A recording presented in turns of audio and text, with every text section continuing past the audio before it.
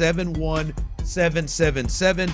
Sports Radio 610 to 71777, and you can make a donation right now. So that is available for you to do at this moment, and that will help us. Any donation will be of help. However, if I can make some suggestions, one thing I'll tell you, if you $25, any donation of $25 or more, I will do my damnedest to make sure that I give you a shout out on these airwaves. So let's just, to inspire a little bit of confidence, inspire a little bit of numbers to throw up there. 25 is a nice little number to hit, especially because every dollar that the food bank receives, they're able to provide 3 meals.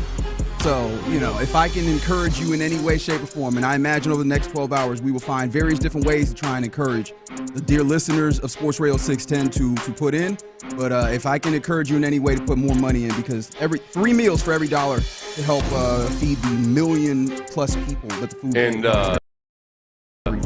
Our station has done work with the food bank for many years now, and it really is amazing how they're able to get so much to so many people because they're so efficient about all of it, and it's helping people in our community. So this is exactly where, when you want to be sure that your charitable dollar is going to help people locally and people in the Houston area. These guys do just an incredible job of it at the Houston Food Bank. So it's money well donated. All right, and Reggie, not only can you donate, as we said, by texting Sports Radio 610 to 71777. Reggie, we got an opportunity where you can make some bid. We got a couple of auction items that you can bid on as well. And remember, all of these 100, not 90, not 95, 100% of the proceeds all go to the Houston Food Bank. But we've got some extra items that you can bid on that will also go right there. Yeah, I like saying that, obviously this is hopefully going to be a selfless endeavor, but I feel like you can find a little bit of selfish in there.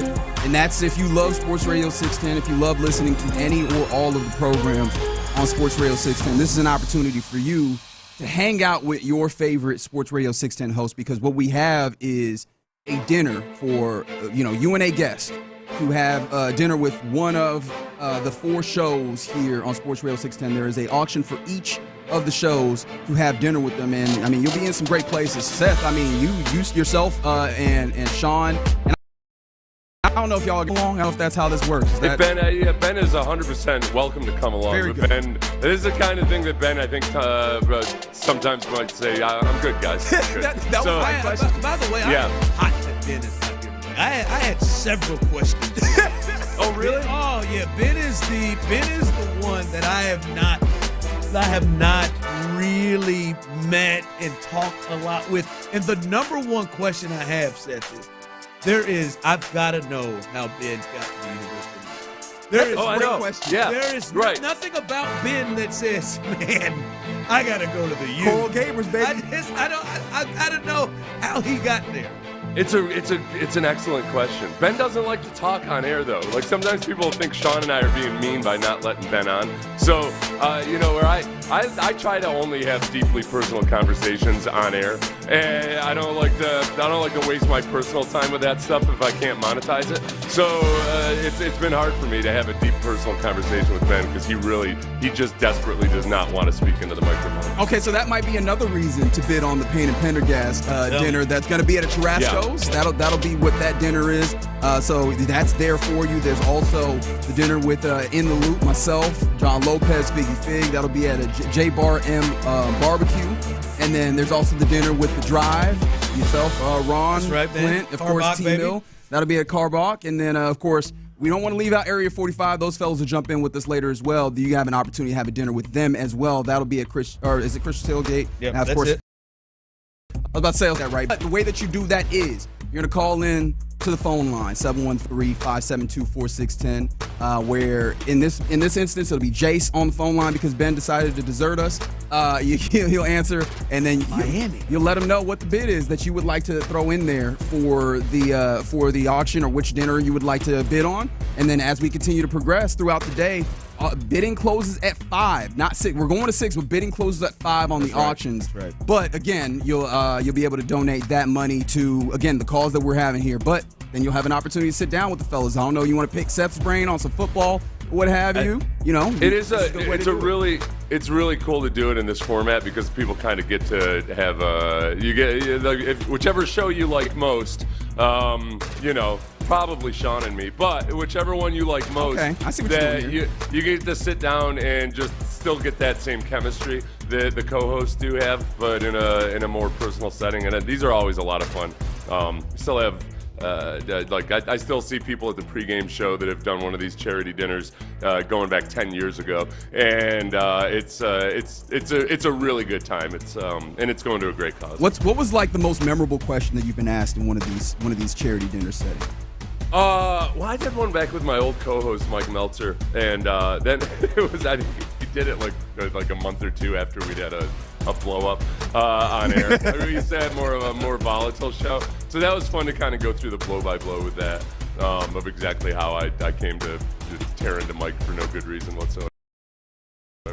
Bottle of liquor included if you go with the You're dive. already so listen, I'm not saying it's a competition, but I'm just saying, man, we're just it is. It's fine. We are, man. We're just trying to drive this competition is 100% okay if it's for charity. I think that's how that works. But like, is it fair, Seth, that he's already trying to like juice the game here? Sweeten the pot. Yeah. Yeah. No, I think it's good. It's all for a good cause. As Champ Slice texted in, what's the bid start? Starts at $250. Starts at $250. And you can do that throughout. That's why Ben's not here. He knows Jason and company's got to work on these phones to take these bids. Okay, I see it. I cannot. It's just nothing about that man. That's University of Miami. It's just nothing about him. Can't see Ben strolling along in a thong on the beach. And maybe that's what it was. I just feel like in my mind, I feel like Ben was inspired by watching like Ray Lewis have the half. Because they were notorious. It didn't matter their size. They would tuck up. Were they tucking that underneath the pads, or were they cut? I think it was cut. Jersey? They flat cut, so it was just the top of the 5 and the 2 that you saw.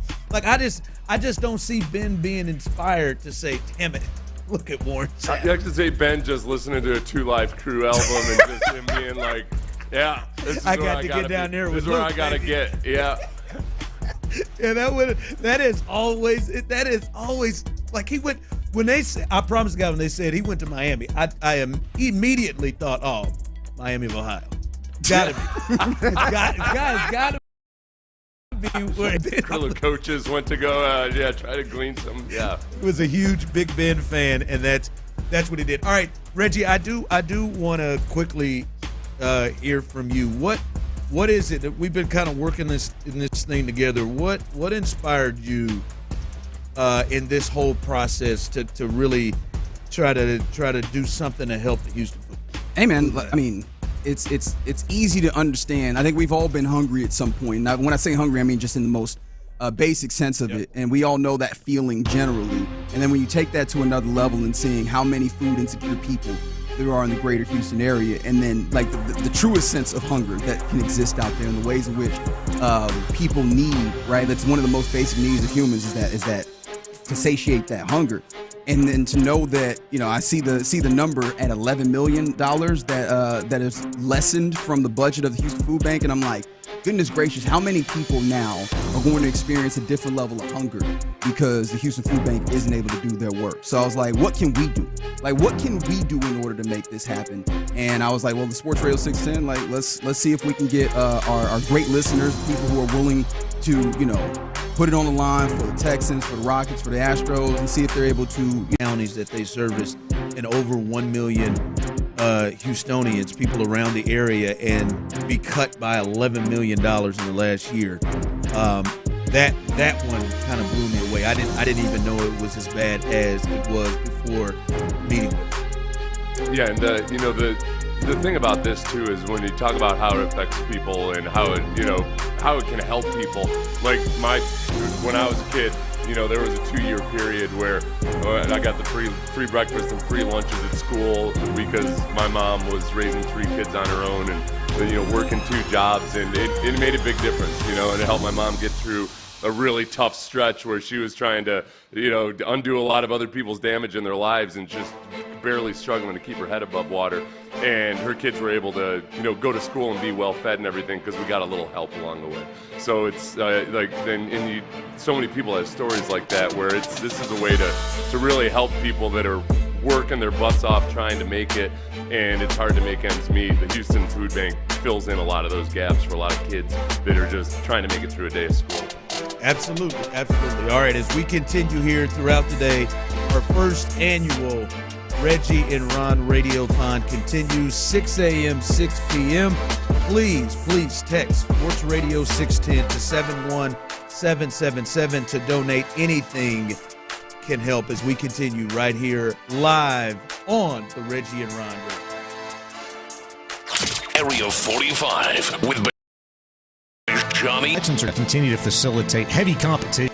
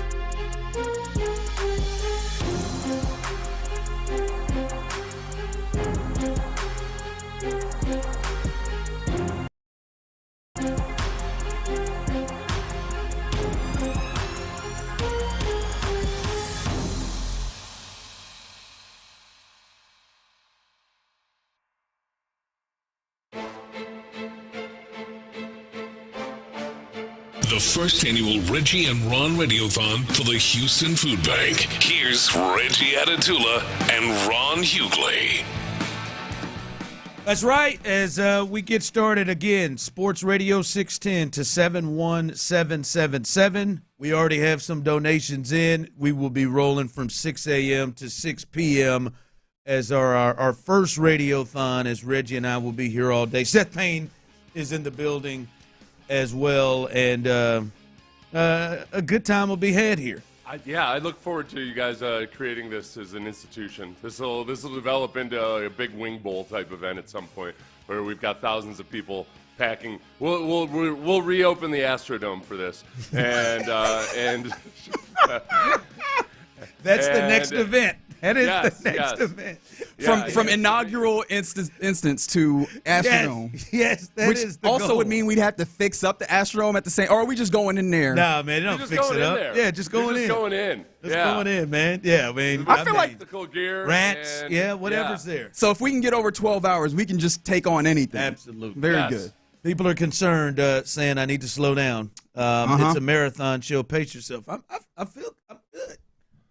That's the problem. I'm good. Like there's a false sense of that you have two segments in. Not even two segments in. I've got it in. We got 36 of them things today. I'm good. You did it, and plus you're doing it in one of the very slowest sports days of the year. This whole week it's slow in general, and that's even as the Rockets were making all kinds of huge moves, and the Astros keep winning. It just feels different right now. So you guys doing 12 hours on a day like this, it's perfect. Well, luckily, it's a greater challenge than just if you did it the week of the Super Bowl or something. Well, luckily for us, Seth, we've got leeway to just really go in whatever direction we want to go. The boss said this thing could be have a real different feel. Could have a real different feel to go anywhere. But as you said, the Astros did happen last night. They did win. What was that? 5-3. They ended up winning that game. That is correct. Against the Rockies. And I gotta be honest with you, fellas. I am. I'm a little proud of the Astros because I remember. Proud enough to get you an Astros cap? No. Okay. I just wanted to see if, there's a lot of Houston vibes happening from you right now. So I was seeing if maybe I'll test later. I'll test the waters later. No. I'll never forget Charles Barkley said, "Man, it's hard for me to get up for the Golden State Warriors." And this is when the Golden State Warriors were not the Warriors that we know of today. This is when they were terrible. And he said, "Listen, I apologize for my 15-point performance, but it's hard for me to get up for the Golden State Warriors when it's 82." And the Astros, they've been on this roll where now, after last night, 12 straight series they have not lost. And dating back to middle of May? Yep, and they best record in June, but they're playing the sorry-ass Rockies. And it's sometimes hard to stay focused. You would feel like this is one they may lose some focus. And I think at times in this series they have, but they won another series, and they're looking for a sweep today. And I think this is a little bit of maturity from a team to go in and handle, probably a low atmosphere bad team.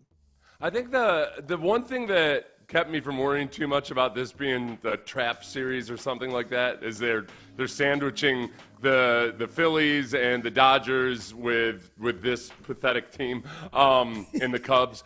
But you got to remember too that half these guys playing last night, whether it's Shea Whitcomb or anybody else, these guys are still scrapping to make it in the majors as well. So I think just by virtue of the challenge, whether you're a veteran on that team or whether you're a rookie that maybe isn't even quite ready to be up in the majors yet, they all understand that they're walking on a tightrope. So they're going to be naturally dialed in. They're walking out there with half a minor league club at any given point. Especially when you look at Shea Whitcomb, right? Shea Whitcomb was just an opportunity to get at bats. Thank you. Because, how many hit? 9 to this point in the season? Obviously, he gets recalled up. And shout out to the man going yard. He was like, I will take the most of this opportunity, get my first home run of the season, and raise my my batting average to a robust opportunity to really make something shake there. But, jokes aside, I thought that important win. But then on top of you talk about, not getting up for this, I feel like the way that I view this, especially from a starting pitcher perspective, is I think you're battling the altitude and Coors Field more than you are the Rockies themselves because, I mean, Hunter Brown's on the mound, and one of the things I was looking at is just, can we keep that league-leading ERA down? And, of course, he did. You're invested in this. I am. Look, man, if you want to get a Cy Young, especially for a Hunter Brown got who is money on it. Tyler. Of course he does. He's got money on everything, don't he? He put it before the season. His 2 season bet or preseason bets were Hunter Brown for the Cy Young and the over on the 86 win total for the Astros. So he is sitting. It's looking good for him. He is sitting nice, ain't he? And he has pretty good odds on those, I imagine, too. Yeah. But, yeah, man, like I think that if you want to get a Hunter Brown or Cy Young, I feel like that's one of the things that would help out in a great deal. And these are the speed bumps along the way is playing at Coors Field, even if it's a 19-win Rockies team that you're facing. Yeah, and he had to fight last night. You know, like it was tenuous there for a bit. And as you're coming up on this Dodgers series, I mean, him able to go. I had demanded that he go 8 or 9 innings last night, but obviously I fell short on that. I wasn't going to bet on it, but like as much as you can protect the relievers as possible going into that Dodgers series, so you can have the strength of this team is the bullpen. That though you want to be that you look, I'm not going to bank on hitting 10 runs a night against the Dodgers. I can bank on the bullpen being really, really good. That's what we have to do with this. Ron and I were talking about it before the show. You just kind of, you with every successive win, you feel like you just got to throw out a little bit more logic and ration out the window. That it doesn't make any sense. They shouldn't be doing this, but it's not. They're not flukish wins. It's good, solid, fundamental baseball in a lot of the marginal areas, and the bullpen's just getting it done. Seth, I don't know, man. I didn't have Shea coming in here saying, man, I'm going to go ahead and go deep tonight. Yeah, I mean, it is. I said to you before the show, I have thrown logic out of the building. You got a staff who can't figure out what's wrong with the hand of your best player and most important player. Shea Whitcomb just comes up after he committed 4 errors the last time he was on the diamond here, and he goes deep. That Robbie Hummel's brother, he won a game in a 0-0 game, the only one who could score against the Phillies. I mean, I don't. This is insane to me.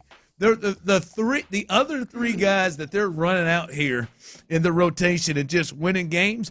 I mean, I've just thrown my hands up in the air to just stop. You're right. The bullpen has been exceptional. If they could get it there. They somehow find a way to get it there with the game in order. It is just insane to me how they're pulling this off game after game after game. Yeah, you're like you've thrown out logic. I'm leaning into like mysticism here. Like I'm just in places where I'm talking about there's just a team feeling on this team. Like they just have a will to win. All the sports cliches, right? Like they just know how to win, and it's just embedded in their DNA. Because if I was trying to find the logic in it, I don't know where I'd find it, right? And of course, I guess there are some logical places where you talk about Isak Radetta as being steady. Jake Myers with his .302 batting average being steady and constant here. Although who would have anticipated such a thing? Again, guys, we're saying Jake Myers is steady. Like that, steady, and not from never doubted him, not once in my life. That's just who he is. We always knew he would be this. In fact, he's got the good face. You can tell it. That's what I first said when I saw him as a scout. I was like, that kid's just got the it factor in him. He's got that jaw. The sixth tool, as they call it, is just a good jawbone. Yes. Again, when he walks in the room, you can feel his presence. Let's say it out loud. Yeah, the steadying, not from the outfield running down balls. Your number 2 hitter. Steady. Yes. It's in 300, and as long as he's set up pretty short in the outfield, I feel good about his ability to maybe hit the cutoff guy. Yeah. Yeah, underhand somehow. Yeah.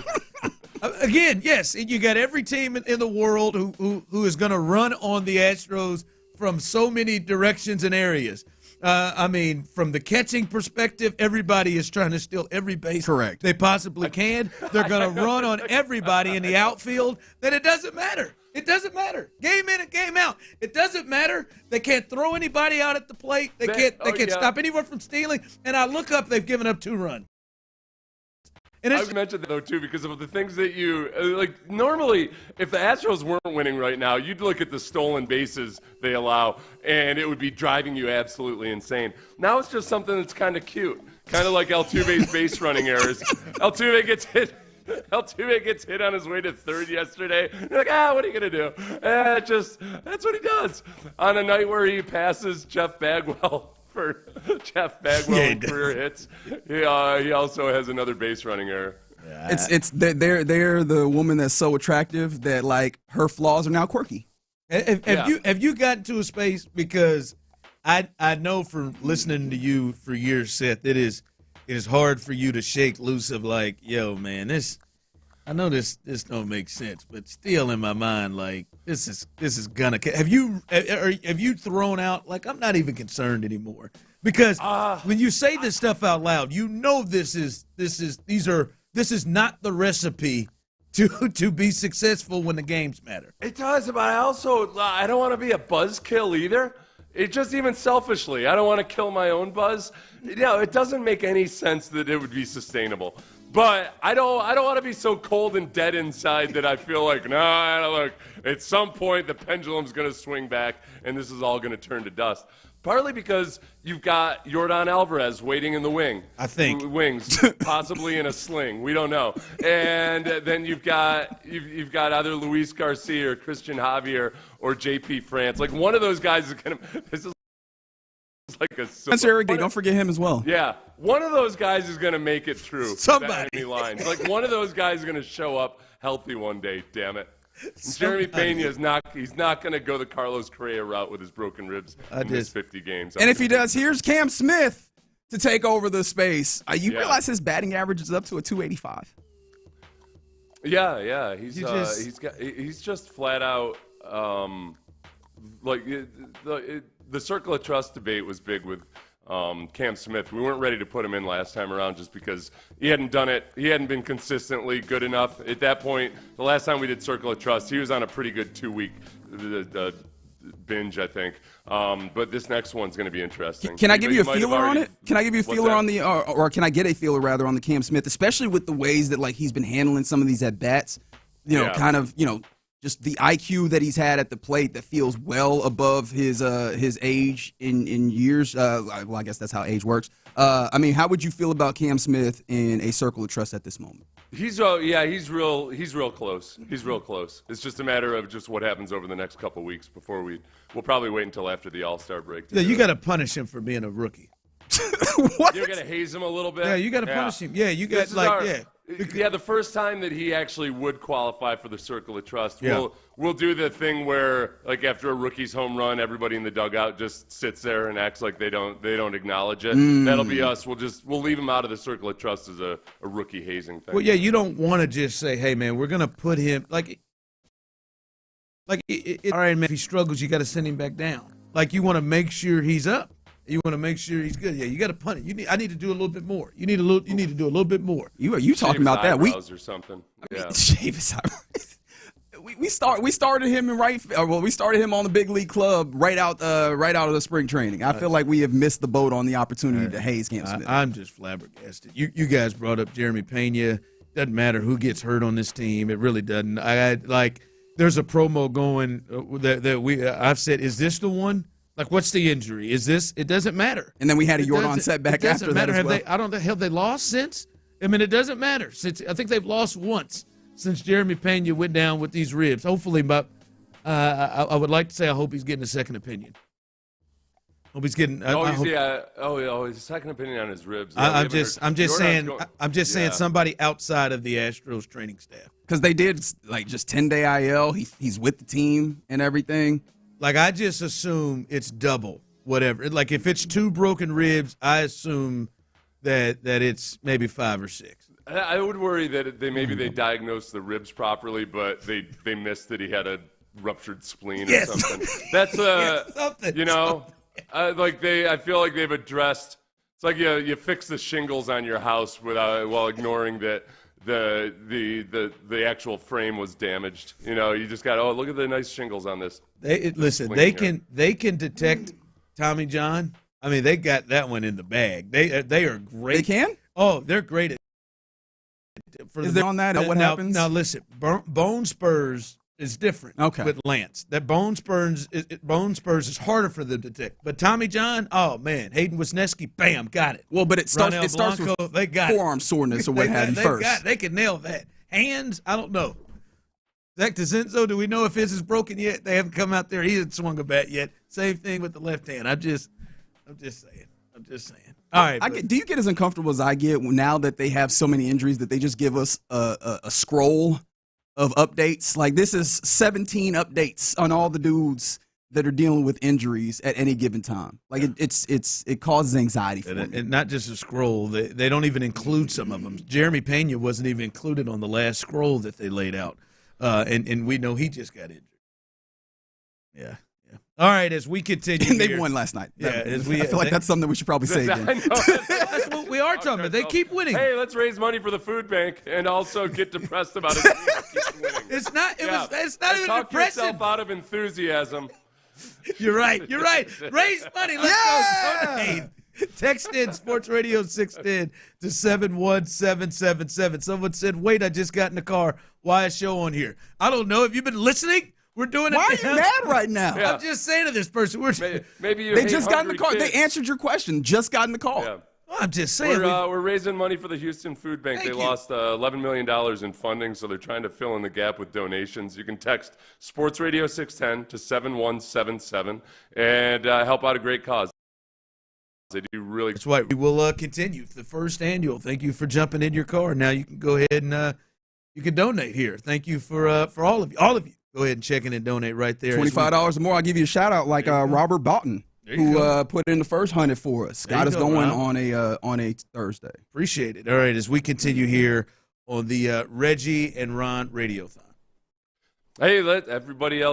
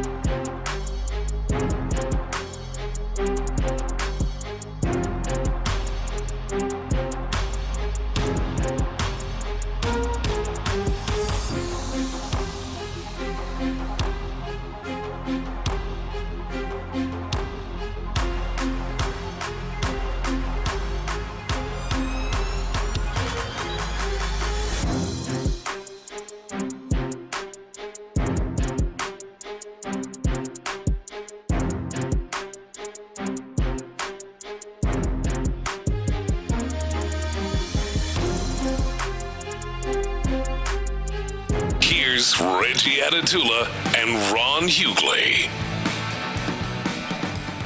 All right, welcome back as we are live here. And yes, some people are getting in their cars and say, what in the hell? Is that Ron and Reggie? Is that my boy Ron? It is. It is Ron. And there is Payne as the building as well. If you have not been hearing and listening to us this week, it is our Radiothon, the Reggie and Ron Radiothon, as we are looking to help raise money for the Houston Food Bank. Please help us try to feed Houston. I know you've got some numbers and some more info, Reggie, for the people and how they can help. Yeah, so we're off and running, but there's still a lot of opportunity to help the good people of Houston. $150 raised already. We're up to 307, baby. Wait, okay, let me hit this real. So what I'm finding out is that the website doesn't automatically update. That is, I learned something today. And it's easy. All you have to do is text Sports Radio 610 to 7177. So text Sports Radio 610 to 7177. Make your donation, and it is a great cause. They've lost $11 million in federal funding, and they are picking it up with donations. So you guys can be a part of that. Yeah, absolutely, including Robert Duncan adding in. Salute to you, Robert, for helping us try and help feed Houston. And, of course, if you want to do that in a way that's a little bit selfish, but I think it's a really cool thing that we can do, we're auctioning off dinners with the shows of Sports Radio 610. Starting bid $250. All you got to do is call in to 713-572-4610. Again, that number, 713-572-4610. Let our guy Jace know that you want to bid on a dinner with either Payne and Pendergast or In the Loop or The Drive or Area 45. All those available to you, and that'll raise a lot of money. But it'll give you an opportunity to have a very personal one guest to sit down with the show and have dinner and converse and have a few drinks. And ask whatever you like to the fellas. So make sure that you get involved there, because I think that's a really cool thing that isn't always available to you. Yeah, and in this time slot, I'm guessing Sean and I have got an advantage for the next couple hours, so I'm going to push it hard. You guys will have an incredible time if you go out to dinner with Sean and I. It'll be 7 times more entertaining than a normal Payne and Pendergast show. And I will drink as much or as little as you want me to.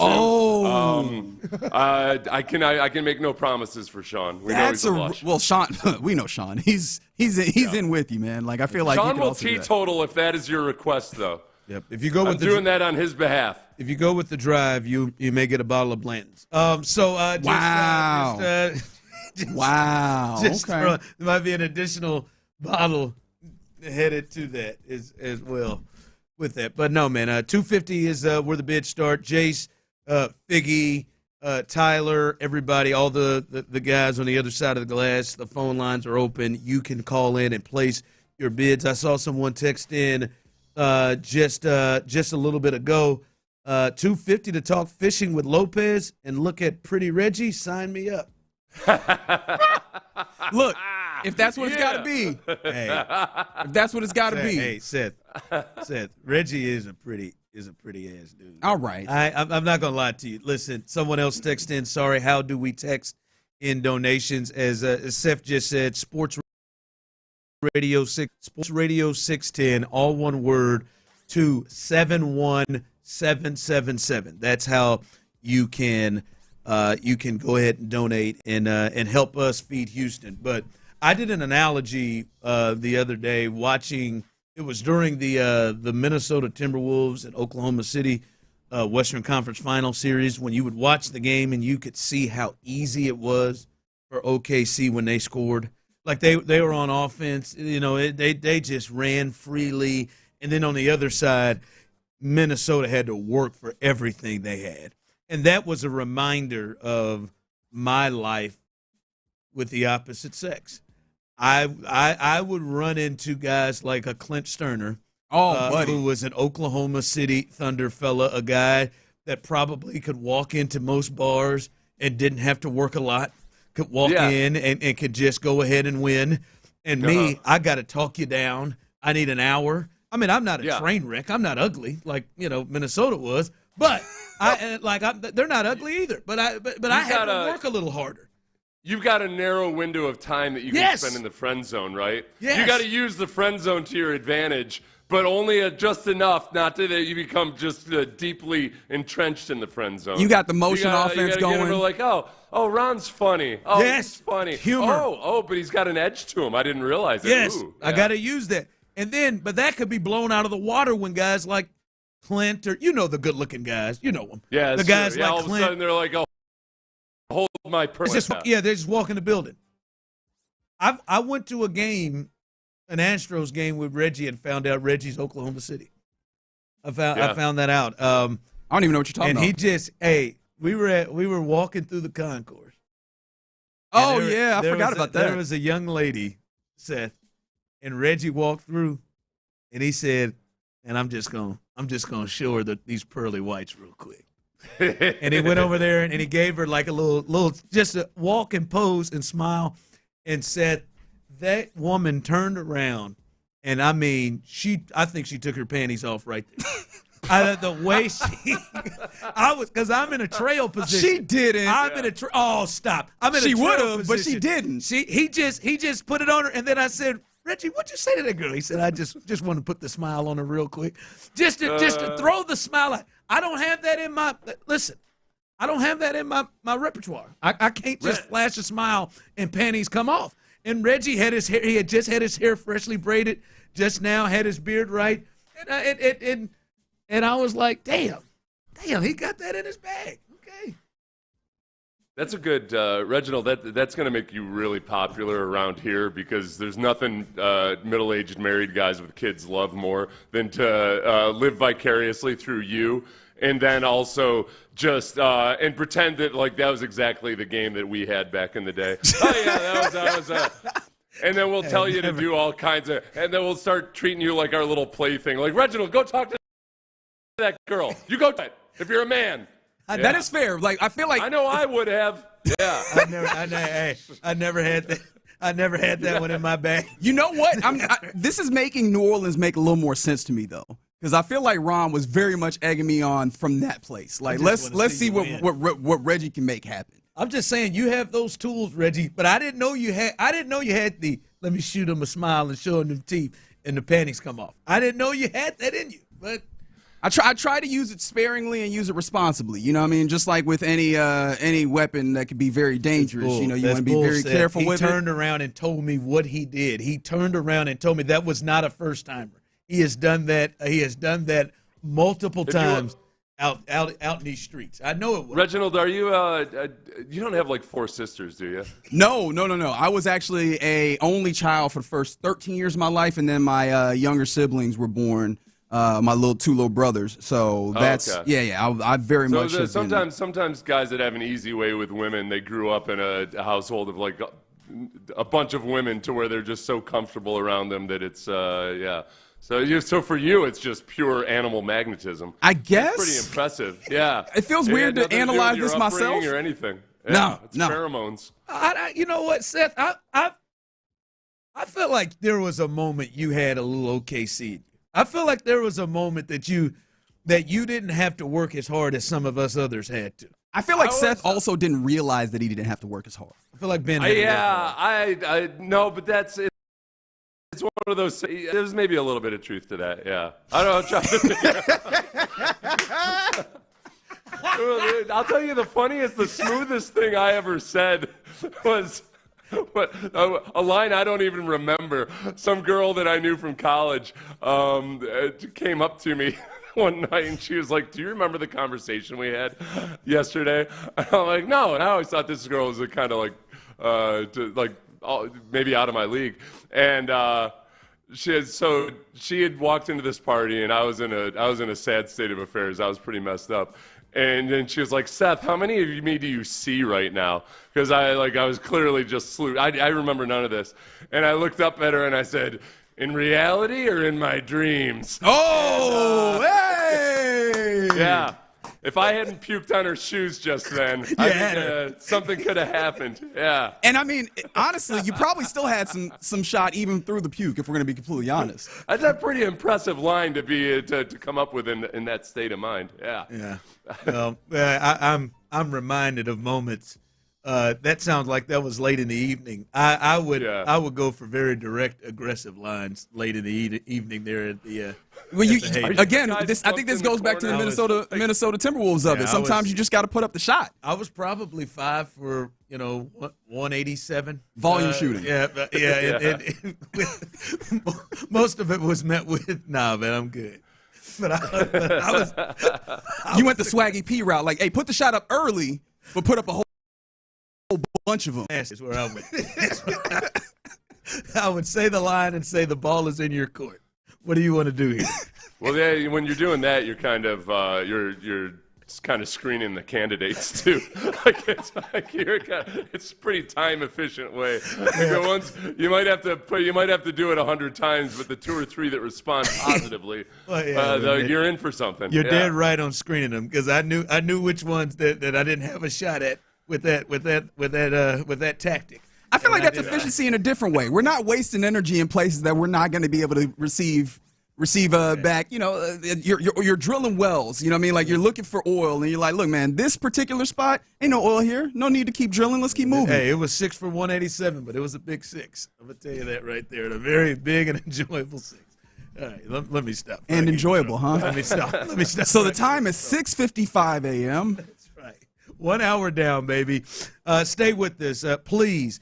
Please remember, text Sports Radio 610 to 71777 to donate, as we are looking to help the Houston Food Bank. Again, as Seth said earlier, they have been cut $11 million in federal funding, and they still are expected to service over 1 million people in this great city. Please help to donate. I got 2 more shout-outs to have. A couple more people coming in with some $25 donations. Shout-out to Chris McGauley and Josh Abshire. I believe I said that correctly. If I didn't, you know what? Just text in. Let me know. I want to make sure to get it right, because I appreciate you guys supporting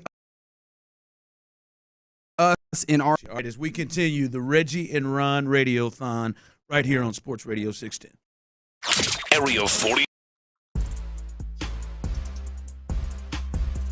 Heavy competition at all positions. It just so happens at corner is most right now. I feel pretty good about everything else. Radio hits different at night on Houston's sports leader, Sports Radio 610.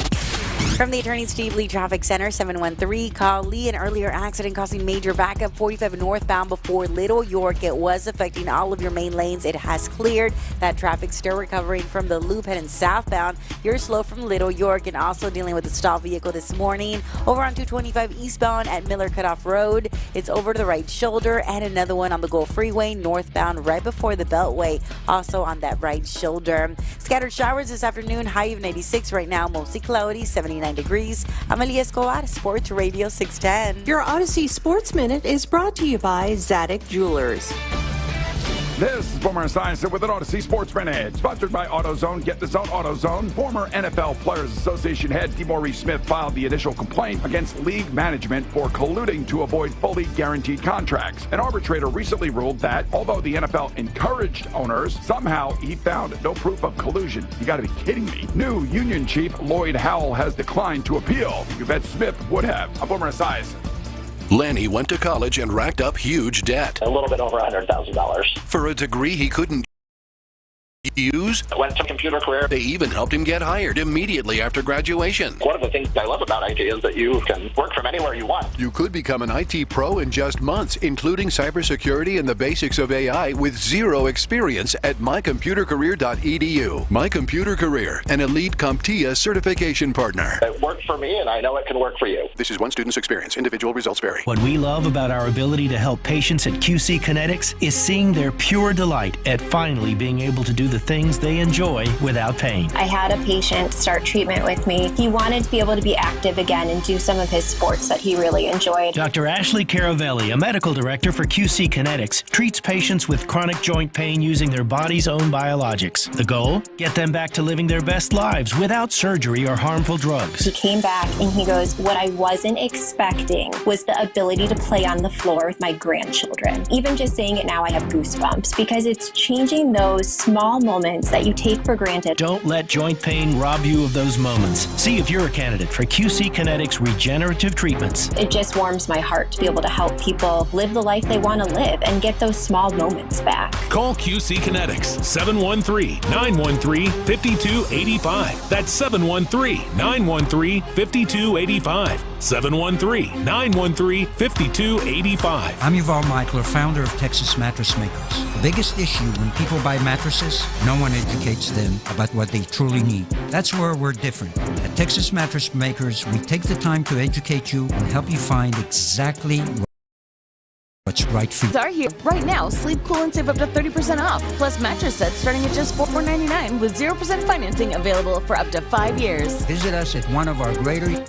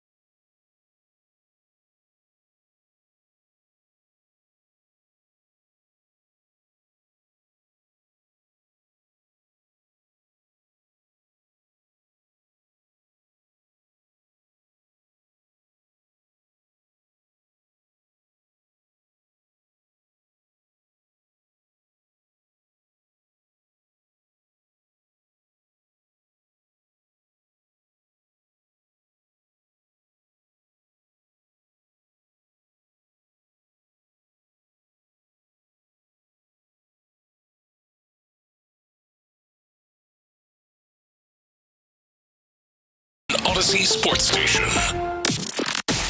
Sports Radio 610 presents the first annual Reggie and Ron Radiothon for the Houston Food Bank. Here's Reggie Atatula and Ron Hughley.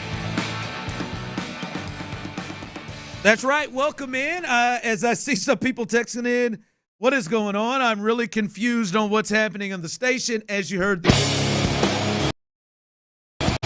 I like that, man. Wake me up, baby. I needed that, damn it.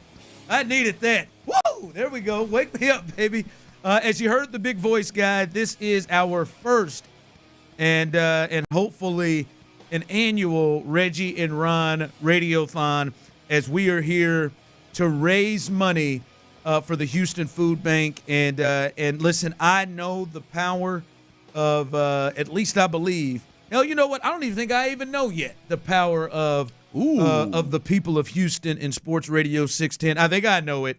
It's one of the best radio stations, sports radio stations in this country, and I think this is another way that we'll be able to show that and that is helping the Houston Food Bank.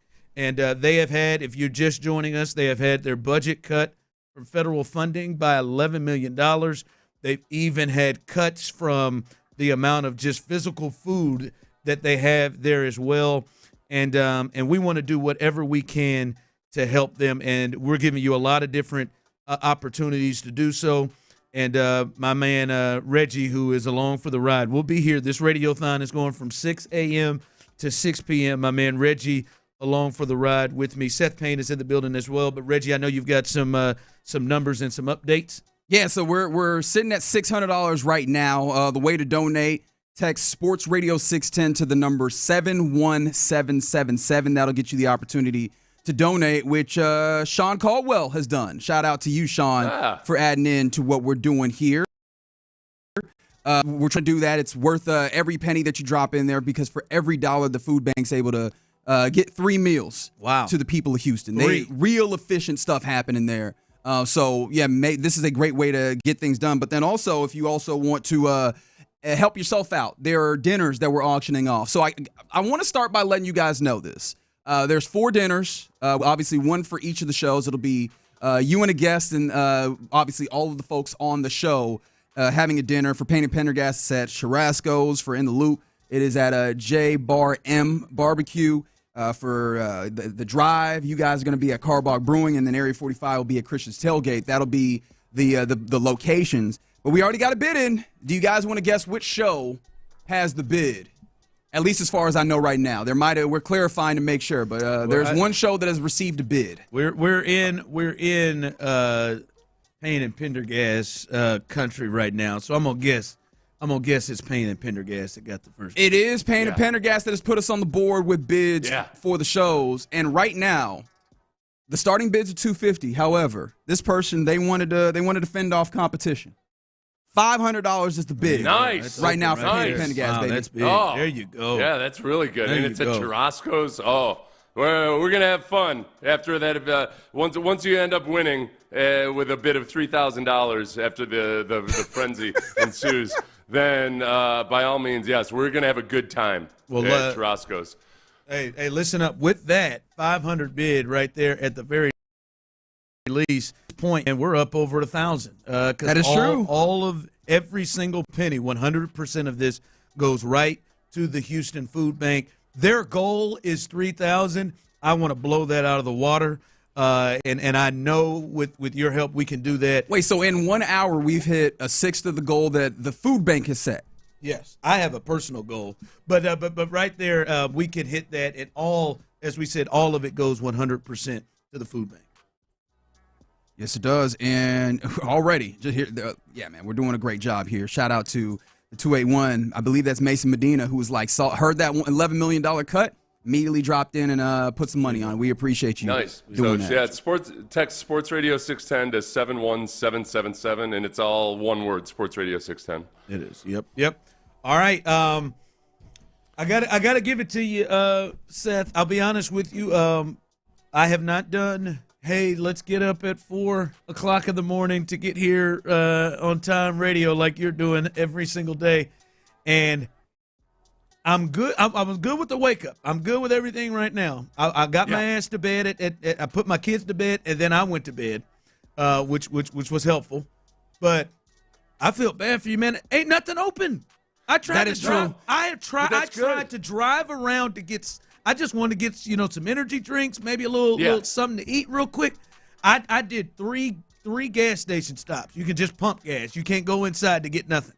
I was like, damn, I can't go and get an energy drink somewhere? Then when you're done at 10 a.m., which you guys will not be, then everything's open, but nothing is crowded, though, too. It's a sweet spot of, my 5 p.m. is like at a time of day when there's no traffic, there's no anything going on. Because at 10 a.m., anything that I need to do, any errands I have to run, I can do them while being also extremely tired while doing so. I've got the rest of the day to be exhausted when your workday starts so early.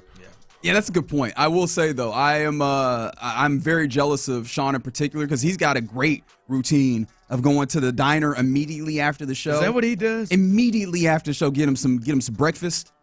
Start getting on the next show. And I think if you do it right, you could be done by like noon, and like have the rest of your day to yourself. Yeah. You guys will be. This is doing 12 hours like this. My advice would be to treat it like wind sprints. Like if you have to run 12 wind sprints, the first couple your legs are going to be, if you haven't warmed up a lot, it's going to feel awful. The first couple, but then you'll get lathered up, and then round about the midway point, you'll start hitting your stride, and it'll just be that last couple of the 4 p.m. the 5 p.m. hour where you got to really maybe just take some spark or something, rely on the pharmaceuticals at that point. That's right. Someone just texted in, I got $750 for Payne and Pendergast. Well, all right, do it. Hey, make the call, 713-572-4610. Hey, damn it. There's a good time to be had with the drive, and there's a bottle of Blanton's as well to go along with 572-4610.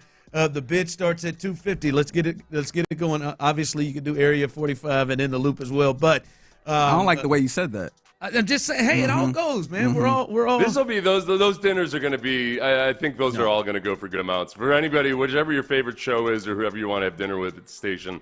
That's going to be a good time. And as we've done these before, and it's always a lot of fun. As we said, the bid closes at 5:00. All right, I wanted to bring this to you guys. Okay. And especially my man Seth, and obviously we can all dive into this because I'm looking at kind of what we're seeing in a transition here with some of the teams here in Houston. Is you got C.J. Stroud, who is now entering his third year and becoming a leader and starting to kind of fit into that. I've talked to Clint, who will be on a little bit later. I talk to him every day. He has said he feels like that's the next step for him to grow as a leader. He's their best player. Kevin Durant is coming in now to Houston and is their best player. There's been questions about his leadership role. And I just want to throw this out to you guys. You have covered sports, Reggie, and watched sports. Obviously, you have covered and played in the National Football League for 10 years and all around it. Just simply, does your best players need to be your leaders? That is because I've heard so many people go in different ways with things. Like to be your leaders, and is that something that C.J. Stroud and Kevin Durant, guys like that need to raise their level? Is that a need? That's interesting because I know Lamar Jackson had talked about that this week or previously that he wants to take on more of a leadership role. When the first time I ever remember hearing an NFL person talk about it was Tom Coughlin. When Tom Coughlin told us specifically he didn't want his quarterbacks to have too much on their plate when it came to leadership because they've got a whole lot of other stuff to worry about. So in terms of just being the vocal guy or always being, rallying the troops and all of that, there's a certain element just where competence alone is probably the best leadership trait on a football team. That if you've got competent veterans who work hard, some of them are going to be vocal, some of them aren't. But really, it's the sum total of the guys on your team that matters. So if you go back to various championship teams, the Spurs, the Spurs in the last decade, who was the alpha male leader on those squads? It was just they had a bunch of solid professionals. You look at the Warriors, whatever that form of leadership was, it wasn't conventional. It was almost like it's like a tag team between Steph in his way and then Draymond in his way. Yeah.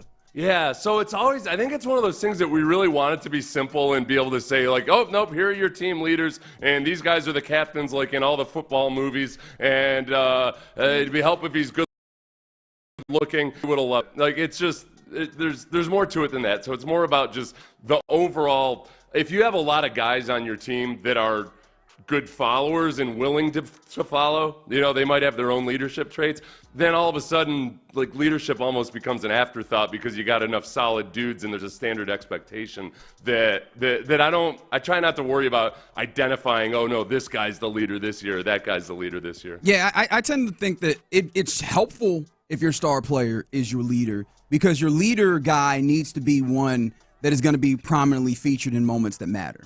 I think that's so. If your star player, the guy who you need to have on the field, on the quarter play, what have you, at that big time moment is the leader, then you're straight. But I mean, you mentioned the Warriors, where Draymond Green is clearly leader guy. I always think back to the 2008 Celtics, where Kevin Garnett was leader guy, even though at that time his actual on-court game was waning a little bit. Yeah, but he was so respected and he was still leader guy. Yeah, but really he mattered because he was still in that main part of that rotation, even though you have, Paul Pierce and Ray Allen kind of carrying more of the load there. He's part of that facet. So, yeah, man, I'm with you where you're talking about having a lot of professionals, but at the same time, there can be that really strong leader guy as long as he, though, is in that rotation and is, maybe your second or third best player that is in there where you're going to have them in major moments. You're going to have them on the field. Like, you talk about leader guy with the Texans, and you point to C.J. Stroud. I keep thinking about Will Anderson Jr., but still, he's one of those guys that's, high level on the field in those major moments, and I think that it's easy for people to fall in behind you, right? And I imagine I'd lean on, Seth, your experiences in the locker rooms where I'm sure that there was really great veterans who were a little bit further down the depth chart that people respected, but they can't be the guy that ultimately everybody followed. But the quarterback has to be, right?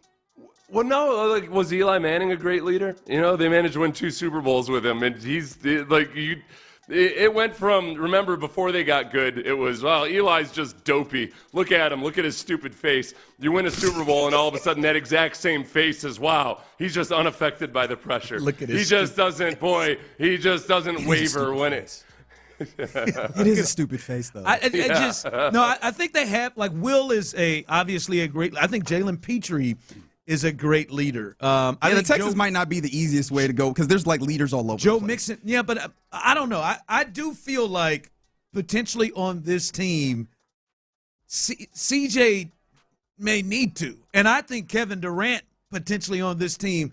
Listen, I respect Fred, and I know Fred has won a championship, and I think there is that. But Kevin Durant, Jeff Green, and Fred are the only ones who really have that level experience. I know Steven Adams has played in the postseason. I almost feel like and maybe I'm off on this, and it's 713-572-4610, YouTube and Twitch, you can jump in on this. I do feel like in these particular aspects that I do think these two teams, in a way that I don't think Jose Altuve needed to jump up and be a leader for the Ash there. Maybe that changes this year.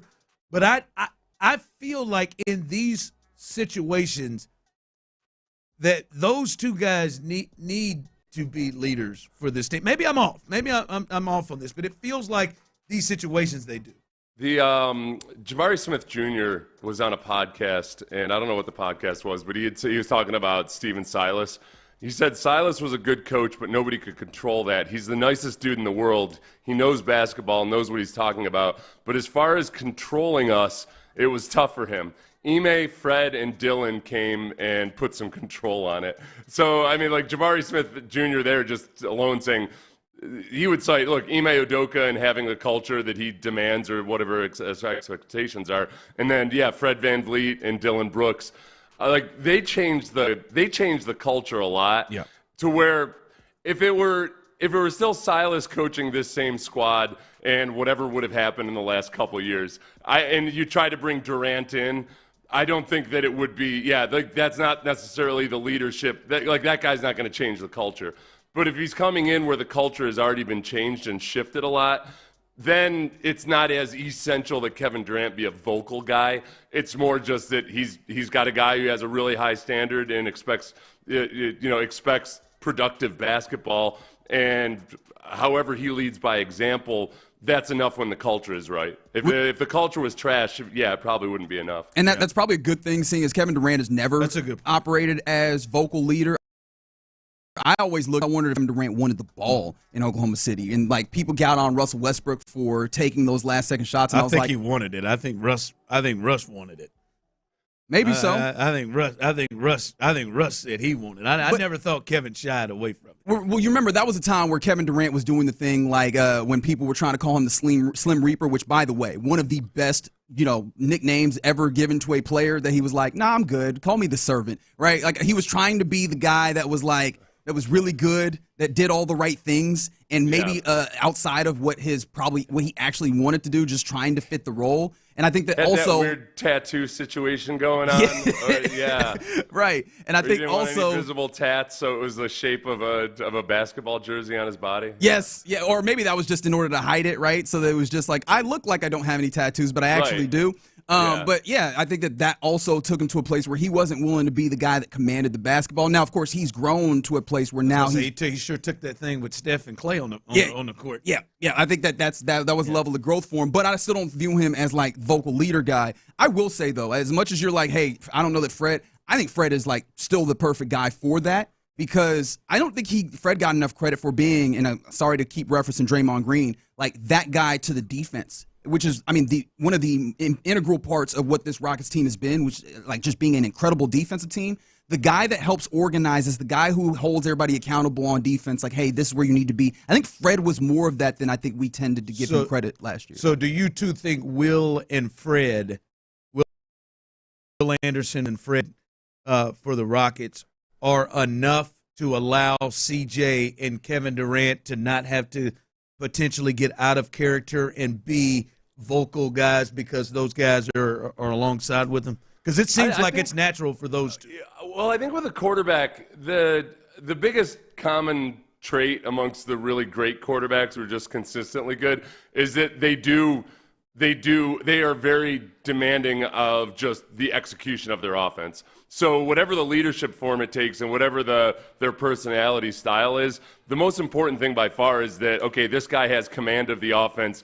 He knows and can communicate exactly what guys need to be doing, and has a level of obsession over it. So like on a very functional, X's and O's, nuts and bolts level, it's like, are you a good race car driver? Do you have full command of everything? And whatever your personality style is, as long as it's good enough that, and I do believe CJ has this, that guys, when CJ asks guys to do something, they take it seriously. They respect him, they appreciate him, and they're going to try to do their best. And I think CJ is wired that way.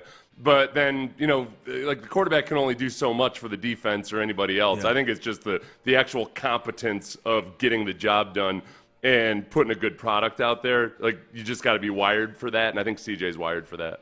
It becomes more vital this year, too, with the ways that the hints that we've gotten on the offense and the ways in which CJ's like, I'm having more of the reins if you are going to be that guy to be vocal, right? He's got a first timer in Nick Caley running an offense, and that part of it too. And like you said, he is sounding like he is taking ownership. By the way, Seth, I think Nick Caley has maybe one of the most difficult jobs in football.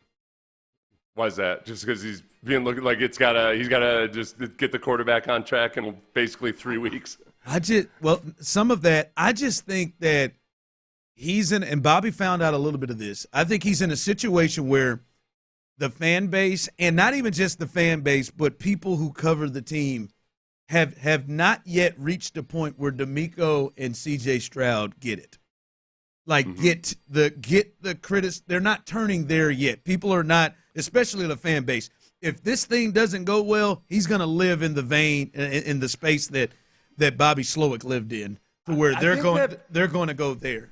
But I think part of that though too is that it's really easy and obvious last year when you see the pass protection issues that they had, and then the injuries at wide receiver, especially, that kind of added on to all of that. But it's easy to see where there's an explanation for the drop-off. I guess the big step this year would be if CJ was getting good pass protection and things just still weren't gelling. That's where I think that's the rubber meets the road on that. If they can't fix the pass protection and they still can't run the football, then I think that CJ's still going to get a pass, and there's going to be a whole lot of fury on Caley, but then also D'Amico. For Hughley to work out as a coordinator, then you that's think D'Amico twice now gets that it? You think D'Amico has hired the wrong guy? Yeah, people start to have that's the reservation people are going to start having is like, all right, well, this is a classically what you worry about with a defensive-minded head coach, that he's not going to be able to get the right offensive coordinator. So I think that's the hierarchy. People are going to bail on Hughley first.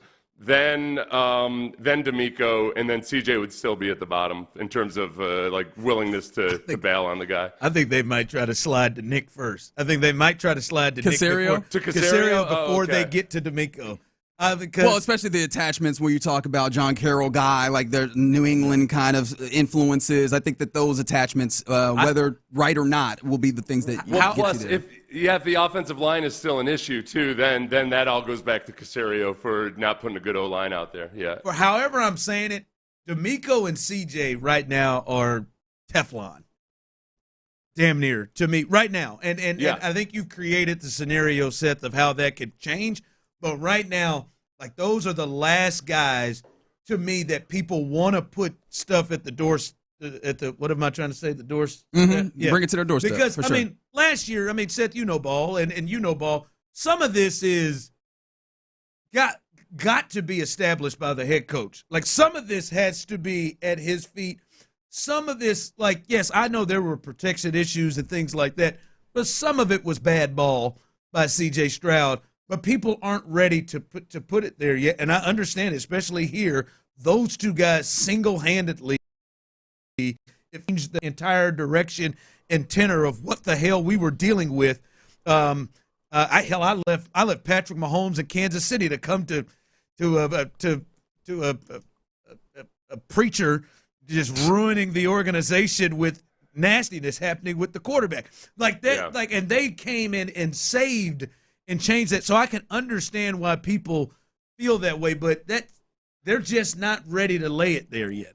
Well, it's because there's legitimate reasons for the drop off last year as opposed to just making excuses. And what you have to hope for is, if you look at Gary Kubiak when he came in, it was 5 years of him choosing the wrong defensive coordinators, and it was at a point where it looked like the Texans had just this miserable defense that was never going to allow the Texans to do anything.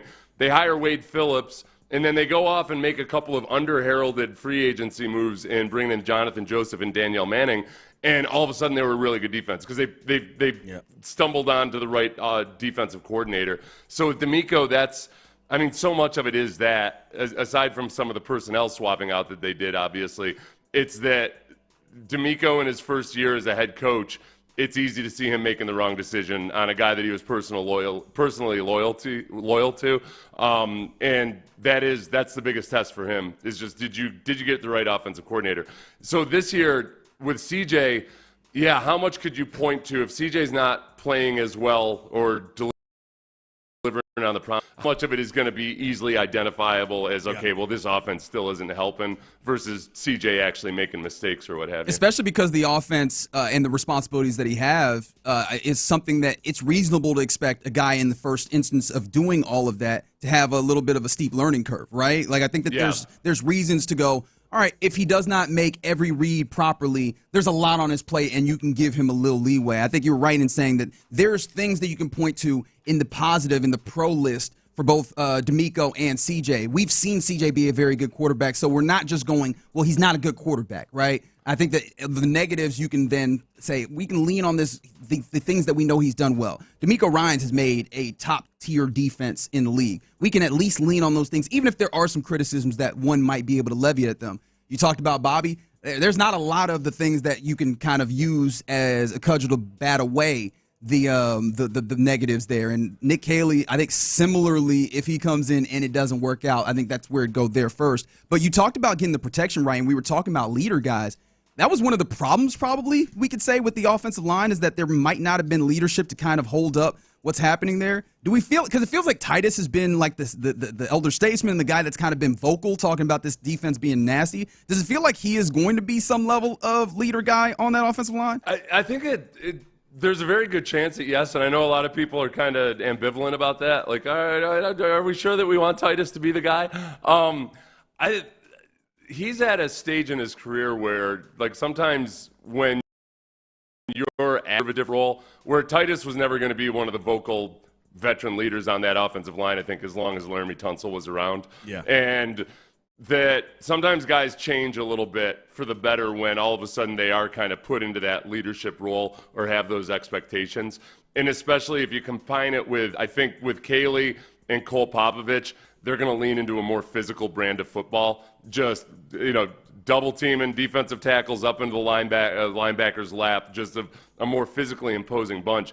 That's what Titus does bring to the table as a guard.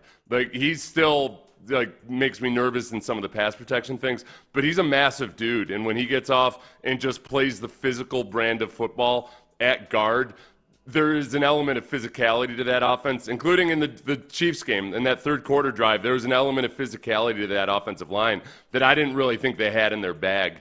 But it is there. So if Kaylee and Popovich are preaching that, I think Titus can actually end up having a calling card in that part of the game. It just being kind of a bigger, old-school, bruising and physical offensive line. All right. That's definitely got to be where the improvement jumps. Leader, whatever. Can y'all just be average? To me, that's.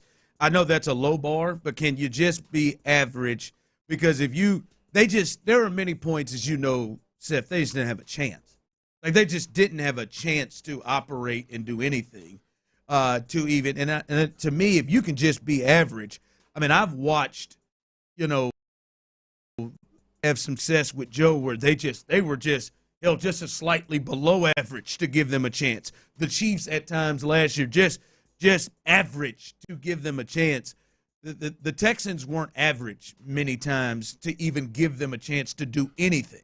You look at the biggest difference between the Chiefs offensively last year and the Texans offensively. The Chiefs were not themselves, obviously. They weren't the same bunch, but they got it to 3rd and 3 regularly. And it's a hell of a lot easier to convert 3rd and 3. So a lot of the stuff that they were doing that didn't look that impressive was still putting them in competitive situations. Then you end up at the flip side of the spectrum, and CJ's got as many 2nd and longs and 3rd and longs at the highest rates in the league. Those are really, really hard to convert, whether you're Pat Mahomes in his prime or Tom Brady in his prime. When you're multiple times having to convert 3rd and 10 plus, you're not going to sustain drives. So that part of it, the complete inability to run the ball effectively on 1st or 2nd down, you don't have to be the best rushing football team in football. You don't have to establish the run in a conventional sense, but you got to at least be competitive. You got to at least be being able to run the ball on 1st down and be then, okay, it's 2nd and 7 instead of 2nd and 12. So that's the biggest part. The level of difficulty for CJ to overcome some of that last year. Yeah, some of it was self-inflicted, but the vast majority of it was just, man, you're putting the quarterback in situations where it's really hard to succeed. And I've been rewatching the 2024 season. We've been doing it on. You really have been doing.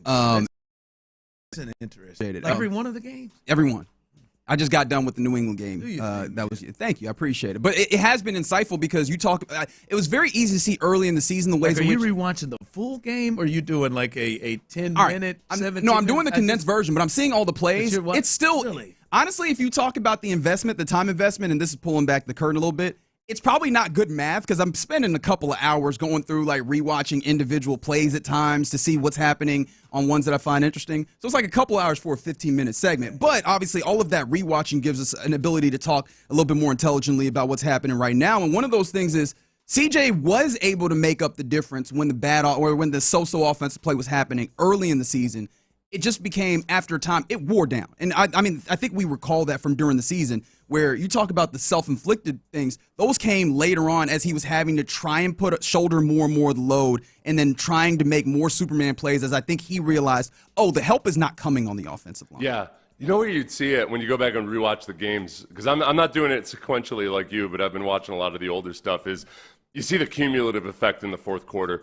I mean, in that Chiefs playoff game, you see the point where CJ has spent 3 quarters not being able to trust and rely on the protection, to where even when the protection is good at times in the 4th quarter, you can see CJ starts to get a little hurried and a little erratic and a little quicker to flee the pocket because he's been getting battered in the previous 3 quarters.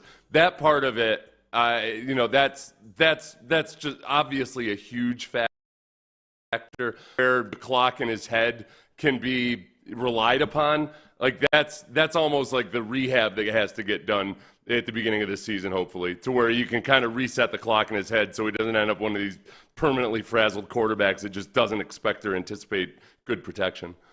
All right, somebody texted in and said, "Has there been a new lineup change?" I'm so confused. No, nobody has been fired.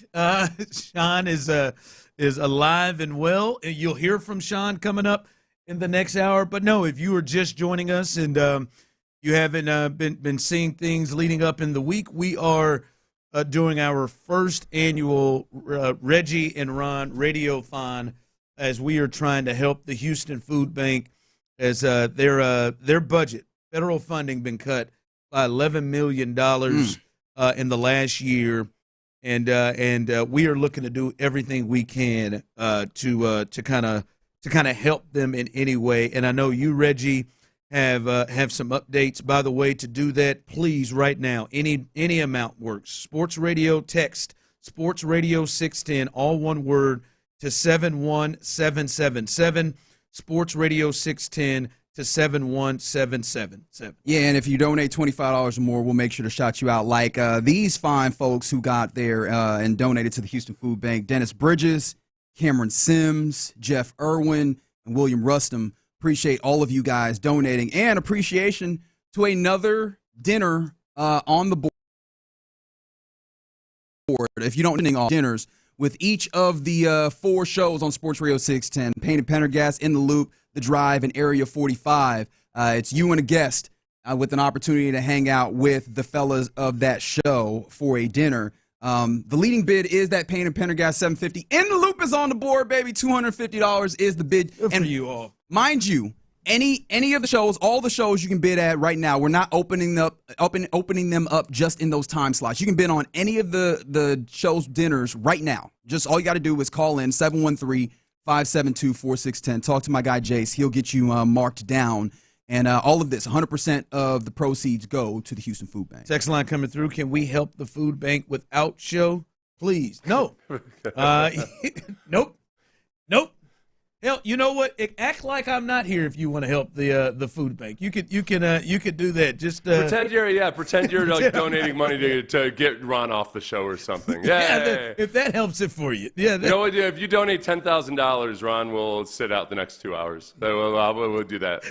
I'll be willing to go for that. I'm willing to go for that. If you can pony up $10,000. Yeah, you go. Yeah, $10,000. I'll sit out an hour. You're damn right.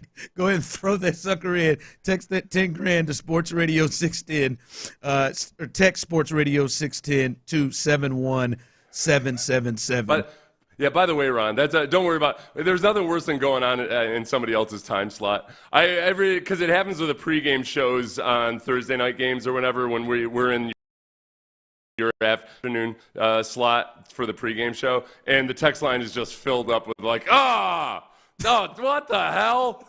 These guys? What's going on? Seth and Sean, I specifically don't turn my radio on until 10 a.m. to stay away from these guys.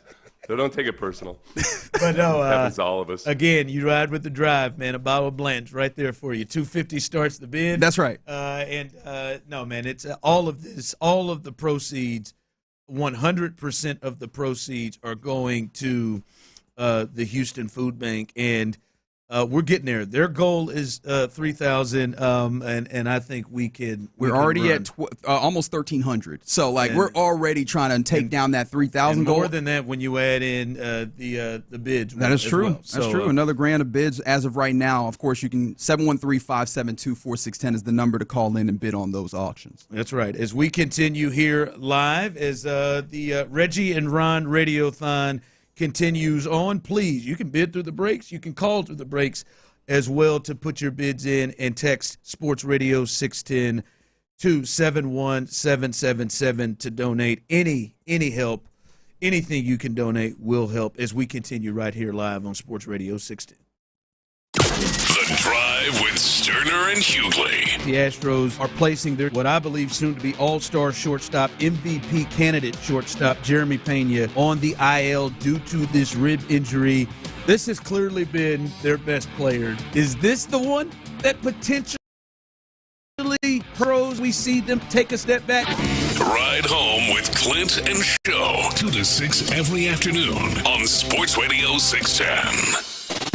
From the Attorney Steve Lee Traffic Center, 713, call Lee. This traffic report is brought to you by Fidium Fiber. Heavy delays 4500 northbound. Before Patton, there's a heavy truck accident involving a hazmat spill. Emergency crews are at the scene. Cleanup is underway, currently blocking a right lane and 2 center lanes. That traffic really stacking up from before Allen Parkway. Also dealing with delays over on the West Loop northbound at Woodway. An accident that has your right lane blocked. Scattered showers this afternoon. High of 96 right now. Mostly cloudy, 80 degrees. I'm Lee Escobar, Sports Radio 610. It's about time they fixed that pothole. Invented better windshield wipers. Made an internet that just works. Fidium Fiber Internet, starting at only $30 a month.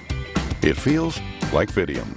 Offer available to residential customers only. Terms and conditions apply. See Fidium.com for details. Do you know a company that has experienced remarkable growth and made a significant impact in the Houston business community? Nominate them for the Houston Business Journal's Fastest Growing Companies Awards. We're honoring local businesses showing serious growth in revenue or jobs over the past year and a half. Honorees will be selected by HBJ's editorial team based on compelling success stories. Don't wait. Submit your nomination by July 11th at bizjournals.com/Houston/nomination. Let's celebrate the companies driving Houston forward. Exclusive Furniture's 4th of July Red White Savings Spectacular absolutely positively ends Sunday. Hurry in and shop beautiful on-trend designer furniture all at the Guarantee. Plus, Sunday's the final day to save the tax and get 5 years no interest. And while they last, 4th of July hot buys store-wide. Hurry! No holdovers, no extensions. It absolutely ends Sunday without exception. Don't wait. Get there now. Exclusive Furniture, where low prices live and better sleep begins. Every day. See store for details. Do you want to feel unstoppable again? Hey, it's Sean Pendergast for the Men's Tea Clinic, where I've been going for over 5 years now to feel unstoppable every day. For me, it was my testosterone level. For you, it might be something else. Get with the experts at the Men's Tea Clinic so they can customize a plan for total wellness optimization for you. Whether it's testosterone, libido, hair loss, you're not getting the results in the gym that you want, they can help you at the Men's Tea Clinic. Get in touch with them today. Make that initial consultation at one of their 5 Houston area locations at mensteaclinic.com. Getting a beautiful lawn and garden is easy when you become a Home Show Garden Pro. Good morning, Sherry. I got an email from you about your peas turning yellow. Yes. Sherry's here to help. They are not liking the heat. We believe gardening should be fun. They're just like, I don't like 90 plus degree temperatures, so I don't want to live anymore.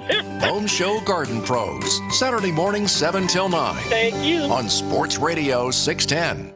We all hear the radio ads about the IRS. They tell you to be afraid, to be scared, and they try to frighten you into calling. I'm not here to do that. Tax Relief Advocates is different. TRA is here to tell you that if you owe money to the IRS, whether it's $5,000, $50,000, or $500,000, we have a solution. It doesn't matter if you're sitting in your car, at work, no matter where you are, call now. 800-575-6812. Don't lose hope. TRA can eliminate or reduce what you owe to the IRS. Generous programs are now available that can give you a fresh start. Our passion is taxes and helping individuals fix their IRS problems. We have over 1,000 5-star reviews on Google and an A+ with the Better Business Bureau. You don't need to be afraid of the IRS any longer. End your tax nightmare today by visiting us online at TRA.com or call 800-575-6812. That's 800-575-6812. Tax Relief Advocates. Real solutions for real people.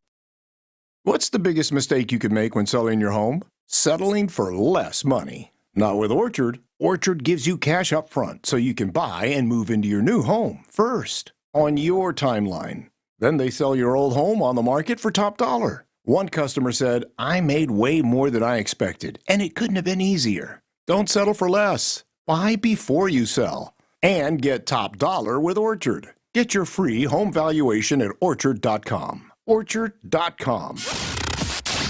Payne and Pendergast is driven by West Point Lincoln at Katy Freeway, 1 mile west of the Beltway, exit Kirkwood, under the giant American flag. Sports Radio 610 presents the first annual Reggie and Ron Radiothon for the Houston Food Bank. Here's Reggie Atatula and Ron Hughley. That is right. Welcome in. No one is fired. No one is fired. We about to be on air for 12 hours. It's possible. I am. My wife, I think, is very concerned. Ron, don't say nothing stupid. To get yourself in trouble. Where does that rank on getting fired if you get fired during a charity event? That's pretty high. I got fired at a Christmas party once. You got fired at a Christmas party? Yeah, I did. Because of something you did at the Christmas party? Something someone who was with me did. Wow. You got fired on someone's behalf. That's crazy. Yeah, it was. To the Christmas party? Yeah, well, there were two ladies. They were my bosses. They dated as well. And the best way that I can, describe them, if you watched wrestling in the early '90s, late '80s, they looked like the tag team, the Nasty Boys. If you want to look up what the Nasty Boys looked like.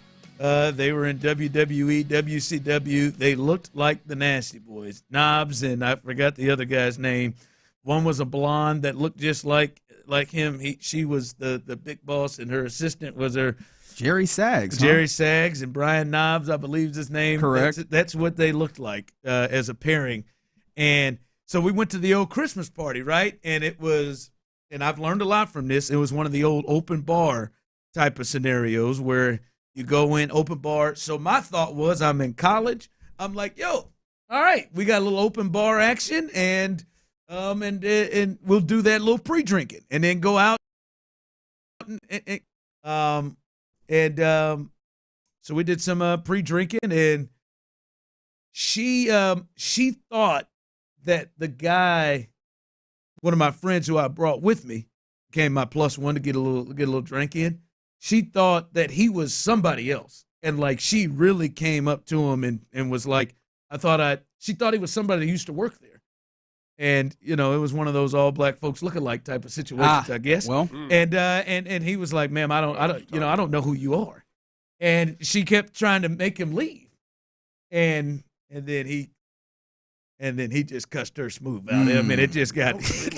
So your buddy just went off on one of your bosses. She was like, hey, she was staring him down, and she went to him like 3 or 4 times, like, what are you doing here? And like he said, my name is Kenny. She kept calling him Sean or something. He's like, my name is Kenny. And then he finally just cussed her out, and we're getting pushed back at the door, and security has come over and told us to leave. And all this and that, and then I was told not to come back on Monday. Man, that's you know what? That's probably it's a great story to tell show for a lot of the people who might be in their first jobs right now. That your inability, not that you were at fault, Ron, but he apologized. He felt so bad. He apologized. But your inability to control yourself, or like you want to drink like you're still in college when you're out at some work event, you gotta bring that in. I've seen guys last because they acted like a jackass at some charity event or something because they were boozing like they were at a frat party. Yeah, those Christmas parties, man. I'm a one drinker out. Maybe I don't even go to some of them. I am not letting that happen.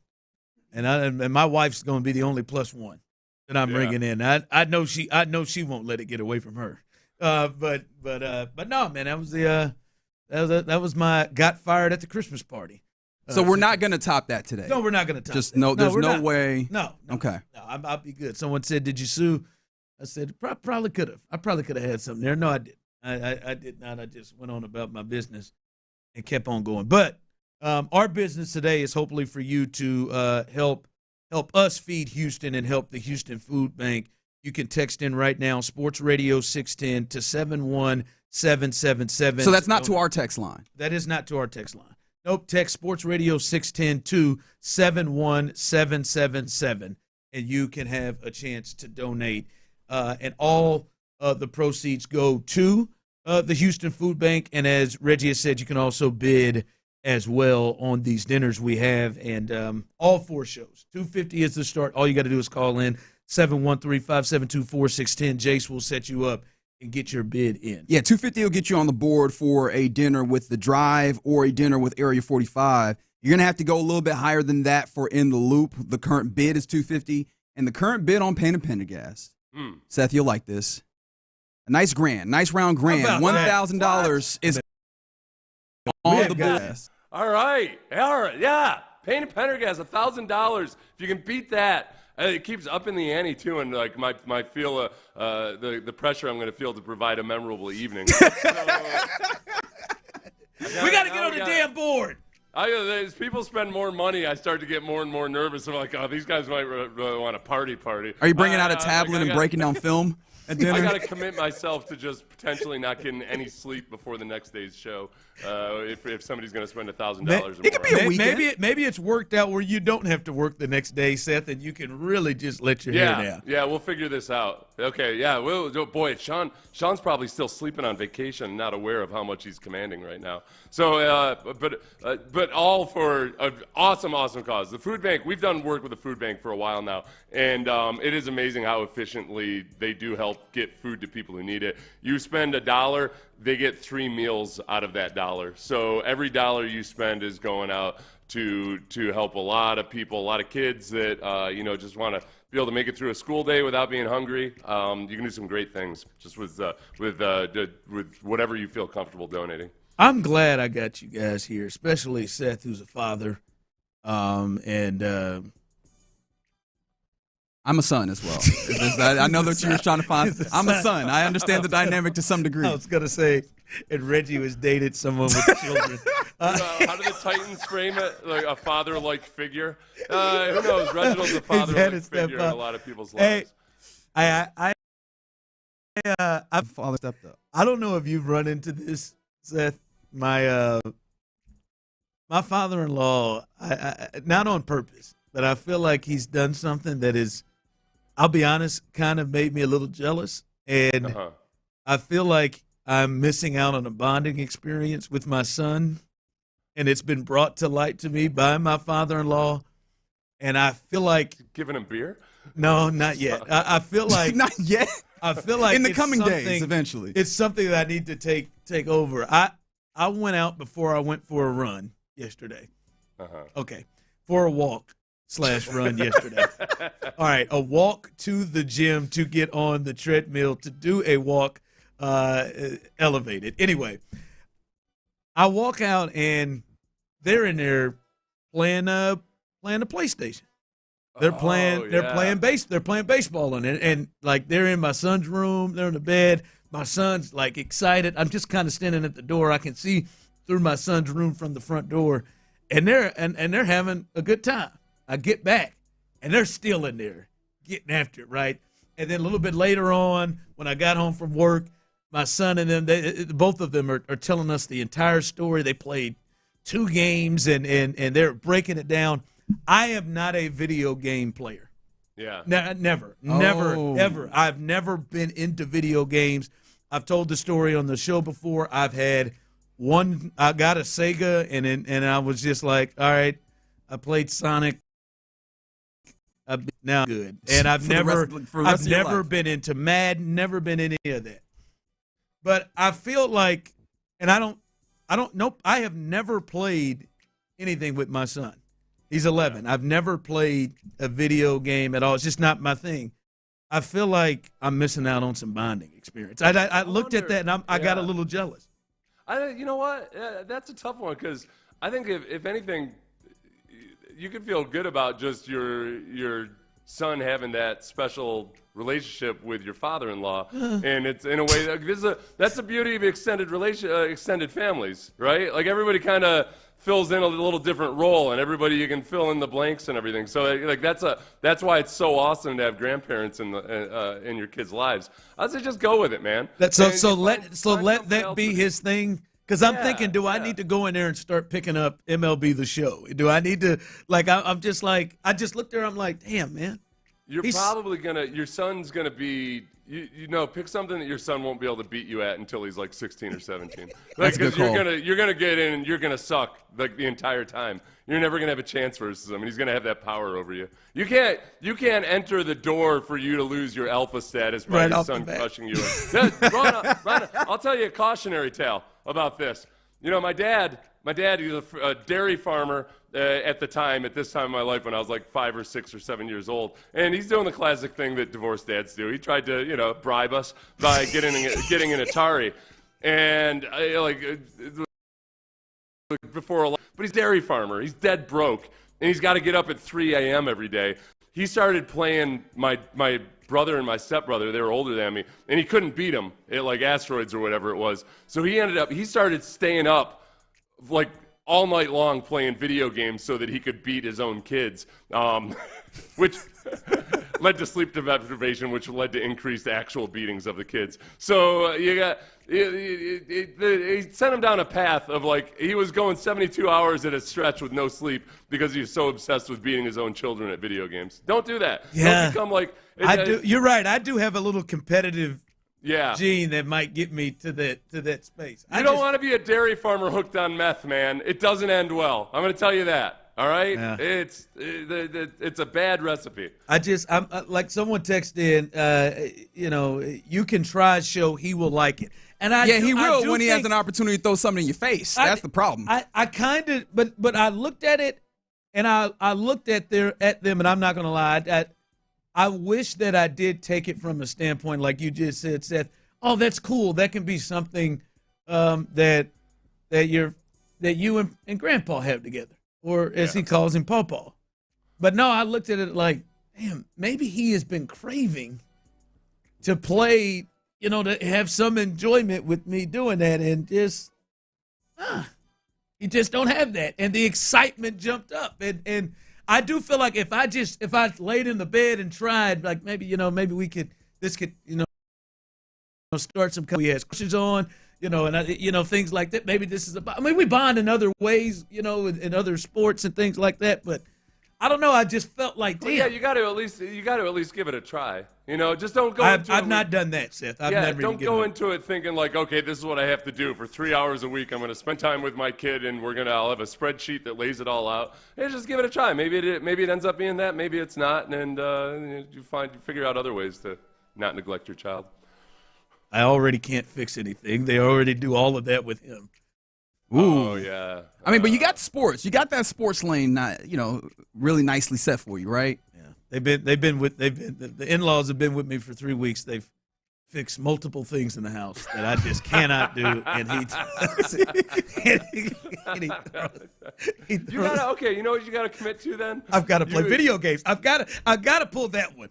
You can play video, or just the next time you find something in the house that needs to be repaired and you feel like I don't know how to do it, just watch a YouTube video, and it could be something simple like tightening a hinge or something like that. You will feel such a sense of empowerment from it and pride, and your son will look at you with an admiration for you having done something. As far as he knows, you've always known how to do that. Yeah. Last time I did that, Seth, I had to call Mr. Sprinkler to come out, and I had to pay more than I actually.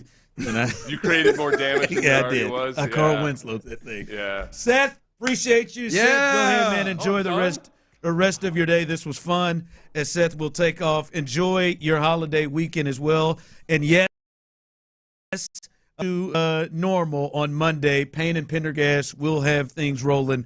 But Seth, is Sean back on Monday, Seth? Yeah, he is. Yeah. Okay, very good. I know. There it is. I just show up. Yeah. Payne and Pendergast. What's the bid at for Payne and Pendergast right now? I believe last I heard it was 1,000. However, there might be some bidding happening right now. Our guy Jace is furious on the phone lines. Again, 713-572-4610 is the place to place your bids on the Payne and Pendergast or the In the Loop or the Drive or the Area 45 dinners. It'll be you and a guest with an opportunity to hang out with the fellows of Sports Radio 610, and all of that, 100% of that money goes to help the greater Houston area through the Houston Food Bank. Reg and Ron, the Reggie and Ron Radiothon continues as we roll through live right here on Sports Radio 610. Area 45 with Bijani and Creighton. Texans are going to continue to facilitate heavy competition at all positions. It just so happens at corner is maybe the one that I feel like needs it most right now. I feel pretty good about everything else.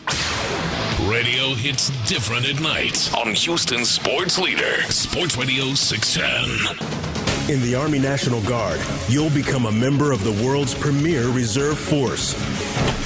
You'll live the Army values and learn what it means to be a soldier.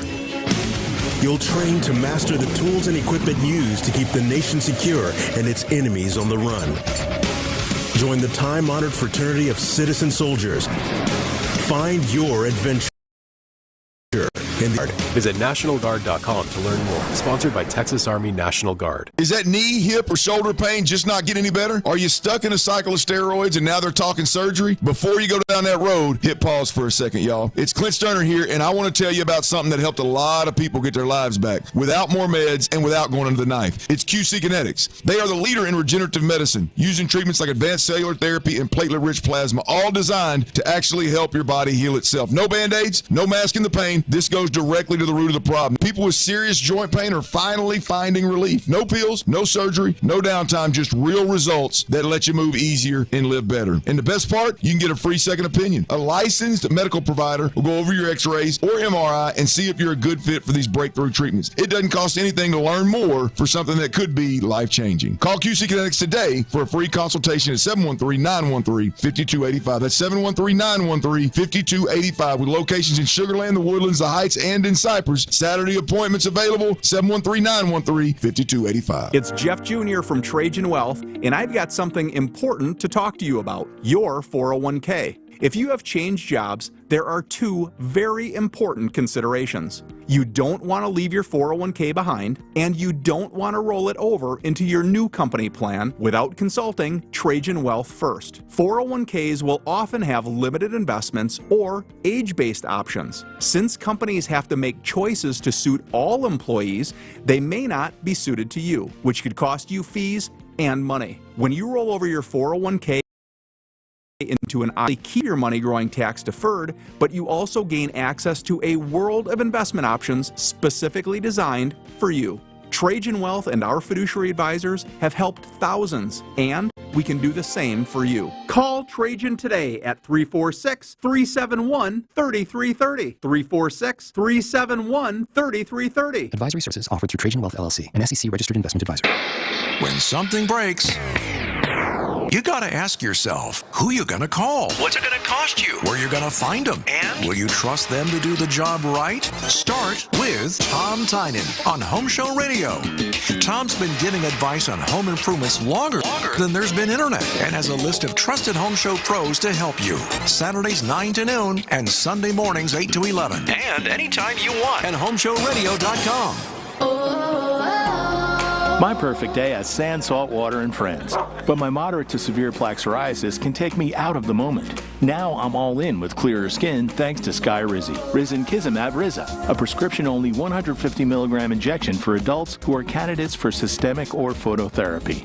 With Skyrizi, most people saw 90% clearer skin, and many were even 100% plaque-free at 4 months. Skyrizi is just 4 doses a year after 2 starter doses. Don't use if allergic to Skyrizi. Serious allergic reactions, increased infections, or lower ability to fight them may occur. Before treatment, get checked for infections and tuberculosis. Tell your doctor about any flu-like symptoms or vaccines.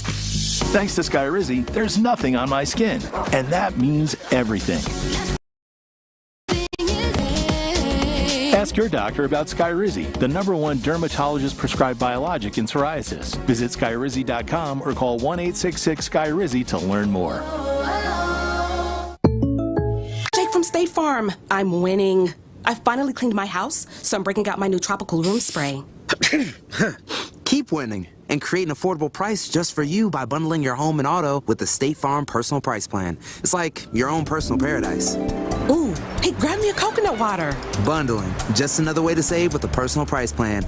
Like a good neighbor, State Farm is there. Prices are based on rating plans that vary by state. Coverage options are selected by the customer. Availability, amount of discounts and savings, and eligibility vary by state. July is here. You know what that means? 3 more weeks until this. CJ guns long down the left side. Double coverage. Doesn't matter. Big play to Collins. And this. Here's the snap. Here's Will Anderson Jr. Bring it down the quarterback. And plenty of this. Rock and roll. Touchdown. H-Town. Football season is almost here on your home of the Texans. Sports Radio 610. KILT. KILT FM HD2 Houston. And your home of the Houston Texans. Rock and roll. Touchdown.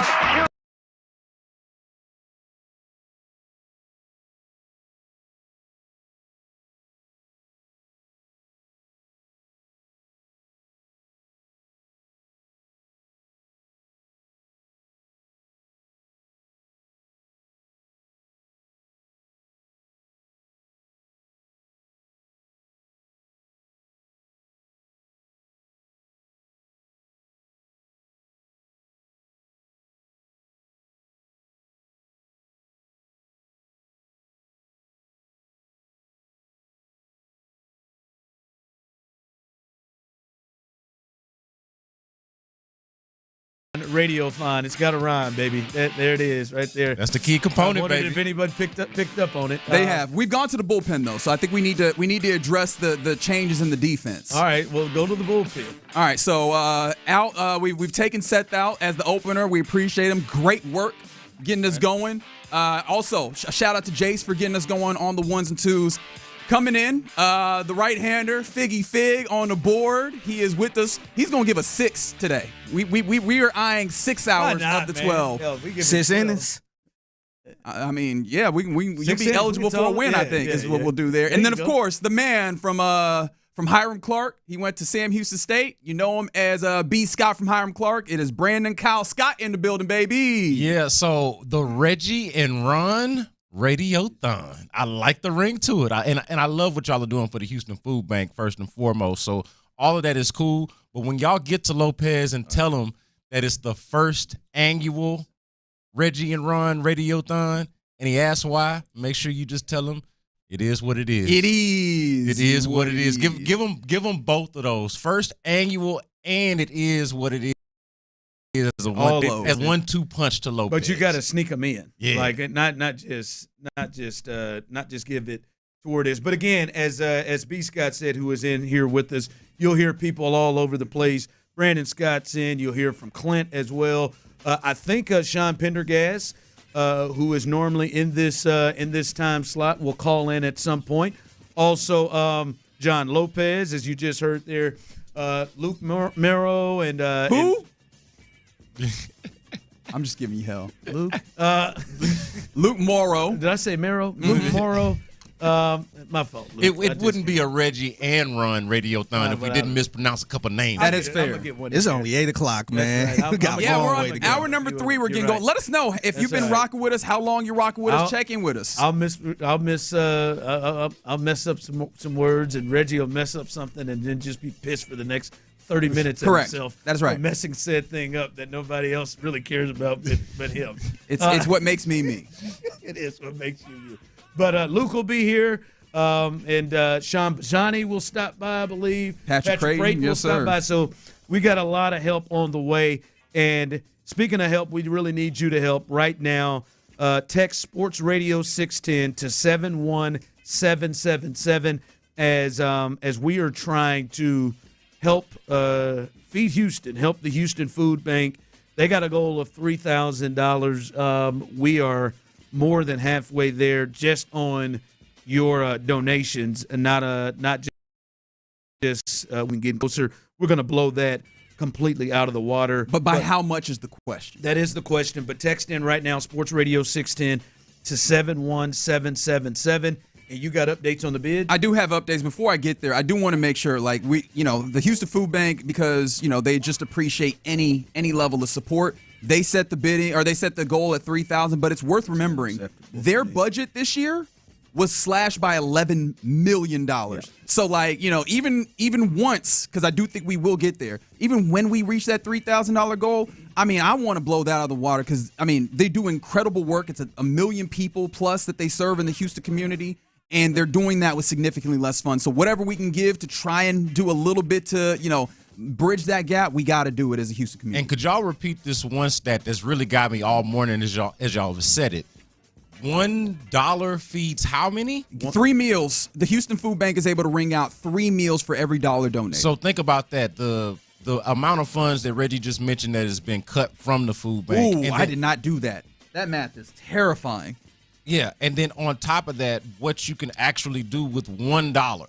How much $1 goes. So that's to say how much your $5 goes, how much your $10 goes, your $20, your $50, whatever it is that you can give. To me, that's pretty cool math of, hey, just $1 can feed this many families. If I can give 5, if I can give 20, that's a lot of work being done right there. Yeah, and when you're donating, what we're seeing is, especially as long as you donate $25, I'm making sure to shout you out. So thank you to Clinton Pugh, Tom McCollum, Fernando De La Rosa, and Mike Angelo. All you fine folks, appreciate you guys for donating. And then also, don't forget, one of the ways to be a little selfish with your donating is that we've got 4 auctions, a dinner with each of the 4 shows on Sports Radio 610. Currently, the leaders in the clubhouse, Payne and Pendergast, there's a $1,000 bid. That's where the bid is. If you want to go to Tarasco's with Sean and Seth and maybe Ben, if he decides to come out with you, that is, you have to do better than $1,000. You just call in 713-572-4610.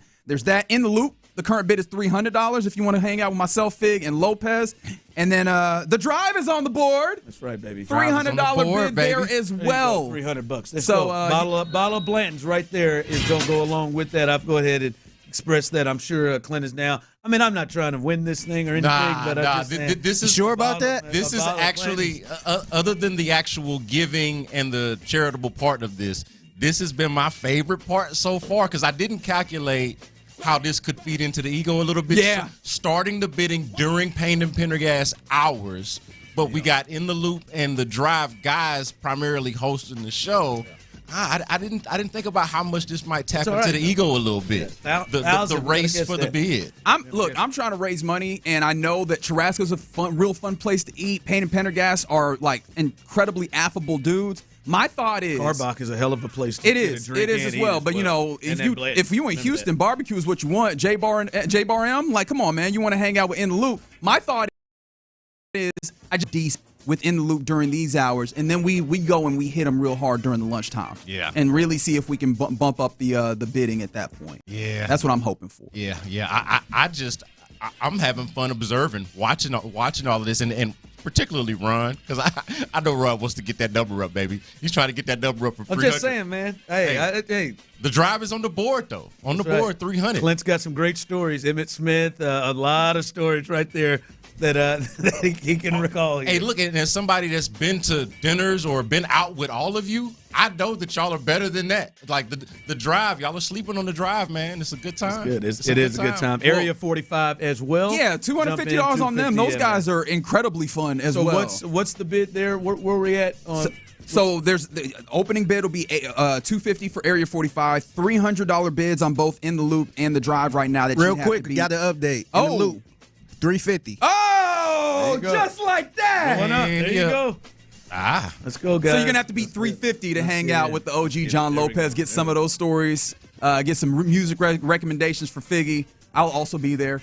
So yeah, man, that's what's going on right now as we raise money for the Houston Food Bank. So we're up over 1,600 on right now on the bids, and we're up over 1,500 at this moment. So we have already achieved the $3,000 goal, and for me, I in my mind, I have been at least at the 10,000 mark. In my mind, I'll be honest with you, Reggie knows in our meetings with our boss Parker. Shout out to Parker. Shout out to Sarah Frazier and company putting this together, helping us up. All the other stations in our cluster as well who have come and helped. We'll hear from some of them as well here throughout the day as they'll join us. But I was a little aggressive on what I wanted. Right, I had in my mind about 25, 50,000. Can we raise that?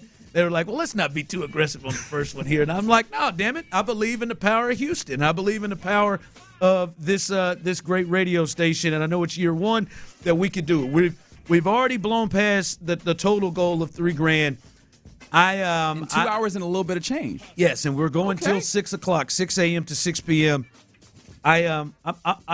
I am willing to do something that. Oh, you about to the hair dye is coming. Let's do it. I know. Okay. I know. B. Scott knows how serious this is. I know Figgy knows how serious this is. I think Reggie may have a notion. I know the boss knows how serious this is. We pull the carpet back real quick, as I say, or the curtain, as you may say. There have been many occasions here where there's been, hey, man, won't you for multiple people around here, I won't say names, Parker and others. Won't you, man, slide in there and embrace that Houston feel a little bit. Put on that Texans jersey, man. Come on, make Had on my arm, Houston on my back. There we go. Well, I got a jersey. It's right. It's literally there. I've got a Houston Texans jersey. It got your name on it too. Got my name on it. Oh, you got to put that. And I ain't gonna lie to you. And I ain't gonna lie to you. It's a little slim too. revealing. The moment we pass the 10,000, I ain't gonna make it easy. The moment we pass the $10,000 mark, I'll do the rest of the show wherever it is. This feels like a Hannah McNair dream. I'll do the rest of the show in the Texas show. Oh, I love this. I will do the rest of the show, and this is a big thing for me. As I've said, like you don't really catch me in. Can I walk you a little bit to a different space? Can I show the people? Yes, please Can I show do. the people on the video? Can I walk you to a different space? Can I get you to, as soon as, if we hit that $10,000 mark at some point in this show, that you will do a whole edition of the drive in the jersey? Can I walk you to that space? Hell no, man. Listen, what we're talking about, man. I'm doing the damn radiothon in it. What are you doing here? I'm trying to get the people bang for their buck. What are you doing here? I'm trying to get the people bang for their buck. This is bang. All right, now hell, you want me to get there? I could. Hell, ain't no saying nobody could get this thing to 10,000 right now, and I could be wearing it for the duration until 6 o'clock. It's whenever. Well, up the number then. Like, what's the number that would have to get you there then? If it's not 10,000, if we get to 15, 20, is there a number that can? No, you just kidding you. It just can't. I'm sorry. I'm sorry. The standard's the standard. I'm sorry. Someone texted in, no, you got to wear it to the dinner. All right. I will do that. I like that. That's a good idea. Shout out to the text line. I'll wear whatever jersey. I got a Rockets wood too. I'll wear whatever you. I will. No sleeves underneath it either. Okay. I want you to have your shoulders out. No undershirt. No undershirt. Yeah, you got to go all the way. No, I will. That's not a college jersey. That is fair. We get to 10K. I'll wear the jersey the rest of the way, and then I'll wear Houston gear to the dinner. There we go. We did it. Fair. Someone texted in, I'll bid $400 on the drive. Well, you got to call in 713-572-4610. Figgy will take care of things for you on that space. Someone else texted in, how do I donate? As Reggie said, if you're wondering, text Sports Radio 610 to 71777. That is how you're able to donate. Any amount helps. As we said, we'll be here until 6 o'clock. Got to update. Payne and Pendergast is now at 12:50. 12:50 to Payne and Pendergast. Come on, y'all. We got to get that. Y'all really like Seth and Sean, huh? We're in our hours. That's fair. That's fair. Look, I ain't mad at you. It's all going for a great cause. It makes me very happy to see it. It's 10,000 makes my hit here. Sean and Seth the more, I think breakfast and brunch and lunch guys, dinner guys, man, the loop and the drive, man. I got to sleep in the loop in the drive. I think, man, that bottle of Blanton's is coming along with it. I'm just telling you that there it is, right there for you. Good stories. No, but it's a great cause. We've had great fun already doing this thing 2 hours in, and like I said to you earlier, man, very very inspired. I heard you one day talking about the Houston Food Bank. That kind of jumped me and inspired me to kind of look up some things, and then we were able to connect with them, and this great event that we hope to do the best we can here with your help has jumped forward, and as I said this on a video I did with Figgy, man, this is been here 5 years doing a lot of different things. This is probably the most connected right now I have been to Houston, and I want to help to do my part. I know everyone else does as well. So please, this has been. What the hell are you laughing at? I feel bad. You had such a valuable, heartfelt sentiment, and then at the same time, I'm looking at the text line and they go, Sean and Seth are bringing in money because they'll bring hard drugs with them. And I just find that to be hilarious as a sentiment. Just in the Churrasco's. I'm just saying. In a fine dining establishment. What are we putting on Sean and Seth? These 50-plus-year-old men going to bring hard drugs? That's how they get you. They look like fine, upstanding parts of society.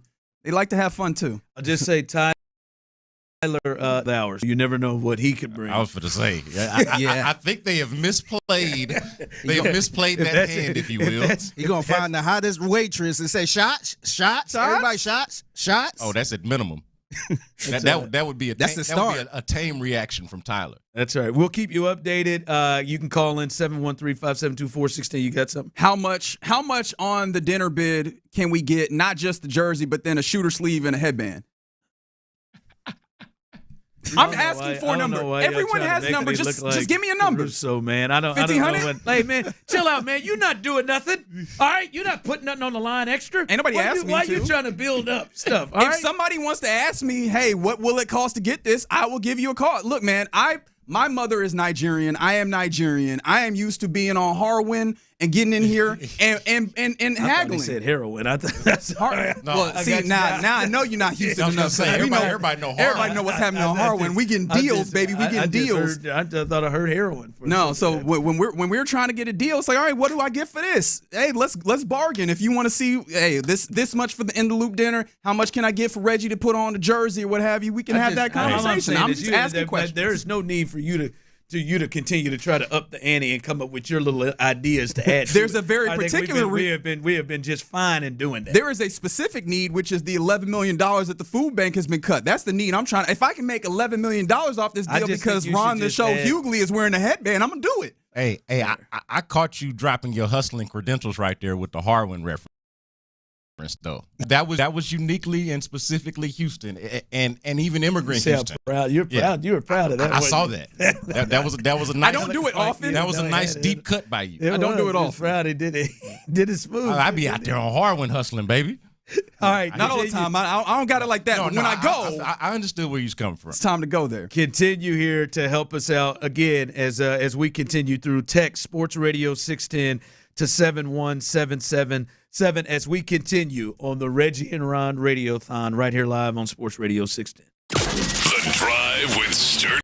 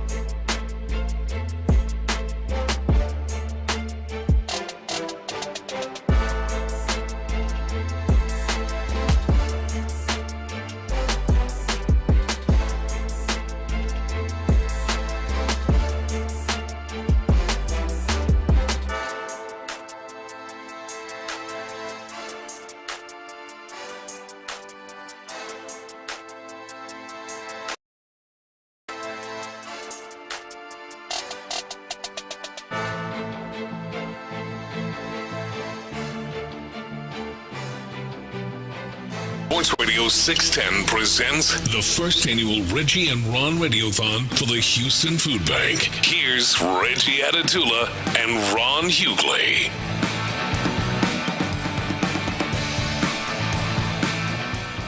All right, welcome back in as we are live right here. And yes, no one has gotten fired. Yes, in fact, Sean Pendergast. Yeah, I was like, I can confirm that for you. In fact, Sean Pendergast is with us. Hello, Sean. How are you? Hi, guys. How are you? How's the 6 a.m. to 10 a.m. real estate treating you guys this morning? It is not good. bad, actually. It is good. We have a lot more energy than we had previously anticipated. Many people are concerned that I've got too much and that I will not make it to 6 p.m. But that is okay. No, I will be just fine, especially every time I look up some of the numbers and seeing what the great people in this city are doing. As we have already, can I break the numbers to them? Yes, we can. I was just going to say, give me the update. We've already passed the goal that the Houston Food Bank had set, and we're trying to roll through that.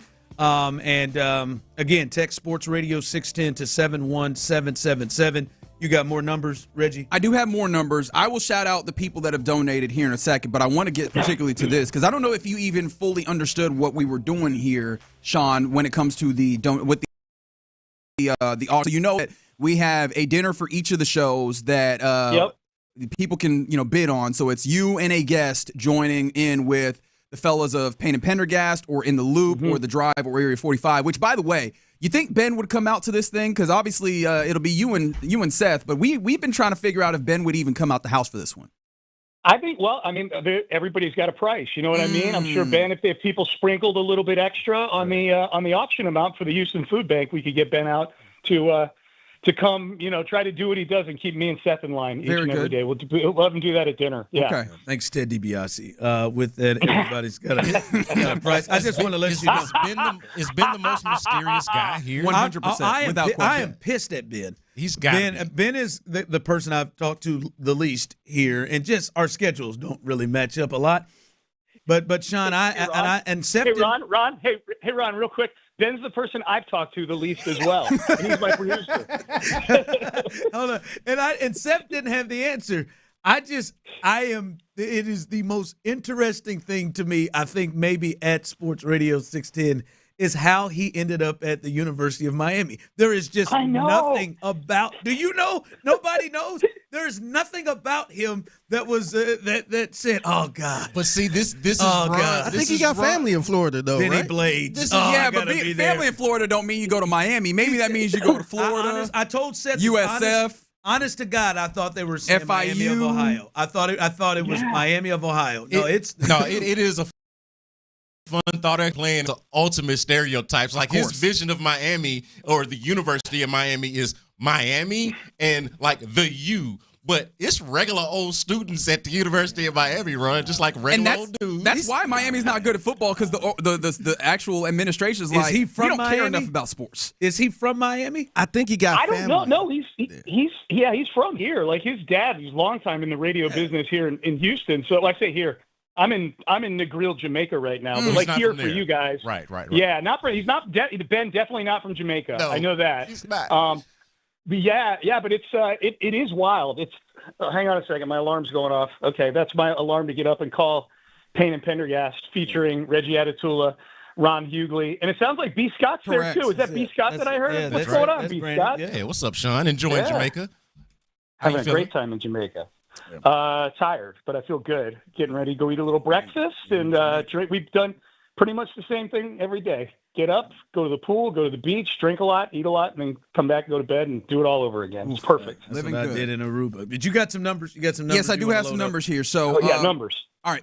Sean, I will ask you, we'll play a little guessing game. Which of the four shows do you think has the highest bid as of this moment?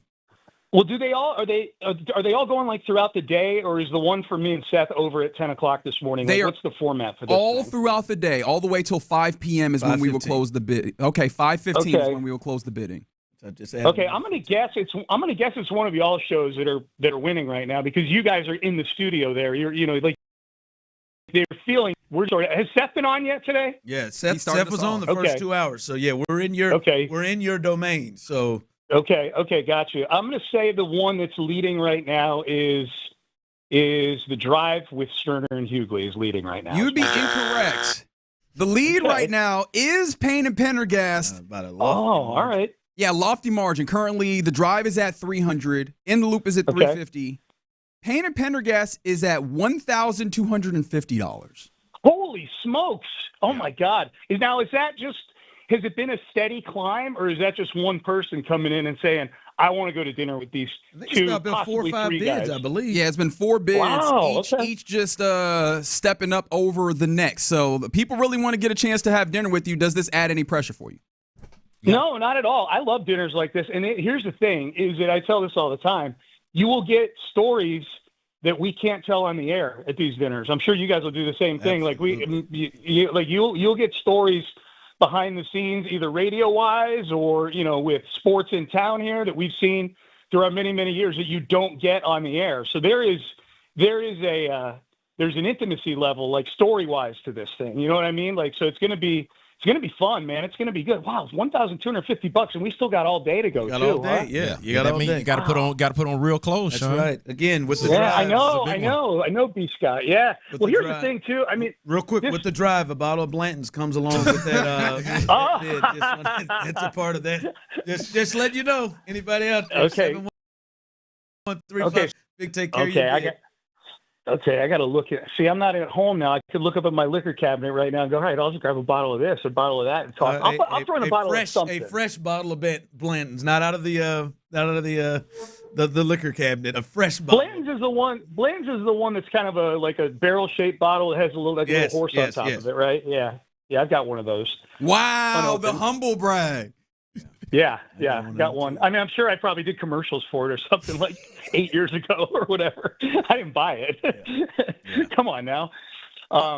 So the cause that you guys are doing this, the Houston Food Bank, is amazing. And I think the one thing I was thinking about when I was on hold getting on with you guys, because we've worked closely with them as a station and throughout the, if you're in Houston any amount of time, you've been over to the Houston Food Bank and seen the whole operation. The thing that's most impressive to me is how much they get out of the money that gets donated. Like, they squeeze every ounce out of every dollar, so if people are just donating, if independent of the auctions, if people are just donating, know that just like $10 makes a huge difference. You know what I mean? Like $20 makes a huge difference. They get everything out of every dollar over there. It's an amazing, amazing operation. Currently at 1960 is what we're looking at just off of donations alone. I did want to shout out, there's a lot of people that are coming in, so I do want to catch up with some of this. Anthony Rosette, Sam Adebodun, shout out to you. Sean Kearns, Russell Crawford, Ray Ponce, Brad Federvich. I don't know if I said that properly. I apologize if I'm butchering your names, but please understand. Great. Stay with that one, baby. Man, I'm gonna put myself out there. I'm gonna try and make sure Brad. to shout you out in a proper fashion. But yeah, those are the people that are continuing to donate here. And to Sean's point again, $1 feeds how many again? Three meals. Three meals out of $1. 3 meals out of $1. So again, just think about what you can do with 5, 10, 15, and obviously Reggie's naming the guys or the folks that donate 25 or more. All right, we'll see what kind of time Sean has. Maybe he'll come back another segment with us. He's in Jamaica, dog. I know. I just want him to just have to just suffer just for a little bit longer. Can you guys hear me right now? By the way, yeah, we got you. Yeah. Okay. I can't promise anything, but I do know that by the middle of the afternoon, I'll probably be a little sideways and I'll get a little sentimental and maybe I'll call in then. Yes. Now that might get somebody fired. That might get me fired. But hey, let's find out. Do that. Get a little Russian roulette. Get a little drunk here. Get a little drunk and let's get. Is that what? Are you? Is that where you? Are you an emotional? Are you an emotional drunk, Sean? Is that what you do? You know what Amy's gotten on me this trip? She's like, by the middle of the afternoon, you are texting everybody. Like, what are you doing? So then I have to go back and look. And it got so bad the other night that I have a group text with my two sons, and this has never happened before. I got a text from my older son, James. He's like, "You all right this morning, Pops?" It was like one of those. Well checked text. I bet you Sean at about 12:05 nerves. I bet you Sean is a real sentimental. Just, hey man, this year's yours. To a bunch of people. I love you, man. I love you. I love everybody, man. Yeah, like at 12:05, everybody. Yeah. I bet Ben's like, what the hell's wrong with this guy, man? That's why he doesn't talk. We figured it out. Yeah. I love the wellness check from the Sun, though. That speaks to a lot to how far. That speaks to whatever the hell it was sent. No, that's what I'm saying. That tells you a lot of how far down he was in that rabbit hole. Yeah. That was the one thing they told me when I got here. We have a big balcony on our room, and the guy who was helping us get checked in, O'Keen, he's like, you are allowed to smoke on your balcony, man. And I'm like, all right, I took that to mean I can smoke pretty much anything on this balcony if I want to. Okay, be careful. Right, we still on I've got cigars. What? We haven't even. Again, there's a preview for the dinner. Wait, what did he say again? At the John. That's a tease. Yeah. So we've had this morning. Sean has just said, Hey, we're going to tell untold stories you won't hear on air. And then before that, Sean or Seth said, I will get as drunk as you want me to get. That's correct. He did promise that both of you guys will get as drunk as your guests want you guys to get. Okay, well, that's a big promise for Seth. That's not a real big promise for me. I'll have probably been at Lizards for 3 hours before the damn dinner, like pre-gaming. Yeah.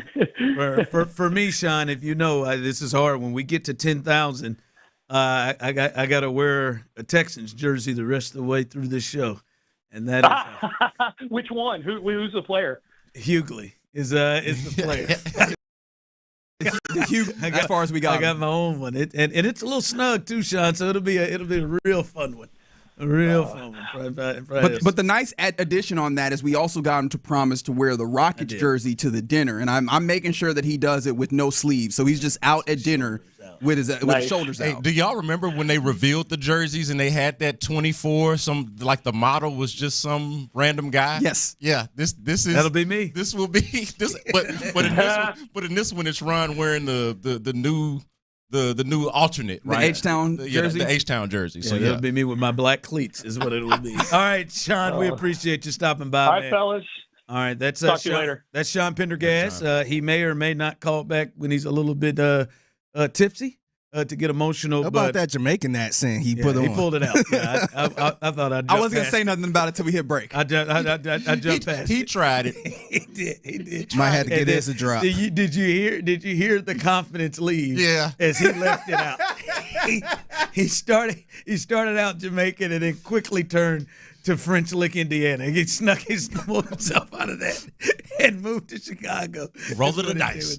Yeah, it is. Roll of the dice. Sometimes you don't hit. All right, we continue. Text in Sports Radio 610 to 71777, and you can donate and help us help the Houston Food Bank. We'll continue as the Reggie and Ron Radiothon continues. Area 45 with Bijani and Creighton.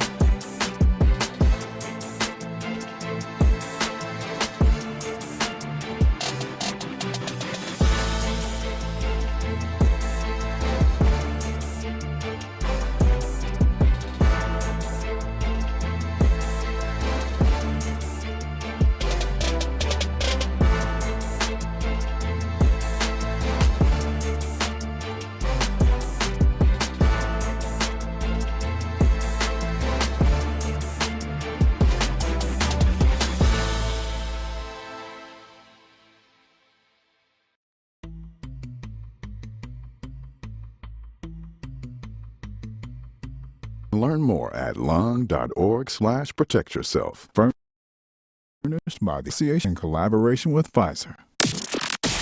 Sports Radio 610 presents the first annual Reggie and Ron Radiothon for the Houston Food Bank. Here's Reggie Atatula and Ron Hughley.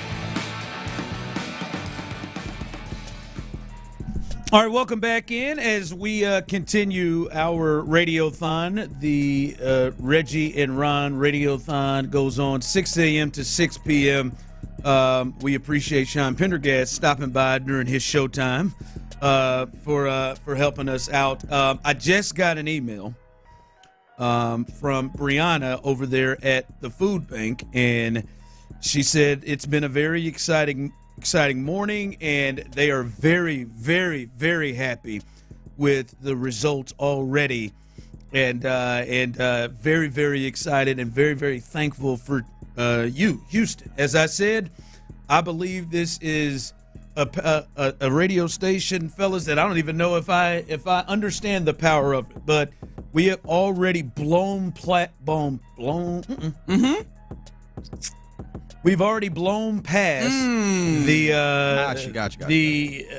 goal that they had, and we are trying to go even further. 10,000 is when I throw on the Texans jersey for the duration of the show until we get off the air, and we're doing a great job with that. If you're wondering how to donate, please text Sports Radio 610 all in 1777, or you can also call 713-572-4610, and you can be a part of the auction. What are the numbers at right now? Bids? How can you win the bid to one of these dinners with each one of the shows? Where are we at numbers wise? All right, numbers wise, you got to beat a bid of $1,250 to go to dinner at Churrasco's with Payne and Pendergast. Of course, mispronouncing things as we had promised earlier. You got to beat a bid of $350 at this point to go get a dinner within the loop to J Bar M Barbecue. Beat a bid of $300 to go with the drive to Carbach Brewing. Have yourself a nice beer dinner with the fellas. And Blanton's. And Blanton's. Let's go now. Come on, and damn Blanton's and the vision or the visuals rather of Ron's exposed shoulders. Yep. I don't want you to forget that. And Tyler will be there. Many of you miss it. Tyler will be there. Clint will be there. Yeah, this is something you don't all forget. Tyler doesn't all forget to get out with you guys when you guys are on the road when people come out and see you. So this is a unique experience as well. And then, of course, Area 45, I want to give these boys love. Hey, shout out to the only real, tangible, incredible night show that's going in Houston. Hang out with those fellas. Also makes them the best. It sure as hell does. I mean, even if there were other ones, they'd be the best regardless. But $250 is all you need to get in there and have your name on there for the dinner there. 713-572-4610 is the number to call. Figgy Fig will get you marked down there if you're donating there. But, of course, just keep donating general because the Houston Food Bank does a ton for the Houston area. 18 counties that they service, over 1 million people that they help directly with their services, and they're doing it this year with $11 million less funding. And so every dollar, they're able to wring out 3 meals out of that. So, go on, text Sports Radio 610, all one word, to the number 7177 if you want to donate. And everybody that donates over $25, I'm making it a point to shout you out. So shout out to Richard Higgs as well, who was added in to our total. Our goal now, $10,000 that we're trying to get to, and we're currently just over 2,000. 2,100 is about where we're at donations wise. The best part of what we do is community, man. Like yep. I know that the heart of it is, the theme is sports. That's the format. That's the genre. But the best part of what we do is community. My favorite part of being at this station is doing our remote shows. Like, just personally, my favorite part is when we go out to places, businesses, events, and we're out with the people. Now especially when them shots get away. Especially when them shots get away from me. Especially when people start. Sometimes the drinks are already on the house, and then people want to buy you drinks on top of it. That first time Brandon had to learn how to pace himself. There's a story there. I just did not know. There's a story there, huh? I did not know that people were going to get us drinks. I just thought we were going there to do a show. Shots to sneak up on you real quick. Four shots in I wouldn't know in 25 minutes. Have you heard the drop that Tyler plays in the afternoon of me saying ain't no bitches around here? I don't see no bitches around here. I'm sure that was fueled at some point. But the point is, what we do here is community, and that's exactly what this is. When Reggie talks about funding being cut for the Houston Food Bank, well, look, I know we vote and everything, but we don't control how things are funded, right? But we can control like just things like this, donations, and when there's a call to action to step up for your community. And I can appreciate what y'all are doing, what we're trying to do here at the station, and all of y'all who are listening and participating. This is what we do. This is what we are here for. Yeah, it is. It is. And as you said, sports is kind of the way we get into the door to do all the things. And listen, we're having fun, and we can have conversations. 713-572-4610.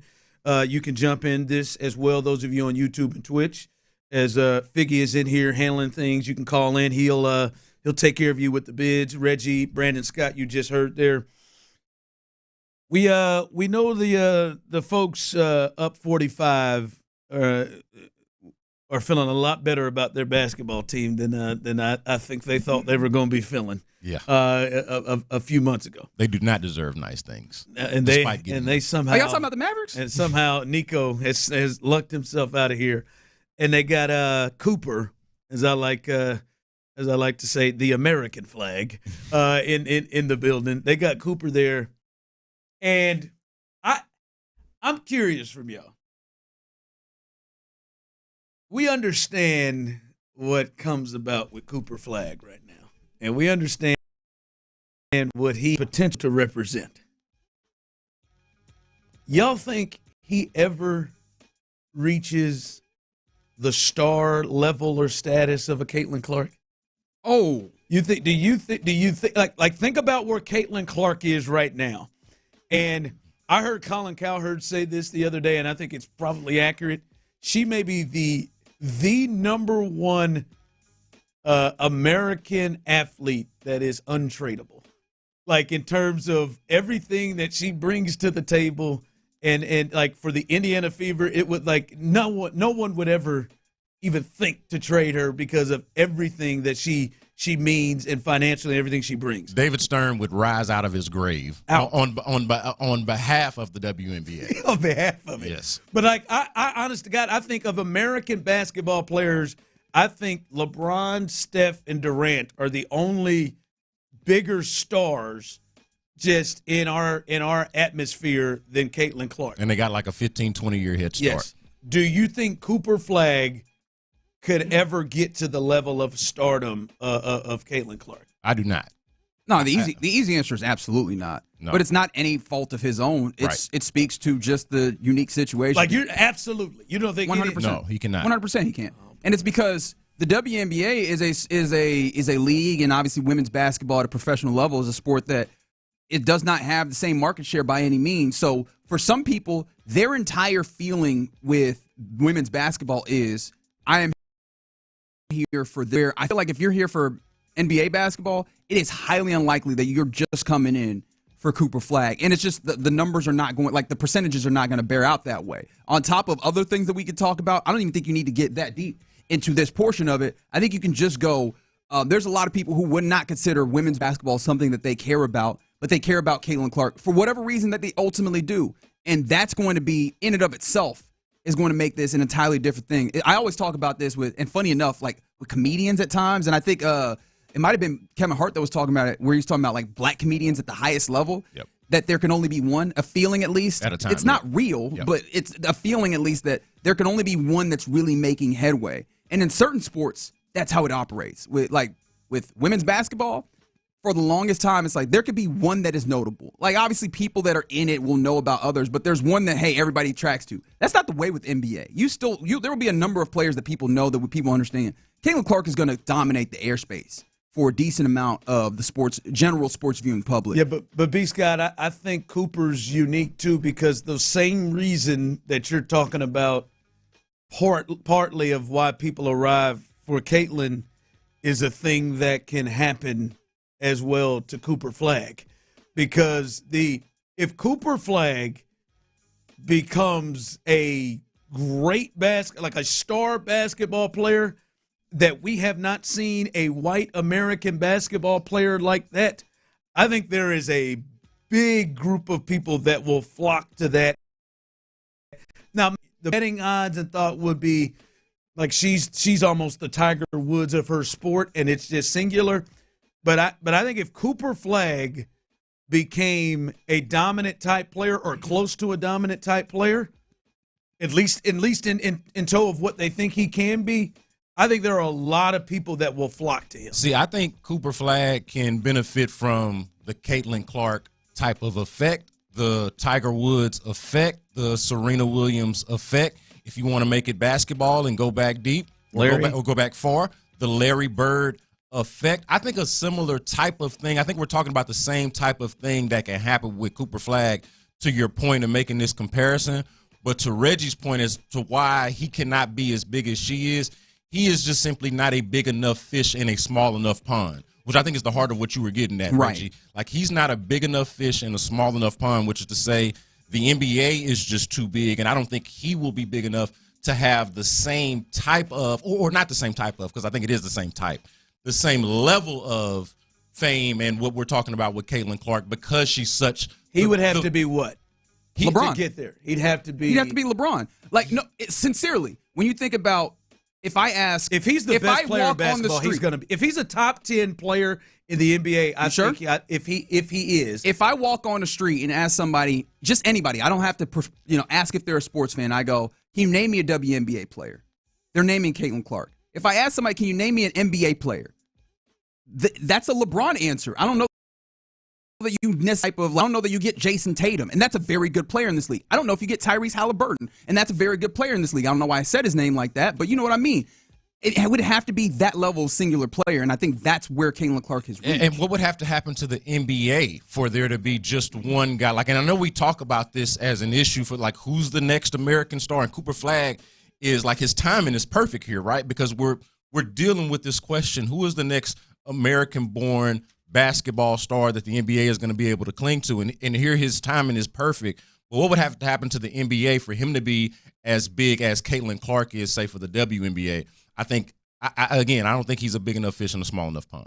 If he's as good as, like, a Luka, I think there is a chance. I think there is a chance that the fan base would flock to him and that he would cause an emotional feeling the way that I think Caitlin causes an emotional feeling to certain fans. I think there would definitely be people watching the NBA who weren't necessarily watching it at all, or if not, just not as closely before him. Same way with Caitlin Clark in the WNBA. People are now watching that weren't watching before. Text line coming in. Dirk and Nash didn't do it. I don't think Cooper will. I think there's a difference with him being an American. It's possible. It's quite possible. I think if Dirk, because Cooper is from, like, Maine or something like that. I think if Dirk was from Minneapolis, I think Dirk would be a much bigger figure. Yeah, he's American, and his name is Flagg. Yes, like God, right there. I mean, just a coincidence. And I know we're up against here, but I think it's worth noting from the 713, Cooper would also probably need a foil, because Caitlin Clark did have, like, it engendered conversation that kept her name more focused because there was the foil. Well, that jumped real it. or I think not that with jumped Angel it off, Reese. but then I think she's kind of no, exactly. But I think that you need that level of that is the kindling that stokes the fire larger. So that means we need an Angel Reese in the NBA. So him and Anthony Edwards got to start beefing. Oh, that's a good one. That's actually a really good one. That's what's got to happen. Make it happen. Silver, he ain't got the Constitution. If David Stern was in here, y'all boys better get to fighting. Yeah. Yeah, little elbow here. All right, continue. As we continue, the Ron and Reggie Radiothon rolls on live right here on Sports Radio 610. The Drive with Stoerner and Hughley. The Astros are placing their, what I believe soon to be all-star shortstop, MVP candidate shortstop, Jeremy Pena, on the IL due to this rib injury. This has clearly been their best player. Is this the one that potentially hurts the Astros and we see them take a step back? Ride home with Clint and Show, 2 to 6 every afternoon on Sports Radio 610. From the Attorney Steve Lee Traffic Center, 713, call Lee. This traffic report is brought to you by Crystal Geyser Natural Alpine with Spring Water. Heavy delays continue right outside downtown on the Gulf Freeway northbound at West Dallas. Heavy truck accident still affecting that left lane. 45 northbound before Patton. Hazmat cleanup still underway from earlier this morning, affecting a right in 2 center lanes, and also 45 south Sawdust. There is a heavy truck accident that has your right lane blocked. Scattered showers this afternoon, high of 96 right now, mostly cloudy, 83 degrees. I'm Elia Escobar, Sports Radio 610. What makes Crystal Geyser Alpine Spring Water different? We always bottle our Alpine Spring Water less than 1.5 miles from the spring source, and all our bottles are made with 50% recycled plastic from our own recycling plants. Crystal Geyser, bottled at the spring source. Your Odyssey Sports Minute is brought to you by Zadig Jewelers. This is Boomer Science with an Odyssey Sports Minute, sponsored by AutoZone. Get in the zone, AutoZone. Of course, tomorrow, Joey Chestnut, the GOAT of competitive eating, seeks his world record extending 17th Nathan's Hot Dog Eating Championship. Now, last year, he missed the iconic Coney Island competition due to a contractual dispute. Chestnut, who holds the record with 76 hot dogs and buns consumed in 10 minutes, calls the Nathan's contest the Indy 500 of competitive eating. I'm Boomer Science.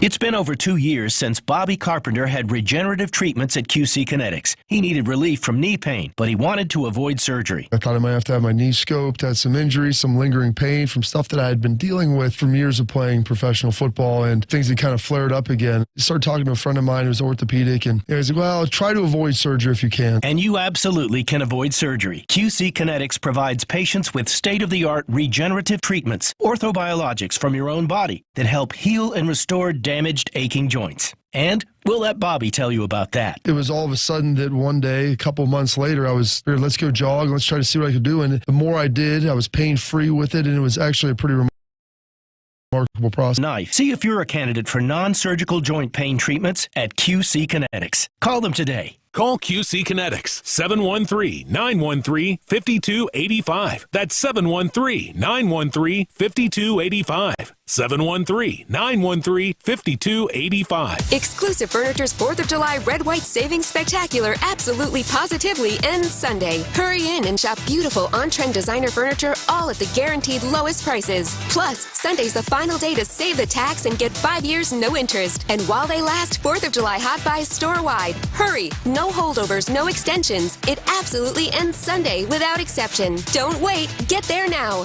Exclusive Furniture, where low prices live and better sleep begins. Every day. See store for details. Just hearing the word IRS can make people break out in a cold sweat. No one wants to deal with the IRS, and now you don't have to. The good news is Legal Tax Defense has been successfully negotiating with the IRS for more than 15 years. It doesn't matter how much you owe, whether it's $5,000 or $5 million. You deserve the best in the business on your side, and that is Legal Tax Defense. Even if you're working with someone else and just want a second opinion, there is no cost or obligation to call. They can prevent levies, liens, wage garnishments, even file back tax returns. And the best news about Legal Tax Defense is they won't take your case unless they know they will reduce or eliminate your tax debt. Call Legal Tax Defense right now for a free no-risk consultation. 800-265-7681. 800-265-7681. You have nothing to lose, but everything to gain. 800-265-7681.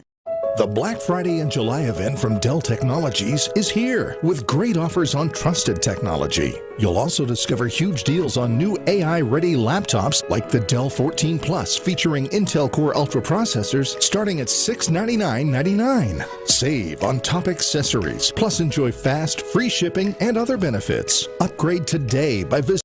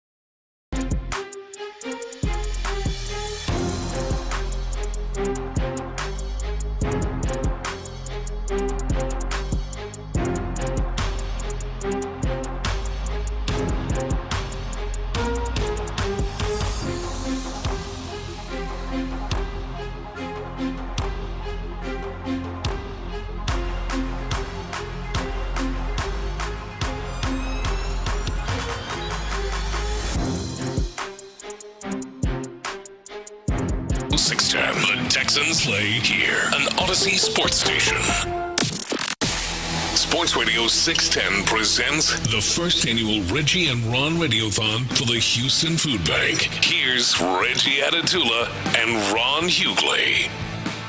All right, welcome back in as we are, it is 9 o'clock, baby. 3 hours in this, Pete. Look, flown by, ain't it? I mean, we do 4 hours every day, and this 3 hours feels different. I do wonder if, like, doing radio with a purpose, not to say that every day we don't have a purpose. Obviously, we're trying to serve the sports fans of Houston as Houston sports leader here on Sports Radio 610, but just the additional purpose of helping the food bank at a time of need with as many food insecure people as there are in Houston. Like, it just has given me a different level of energy that I did not anticipate. Yeah, I think there's that community element. There is that, like, feeling like you're doing something for a greater good, for a cause. But then also I would point to the uniqueness of our programming, too. This part of it has been fun. I mean, think about it. You've guys who normally hear from around this time or exactly at this time every day, but you normally don't get to hear from Ron Hughley before 1:55 at the crosstalk, or from Reggie Atatula before 9:55 at the crosstalk. And I'm normally not here. I'm here at sporadic times, and we're normally not all in here together, the three of us, or the four of us when it was us and Sean. So, like, the different combinations of programming, what we're actually here for, and what we're doing, all of it is really cool to me. Like a very specific, a very specific and cool thing. Yeah, it absolutely is. And the thing that is really making this a cool thing is what you all are doing, right? We're 3 hours in, and we have already blown past the original goal. Hell, they done kicked it and moved it out as we are trying to reach a goal of 10,000. And we are, I'm assuming, near 5,000 is where we are right now when you combine what you all have so graciously donated and also what you guys have done when it comes to the auction items with the dinners with all four shows. My guy Axe just text in, how do I donate? Please, at this moment, you can donate by texting Sports Radio 610, all one word, Sports Radio 610 to 71777. That's Sports Radio 610 to 71777. And that's the way you can donate, as we are going to be here till 6 o'clock, and you can donate all the way up until that point. And we are really thankful for everything that everybody has done, because every single penny matters. Every single donation, both in the bidding and in the donations, all of the proceeds go to the Houston Food Bank, their funding's been cut by $11 million. $11 million in federal funding. It's been cut back, and we're doing and looking to do whatever we can to kind of help them out. I know you got more numbers there. Yeah, more numbers. So we're currently, when it comes to just cash donations at this point, Deuce is wild. $2,222 and some change currently up there. And again, appreciation to Robert Risen, who added in with it. But I mean, as much as I'm saying, I'll shout out the folks at $25 or more. There's donations of $5, there's donations of $1, there's donations of $10 in here. And like we mentioned, all of that still matters. Every dollar is the food bank can get 3 meals out of it. So don't think that there's too little to be put in here. Every little bit matters to help the greater Houston area. Absolutely. Yeah, I mean, think about that. $5 is 15 meals. I mean, like, you can feed somebody for a week. Like you can, or close to it, 5 days or whatever it is. Like, so, I mean, think along those lines and along those terms, the impact that we're all trying to make here together, and that you specifically can make with your donation. And they're feeding over 1 million people still in this city, 18 counties in this city. They are still trying to serve, even with those cuts that they received of 11 million help in any way possible. And we need you to help us help them, and you guys have done an amazing job, but let's keep it going. And let's keep this thing going. For sure, and I do want to remind you, though, we also have the big-time auctions, the dinners with the shows of Sports Radio 610. How you get in, you bid by calling in to the phone line, 713-572-4610. Talking to my guy Figgy, he'll get your bid down. Currently, the high bids for Payne and Pendergast and having dinner at Churrasco's, $12.50 is currently the bid. You're going to have to beat that. In the Loop, having dinner with In the Loop, myself, Figgy, and the OG John Lopez. $3.50 is the bid to beat.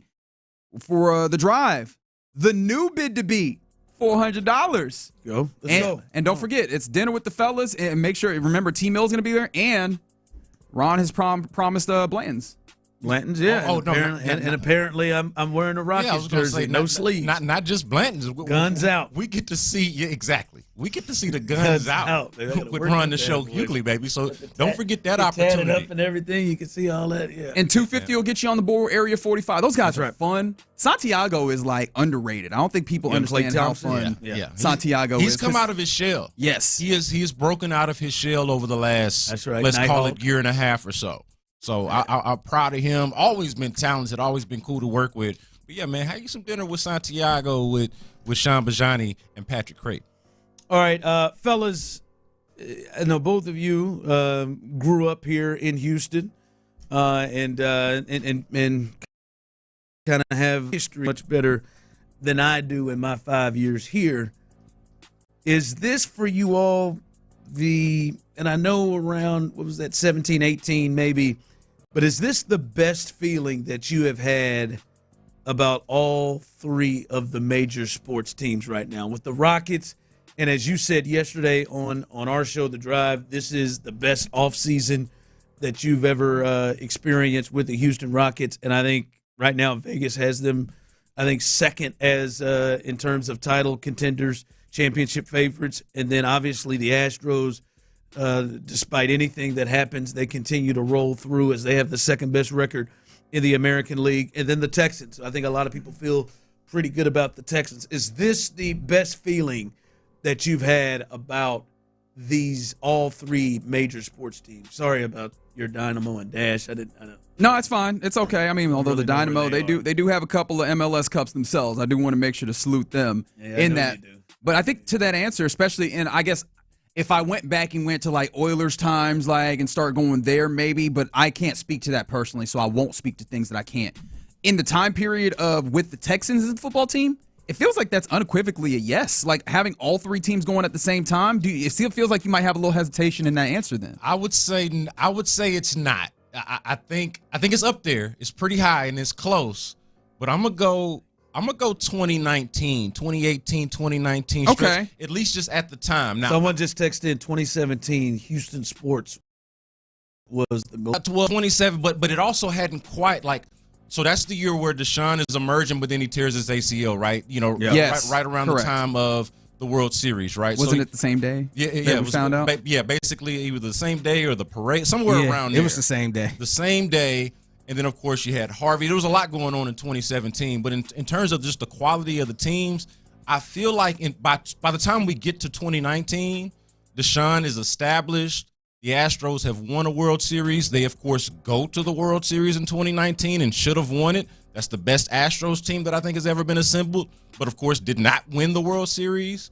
And then at that point – still a 53-win Rockets team. I didn't remember that. Yeah, and properly. Then exactly. And at that point, the Rockets are still – trying to knock down the Warriors. They're still trying to overcome that, and you feel like you've got that chance. You're coming off the Chris Paul injury is 2018. Yeah. So I would say at that point where you still got Chris Paul and James Harden with the Rockets, you've got the Astros at their very best, even though they didn't win a World Series, and then you're in the heyday of the Deshaun era.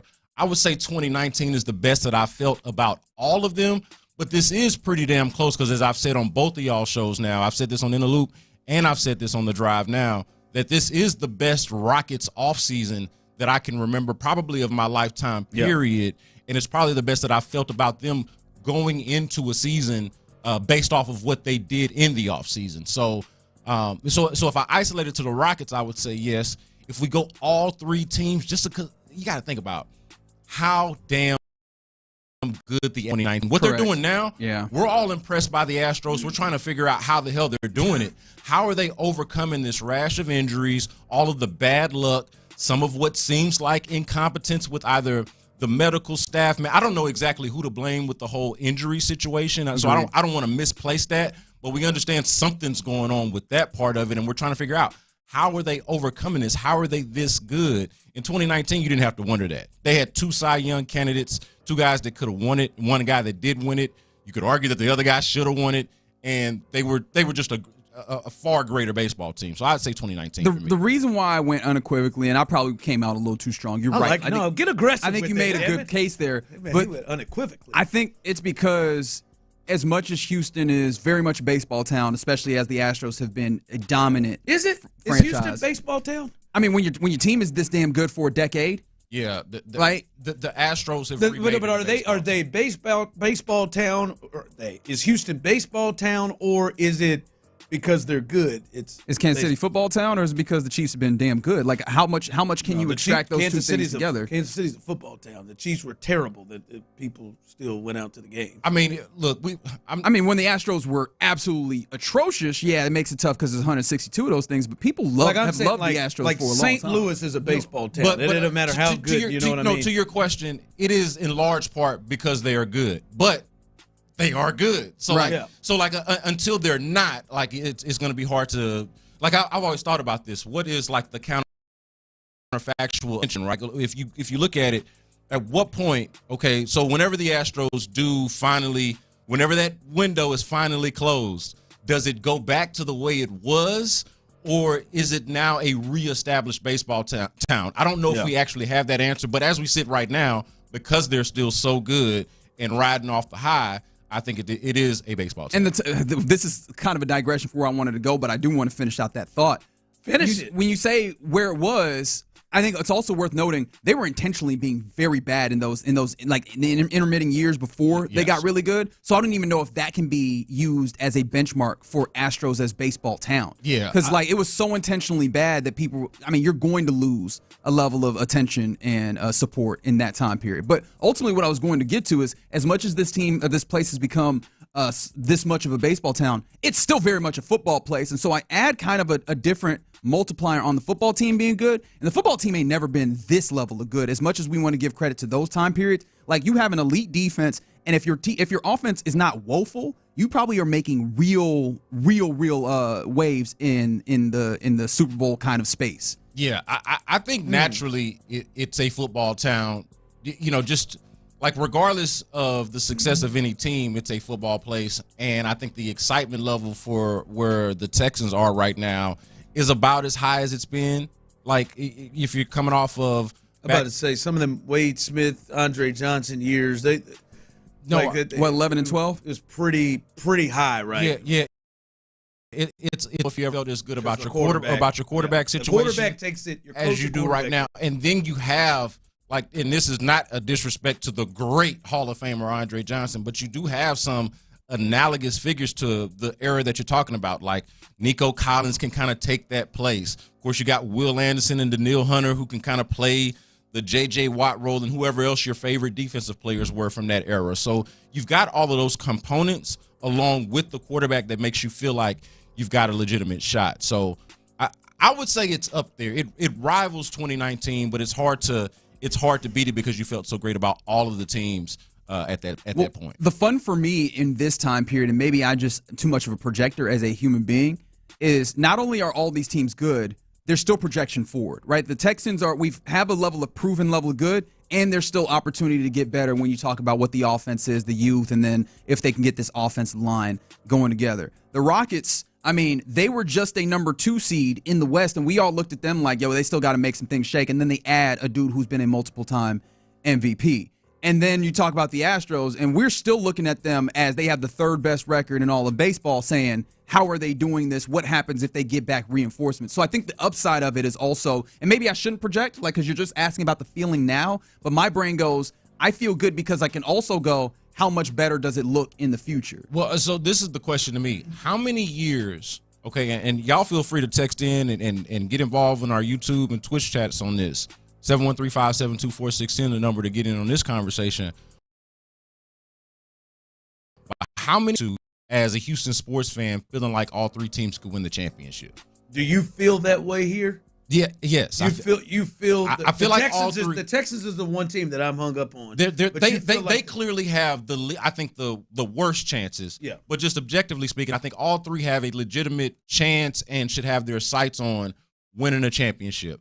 How many years have we had like that? I would say 2018 and 2019 around that time. Did you really think the Texans could win the Super Bowl in those times? I didn't. And that's the thing. I didn't. That's the thing that's funny is I think that they have a better chance than the Texans have ever had as an organization, but it's also still probably the worst chances of the three teams at this current time because of what they're facing off against in the Bills and the Ravens and the Kansas City Chiefs in the AFC. Hey, look, I love you Texans, but y'all got to step it up, baby. Y'all bringing the property values down. Straight up, bringing the property values down. They the reason in 2018, 2019 where I'm kind of having this hesitation. They the reason now why I'm having this hesitation. And that's what all the success that they've had in that time, man, bringing the property value down. Go ahead and cut that grass and paint the side of that house, Come on please. now. Yeah, ditch that garden, man. That's against the HOA, man. Come on now. All right, as we continue here, continue to help us. And, wow, people are really helping us. They are. Yeah, continue to help us here. Help the Houston Food Bank. Please text Sports Radio 610 to 71777 as well. During the break, this is a good time to call here, 713-572-4610, and get in on the bids. You can have dinner, personal dinner, stories, off the record, on the record, who we like, who we don't like. You got a chance to have a nice night out with each one of the shows, Payne and Pendergast, In the Loop, The Drive, and Area 45. You can call up here, 713-572-4610. Figgy will take care of your bids. $250 to start things off with Area 45. You got a top 400 with The Drive. You got a top 350 with In the Loop. We got an update, man. We got an update. So the drive is now at $1,000. Look at God right there. There we go. He did a praise dance. Not the praise dance happening. Hey, thank you, whoever that was. Hey, y'all got Ron in here sanctified. Ron did a thousand. I'm telling you, there you go. That Bland just coming with you 1,000. Check that. You got also, by the way, Payne and Pendergast is at $1,500. Son of a bitch. Well, you know and what? Pendergast, $1,500. If promising Bland's is what makes this happen, I get you some Bland's. Go ahead and bid up In the Loop. Hey, man, chill out, man. Don't steal. Don't steal. They choose your own thing. All right, $1,500. You got a top 1,500 Payne and Pendergast. You got a top 1,000 with The Drive. So we got a deal over here. You only got a top 350 for In the Loop. Come on now. We got a deal. It's a deal right now. It's Come on, a sweet deal right now. Yeah, use your head. It is. All right, continue to ride with us as we roll till 6 p.m. The Reggie and Ron Radiothon continues for my guy Reggie to roll on. Area 45.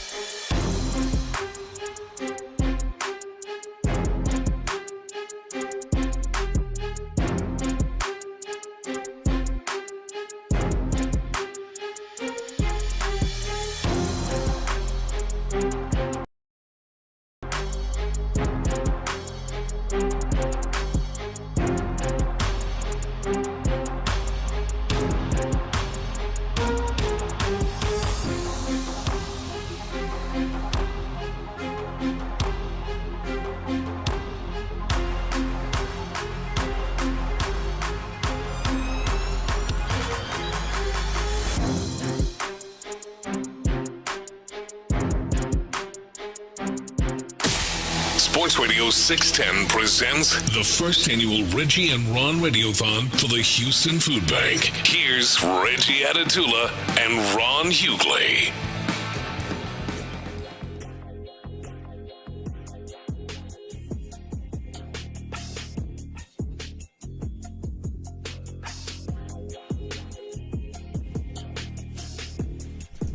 All right, welcome back in as the Reggie and Ron Radiothon continues to roll on, and Reggie's got numbers for you. You guys are amazing. As I said, I don't even think I know the power of this radio station. Sports Radio 610 has been around for 30 years, over 30 years, and it's one of the most powerful stations in the country, and you all are showing it. We are looking to raise money to help, as we've said, help feed Houston, and the Houston Food Bank, who services over 1 million people in this great city. Their budget has been cut by $11 million, and they just need all the help that they can get. And Reggie and I came together and really felt passionate about this cause, and we knew we needed your help, and you guys have come through big time. Reggie will give you the latest numbers. Again, if you want to help, as we need your help, please text Sports Radio 610 to 71777, Sports Radio 610 to 71777, and you can help us reach our goals. Reggie, you got numbers because boy, do I got an update too. Oh man, you want okay. the update now, or you want to do the numbers first? Hold off on the update because I want to get these numbers off. I mean, we started, and I think the goal that was set by the Houston Food Bank, because they also apparently didn't know what Sports Radio 610 can do, as we are learning today. They were sleeping on us. They were 3.5 hours, baby. They were like $3,000 is a nice little round number to maybe see That's what a we cute do. little number. We have blown past that in 3.5 hours, under 3.5 hours. $3,450 and a little bit of change has been raised in pure just cash donations, and you guys have been doing that. Shouts out to Shane Allen. Shouts out to Madison Johnson. Shouts out to Larry Jackson. Shouts out to Mary Vondison. All of you have donated on by going to, or texting rather, Sports Radio 610 to 71777. We greatly appreciate you doing that. You're doing incredible work. But on top of that, we also have auctions. We have dinners with all the shows of the station. Payne and Pendergast shows in Loop will be at J Bar M Barbecue. The Drive will be at Carbog Brewing, and Area 45 will be at Christian's Tailgate. All of those are you and a guest, along with the shows, hanging out. Maybe a bottle of Blanton's, as both Sean Pendergast and Ron Hughley had promised. Man, y'all fancy, man. I personally didn't know Sean had promised that. I'm glad that you went for that as opposed to Mad Dog like y'all be doing sometimes, because that's different. But we may bring a Mad Dog bottle and sign it for you. There it is. Right there. Okay. Look, look. Just let me know how I can sweeten the pot. I will, because we have some updates on where the current bids are if you want to hang out and get the stories and the personal interaction with any of the fellas. What are the updates on the bids right now, Figgy Fit? So we got an update for In the Loop. Ooh, I love to hear it. In the Loop is now at $1,000. Yeah, baby. All right. I see you in the building. Shout out to my guy Rick. Hey, damn Rick. So the 3-day parts are all at least $1,000 now. Which means that's what that puts y'all at. Y'all need to go ahead and bid on this Area 45 dinner, because it is Don't sleep on that one, man. Steal right now to hang out with the fellas at Area 45. Ratchet Creighton will bring it. He got a lot. PC's got all of. He got a lot of stories too, man. Yes, like if you are wanting a dinner where you can just sit there and listen to somebody drive a conversation, Patrick Creighton and Sean Bijani too. Those guys could talk for days and tell you things and tell you stories and go through history, sports history. Like they are like sports inside. The underrated part of that one, I'll say, those are consummate baseball dudes. Yeah. If you love baseball and like talking baseball, you will have a time and a half hanging out with those cats. So I encourage you. Time and a half. 200, yeah, man, you get overtime with them fellas. And Sean Bijani in a previous life fancied himself as a football coach. I was going to say Sean. So not only did he fancy himself, he went and did it. That's what I'm saying. Yeah. Like I'm saying that, like, if you want to get into the nitty gritty of football, X's and O's, Sean Bijani will go down the rabbit hole with you. So $250 will get you on the board for Area 45. You got to beat bids of $1,000 for In the Loop and the drive, and then $1,500 is the current top bid for Payne and Pendergast. That's what's happening as we're raising money for the Houston Food And Bank. again, to alert, we're going to have to start to count this stuff up. We may be getting closer to me having to throw this jersey on. Oh, that's a good point. Once we surpass What's our threshold? $10,000. Once we surpass the $10,000 mark, we're looking at $7,000 right now. I'll be wearing the Texans jersey. If you know, it's kind of a deal for me. I'll be wearing the Texans jersey throughout the rest of. Make sure it's not wrinkled up, man. I ironed it out or something. The show, because we are going to hit that as we sit here at 9:30. We are around the 7,000 mark again. Text in Sports Radio 610 to 71777. That is the number you're texting to. You're not texting to 713-572-46. No, you said it right, but I think I've seen a number of people text in 71777 to our text line. Yes. No, you want to text to 71777, the words That's Sports Radio 610, all one word. And the reason why that is, I want to make it abundantly clear, because sometimes with donate events, there's multiple hands changing, money changing multiple hands, and people have a level of kind of trepidation. Is that money getting where it needs to go? We're just publicizing this. We're just pushing it. This is going straight to the food bank as far as all the money goes directly to their fundraiser as well. So we're Sports Radio 610 Odyssey. We're not even touching the money. So that's why we're pushing you to 71777. Also, I want to add, don't text 71777 to or to our number. Don't text it to our number. Actually text 71777 and type in Sports Radio 610, all one word, because I see a lot of text messages saying 71777. Don't text this number. Yep, you'll see it. It's very easy process. I did it earlier this morning, and you'll get your confirmation back in an email from the Houston Food Bank. So go ahead and do your thing. All right. We've been having some fun. I love this. The boss said, "Hey man, this thing gets to feel different. You can talk. We can do this thing any way we want to do this." And I feel like, we are a more well-rounded group than just sports. Yep. We could do a few things, and I think this is a great group to have on. And I just want to lie about this question. And I know the producer back there will have some major thoughts on this. Do we talk about this in football, in sports? Aaron Rodgers, him hanging in here, is he messing up his legacy as long as he's playing? Have we reached a point where Dwayne Carter, known as Little Wayne, have we reached the point where he is starting to ruin his legacy with what this Carter 6 was it was a rough listen for me. And not just the Carter 6, but a lot of the stuff he has been doing. Have we got to a point where Wayne is messing up his legacy right now? I don't think he's messing up his legacy. I just think that Wayne is going to be one of those ultimate, you would have had to have been there type of artists. If I just place you in 2025 in the future with no context of who Wayne is or what he was, it'll be hard to understand the Lil Wayne thing. But you would have had to have been there in 2000, let's call it from 2005 to 2010 or so.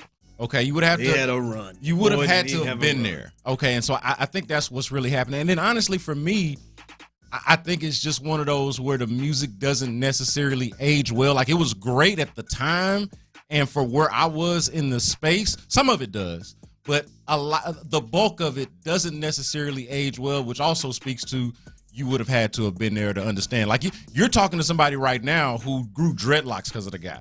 Like, I'm sitting there. Oh, that's really? That's why we're here. I don't know. He is starting to make me forget about, man, I miss my dogs.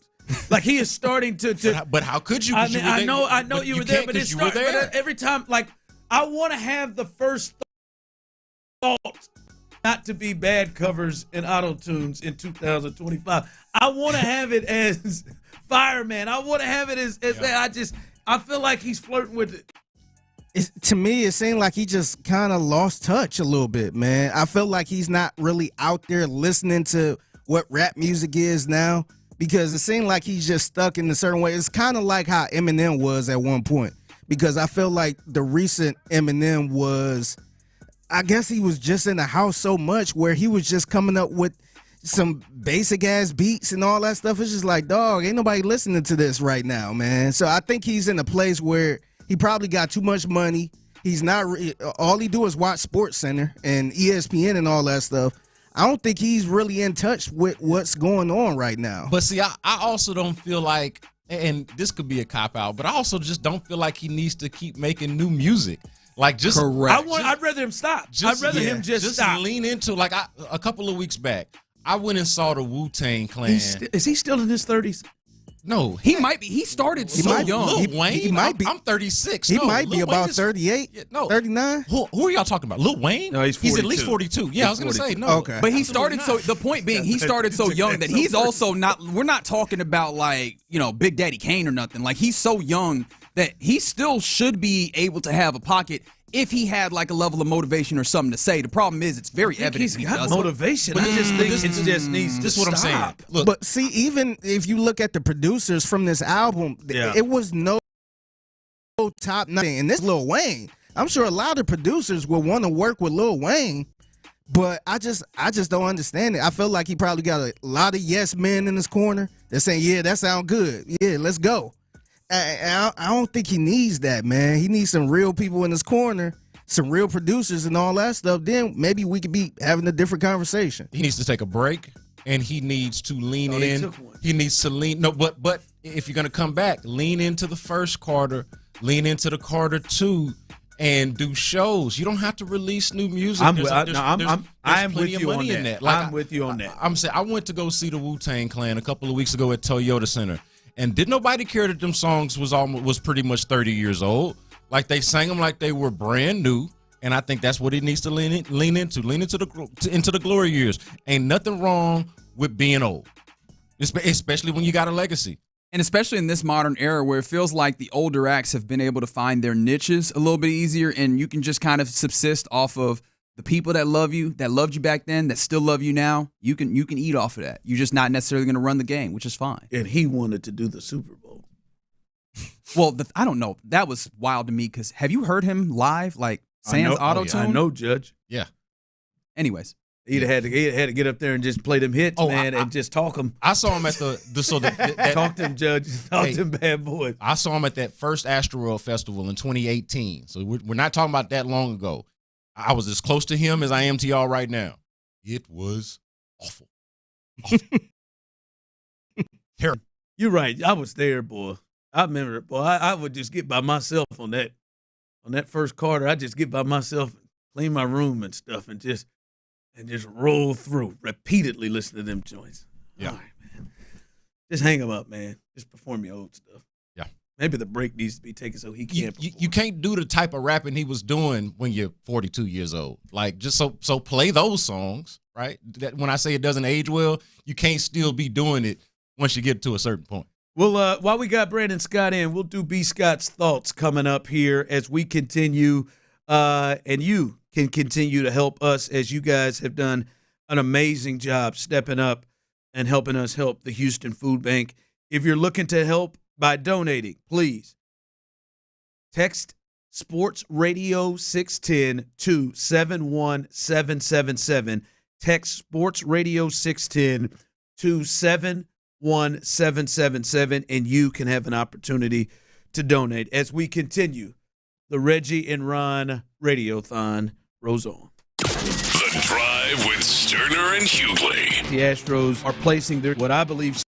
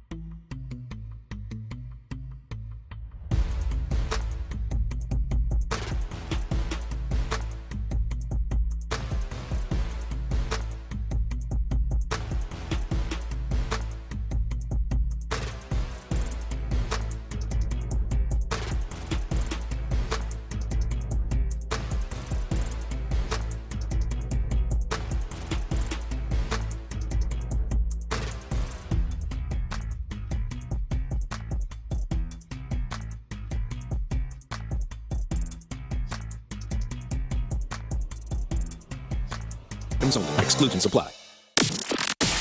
Sports Radio 610 presents the first annual Reggie and Ron Radiothon for the Houston Food Bank. Here's Reggie Atatula and Ron Hughley. All right, welcome back. For those of you tuning in and it's surprised no one has gotten fired, Seth and Sean, they have joined us today. This is a special day here at Sports Radio 610. This is, for you, Lopez, the first annual Reggie and Ron Radiothon. And we, with your help, have been able to easily, I think, 2.5 hours or so surpass the initial goal. Correct. I think we've cleared that by a lot, and Reggie will give you some numbers, but the boss, Parker Hillis, who is the program director, and signed off on us doing this little project that we had, has some news and some more things to add to the great things happening here today. I do. Thanks, Ron. Reggie, first and foremost, guys, let me very quickly say congratulations to you fellas. I know this was, you guys' brainchild, and we put a lot of time and effort into putting this together, but it really only goes because you guys had so much passion for this cause and passion for this city. So credit to you and props to you for putting all this together. Now, I do have something I want to add, and I want to make it really clear that we're not going to be able to do this all day. So for our listeners who I know have been texting in and wanting to throw in, extra pieces on top of donations, right? I know there's been a few of them. We can't do this for all of them, but we did have a good partner of ours reach out and wanted to add one more experience that we can add to our auction. So if you guys are cool with that, I've got a list of things in this package now. I heard you guys talking about it earlier today. Somebody wanted a B. Scott and Figgy kind of experience. Well, we now have that on the table. So here's what you're going to get in this potential auction package that you can now bid on. And this is from our friends at Cormier's Kitchen, who I know you guys have been out to for Football Fridays and have been out to for Bullets and Bugs back in the day. Yes, great food, great experience. Shout out to Cormier's Kitchen. Cormier's Kitchen is offering dinner or lunch. We'll figure all that piece out. Dinner or lunch with B. Scott and Figgy for you and 3 of your friends. Plus a signed, framed Yordan Alvarez jersey that is currently hanging on the wall, I guess, in Cormier's Kitchen. You're going to go home with it. And I've got a photo of it right here, and it is pretty, let me tell you. A bottle of Weller 12, and one extra mystery gift for you and 3 of your friends that's coming up next week. Okay. Here's how it's going to go, though.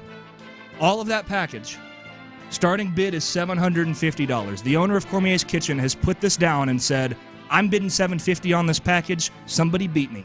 That's the bid to beat. So it's not a starting bid. You can't call in and say, I got $750. You got to beat it. Yep. Okay. We'll let you go up. We'll let you go up 25 on it. We won't force you to go 800, but this is fantastic, and I imagine that it will go higher than 800. So 750 plus. It's got to be 750. Look, now you're in the ego competition, B. Scott. With your boy. And let me. Honestly, I am humbled by this. Just the idea that it would even start at that number humbles me. So I can appreciate it. One more time. Here's what you get in this package. Repeat that. Lunch or dinner with B. Scott and Figgy for you and 3 friends. Just a dinner for 6 at Cormier's Kitchen. A signed, framed Yordan Alvarez jersey that is personally off the wall of the owner, Kevin Cormier. A bottle of Weller 12. And a special gift for 3 friends that's coming up next week. Hey, the Yordan Alvarez jersey alone. A special gift. What's going on next week? If you have any questions on that, special gift that you can enjoy with your friends. Figgy can fill that one in for you. Yeah, come holler at us. We'll tell you all about it. Yeah. $750. It you have to top that. Not start. You have to top $750 on that. Yeah, I think it's well worth it, fellas. And again, special thanks to our friends at Cormier's Kitchen for reaching out and doing this, guys. And thanks again for you guys for doing this for the community, for the city of Houston. It's a really, really cool initiative that we've started. I'm really glad to be part of it. I'm really glad that we were able to do this for our city. And we got 8 hours left to go? Wow. We're I guess rocking when and you say it rolling, like baby. that, it makes it seem like there's a lot longer time for say 8 hours? Yeah. Buckle up, baby. Wait a minute. I thought we had been here for 8 hours. What do you mean? Y'all had done the other way, right? Like, oh my God, 3 hours have already gone by. Oh my God, 4 hours have already gone by. You didn't do the other part of that math, though. Text line, guys. No, it's not an orgy. Whoa! Whoa! Where did? Whoa! At no point. The kids are out of school, ladies and gentlemen. Three friends, guys. It's not. Yeah, and it would be Lord way have mercy. way more than $750 for that. Come on, That is fair, I think? Let's be for real. An orgy starting at $750? Are you crazy? Come on now. Although I don't know what the going rate is. Anyways, I don't want to entertain that any further. We're not going down that road. I'm just saying it would be higher than $750. Fair enough. All right, from the 832. Wait, 3 friends who gets the jersey? You got to decide that. But you have the opportunity to decide that for if you beat the bid of $750. I mean, I would Who say put the money in? yeah. I think whoever makes the bid gets the jersey. Well, because they could the go in it together. Going in, like I don't think we talked enough about that. A lot of people have thought about just I have to put this money down. If you and a friend for the other packages, or if you and 3 of your friends want to put this together and go in, like you got $250, you got $250, you know what I mean? Like if that's how you have to go in order to raise this money, I think that's actually a smart way to go about this. Use the rest of the day, or not the rest of the day, because we're closing these things off at 5. But use the next couple hours, hit up your homies and be like, hey, you want to put in? That's their problem. That ain't us to figure out. I'm just trying to help. Because my goal is not necessarily, my goal is to get the money so that we can get this to the food bank and feed Houston. I want to make it very clear, Figgy, Tyler, if you're listening as well. I'm probably gonna be bad on these breaks today. Tyler, you know it. I'm probably bad anyway. I have to help. So we can have some fun. But B Scott, well, you know what? Well, B Scott, you ain't got nowhere to be. Yeah. B Scott's got nowhere to be. We have teased this already. I mean, give us another segment. I know Clint is on his way coming in as well. But B Scott, stay in. I want to get his B Scott's thoughts because that is a staple right there on In the Loop. I want to get B Scott's thoughts coming up on the other side. And you guys have been amazing. Continue to do the amazing work you're doing. We are nearing the 10,000 mark, which is.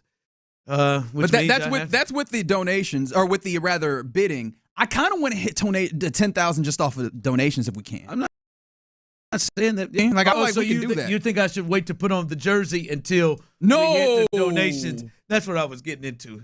We are okay. So I played myself. My bad. We're almost at 10,000. Yeah, we're almost at 10,000. That's when I throw on the Texans jersey for the duration of the show.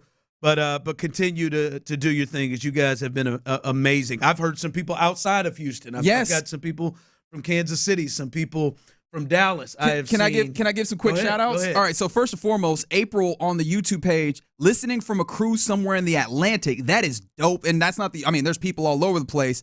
On top of that, I want to shout out Vincent Boisabin, Kenny Peacock, and Tavier Ellis for donating. Appreciate you guys donating and helping the cause. And in order to try and gin up more donations, I am allowing, if you donate $100 and send me the confirmation at reginald.attitula@odyssey.com, I will say whatever FCC approved message on the airwaves. It'll come out of my mouth, whatever you want Reggie to say, as long as it's not vulgar, not profane, and not like payola or plugola. Don't get him. You can't get him fired. Because he's not going to do that. But I will allow you to embarrass me for money in order to raise money for the city of Houston. Yeah, and shout out to April. You could literally be anywhere in the world, and apparently you are anywhere in the world, somewhere in the Atlantic, and listening to us. Can't appreciate you more for that. Yeah, we appreciate it. As we continue, again, through the break, you can continue to call to add yourself to the bid. And Pendergast is at $1,500. You've got a top $1,500. You got a top $1,000. I'll do it for $50. Okay, he's changing it to $50, guys. Good job. He will let me get this off. $1,000 on In the Loop and on the Drive, and you can still get in at $250 to have dinner with Area 45 713-572-4610. You can call in and add to that bid and the new bid that the boss Parker Hill has just told us about. That starts at $750. Our good friends at Cormier's, so you can do that. All of that as we continue. B. Scott's thoughts and the Reggie and Ron Radiothon rolls on. Let's go. Area 45 with Bijani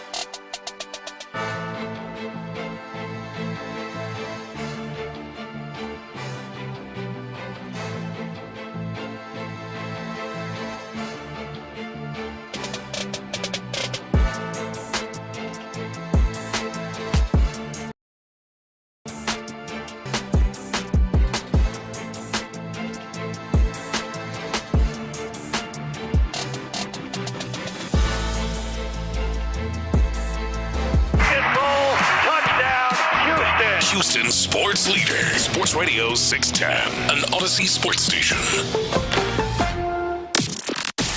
Sports Radio 610 presents the first annual Reggie and Ron Radiothon for the Houston Food Bank. Here's Reggie Atatula and Ron Hughley.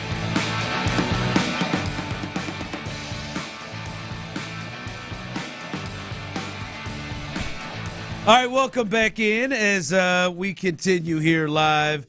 We have reached the 10 o'clock hour, 4 hours down on our Radiothon. Oh, this is my time, baby. That's right. We done made it to my time. Let me get out your way. Yeah, No. You got it. You handling business. No, this is you. No, this is you. No. This is your normal 10 o'clock time. Normally, you would be hearing In the Loop. You would be hearing Reggie, Figgy, and John Lopez. Well, Reggie and Figgy are in the building. But also myself and Brandon Scott. And if you are on YouTube and Twitch, you see my partner in crime, Mr. Clint Stoerner's in the building as he'll be in with us for the next couple of hours. Again, guys, you guys have done an amazing job. Clint, I have expressed, my feeling about putting on the jersey. I said as we get to $10,000 given, we'll put on the Texans jersey for the duration of the show. The Texans jersey. I will wear. I heard the Rockets sleeveless Rockets jersey at that's dinner. under a dinner. But I will wear as soon as we hit 10 grand. I will wear the Texans jersey, and we have got to be closing in on 10 grand. We blew, not just we, you helped us blow the little $3,000 goal they had. They've moved the goal. We were able to do that in the first 2.5 hours with your help. You could help us continue to do that. The Houston Food Bank, their budget has been cut by $11 million in the last year, and they are still expected to service over 1 million people in the Houston area, 18 counties, and we are trying to do what we can to help them, and you guys have done amazing with that. Again, you can, throughout, text Sports Radio 610 to 71777. Sports Radio 610 to 71777. Again, the number is not 27, it's 71777, but that is where you're sending it to. Yes, it is. And also, you can call in, as Figgy will take care of you, 713-572-4610, 713-572-4610, and you can bid on our dinners, and we've got now 5 auction items that you can bid on. You got numbers on that, Reggie? We do have numbers. So the dinners as it relates to the shows, you and one guest having dinner with one of the shows, $1,500. That's the current high bid. In the Loop, $1,000 is the high bid. The Drive, the high bid is currently $1,000 as well. And Area 45, the high bid is $300. You're going to have to beat that if you want to hang out with the fellas. Okay, I see Area 45. We are on the board there. And then some funds. Oh, Area 45. There you go. They on the board. And then the Figgy and B. Scott experience, courtesy of Cormier's Kitchen, that also has a signed, framed Jordan jersey, a Weller 12, and a special extra gift for you and 3 of your friends that's happening next week. That's $750 is the high bid there as well. So that's what's happening with those situations. And if my totals are correct with the experiences and just the raw donations as of right now, $8,250 thereabouts. Okay, all right. I need to slow that. No, ain't no slowing down, baby. Full speed ahead. Ready? No, I do it. I do it for whatever. We ain't slowing a damn thing down. Here's the deal. I'm here 10 to noon. I need to see these damn donations jump. I need to see the donations jump. And look, here's the deal. I put it on my Twitter. I don't know if that's legal, but it's up there. Maybe I should have waited till I left. It's on my Twitter, at Clint Stoerner. There's a link directly to it. You got to text nothing. Go right there, bang, boom, it's right there. Take you right to the donations page. Of course, I've talked to some people, y'all. Oh. Uh-oh. We gonna get some jerseys. I even held them jerseys. I'm talking about money. I'm talking about them greenbacks, baby. I'm talking about money. We got to get these donations in here. We can get some jerseys. Think you got some extra jerseys you can throw in on the drive? Hell, I done seen that room you got. Yeah, no. Hey, look, man. Big shout out to you guys for making this happen, man. It's easy in the world to go about your business and just kind of get your job done. Worry about you. Worry about your family. Worry about what's next with your career, man. To take a day and the station to allow us to do it, or y'all to do it, and take a day to do this, man, is big time, man. So tip my cap to you guys for giving back and having the idea and having the wherewithal and the energy and effort to see it all through, man. So glad to be here, glad to be a part of it. No, it has been. It's been a. As I said, I don't think I knew the power of Sports Radio 610 and its listeners, and you guys are showing out. And also our extended family, as Reggie talked about, many people even outside of the city are sending money to help the Houston Food Bank. All right, B. Scott is in with us for a little bit longer. Let's get your B. Scott's thoughts. So an Astros thought for y'all. Uh-oh. Whoa, hold on. Oh, yeah, we got to do this right. That's right. We got to get the intro music, man. It is that time. Yeah. Go ahead and hit that. My fault. Go ahead and hit that.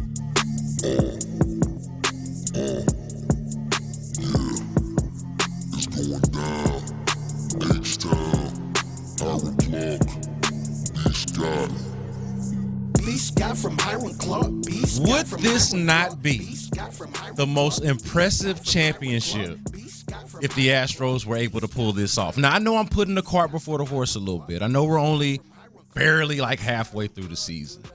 But the Astros, to me, and this is my thought, there is just something magical about what's, because I can't really explain it. I'm going to be honest, man. I didn't think they were really that good going into it. I'm talking about healthy. I didn't think they were that good. I thought they were good enough to win a division, but I didn't think that they were at this level. And then certainly not if you were to tell me that this was what their luck was going to look like this year, all right, that they were going to lose 50-11 pitchers, that Yordan Alvarez's hands were going to continue to hurt, and that he'd even have some kind of fracture that it took him, until it was damn near healed to find out it was even there, and the setback. We know what's going on there. If you were to tell me that all of these things were going to happen in one season on an Astros team that, again, quite frankly, I was not all that impressed with to begin with, I would have thought you were crazy to say that they would be in this position, to have a stranglehold on their division and to be one of the better teams, not just in the American League, but in all of baseball, and have as good a chance as anybody out there to threaten for another World Series. Like, to me, this would be as impressive, if not more impressive, of a feat of a championship type of run as any that they've had if they were able to pull this off. Other years, they've been front runners. I think 2017, they kind of surprised people, and maybe that one is the one that would rival it. It was the first one, too. But this one is completely catching me off guard where these Astros are right now. Hell, I think everybody's caught off guard, B. Scott. I can't explain it. They currently are front runners. Yeah, you look at this thing. Well, what is this? B. Scott, you look at this thing and you go, okay, how? Last year, these cats dug a hole that none of us thought they could dig out of. True. And you could, with some of the pieces they had, now not argue, that was a better baseball team on paper. And now all of a sudden, less than a calendar year later, you got a squad that has no business running away with the division, trying to run away with the division before the All-Star break. Yeah. And weathering the storm of significant injuries along the way. It's wild, man, to think it's a beautiful ride, just one more chapter in this crazy run the Astros have made. Yeah, to be the best team through June, or in June, I should say, the best team for the month of June, and then to just kick off July right where you left off. And I understand that they're playing the worst team in baseball to kick off July, but to also do it when guys like Colton Gordon and Brandon Walter and Ryan Gusto, like all of these characters that just shouldn't really factor into the mix, especially in the way that they actually do, and they're giving you meaningful innings, meaningful baseball. Like I just cannot explain, and it's another reason why I've said, like, as far as Dana Brown and Joe Espada and those awards go for GM of the Year or specifically Manager of the Year when it comes to Joe Espada, I don't know how they're not in the running for piecing this whole thing together. I don't.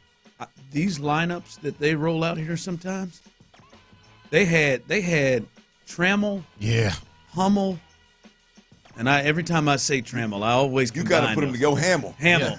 Is it Trammell or is it Trammell? I've heard people say it either way. I mean, I'm going to tell you right now, it's going to be Trammell. Okay. For me personally. Oh, very good. But they got Trammell, they got Hummel, I looked up here and then it's a yesterday. dude who name we don't know is. We was talking so bad about Shea yesterday, and Shea walked out there and got inspired. And not just inspired, a 450-something. 451. Yeah. I remember it because I was like, this is something I have to know. Man. 451 feet? It was a shot. Yeah, man. By the way, he can drop some draws, I believe. You think so? Yeah, I think he's got the look. Showstopper, like when he walks in the door. I don't want to say Pena, but he came up to Pena's got the whole package. He came up to the plate, and I thought, yeah, he probably walks in, doesn't have to use his mind. He probably likes being on the road. Pena's the one that's pretty enough that he might screw it up thinking too highly of himself. You know what I mean? Like you talking about he got a hell of a standard. That's it. Shay's one of them guys that's just rough enough around the edges where he knows he's got to work. He's got to work a little bit. He got to work a little bit. He remembers those 4 errors he had. Yeah, he can't walk in and right. That brought him right back down to earth. If he ever thought he was better than he really is, his ass was brought down to earth last year with 4 errors. And if he didn't hear it enough, Tyler damn sure let him hear it. Yeah, man. Look, that's a great deal. Like the Astros, we've gotten to a point where it's just like, and it's almost laughable, but it's real. Of like, who's next? Yeah. Well, because these guys keep coming out of nowhere, and not just. I mean, they're having monster moments. I mean, they're having like some of these guys. Like, I don't know if Shea's ever going to make it in the big leagues consistently enough to where he can hang his hat as a big leaguer. You know, there's a good chance he's going to have a run about like I did in the league. Man, you're going to get a couple of shots, couple of moments, and what do you do with them? You saw from him yesterday, though, is take 3 years right now. That's in the leagues. I mean, that's what he's been doing. I mean, I had a hell of a year over in Europe. Hey, man, I spun the peel all over Europe now. They had to play cover 2, couldn't rush no more than 3 to one side. Hell, I was good. I was kick ass over there, boy. I tell you what, you get them big leagues a little different. Strahan breathing down your neck. It's just fun to watch, man. It makes when the Astros, you almost get bored of how good they are and just expect them. It's unfair to expect the win, and then it's just you sit there and you go, now it's fun to watch this year to see which pitcher's going to pitch well or which player that they brought up is going to swing the bat well enough and win games kind of deal. So it's been fun, man. Man, that's the positive side of B. Scott's thoughts. The negative, okay? I didn't mean to dominate B. Scott's thoughts. No. This is how it works. The thoughts go out there, and then we bounce back. We're all learning on the fly. I've been on to chew up some oxygen. So I missed the intro. So since we got to the positive, what the hell's going on with this Yordan Alvarez thing, man? Like, I've never seen anything like it. It's constantly a 1 step forward, 2 step back, but really kind of just to learn that you didn't take that step forward. It just might have been a mirage or a lie or something like that. I have not seen anything like this. Like you just said, Ron, I've not seen anything like this where your star player, your best player, you don't have a really good handle on this injury, this hand injury, man. Like the Yordan Alvarez thing. And Show, you've been hitting on this, man, and I can remember the last time we went through this Yordan Alvarez thing when it was, we've revealed healed with the fracture. Somebody's got to either lose their job or really account for this, man. Like the Yordan Alvarez thing to me is like it's one of those things where somebody is to blame, but I don't know who. But it's the top, B. Scott. Like we're in today's world. I mean, there were tighter ships 25 years ago when I was playing. I mean, like this is unacceptable. I mean, we laugh. I know we do on the drive a good amount of time. We laugh at how you hear from Joe Espada. Well, it was Dusty, and then it was Joe Espada, and then all of a sudden you hear from what was the GM's name, Click, or you hear from Dana. Click. You hear from Dana Brown, and it's like they ain't been in a meeting room in a week. Like we laugh about that, but when stuff like this happens. That's not laughable. Yeah, and it's you know what I mean? And it's one thing if they're just playing coy with the media, which I know we can kind of get frustrated with as media and as people who do shows. But it's another thing if it feels like they legitimately don't know what the hell is going on, or legitimately don't know what exactly it is that they're talking about, and that's what it's kind of given. Like I know we joke around and kind of give them a hard time for being secretive, but I'm starting to wonder if it's less just being secretive and more just incompetence. Again, a level of competence and just wherewithal. So that's where my concern is. It's one thing if you're just going to lie to me. It's a whole other thing if you don't know what you're doing. So or if it's both. So like I don't know which one it is, but whichever one it is, they need to figure it out and get their head out their tails, man. like this thing maddening. It's just, I said this yesterday, Reggie. When you look at these 4 players who are high contract money players and highly important players to you winning, how they have handled Jordan this year, maybe there's a couple of other years in there too. Possibly. Kyle Tucker last year. Some of the situations with Bregman and his lower half, which was weird. The Gremlins? Is that what we're getting into? Yeah, and his elbow. That was the lower elbow. half and his elbow. I done forgot which part of the body he's talking about now. He couldn't play first, or he could play first, and he's playing third. And then the Lance McCullers 3-year saga of, he's going to have surgery and all that. Like those 4 players that make the money they did, the importance of that they are to this team. Like, as I said yesterday, Jim Crane's got to be flipping desk. Somebody's got to go. And the crazy thing about it, change this up. I think you could view the way that this Astros team has operated in 2 ways. You could be like, damn, okay, but they've managed to get some good and a lot of good, even despite that. Or you can go the other way where you go, damn it, if we can maximize what we're doing, how much better, how much more could you have won 5 straight? And I know that, I'm wilding, but in that instance, I could easily see you, especially as you talk about Jim Crane, a man who's footing the bill for all this, and he's like, how much more could we do if we get this particular portion of it right? Which is why yesterday, myself and Luke Morrow were like, you got it. It can't keep happening like this. Like, it's happened enough times where even if you say you've had bad luck as an organization, it can't all be bad luck. There has to be some portion of this that you're helping facilitate the bad luck, and that needs to change. You said something, Ron, on y'all show yesterday about, and I thought this was, I've been thinking about it almost ever since, of, hey, is he going to play again this year? Like, I think that's on the table. It's on the table that Jordan doesn't. Like, that is going back to my earlier thought of how impressive of a run this would be if they were winning the championship or if they were to win the World Series. No Jordan Alvarez, to me, that is off the table. Like, that, a lot of it to me is predicated on. I'm out if he's out. This is eventually going to come around. If he's out, that dream sort of dies for me. It's kind of similar, honestly, to 2022. I don't think it was as bad in 2022, but he had the hand issues in 2022, and we know how that ended, right? Jordan Alvarez is sensational in the postseason. They win the World Series, and it's all history from there. Okay, that's got to replicate itself. That's got to happen again. Like, Jordan Alvarez has to be a part of the mix. As impressive as it is that they've been able to do this part without him, I don't think they can go all the way without him. So, like, that's got to figure itself out for sure. They keep Jose Abreu dead healthy.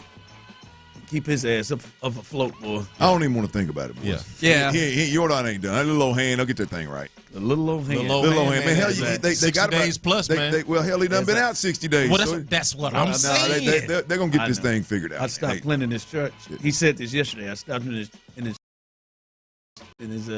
they just can't seem to get no pain coming from this thing.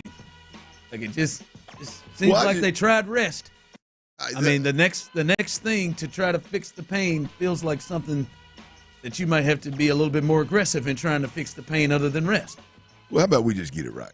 Yeah. I mean, that's it. How about we just get it right? Man, Jordan Alvarez and the Astros, they have access to things that we only dream we had access to when we have a fractured hand or any kind of injury, man. How about we just focus on getting this thing right and get the big fella back when it matters the most. It just says a lot to me when you have a starting pitcher that breaks his hand or breaks his thumb, gets hurt playing catch in the outfield. Why did you do that? And then it's just a blip on the radar. Nobody talks about it. Because as crazy as that was, because you got so much else going on. It's wild. Yeah. But shout out to the Astros for getting it done. Shout out to you, B. Scott. We appreciate you giving us a little over 2 hours. Thank you so much for stopping by. As we continue Clint's in for a couple of hours. All right. What you got? I got to make sure to thank some people who have made sure to donate on the to the Houston Food Bank, texting Sports Radio 610, all one word, to the number 71777, including David Apolsky's, Fran McKenzie, Ashley McHenry, James Lewis, James Hillen, Richard Epley, and for Jeffrey Payne, who donated, I have to say, this is Reginald Atatula, and I'm wearing a pink thong for the Ron and Reggie thon today. Wait, what? That is what I Had to say, to get that $50 for the Houston Food Bank. One of the great things about what we're doing here is we've heard from B. Scott, Sean Pendergast, Seth Payne has jumped in, Clint Stoerner is in. But it's not just a Sports Radio 610 thing. The entire Odyssey family, Odyssey Houston family jumping in. And we're going to be joined by some of our partners in crime, Frito and Katie from the Frito and Katie Show on The Bull. They will join us coming up next as we continue to try to raise money to help the Houston Food Bank continue as the Reggie and Ron Radiothon rolls on. The Drive with Stoerner and Hughley. Yes.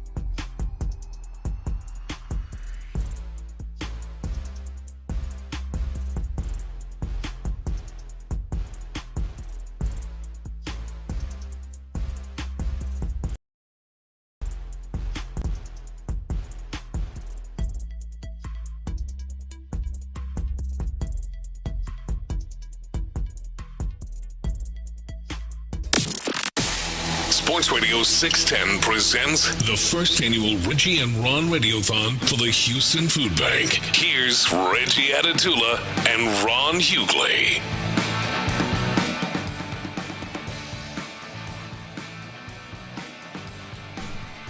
All right, welcome back in as we are. Yes, Parker, I got it. All right, my God. No, don't bury the lead. We're doing it, baby. Clap it up. What happened? What the hell happened? What I missed? Tell the people, Ron. I just tell the people. Listen, it's great news. Tell the people. Can I walk into it a little bit? Nah, jump into it. We have Baby. guests here. Is he upset because his wife donated? Is he worried? He might be. Is that what got him worked up over there? I just It's need possible. No, I'm good. I just need Did to it see come what out of? she- I Did just it need come to- out of the joint account? Or I just need to see what she donated. all right, it's good. That's workable. There we go. That's workable. You guys have been amazing. In all seriousness, as we took on this project to try to help raise money for the Houston Food Bank, and we're going from 6 a.m. to 6 p.m. Again, if you are not aware, they have had their budget cut $11 million here in the last year. They are still expected to service over 1 million people here in the Houston area. 18, and we just wanted to help in any way. They had a measly little $3,000 as a goal that we eclipsed in 2 hours. And now I said if we get to 10K, that I would, as a Chiefs fan, I have been asked multiple times around here, hey, why don't you throw on that jersey? Throw that jersey. I've even heard a birdie say Cal and Hannah may have wanted me to do so. I said at 10,000, I would wear a Texans jersey, and apparently $4,500 in auctions at least right now, and then another $6,000 in donations. Now, Frito and Katie of the Bull, the morning show, Frito and Katie morning show that are joining us now.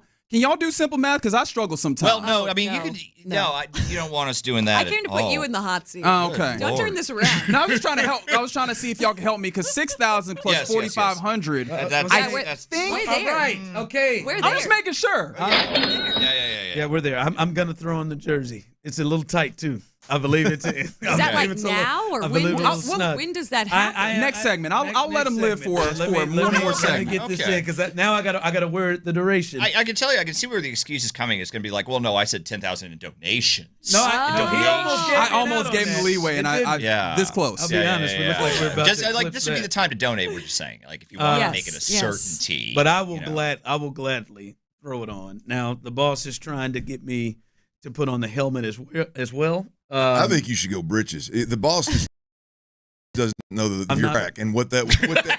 We need to see that in some football britches. I do. I would place a bet that I have the longest crack in the country. I mean, Ron, I think you could put Frito and Katie's together, and you still got them. Got them. I mean, I don't want to know how you know that. Well, I mean, they work together every day. I've been working y'all together understand for a long time. Y'all know. Let me tie my shoes. Yeah, let him tie his shoes. You'll know too, sister. Let me pick up a pen. Hey, during that football stretch line, we used to have to do all right stretch line. Painting a very vivid picture.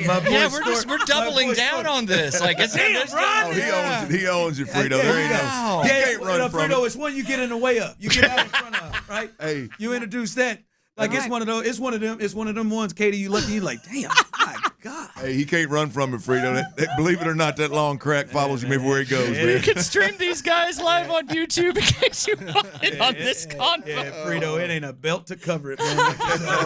Good Just Lord. out here giving it all. All right, we appreciate you joining us and helping us. I feel like you got a little quiz of some sort. We do. Yeah. So I'm thinking it's a good idea to wait for the jersey because you don't want to be potentially doubly embarrassed, right? Because maybe trivia is not your jam. Catch two L's right? at So once, you got to be at least a little bit comfortable as we give you a timed trivia challenge. Timed, all right. Yes. Yeah, so we do this every day. It's 10 questions that you have to answer correctly in 60 seconds. Oh. Mm-hmm. So Now, if people do it, they get money. They do. There have been two people so far. Just two. Have actually say you guys, and since this is a sports radio station and all you guys do is gamble, we figured we would make it very similar in theme here. You pay. Yeah, you pay. Loser is going to owe $100 to the food bank. No problem. I just Or want to more. say No problem. Ron will happily pay. Oh, wow. Okay. Oh, how much did your wife give? Maybe it is $1,000. We'll add a zero to it. You want to ratchet my that? wife just paid.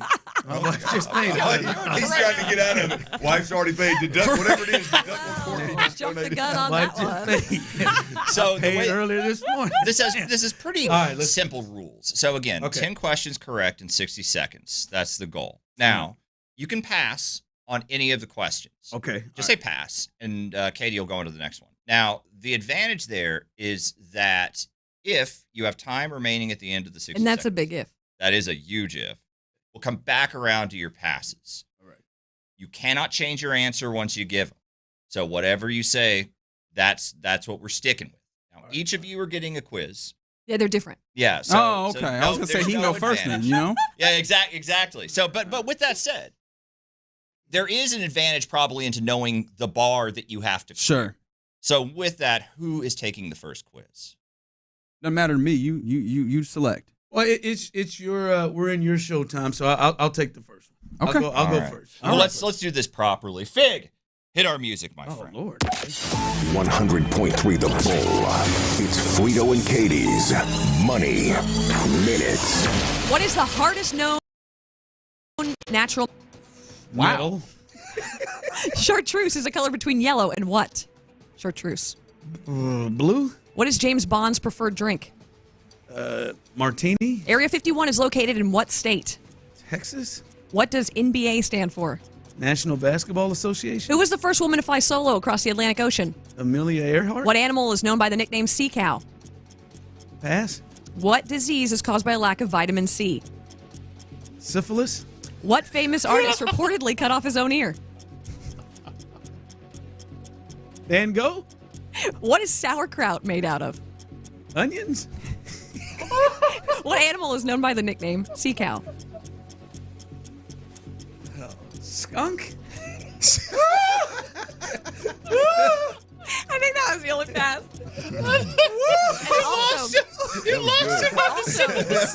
Also, this is not a. This is not. I know. And I had down to a this is minute. this is because I'm an idiot. So I think what she wanted me to do is combine it into one thing, and I had two things. Figgy, I'm so sorry, my friend. That was longer than. That was No, longer I than a needed all minute. the time to hear all of that. Than a We minute. need more than a minute. You got the timed advantage. You got the timed advantage. You're dealing with some middle midgets over here. We need 2 minutes. Now with that's not bad. Well, we did have some misses, so we'll just Okay. go through the entire thing. Did you? I know y'all are looking to fill time, so we'll just go over all of it, okay? Syphilis is not there. Syphilis No. is not. It's actually scurvy. Scurvy, yeah. Yeah, the scurvy. Never had it. All right, well, Good. Never Which had one? I'm listening. Let's not. Never had let's it not or had go it. through Yeah. that. I thought syphilis felt right. All right, the hardest known natural material. Diamond. Diamond. Diamond. Diamond. Oh, whoa. What is Still that? got business. I don't know, but it See, we sounded go very. through, No, we go man, that through scared it. the hell out Oh, of me. okay. We go Gotcha, through it gotcha, so gotcha, everybody gotcha. knows Okay. what they missed if they So played we along. can all learn a little something together. Yeah, There you go. yeah. Diamond, Okay, okay. chartreuse is a color between yellow Green? and Green. Green. Okay. Green. Oh, my What'd I man, say, my blue? man, Blue. my man, Dirty Red knew that one. Yeah. Well, Yes, that's like sir.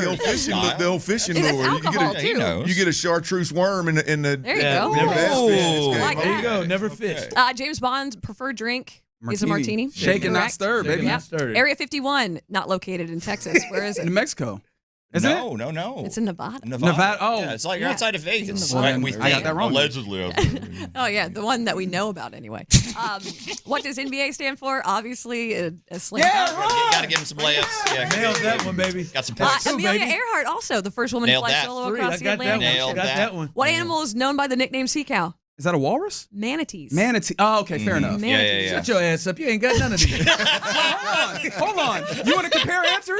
I missed by saying walrus. You missed by saying skunk. That's all right. Hell, we missed, Yeah. didn't we? Yeah. We both missed. You got Van Gogh. We missed scurvy, and it's cabbage that sauerkraut is made out of. All right. I was gonna say nastiness. Yeah. Yeah, So- I would have accepted that. Yeah. So how many did I get there? Polarizing. How many did you Is get that 3? correctly?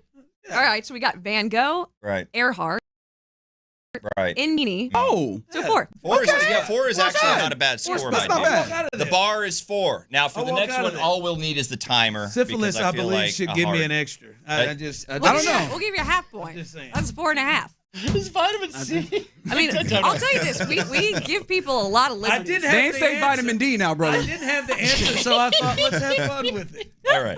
So the bar to beat is 4. Okay. Are we prepared? Probably not, but let's This do will it be anyway. a different quiz. So again, there's no advantage. Katie, are you ready? Yeah, I'm ready. Let's roll the timer, Fig. What's the name of Homer Simpson's wife? Marge. What ocean is off the California coast? Pacific. How many weeks are in a year?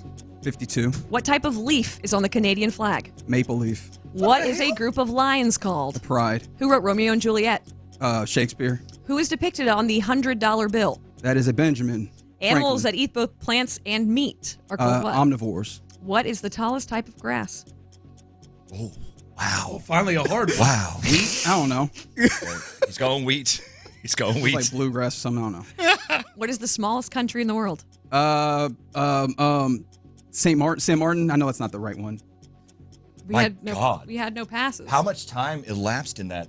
Hold on. Figgy, is that like a 30 seconds? I don't feel like these 13 questions. seconds. were- Yo. This is the Vatican, problem. that's what it was. This is the problem with the Yo. Money Minute, It's right? the Vatican. That was what I was looking for. The Vatican, Damn it. Vatican City. Yeah. Correct. You And didn't say it. Tallest I type know, of it's 2 grass seconds. Run out yet. is Your bamboo. time just ran well, out, so you did have. I think No, I already said. I already said answered. St. Oh, Martin. okay. I mean, I just Ron's like, no. That was like the I don't feel insane like- bolts of money. Like that was From the insane. thank you, That was Ray. I good. feel like there were some softballs there, but Yeah, but he blew the door. Hey, I didn't know who was going first, who was going second. That's you up. true. Yeah, y'all He had doubled you up. well, So- shut just up. absolutely and he smoked. made- he you made screwed look it up a little smoked It's bit. a player. group of lions? Are you kidding me? You screwed it up. Ron. I You also should've was went cooking your answers too, to be honest. Thank you, Adam. Ron had way harder questions.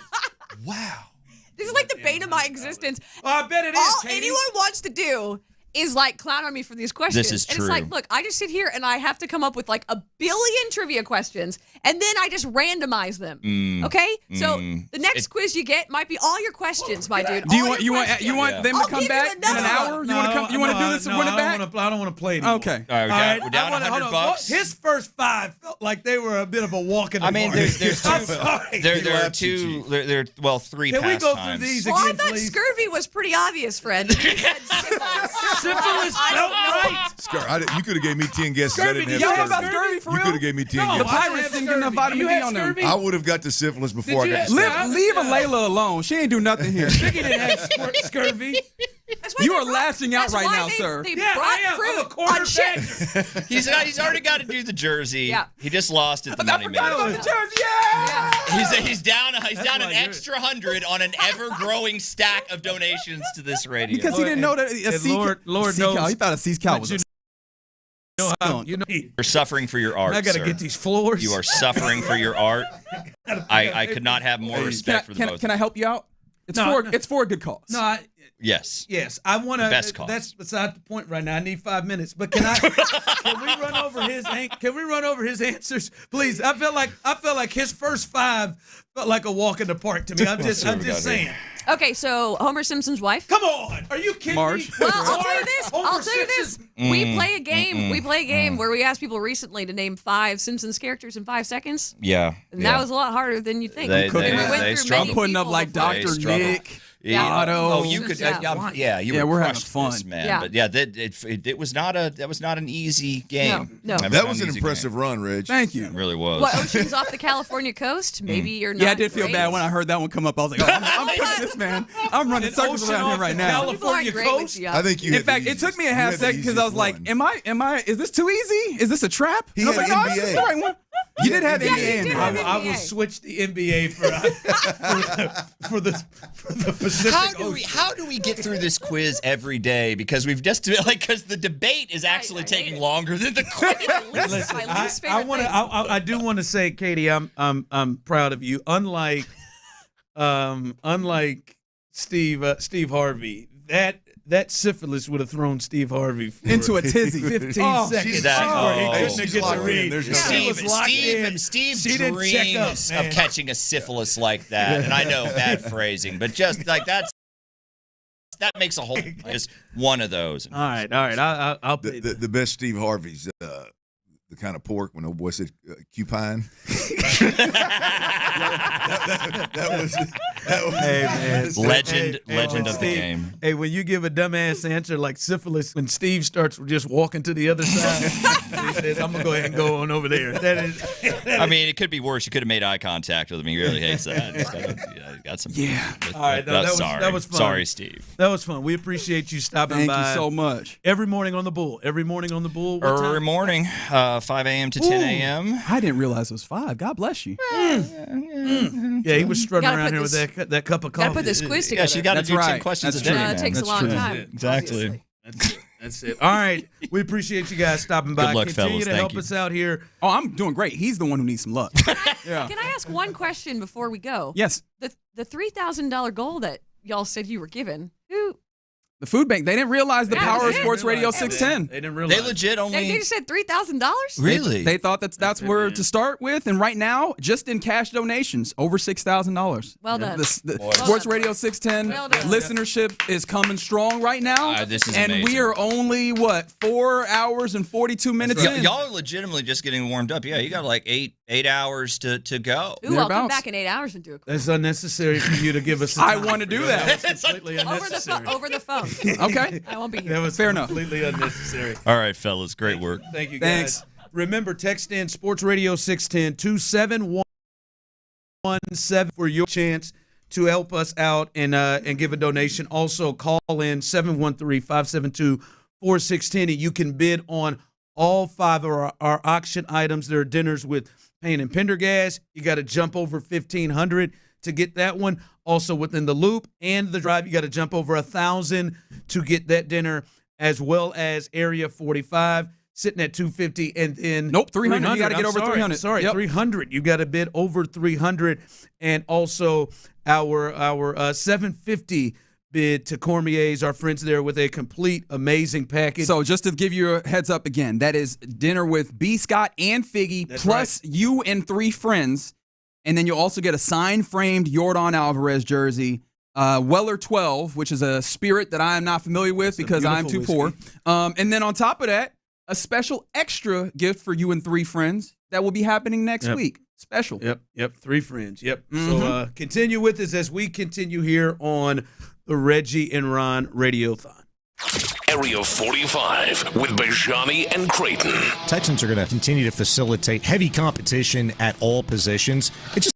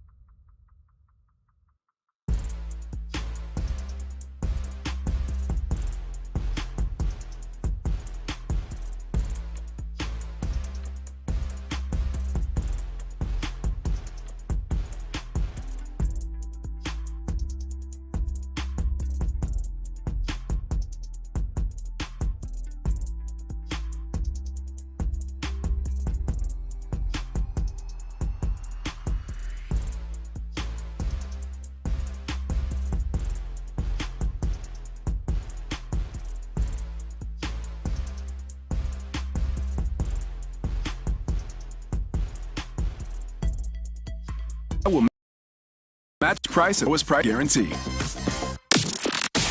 Sports Radio 610 presents the first annual Reggie and Ron Radiothon for the Houston Food Bank. Here's Reggie Atatula and Ron Hughley. All right, welcome back in as we get rolling here. Clint Stoerner's in the building as well. We're all over the place here. A shout out to Frito and Katie who helped us out. That was a lot of fun. Someone texted in. What did I miss? Sally, you missed Ron. The show making a complete fool out of himself. Well, you don't have to say all that. Champ Slice, Ron sucks at trivia. Certain trivia. I would just like to say I got a phobia. Of trivia? I got a phobia. Yeah, karaoke and trivia. I'm awful. Oh, I feel like you would cook at karaoke. No. Trivia, certain trivia, right? Like it's certain categories. Some of those, I just didn't have. I do feel like my questions were significantly tougher, and I will stand by that. I also made it abundantly clear that I knew the answers to your questions when they were running through them. You didn't know all of them. Most of them. I knew a majority of them. You got many of them wrong. I'm just going to be honest with you. Reggie's on a different level than you in trivia today. And that today in those questions. I'll acknowledge today. Like sports TV does. So and so's the best. With 2 minutes left in the game versus sub 500 teams in regular season. Right. That's fine. Right. Yeah, that's all right. No, that was. I thought Ron's was good, and I was like, damn, that would have. I didn't have. I don't know if I'd have beat Ron. I was like, golly. I think you would have got those first 5. I'm trying to think. I would have got 5 of yours. When she went back through them, I'd have got them. I'd have got 5 of them. How many did you end up getting? I don't even know if we counted it up. I had Diamond. I had Diamond, NBA, Chartreuse, Van Gogh. And there was one other one I got 5 for you. Yeah. I don't know if I'd have had. I got 5 for you too, not 8. You had 8. You were 8 for 8. You almost won their damn. Well, there was. I didn't get. There was a couple of them that I didn't get. But yeah. Sally said syphilis. Well, obviously, I mean, guys, that was not. That was not your proudest moment. Well, that wasn't a serious. That was fun. I actually think he's very proud of it. It's dominated the trivia conversation. I think syphilis. Hey, I mean, I didn't have the answer, so let's have some fun with it. Wait, hold on. Syphilis and skunk. I didn't have them. Let's have some fun with it. I do think we're burying the lead. We've started this conversation. All of this. I feel like we should also mention though that Ron, the show Hughley, notoriously a son of Kansas City, is currently clad in the H-Town blue Texans jersey, a number 24 that, I mean, obviously, I know he looks like he could be Derek Stingley, but on the back it says Hughley. Yeah, I don't think I do look like I could be Derek I don't know. Stingley, I feel like you lock people up right now. You ain't got a lot to kick it. Here, I mean. It's been about 6 years in the making right here. Yeah. But you know what that means? That means that we are at $10,000 collectively, and you guys keep coming through. I got to shout out some people: Richard Epley, Sean Smith, my boy Freddie, Robert Schrock, Lisa Skelton, Courtney Hughley. Yeah. The Hughley family has jumped in there. Chris Mitchell, John Ruiz, and Clinton Roeder. All of them have added into what we're doing here, and now we're, about 6'4" just on cash donations alone to help make this a successful radiothon as we raise money for the Houston Food Bank, a very charitable, very big organization in the Houston area. You guys have been amazing. Again, text Sports Radio 610 to 7177 as we continue to roll through. That's how you can donate, as well as you can still. Let's get these numbers up as well on the auction items. We got 5 dinners. You got a chance to have a dinner with Payne and Pendergast, with In the Loop, with The Drive, with Area 45, and with Figgy and B. Scott. Somebody texted in earlier. Can we get a dinner with B. Scott? Yes, you can. Our guy Figgy and B. Scott. You can text to win or not text to win. You can call in to bid on those. What are the numbers on those bids again? Figgy, I just want to check with you. We're still standing steady at where we previously were, we're still steady. Well, let's pick it up. So you got to get over 1,500 to hang out with Payne and Pendergast. Over $1,000 will have you as the top bid for both the In the Loop and the Drive bids.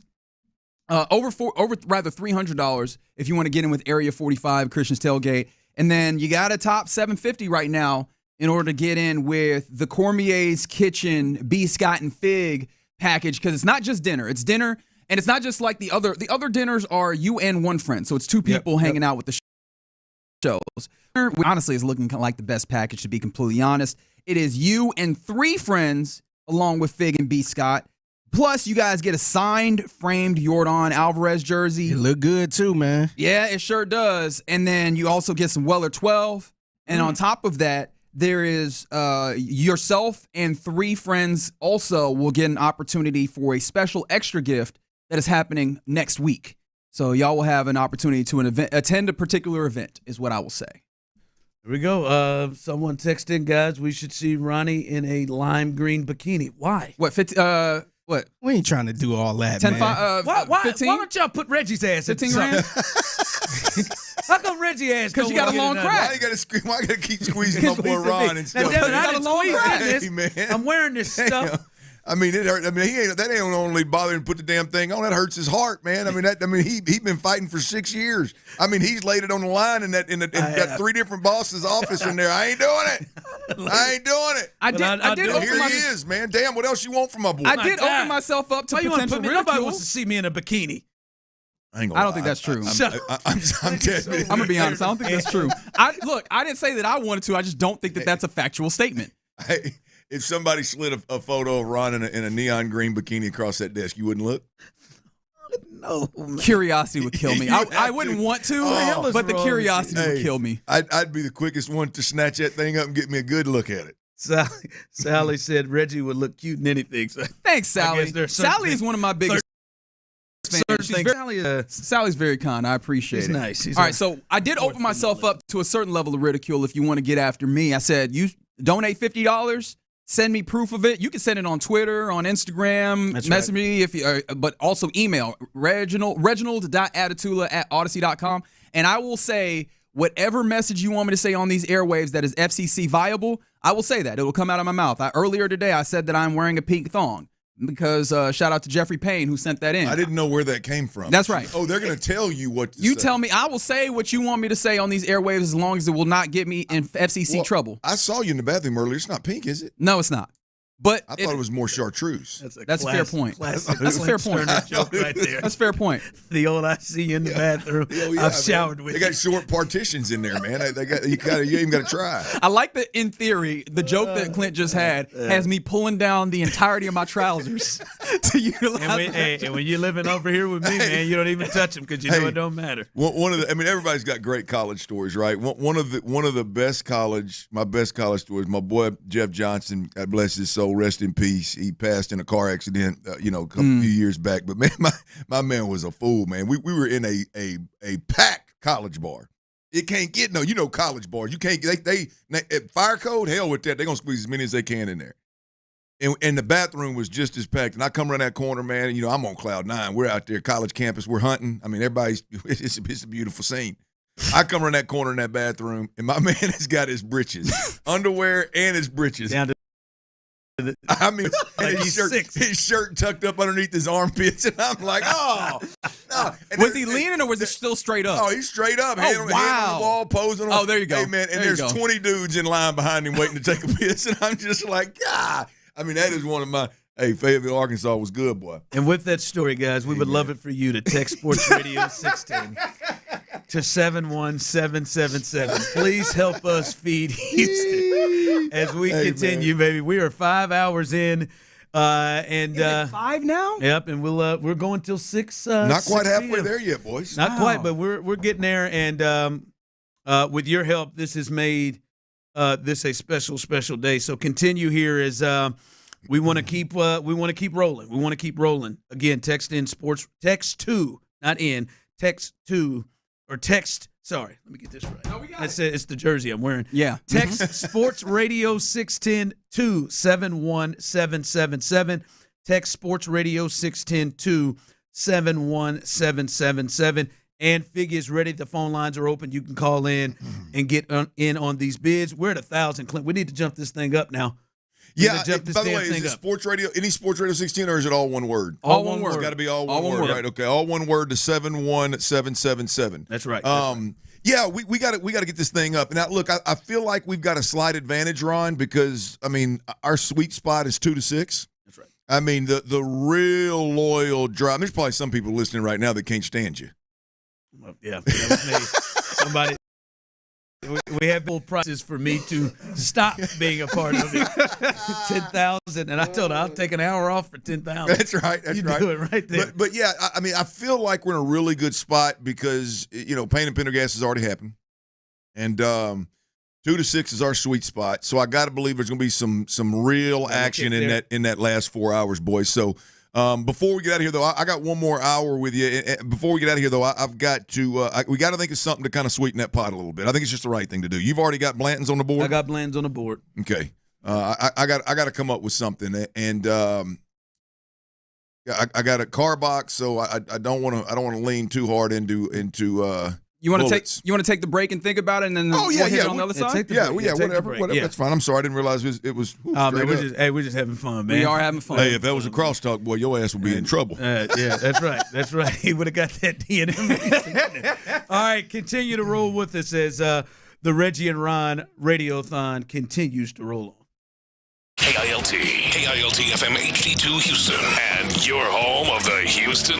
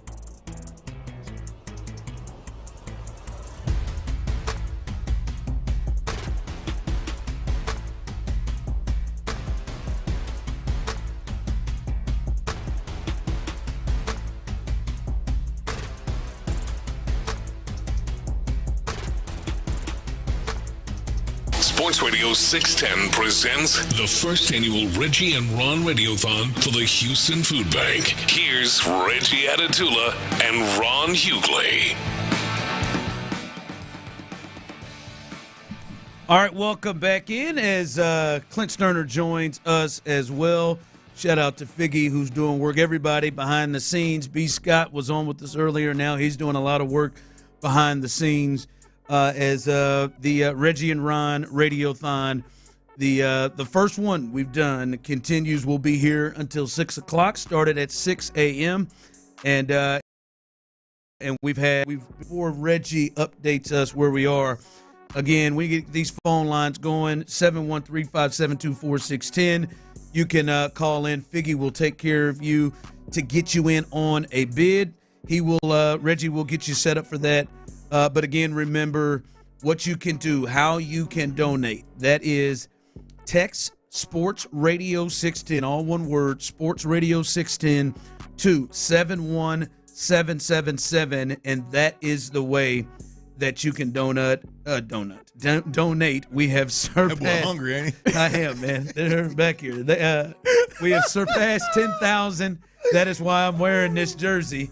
Which, by the way, I've gotten texts that have asked that you either lower the camera or stand up every once in a while so people can check it out. I think that's a good deal. I think you should stand until noon. Understand, I'm just the messenger here. People are saying. I'm just passing things on. Quit trying to force me into Scott doing stuff. Oh, he come to get up. Go ahead and grab that. I thought he came in here. Hey, can you move his? You can take the listeners want him to move his camera down so they can see the jersey. You know what I mean? I don't know if that's done physically or if you got to jersey. You can see the jersey. There you go. Sit back a little bit so we can see. No. Foot, I mean, man. It's never enough. I'm not gonna lie, that scared me. I thought you did. You said never enough for you people. That's my grandpa's favorite. That's a grandpa right there. That's a grandpa right there. Foot. I don't like that at all. I don't like that at all. I get real squeamish when we get close to the line. Again, people nervous. Just tuned in to 610. And Clinton showing afternoon 2 or a program change. Reggie's on 2. Hi. No, this is here. There is a program change just for today. It is the Reggie and Ron Radiothon, and you all are doing such a great job helping us raise as much money as we can to help the Houston Food Bank. Again, their budget cut was $11 million this year, and they are still looking to service over a million people in this great city. And we are trying to help in any way that we possibly can. So you guys have done a great job thus far, and we appreciate and continue. Hopefully, we continue to blow past all of these goals. All right, Clint. I'm curious of your thoughts on this one because we talked to Seth about this earlier, and Reggie and I talked about it a bit earlier, and I know your thoughts on where you believe C.J. Stroud really needs to improve. Do you think that it is imperative for two guys in particular, Kevin Durant and C.J. Stroud, you think it's imperative for their teams as the two best players on their team that they become two of the biggest leaders on their teams? Do you think it is important that your best players, and in particular those guys, that they are leaders? I think it's important, but I think it's less. It's significantly, not just less. It's significantly less important for Kevin Durant than it is for C.J. Stroud. I think in basketball, when you've got a just flat out head coach, I think when you are in direct contact on a daily basis with your 10 guys and maybe only five need it. I think that coach has the ability to really move the needle for the entire organization and ultimately for the culture, the chemistry, the accountability. I think when you have that coach in a basketball world that genuinely and sincerely has it, not the guy that does it with an iron fist, but the guy that genuinely and sincerely has control of his room, I think that's enough. I don't think you have to have great alpha leaders in that world. I think with C.J. Stroud, it's an absolute yes. An absolute yes. Absolutely. It's not enough for Will Anderson and Jalen Petrie and Joe Mixon. No. The other leaders they have. You think it's imperative that he is? Yeah, it's imperative that he is not for the team but for the offense, which ultimately is for the team. I think DeMeco Ryans has a lot of what Ime Udoka has, if not very, very, very similar. The problem is he's defensive-minded. The problem is when he walks into or watches offense, he's an overseer. He's not involved. He's not plugged in. He's not responsible to that degree. As a head coach, he's responsible for everything. But the offensive side of it, there's a disconnect. Just naturally there is. That's why the offensive coordinator hire is so important. And that offensive hire, we've said it a million times, Ron, the offensive coordinator hire, or who that guy is, becomes far less important if and when C.J. Stroud decides. And I think a lot of that has to do with leadership. I've said it a million times. Look, you everybody has their own leadership style. You can lead from different angles, but at some point in time, leading becomes difficult. Leading is not always about I'll stroke you, I'll pray for you, I'll be your friend, I feel for you, I'm here for you. Leadership, at some point, you got to have some tough conversations. You got to have some rough conversations. You got to be able to say, "Hey, no, Nick Caley, we ain't doing it that way, man. This is my offense. This is how we're going to do things." I'm not. You obviously don't say it like that in the game, but like at some point in time, he's got to take ownership. And I don't think the Texans are going to be a Super Bowl caliber team until C.J. Stroud does that. I think they're going to be a really good team. I think they're going to be a playoff team. I think they're going to be a dangerous team in the playoffs. But if you want to live in AFC Championship, Super Bowl conversations, live there for the majority of your career, C.J. Stroud's got it. He physically has it. He mentally has it.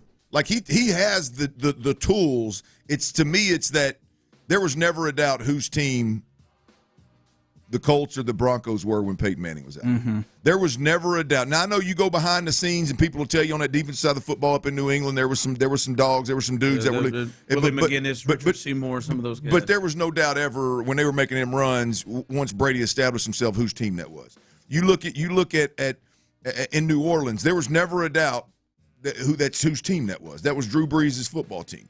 There was never a doubt. The majority of championships, it's not a doubt it's Pat Mahomes' football team. There's no doubt about it. I mean, you can there are that Baltimore team back with Ray Lewis and them boys. Ray and Ed were the leaders. That's all. I would hope so, because that offense wasn't doing much. Right, but that's what I'm saying. It's just like few and far between. Yeah. You can point to teams like that. I think Reggie and Clint, you got to have to me, I think the quarterback has to in football, unless there is just an unusual person on the team that can override it in a way like Ray Lewis did. How many others can we name that were good football teams where you like this guy outside of that? I'm not saying there are none.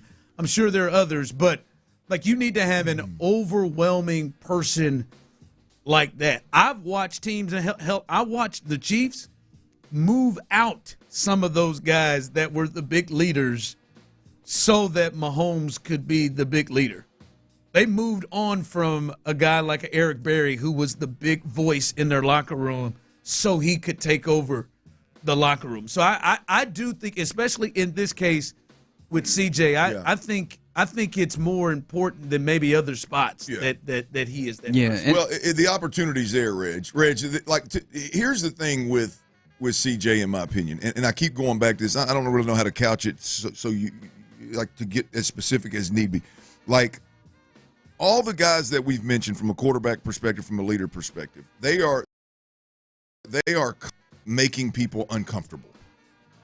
Yeah. Right. And I ask all the fans of C.J. Stroud right now, and all the people that cover C.J. Stroud, do you know that C.J. Stroud has no problem setting folks straight, being uncomfortable, and thriving in that moment? I don't. I'm not saying he can't. I'm just saying at this point in time, I question whether he has the ability to do that. Now, that may be, again, Nick Caley.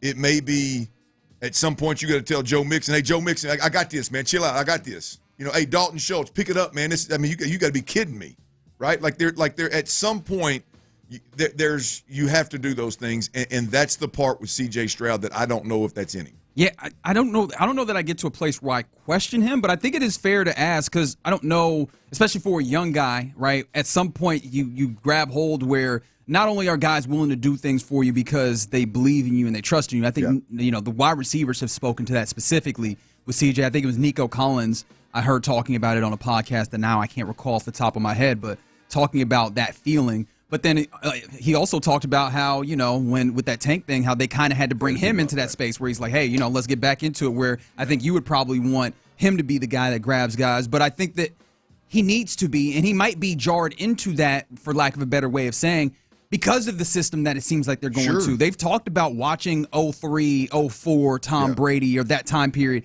and it feels like that was where Tom was developing some of that. And I would be hard-pressed to imagine that they are not have a portion of, hey, if you're going to be the guy in command of all of this, also what needs to come in with all that is you are the guy that needs. You're the final line. Like you're the last line of defense on. Okay, if that guy's in the wrong spot, that's on you because you are controlling, you're puppet mastering the entire offense now, and I think that will engender some of what you're looking for there. Yeah, look, I just think that at some point, D'Amico Ryans it has to know that C.J. Stroud is going to make this offense go. It can't continue to be dependent on whether the offensive coordinator is the right guy or not.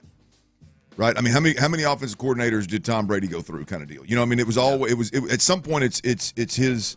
It's got to be his baby, and he's got to make it happen, and he's got to be that alpha. And I don't know whether he's got it or not. I just think that's the next step for C.J. Stroud. I'll tell you what I'm looking for, guys, with C.J.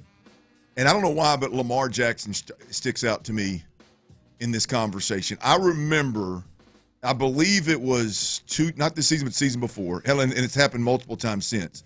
But there was a moment when Lamar Jackson, he didn't get off in an individual's face or, go to the media about an individual, but we could watch them play, and he was zero doubt about it frustrated with the protection or frustrated with the play call or frustrated with this or that. And he was letting folks know, damn it, this is unacceptable in his own way, right? We've seen Mahomes do it a million times. You've seen all the greats do it a million times. I would say probably the most mild-mannered one was probably Drew. Maybe Drew Brees was pretty mild-mannered. Jalen Hurts. Yeah, Jalen Hurts is pretty mild-mannered. But that moment for C.J. Stroud, when it comes, I'm gonna feel a lot. It's fun. It's interesting though because you need to visually see it. I said it last year, Ron. You and I talked about it a million times. I don't know how somebody's not blowing up. I don't know how C.J. Stroud's not getting that Vikings game in particular, where it's offsides, blown protections. Yeah. And the majority of maybe he wasn't ready yet. Maybe that's right. That's fair. That's so fair. But then the part that makes me think it's an issue is, and we didn't see those moments. But then he goes to the press conference and it's all, we can fix it. We'll be all right. Everybody's trying. Everybody's this. At some point it's got to be, damn it, that wasn't good enough. And that was embarrassing. We are going to get this right no matter – I mean, you know what I mean? That kind of deal. Like almost Tim Tebow-esque. I always come back to that. But it's possible he's not Front Street guy. In fact, I would probably venture the guess that he's not Front Street guy, however, willing to have those conversations with his guys on kind of the back burner. That's the part, though, Reg, I personally just don't believe is real. Okay. You can't pick and choose when you want to do it. You can't go I'm not saying you'd ever push anybody out on Front Street, but you can't pick and choose when you want to be emotional and when hold guys accountable and when you want to show that something's unacceptable and something's not up to standard. You can't always pick and choose, and it's at some point we're gonna see it. Yeah, I think it's a huge step for C.J. Stroud when it happens. I know you said that's the biggest step for you. Yep. Yeah. Well, hell, everything else is. Elite. But you know what's funny? You mentioned Lamar Jackson, and Lamar Jackson actually, he said last week, more vocal. He said that was the thing in his game that he struggled with it. He openly struggled with it. Yeah, wants to be more vocal. They want you to get off this CJ leadership. I'm sure they do. But guess what? CJ doesn't have to be that type of leader, Clint. Yeah, well, I'm glad you don't. If you want to have 10 wins, you want to go to the second round of the playoffs and never be a true contender for a Super Bowl, you're right. That's fine. You're right. You don't have to. You want to pay a guy $60 million because he can spin it around the park a little bit? That's fine. That's cool. See what that does for you. I'm not getting off of it. I think it's the most important thing next to can the offensive line protect? Yeah, him taking that step. All right, as we continue, we urge that you continue to help us help the Houston Food Bank. Please, right now you can text Sports Radio 610 to 71777 or make the call in at 713-572-4610 to make a little auction bid. All right, we're sitting here. We need to pick those up here in just a bit. What you got? No, sorry, I was like, the text will get you to the donation site where you donate. Yep. We are just under $7,000 of raw donations here. And I got to salute Albert Valet. I'm guessing that's how it's pronounced. Adam Bricado, Ivan Kwong, Larry Machniak. I hope I said that correctly. And then Sally Sheehan. all have helped us in this endeavor. Is that Sally in here? Sally went ahead and I see you, Sally. chipped in as well monetarily. But then, of course, the dinners and the auction items as we're looking at them, the 5 that we have, I think it's are we still Yeah, so we got a little update. So the dinner with B. Scott and myself at Comier's Kitchen. We got somebody. We are currently at $775. Okay, $775 is the number to beat. How did Figgy get in 2 dinners? Look, he's just winning. Man. He's What just the winning. hell's Fig doing, man? I don't know. Fig then slipped in. Fig's rigging this deal. He's gonna get in 2 dinners, and he's gonna be like, "My total was more than all y'all." Oh, yeah. And then when Ben is like, "I don't feel like going to the Payne and Pendergast," he's gonna slide in there too.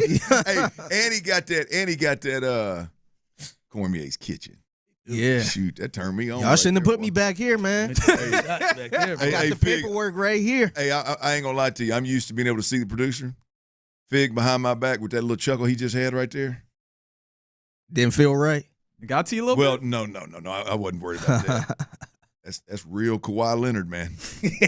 That's real Kawhi, Fig.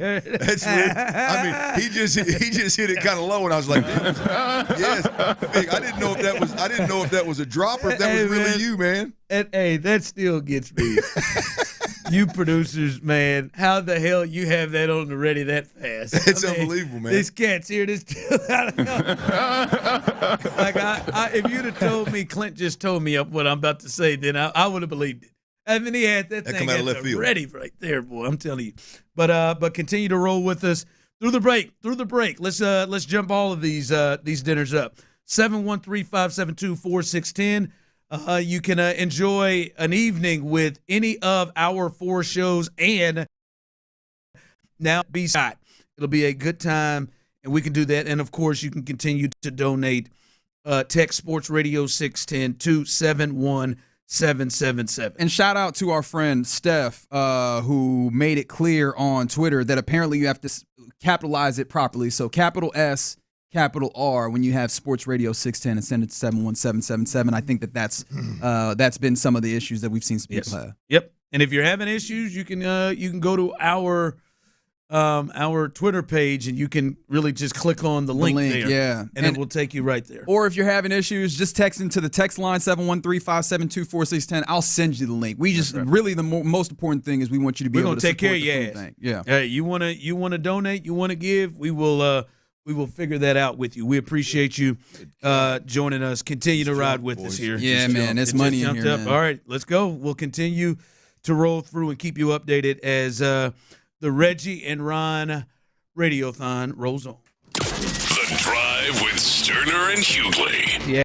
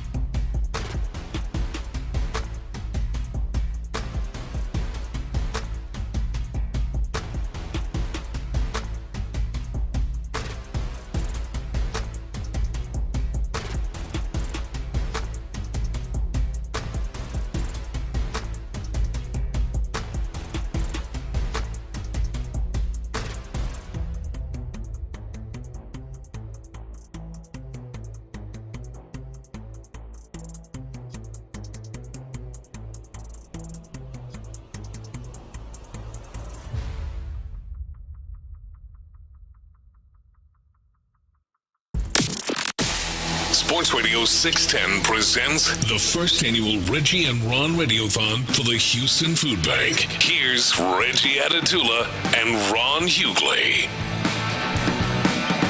All right, coming up here in just a second, when is Reggie going to get married? We'll discuss that.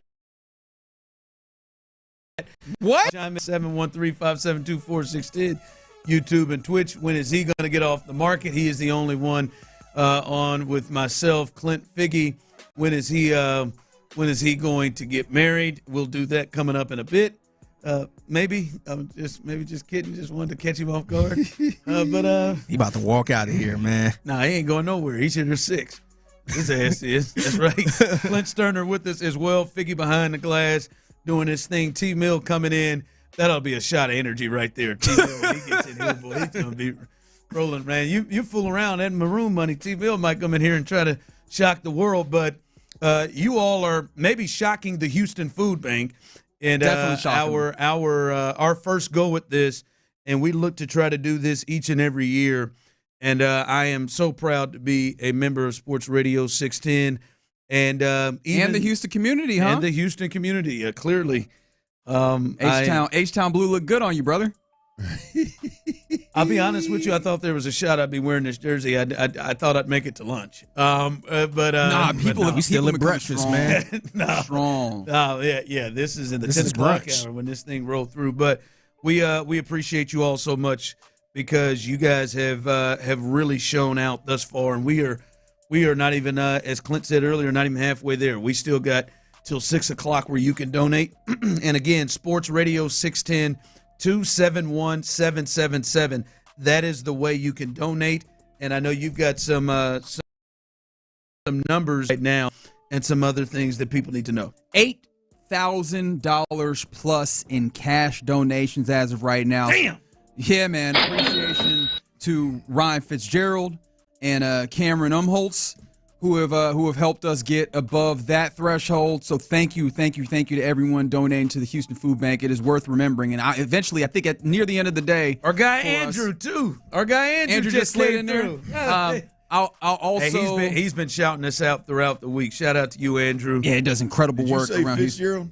Yes, sir. That's my boy on the east side now. Oh, is it really? So the Baytown boy is showing up. James Lewis earlier, his father-in-law right there. Yes. Oh, yeah. And you mentioned James Hillen, my old high school coach. Boy, east side's coming through now. Okay, shout out to the east side. Yeah, Fitzgerald, like a truck superstore over on the east side. Very good. Yeah, very good. Telling you, man. Man, I got obviously love for all of Houston, showing love for all of Houston. And remember, the food bank does a great job of getting $3 meals for every dollar. So I mean, I want to go and do the calculations when we get to the end of this and see 3 meals for every dollar. Just how many meals the Sports Radio 610 community would have facilitated the food bank being able to provide. But I did also want to salute. You could be a little selfish with your selflessness because we got some auction items in order for you to hang out with the fellas of the Sports Radio 610. I want to focus on our 2 shows. I know that sounded real self-centered, but I think it's because there's some really cool opportunities. So there's $1,000 a piece is the high bid for both the In the Loop dinner. That one's going to be happening at J Bar M Barbecue. Myself, Figgy Fig, of course, John Lopez, that I personally think are the salute here. Like, Figgy is just a great person to be with. I mean, if you're a music person, he's got so much like perspective there.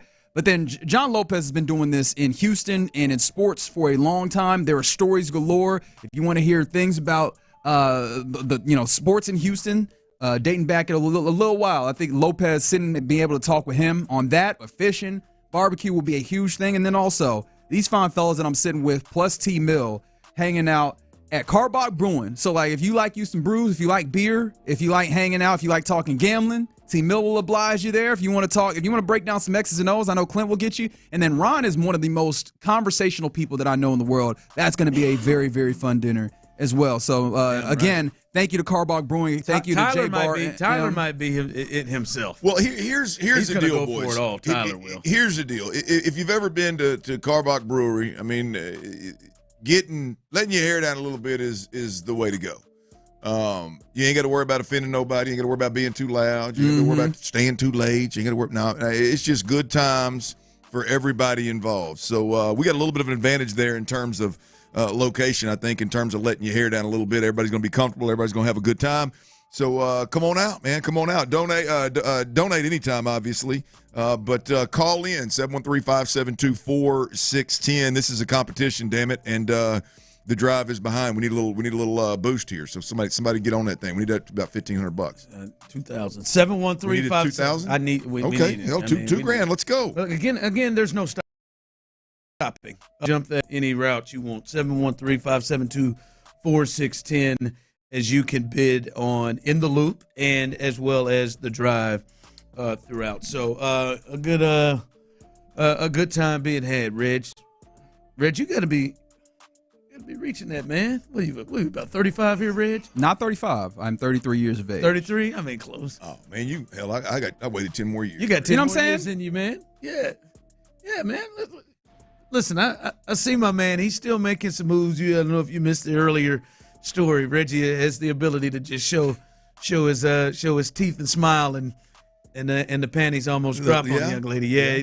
I watched the lady I can see it at the Dyken Park. Easy. Oh, wow. Almost let it ride right there. She was in there, I think, trying to get nachos, and she saw my man Reggie. She just trying to nice little set of nachos, huh? And you got in the way of it. Yeah. Oh, I didn't stop no show. She was still in her line getting her food. Yeah, he turned me around and said, "I'd like to just see if just to do it, just to make somebody's day every once in a while, man." Yeah, man. Well, you should. I mean, how much longer you gonna play this field, baby? You gonna say, how much longer you gonna play this thing, man? Where's your head and heart at, man? You gonna? I mean, is it on your radar? I mean, just in a sense of like, hey, man, I'm personally in a spot, or is it like, hey? I think I'm getting closer to the spot, but I feel like getting here to Houston with In the Loop has given me a little bit more stability than I previously had, and then now you can start thinking in such a way. You can start thinking. I think you can, but it's all about the right person, ain't it? You know, you got to find that right space. 33.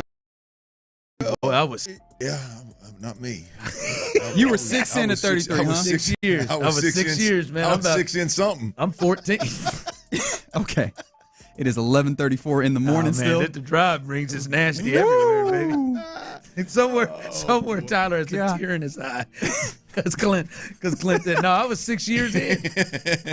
33. I was young, but 33 is my best friend got married around that age, and then had a child a little bit later. But yeah, man, it's like you said, got to be right. It's got to be right, man. is. You got to be in the right spot.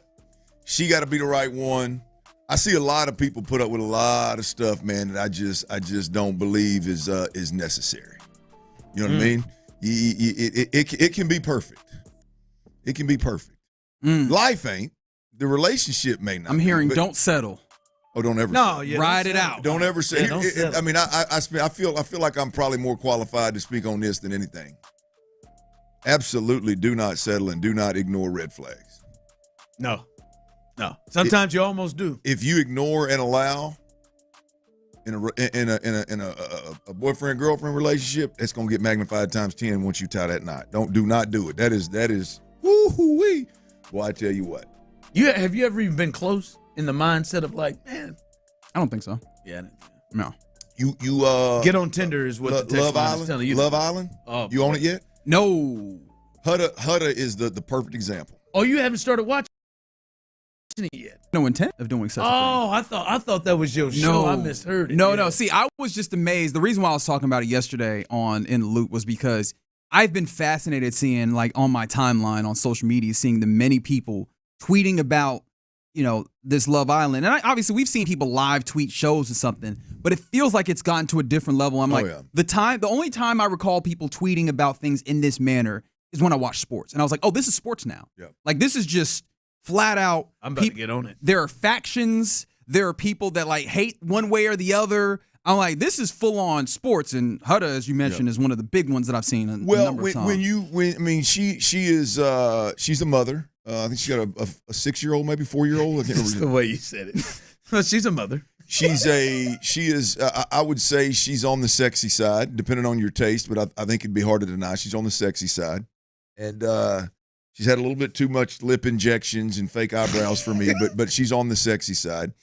And she picks a real good-looking dude from jump, and she has no problem saying, hey, I like real good-looking dudes. I like pretty dudes. And so she picks him, and they're smitten, for the first 7 days. It's funny because they all sleep in, like, they're coupled up and they sleep in these beds, Reg. Mm. And you see, when at night they all sleep, the couple sleep in the same bed. Some of them fornicating. They're the only one that eventually got there apparently. But they or admittedly that has admitted it. But so all these couples are sleeping in one room. They're all in the same room, and the couples are in their own beds. And every night when the lights go out, they kind of pan one of them night vision. Every episode I've watched at nighttime, there may be some cuddling or maybe a little kiss or something. Hudda got a leg on old boy. Hell yeah. Hey, she's kissing behind that ear. Now. She's kissing behind that ear. Probably tugging on it a little bit. That offhand is slid up behind that other ear. My man's just trying to sleep every night. Every night she's leaning in on old boy. And so I know I know what he's up to. But once they had a little adversity, Reg, she went off the deep end. Started calling him a PAB. Ah, yes. Started standing around behind corners when the guys were talking, listening, crying, screaming across the house. I said, bruh, you better get out. You better run. Jeremiah, Untied get your ass out. I don't care how good it is. That one's crazy, Chief. Untied and undefeated. I'm telling you, and he's going to ignore it. Oh, of course. He's going to ignore it. Well, you're kissing on the back of the ear like that. Hey, all 6, 8 of them dudes, 6 or 8 of them, how many's in there? They should all run from that heifer. I just love the breakdown that I'm getting right now. I do. She should be the most mature one in the bunch, Ron. She's a mama. She's got a mom. She's got to be. She ain't no choice. Her kid's going to watch And she done went off the deep end. I said, ooh, that sucked. I knew that crazy was coming. Yeah. Tinder can't be the place to find it. I just said, anybody find her? Hey. Anybody, 713-572-4610, YouTube and Twitch. Is that where you found your mate? You find your mate on Tinder. What are the other ones? Bumble. Bumble seems to have a little bit more success in just kind of anecdotally because that's the one where the women initiate. So you know, we kind of that's money right there. I think Hinge is one of them big ones. There's a reason why I didn't survive long enough to get involved in that. God! What? That would have been smoke in the city. Hey, I never came close to getting to it. You know, Reg, you got to go through your friends, man. Okay. I see what you're giving me. Somebody got to know mom and daddy. Somebody I know got to know mom and daddy. I think I largely agree. agree with that. Man. Ooh, if you don't, boy, that's a real roll of the dice. We might as well go over to Lake Charles. Do what Akeem did. What'd he do? Go down to the Black Awareness Convention. Maybe you'll find. Or he could go Matumbo. Oh, we're just walking to the club. Who wants to sex Matumbo? Anyways, here's the answer to that. That's my favorite story. No. Like he never said I didn't say it, but he just said no. Well, Alonzo Mourning basically confirmed it, which makes it even better. Shea Wickham back in the lineup again today. 9100. I mean, you hit a home run. You might as well. 9100. And did we jump up some more? 9100. Are you for real? See, we get talking about Reg getting married or not, and relationship advice, and all of a sudden people get friendly with that bread. And if you wanna maybe be the next one, I ain't gonna lie to you. I see you, Francis. My last co-host, Reggie, met his wife on the dating game that they did on the radio show. They did a segment where, hey, Josh Vernier, you're single. 3 ladies called up, and one of them was it. And one of them was that his is wife. So beautiful, man. Yep. I mean, I bet Sally would love it. Sally's been trying to set me up with somebody from her office already. I feel like that's my mama or something. Sally, so man, don't be Sally, don't set her up with no crazy ones. I have not had an opportunity to meet Sally, but she seems like a lovely woman. I need to meet Sally. Sally, you want? That's fine. She can be. I'm not saying you want to date her. I'm just saying, Sally, you want to set me up. We need to grab a drink. Or she could bid on this dinner. You go and bring her along. Great call, Fig.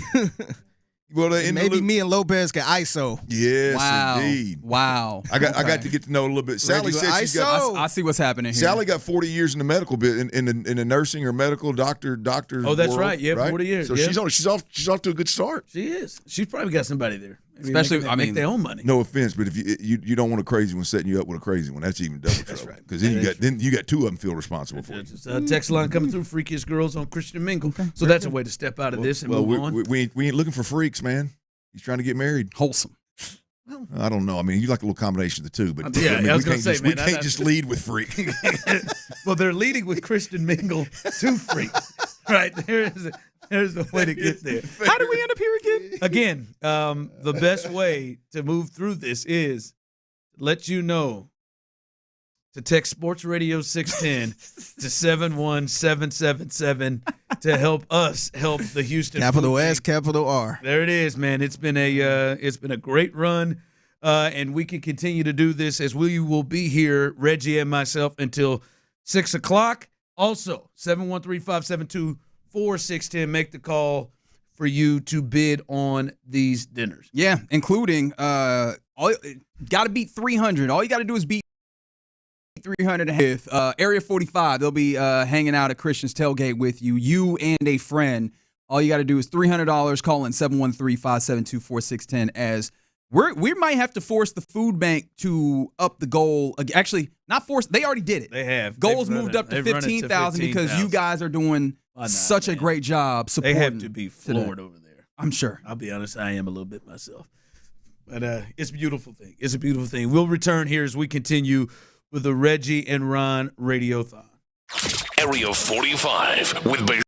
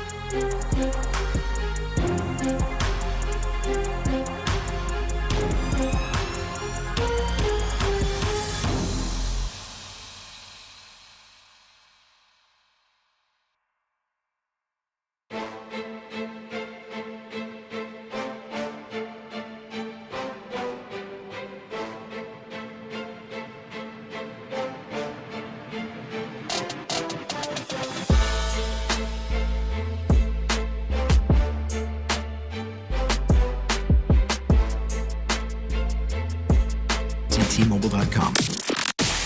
Sports Radio 610 presents the first annual Reggie and Ron Radiothon for the Houston Food Bank. Here's Reggie Atatula and Ron Hughley.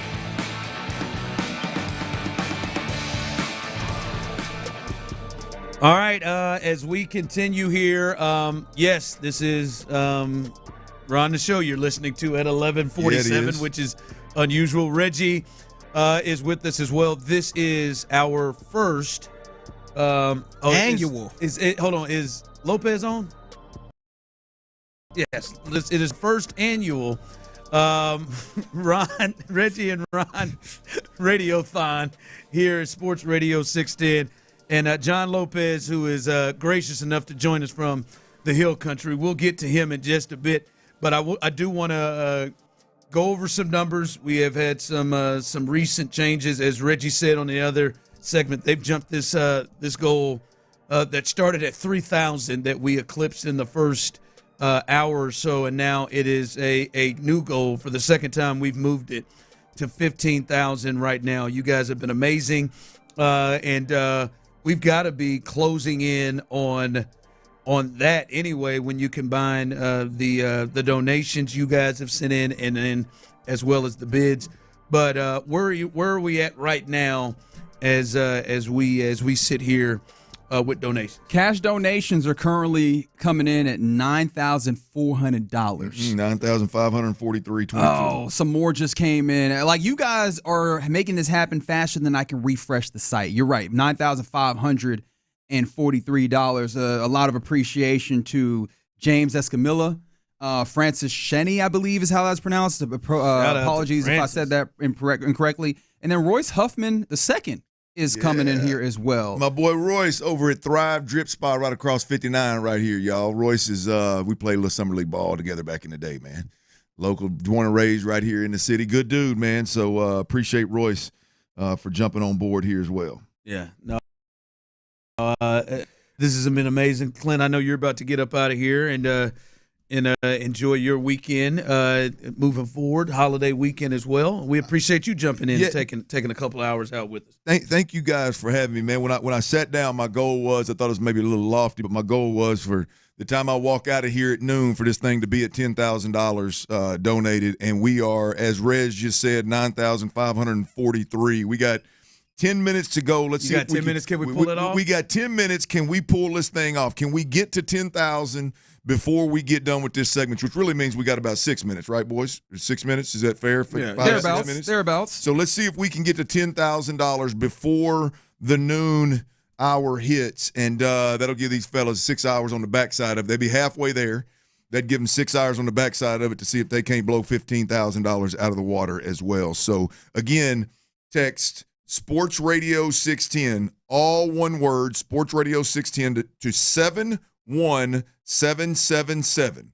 71777. Text Sports Radio 610, all one word. It'll send you a link. You click the link. It'll take you right to the Sports Radio 6 Radiothon page where you can donate. Or you can go to our social medias. I know my social media at Clint Stoerner on Twitter, on Facebook as well. I've got the link right there where you can just click on the link and it takes you right to the page to donate. Let's see if we can't get there in the next 5 minutes. Get that 10,000 number knocked down. We appreciate you joining us, John Lopez, in his normal.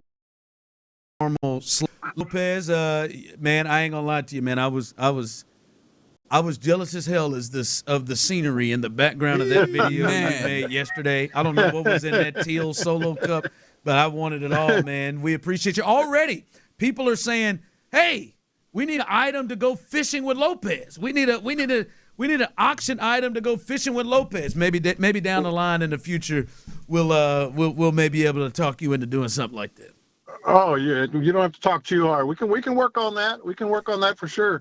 But yeah, man, I've been kind of checking in. Obviously, not a great signal all the time up here. We're probably about 3 or 4 miles outside of Dripping Springs up in the hills. So I gotta sit right here on this top of this hill to get the best signal. So, but I was excited, man, because I was keeping up with it as best I could.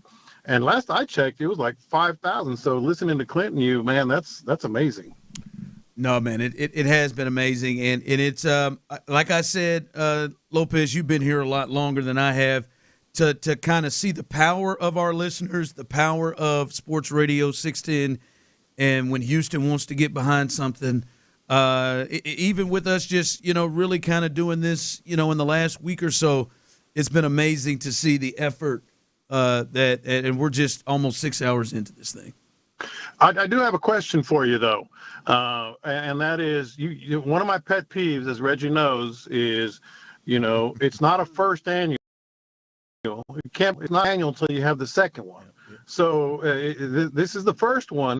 So, but I guess as much money as you guys have raised and are continuing to raise, and we're going to raise here on Sports Radio 610, I guess we can go ahead and say it this year, because you're right. The listeners have been coming through big time. Well, that was clear. That was clearly done for you, John. That's right. That was on purpose to piss you off, to say our first annual. I almost didn't do it, and Figgy corrected me, and I had to get that right. Our first annual. Yeah, we knew that it should be inaugural, but we were like, what would make John the most upset? That was it. I was listening. I was like, nope, that's not right. But I'm good. Because I know there's going to be a second annual now. Hey, Lopez, just for you, I almost took the bait. Took the bait. I heard Fig say annual. And I heard Ron picked up. He picked up the signal, and Ron went with that old first annual, and almost said, "Hey, man, it's not." And then I thought, that is Lopez. Yeah, man. That is for Lopez, as baby. Lopez knows, man, it is what it is. Man. Hey. You can't. And by the way, that was rum with orange juice and a little bit of sparkling water right there on top of the hills last night when I did that video.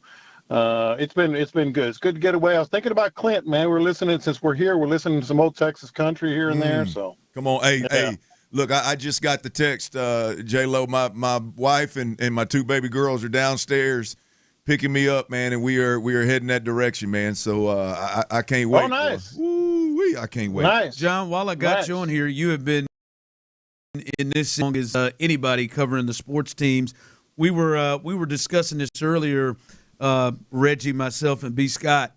Is this for you the best at one time? And I know there's been some time you've been here, even with the Oilers and recently.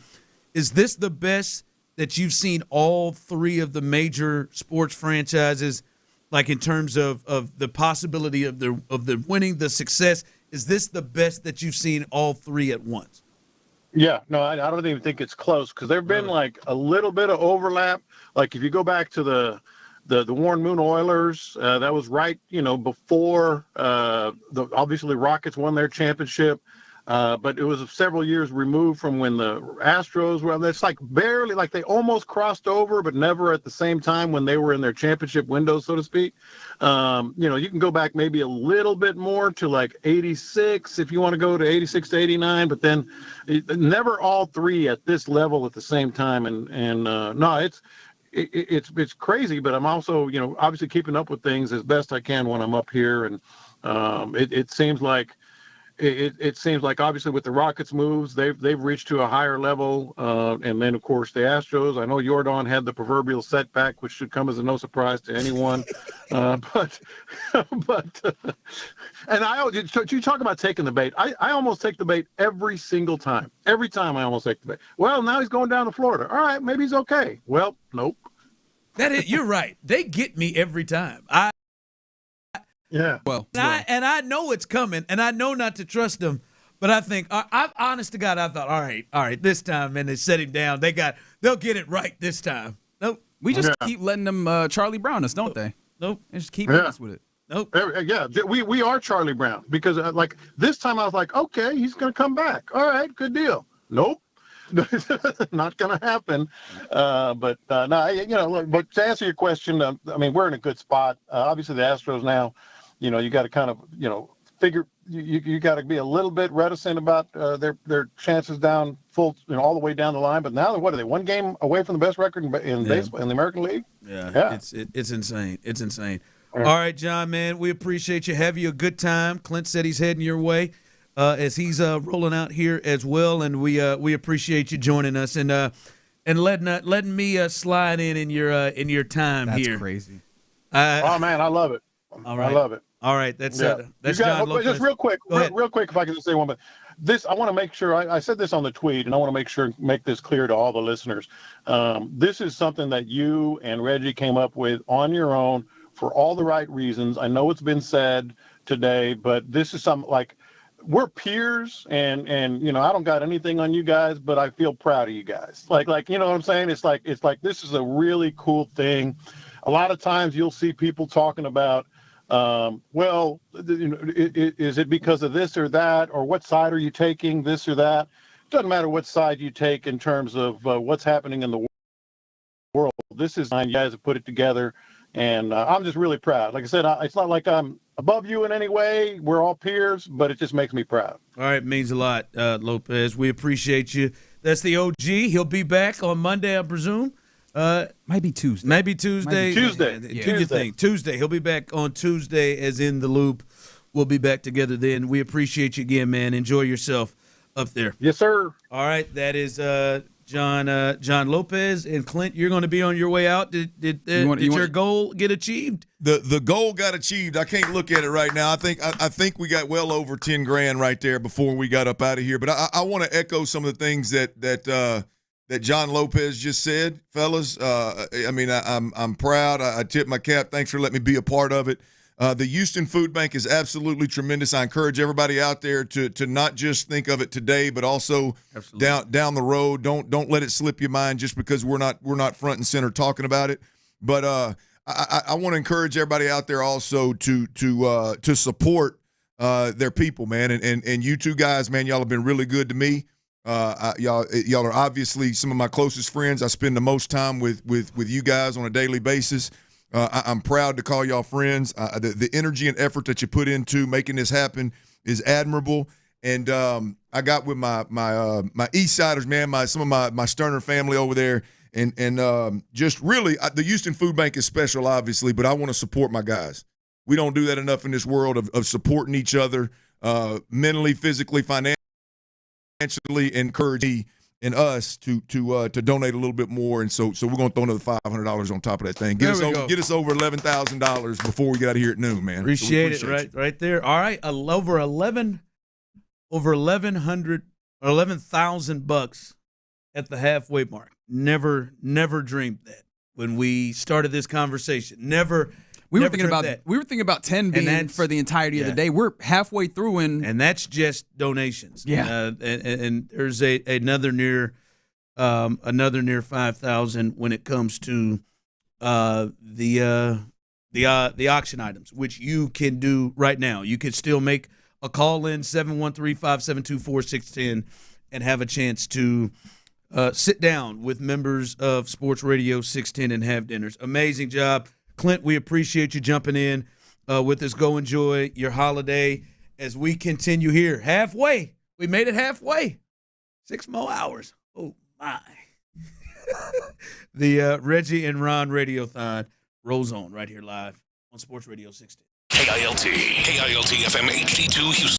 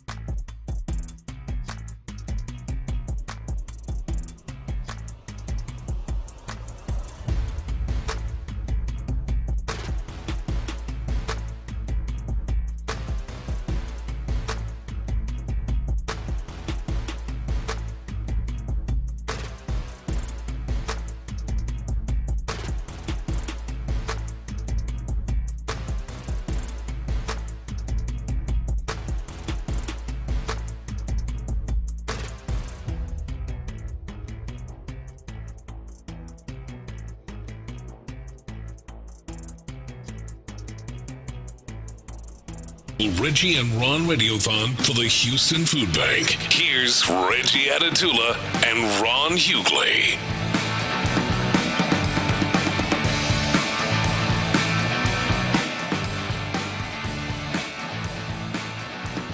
All right, welcome back in as we are halfway through. It is 12 o'clock as we are in, hour number 7?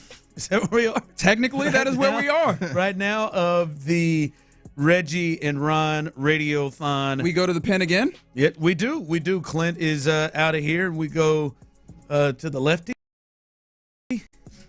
I was hoping that it worked Luke out that Morrow way. is in with us. You hear him throughout Sports Radio 610. He's got the next couple of hours with us. And Luke, we appreciate you taking time as you head into the holiday to hang out with us. The people on YouTube and Twitch already see you in action. We always have fun with Luke. But Luke, man, you're jumping in. We need a big 2 hours from you now.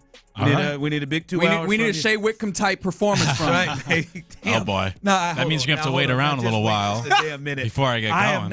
That is disgraceful. I'm not putting Shea Whitcomb on. What? No, that's a home run hitter, baby. No, I'm at least giving He's back in the lineup today. No, you're at least Mauricio Dubon. I am not going Shea. Are you kidding me? 4 errors, Shea. What do they have? Did they happen yesterday? Did 4 errors happen yesterday? They got him in the field again.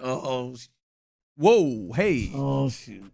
Okay. All right. Oh shoot. It's let him hour, that hour DH, number man. 7 starting, and all of a sudden you out here towing the line, huh?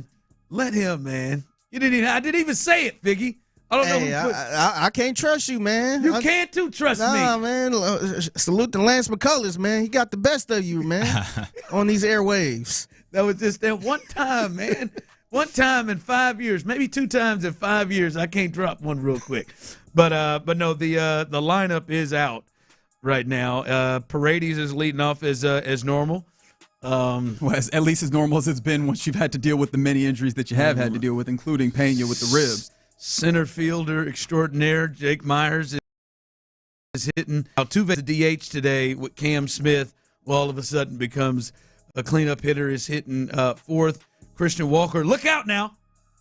That's 5 hits in the last 2 games now. Look out for Christian. Here comes Christian Walker. Got it all the way up to 223 now. Let's go.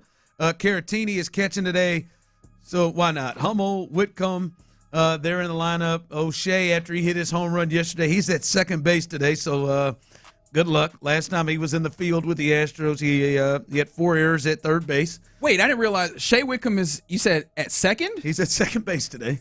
Yep, with Dubon playing short. Man, shout out to Joe Espada, and far be it from me to question him at this point the way that he's managed this team through all sorts of trials and tribulations. I did not realize Shea Whitcomb had middle infield in him. Listen, Joe and Dana, they're just saying to hell with it, man. Let's just try stuff here. It's all working. What's the worst middle infield in this game today? When you mean in the larger game all the way across baseball, or just this? No, today's matchup. Rockies Astros. Who has the worst middle infield? I don't have Rockies in middle infielders. You can't call that up. You couldn't even give me a guess. Nah, you know what? My first guess would be Troy Tulowitzki. Is McMahon still over there? Is he playing second base? I don't think so. Hell, I would guess somebody that's currently on the Astros before I guess correctly the Rockies. I'd be like, Brendan Rodgers played there, didn't he? Yeah, right. I'd be in there old. Aaron Miles and Troy Tulowitzki. Yeah, there it is. That feels. No, yeah, it's interesting, man. No, but for real, man, why not here, man? Throw Hummel in there, Whitcomb in the lineup all together, Caratini, whatever. Lead off Paredes. It doesn't matter. They're gonna find a way to win. But it seems like it. It just none of it makes sense. But they're gonna find a way to win. It's just it is just wild to see. And old Walter gets the ball. I'm sure he'll throw a shutout or something. Oh, I forget. Wickham's playing second in part because Guillorme ended up injured again, didn't he? Yeah. Gosh, it's so many injuries I can't even keep up with them. And yet and still, here they are winning baseball games with, I said earlier today, the third best record, and I guess that was just kind of a vestige from a week ago where I just kind of said that. It's second best record by a good stretch. Like, they got a 4-game lead on the Blue Jays who have the third best record. Like, they are just a game and a half behind the Tigers for the best record in baseball, as they are a walking mash unit that is still mashing the baseball. They just had their best June in franchise history. It was their fifth best record for a month in any month of a season in franchise history. It really is absurd what they're doing, even if it's against the Rockies this week. Obviously, it's not always the Rockies. It's been crazy the way they've been able to not only stay afloat but flourish. Yeah, it's nuts. I still feel, though, the dark cloud of what is going on with Yordan Alvarez is still the big question. And I know it's been a great day here in Houston, and we hope that it can. But how many of you are scared to death that he may not play again this year? I think it is on the table. I am not calling for it. I'm not saying it's likely. We don't know. I'm just saying I think it's on the table that it could happen, because right now, if rest and taking time off didn't work, I'd be damned. Like, what's the next step? What is the next step? So I think it has really changed a bit of my thought on what's going on here, because I'm gonna tell you this, Luke. If he's out, I'm out on the Astros' chances at winning it all. If he's out, like, I understand there's some things that could happen, but if he's out, I'm out on their chances of winning it all. That's always been the thing of, he's coming back. He's coming back. This is the first time where I'm like, yo, I wonder, is he actually going to come back? Yeah, Dana Brown didn't rule out surgery as a possibility if things don't get better. And if that happens, obviously you'd have to assume it's the rest of the season. I wouldn't expect him back until the earliest at this point, I would say, is September, and probably not till at least mid-September. You hope to get him back for the playoffs. But I'm with you. We got into this yesterday when I was in with Reggie, but similar idea that if he's not available for the playoffs, it would be hard to see the Astros being able to go and win the American League, because you need a bat like that in the play. Like, it's great to have Shea in the lineup now and Hummel and all these guys in July, but when you actually face like the best pitching staffs in baseball, and they're throwing guys, the fourth starters coming out of the bullpen in the fifth inning and everything, it gets a lot more difficult. And the Astros right now are below league average in runs scored. It's not like they have a top 10 lineup without Yordan. They still need him. They need Pena back. So if they don't have those guys, as I said yesterday, you could get through the summer, you could get through the regular season, but things change in the playoffs. And when you don't have your best bat in the playoffs, yeah, it would be hard to expect that they could go win the American League or go win the World Series without a guy like that in the middle of the lineup. It changes everything. It happened to the Yankees a couple years ago when you took Aaron Judge out. It was a completely different lineup, and it's been the same without Yordan right now. I do have to clear something up. Saying I didn't realize Shea Whitcomb had middle infield in him. Apparently that's where he was drafted. The Astros' willingness to play guys in all sorts of places, I guess, mixed me up in that space. Best position, according to our guy PC, Patrick Creighton, who'll be jumping in with us. You didn't have to know that. You sure? You didn't have to know where you didn't have to know Shea had second base. I think he's played everywhere except catcher and center fielder, so they've moved him around. That's which, I mean, I understand the versatility and the flexibility that the Astros utilize that for. It mixed me up, but I think I'm largely in the same place with you when it comes to Yordan because of postseason baseball. I think we were talking about that, Luke, right? The idea of I have fully leaned into what I'm calling the mysticism of whatever they're doing, right? Whatever magic, whatever, enchantments, whatever they are doing in order to get themselves to this place, which obviously it's probably not that. It's probably just like they're, managing to, withstand this. That works in regular season baseball. I think postseason baseball is just a different level, and you need to have a more aggressive lineup or a more threatening to what I think is obviously incredible pitching, right? You know that you're going to be able to, and knock on wood, barring injuries, throw out there Hunter Brown, who is a Cy Young candidate, and Framber Valdez, who has only been the best version of himself and very rarely the worst version of himself this year. And then one of Lance McCullers Jr., if he's pitching on his top, Spencer Arrighetti, if he makes it back in his pitch. I mean, maybe France, maybe Arrighetti, or maybe one of these guys that make Christian Javier, maybe one of these guys makes it back that gives you another solid third starter, or even is it possibly one of these guys that I'm lovingly referring to as a quad A guy, like one of these guys coming in and also giving you a solid start. But I mean, postseason baseball is such that it's so little. It's such a small margin for error, and I would much rather you have. Yeah, you're seeing the best pitching, yes. and and not just the best pitching, but game planned specifically for certain batters. And they will work themselves around guys that they don't want to face. And when you have him in that lineup, like someone just texted in, but show they are where they are without him. Yeah, that's different than June 27th against whoever the hell they were playing than October against the Tigers, right? Like you lose a game and you got some potential issues. So I think it's very you look at guys, you have watched the Houston Astros either win championships or have teams you thought should win championships. The lineup looks like. You know the potential of the lineup when he's out of it and the way Christian Walker is swinging the bat, ain't it?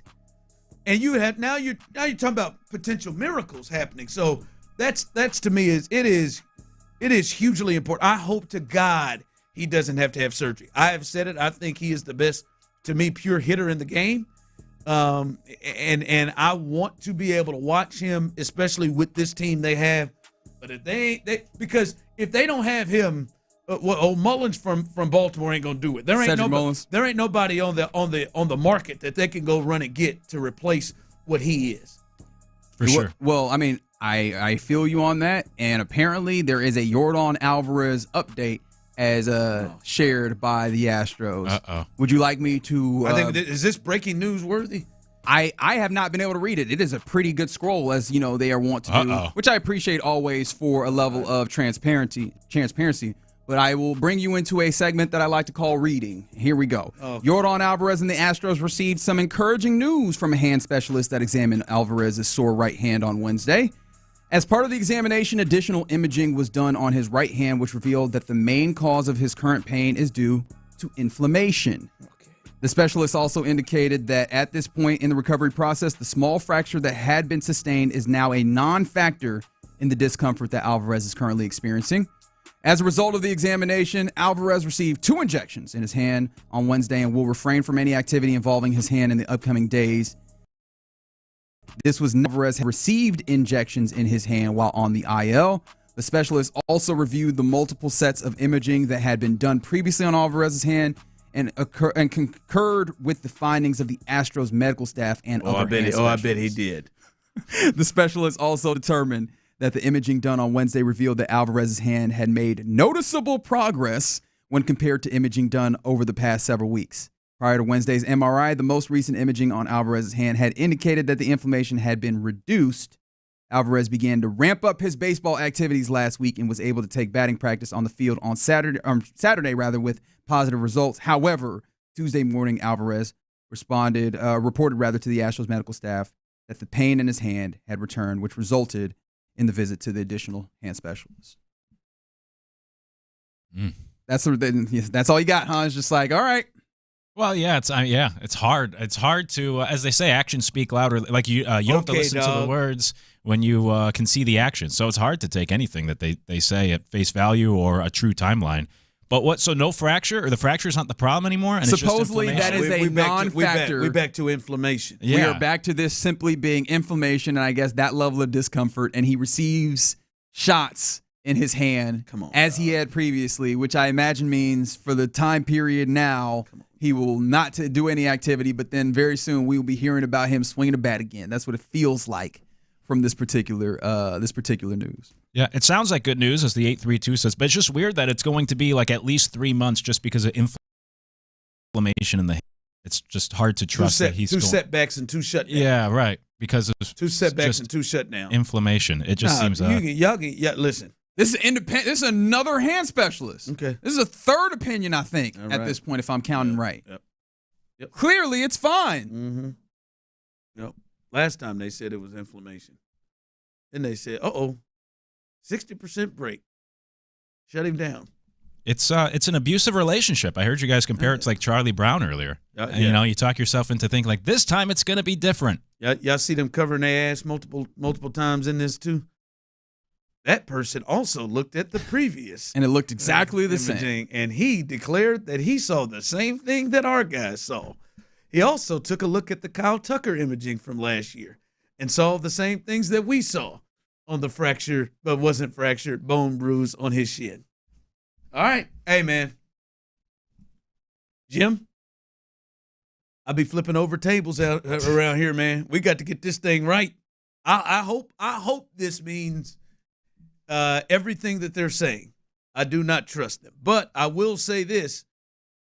You can trust that 100% of your donations will go to brought it back home. Yeah, it will. Yeah, it will go. Not 60%. Not 60. Not even 80. Not even. And we won't go back down to shutting you down. You can be assured that 100% of your donations will go to the Houston Food Bank, who we are hoping to raise money for.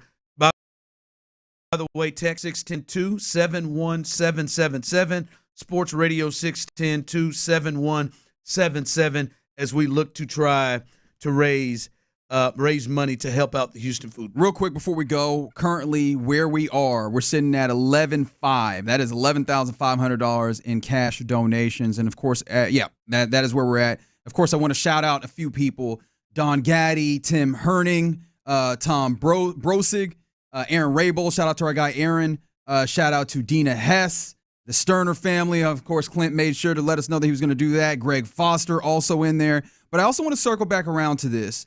There's a young woman, a young girl of 6 years of age, if memory serves me correctly, who donated $6.10. She said she didn't have a lot to do, but she wanted to make sure that she got in on the situation. And Dakota, I want to let you know that $6.10. It seems like it's a small amount. But for every dollar that you donate to the Houston Food Bank, they managed to get 3 meals out of that. So that's 18 meals that just a young girl in the city of Houston was able to provide back to her fellow Houstonians. So thank you to Dakota. Thank you to all of you as you continue to support fellow Houstonians. Please, let's continue to do this as we are still rolling till 6 o'clock. Remember, let's also drive for these dinners. Awesome potential moments for you to have some access with all the shows here, some stories to be told that are good for on the air and off the air. That's right. It'll be a good time. So come hang. You can get on those. We'll give you more information as we continue here. But you can still donate. Let's do that. You can call in 713-572-4610. Figgy will take care of you on those if you want to try to get on the auction bid for the dinners. Again, Sports Radio 610-271-777 as we continue with the Reggie and Ron Radiothon right here on Sports Radio 610. The Drive with Stoerner.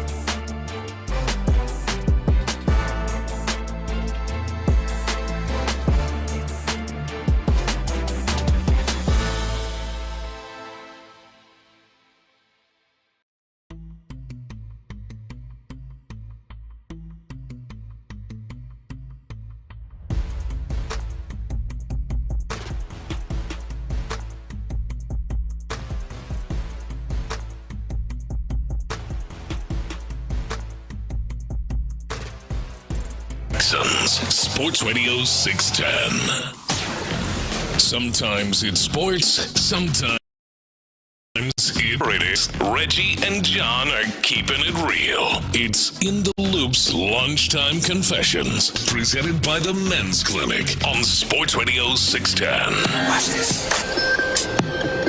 These are my confessions. A special lunchtime confessions here as the Reggie and Ron Radiothon continues. I had never done this before. To roll on. It's a very simple process. Is that what we'll do is, you just give a confession. Sports, sometimes it's about anything else. So you can do that. Get involved on the text line, 713-572-4610, where I will say, I know that there's been some people having a little struggles figuring out exactly how to get the donation. One thing I'm trying to do, I've been trying to make sure I'm working the text line as much as I can. I have the link. So if you're having too much trouble trying to figure out how to get the, send Sports Radio 610 to the number 71777, if that's not working quite for you, just text the text line. I'll send you the link. Because ultimately the big thing is we want to keep raising for the money for the Houston Food Bank. We want to come strong as the Sports Radio 610 family and show Houston and the food bank that we support the endeavors that they have going on there. So I did want to start there by saying that, and also shouting out, because we did need to shout out Payne and Pendergast, man. They have the high bid currently on all of the dinners, and the high bid is $1,500, $1,500 for an opportunity to sit down with Seth Payne, original Texan Seth Payne, I feel like I should say that, and Sean Pendergast at Churrasco's. That's going to be an incredible dinner. And look, all it takes is beating $100 bid that's happening there for you to now be the person. You ought to be ashamed of yourself. You and a friend. That's OC. That's off. We'll address that later. Now I need to get to my confession. These are my confessions. I was incredibly disappointed, friends, in something that happened in Atlanta, Georgia this weekend, or at least the greater Atlanta, Georgia area, because they done moved that stadium out to the suburbs. But the Atlanta Braves, a team that has been disappointing in their own right this year, even though they have been a pretty good team in the NL of last few years, they have a thing that they do in the stadium, one of the in-stadium entertainment things, which is called Beat the Freeze. Yeah, where they have a young lady went off, a former sprinter in this kind of situation, get up as the freeze, where they give some fan an opportunity to get out with the head start, and then he just hawk him down. And it's been fun watching that happen. There's been a new freeze of late, and this person is not the same, because a young woman who apparently is a police officer in Georgia, she dusted that dude. Oh, I saw her. You saw it? But didn't she turn it on? I felt like she was jogging it out a little bit and then just turn it on. Like I was like, was that a track star? So she was a police officer? I didn't catch the background of her, but I saw her. It wasn't even close. Yeah, apparently her name is Amira Harris. Hardy Dozier. I don't know where I got Harris for. Amira Hardy Dozier. She is a police officer in a Cobb County, apparently, and she's a detective. So I believe, oh man, she'd be out here running. On a run. But yes, she did run track in high school. But hey man, I feel like this is not fun if you don't have I understand it's good to have people win, but I kind of was here to watch just somebody hawk somebody down, and just watching the dude who's supposed to be really fast not just lose but get smoked. But I think you might I think you might have to shut it down if he starts losing too much. Yes. Yeah, if he starts losing too much, you got to shut it down. Yeah, it was. I didn't know it was a new freeze, because that old gentleman, boy, he was cold blooded. I mean, just absolute dudes would start, and you could see like just a dude with the backwards hat thinking I'm fast, and he'd be out there just churning, and all of a sudden here comes this flash of a blur that passes him, and he would 2/3 of the way after you getting a head start. Like, that's funny to me. That's fun to me, entertainment wise. Seeing a dude who's supposed to get fast just get beat, not as fun. These are my confessions. I have a confession. I want to buy and get me a WNBA jersey, but I feel like people would judge me. And that has been the thing that has stopped me. It depends what jersey. What jersey? I want to get a couple. Really 3. I want to get Asia Wilson. I want to get Angel, and I want to get Caitlin. I'm a fan of all three. I want to get those jerseys. I don't like Sabrina. Those jerseys. But I feel like. What's wrong with Sabrina? Yeah, I'm interested in. I mean, there's reasons to maybe not like a particular player. I'm interested. She seems like she likable. I sports hate Sabrina Ionescu. I don't disagree. Actually, I just am interested in why. I don't know. Something about, like, I felt like she got a little bit more credit than she should have last year, and I think correct. I think Brianna Stewart was and other pieces. I mean, she was like 2 for. It felt like 18 in that. And she got the final interview because she hit. She got the final interview because she banked some bull jive in. No, I don't mess with her, but I do. Like right now, text in, "Hi, Ron, you're a wuss." You know, and usually I don't really care that much, and I may just go ahead and do it. But I just want to confess that has what stopped me. That has what has stopped me. Is it specifically because of the WNBA? Because I would imagine that your typical hang-up would be not the WNBA specifically, just wearing a basketball jersey in general. Oh no, I'm a jersey. I'm good. I'm a jersey wearer. Well, then just I don't the see jerseys. what it's the whole. There is a. Man, what's he doing? There is a bit. I'm not saying it's right. I'm gonna get over it. What this is confession, right? That is fair. I'm just trying to confess. But we didn't say we listen and we don't judge. Judgment happens over here. It will be some, what is this guy doing? But yeah. It will also be some, okay, dog, I see you. Okay. Yeah. You wear the jerseys out? Yeah, I'd wear them out. You wear anything? Apparently at this dinner that I got to go to, I don't. I got to go guns out. But yeah. Text line coming in. People will always judge. Live your life. I am not a big person. I really don't give a damn. For some reason, I'll be honest. That's been a hang-up on me. See, now this is going to be an issue, though, I imagine. I want to wear my Caitlin Clark daughter shirt with my daughter. She has a jersey, too. That'd be real cute. I like that. But here's the tough part, right? Especially outside of that particular context. You can't wear 2 of those jerseys by themselves without, like, you feeling like you're projecting a certain message outwards. Whatever the message is. Like, you wear an Angel Wilson jersey, people are just like, oh, you like the WNBA. You wearing an Angel Reese jersey or a Caitlin Clark jersey, it feels like you're making a statement on which side you want to be on this rift. I want to be on both sides. I know, so you got to wear like the half jersey. Or you got to have both of them at the same time. Between them. Get a split jersey. I'm not saying you have to. I love Caitlin. I'm not saying you have to. I'm just saying it's going to appear as if you made a selection. It's true. Yeah, like the old, what was it, Brady Quinn, AJ Hawk, or Bobby Carpenter split jersey? That's what you got to do. I have never run into anybody who loves Caitlin Clark the way Osita does. It is uncomfortable. I'm just I am. If you're going to talk, you might as well talk to a microphone. I saw him. It's uncomfortable. Osita, you can't just be talking in a room and not into a microphone. He just refers to her as baby girl. It's really one of the real girl. So you brought Drake in here as well? He does. Okay. Yeah, he does. Yeah, I've never seen it. But I do. I am. You know what? Damn it, I'm going to go do it. All right. I'm going to give me one of them fire fever red ones. I kind of want to get a jersey, too. Come on, man. Who you want, Sabrina? Nah, it's actually somebody that's not even on their level, for real. So, I'm a big Bijani Carrington fan. Yeah. So I kind of want to get a Bijani Carrington fan. You get that one a lot. We go back to Baylor. I was watching her during when she was playing that. He Baylor. identified the talent very early. He was like, that one there. I'll never forget when I first seen her. I was at Top Golf waiting to get a little bay, and I'm like, who is this? I'm like, who is this girl with the long hair and the long nails, balling out, putting buckets on people?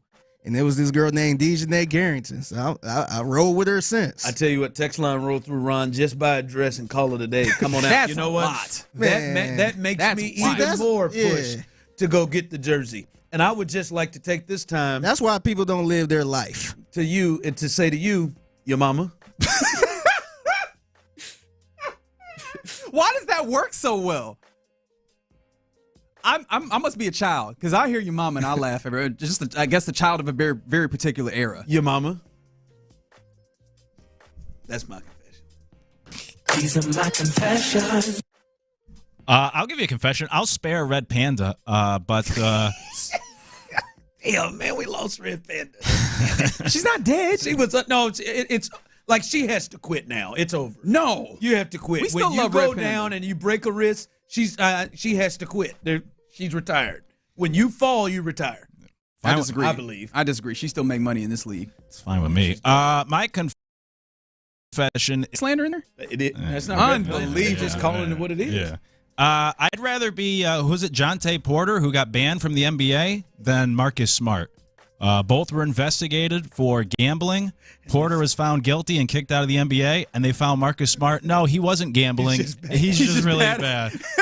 The anomalies in his game are just he stinks. I'd rather be found guilty and kicked out of the league so I have an excuse for my poor play than just like, no, we thought he was gambling based off of the tape, but no, actually that's just him. They did that to Terry Rozier too. He got investigated and they just said, "Nah, man, Terry, you just bad." You know what that remind me of? When somebody have a hot take on Twitter and somebody say, because the thing is, whenever somebody have a blue check, people say, "Oh, you just doing this for the to get the views and the likes so you could get paid." You know, blue check mark guy. But when they don't have a blue check mark, they be like, "Oh, you just being stupid for free. You just out here being dumb for free. You just tweeting stupid stuff for free. You ain't even trying to get paid." I have a strong sports hate for Marcus Smart. I mean, ever since is with the green hair. Nah, I mean, first off, he has been get you an adult haircut. He has been. I don't care if I sound like somebody's daddy. He has been one of the greatest floppers. You think LeBron flops? He's been one of the greatest floppers since he was at Oklahoma State. And I wanted to drive a car. It hit him when he did that backflip. When he did that backflip in the middle of Allen Fieldhouse when they beat Kansas, I wanted to drive a car and run his ass right over. That pissed me smooth off. That was Ohio State, right? Sorry, Oklahoma State. He beat the Wiggins and Joel Embiid team at Kansas and did a backflip right on the bird. That pissed me smooth off. I've just never been a Marcus Smart fan. It really leapt out of you there. It has. Sabrina and Marcus. It's a sports hate thing. I don't normal hate them. I do want a sports hate. I feel like we should probe that area a little bit more sports hate, seeing where you're at. But maybe let's do it. 713-572-4610. Text in your sports hate. Who do you sports hate? Those of you on the text line as well. Not regular hate. Some of y'all can't text in Angel Reese because you just regularly hate Angel Reese. Some of you can't text in Caitlin Clark because you regularly just hate Caitlin Clark. They do. I'm sorry, you'll see that they do. I know it's baby girl. They do. Also, while you're doing the sports hate thing, I'd like for you to also to think about this.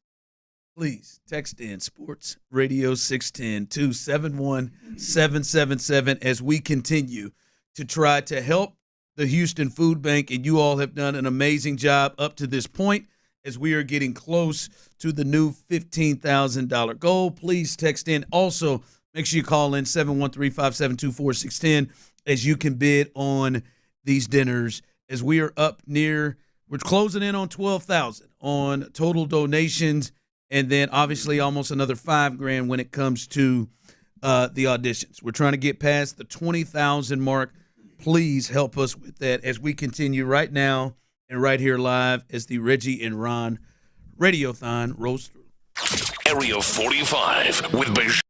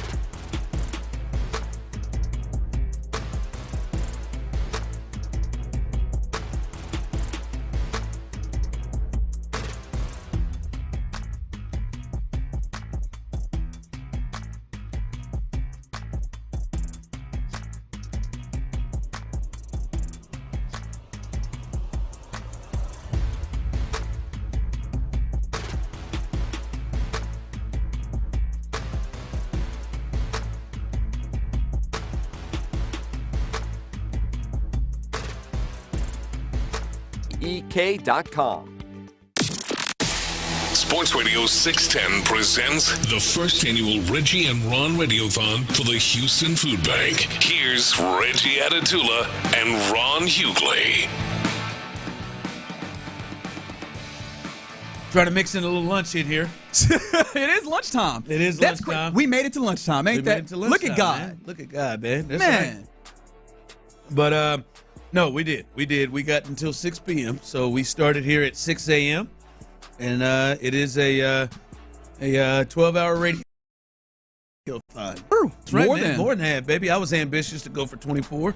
Reggie repeatedly put his foot down. He said, "Hold on a minute, player." I'm gonna tell you right now, I can't do it. Reggie even short. I can maybe do 18, but I can't do 24. But I know myself, and I'm telling you.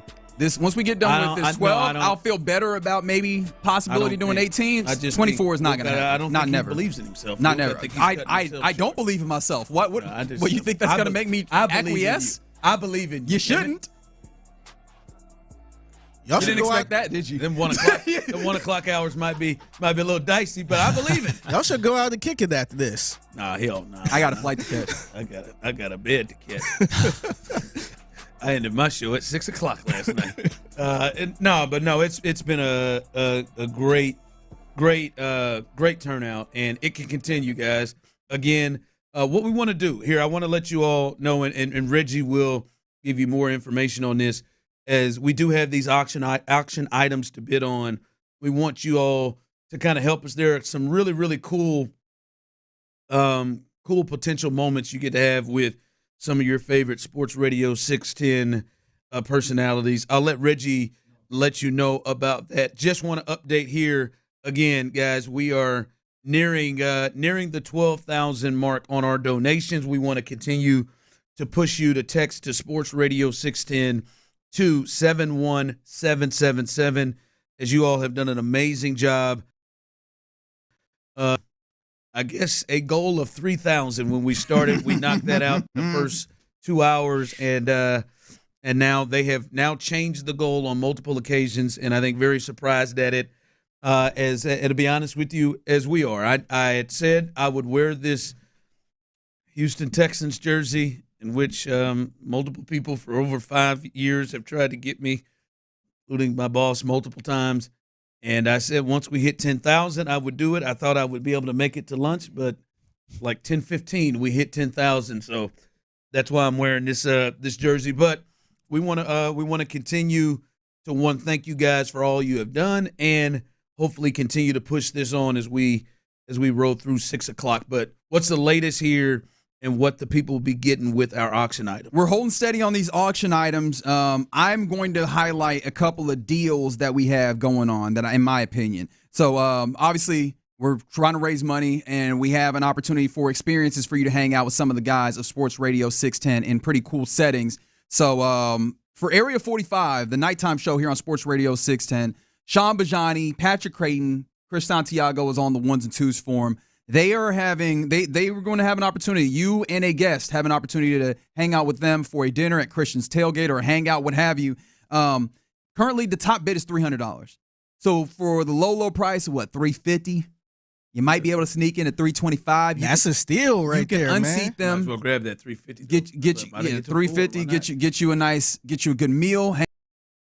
Hang out with them. Some great baseball talk, especially if you're a baseball guy. I would not want to talk baseball with anybody on the station more, sorry, Luke, than Patrick Creighton and Sean Bijani. So I think that is a huge deal if you can get in there, and appreciation to Christian's Tailgate for helping us navigate that. And then this one that actually came in midway through the day is really the coolest thing, and I feel like I've not talked about it nearly enough, so I want to. It's Cormier's Kitchen put together a Figgy and B. Scott centered. That's a great restaurant too, man. Is it really? I've been there a few times. Really good. I mean, I expect nothing less. And so great food is what you're talking about. But on top of it, I'm telling you, look, we got a little insight into what the secret is. It's a good secret. It's a good secret, especially for the price. So what's happening is you have the dinner, you and 3 friends. So it's not just you and one.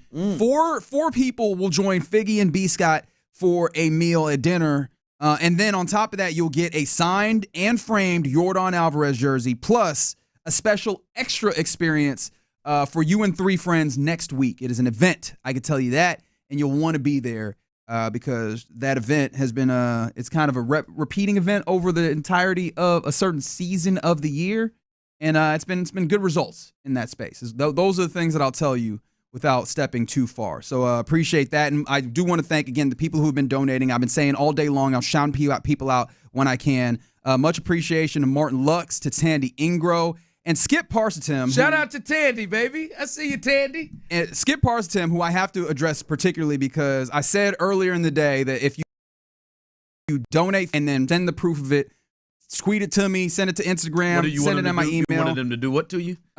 Tweet it to you? Is that what you can tweet it to me. Oh, got you. All right. Send it on Instagram, DM me or what have you. I'm jumping in now. He's been doing email it to me. it. I have. If I can give it, I gotta be able to take it. Yeah. Whoa. So you can. All right, buddy.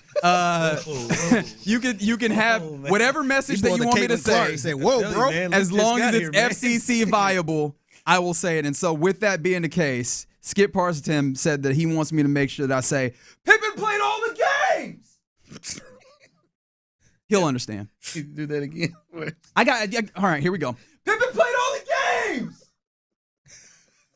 Look, I don't know if it's because I've been up since 4. It probably is. It probably is. I don't know what, but in the words of Steve Harvey, man, that done it for me. I don't know about you, Luke. I know I might be laughing at myself, but damn it, that done it for me. All right, I don't even know what he said. I know, but that was it right there. Do that. How can you go back to being serious after that? I don't know. I don't know, but man. What you can do is go back and text Sports Radio 610 to 71777 to donate and be a part of this. Some of these coming in, Luke, I really want to hear some of Luke's sports hates.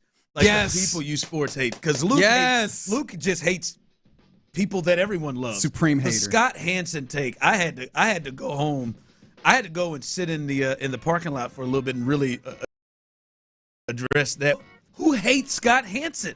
I did that speak just for you, Figgy and Reggie. Well, y'all some nervous Nellies, man. Calm down. It's the producer mentality. As soon as you hear it, you got to be Here's some real quick from the people. Dirk F the Mavs. Juan Soto. How old is he? Is a lot of people texting in. Who hosts? Tom Brady, John Stockton. F them. Oh yeah, Utah Jazz, man. Sports hate LeBron. LeBron's another one. Where is that your sports hate?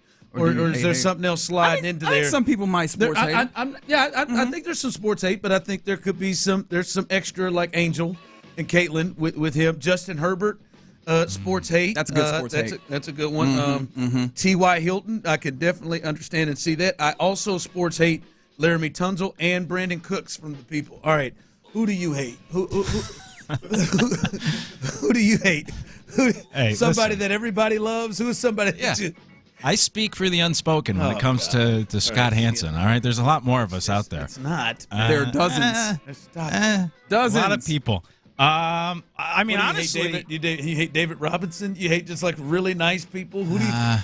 Yeah, he was a little too bland. I sports hate probably like 95% of the leagues. If they're not on my teams, there's very few people I like on other teams.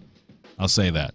Hate might be too strong of a word. I guess just dislike. Yeah, there are some strong ones. Like Marcus Smart is a real one. Like personal ones for me.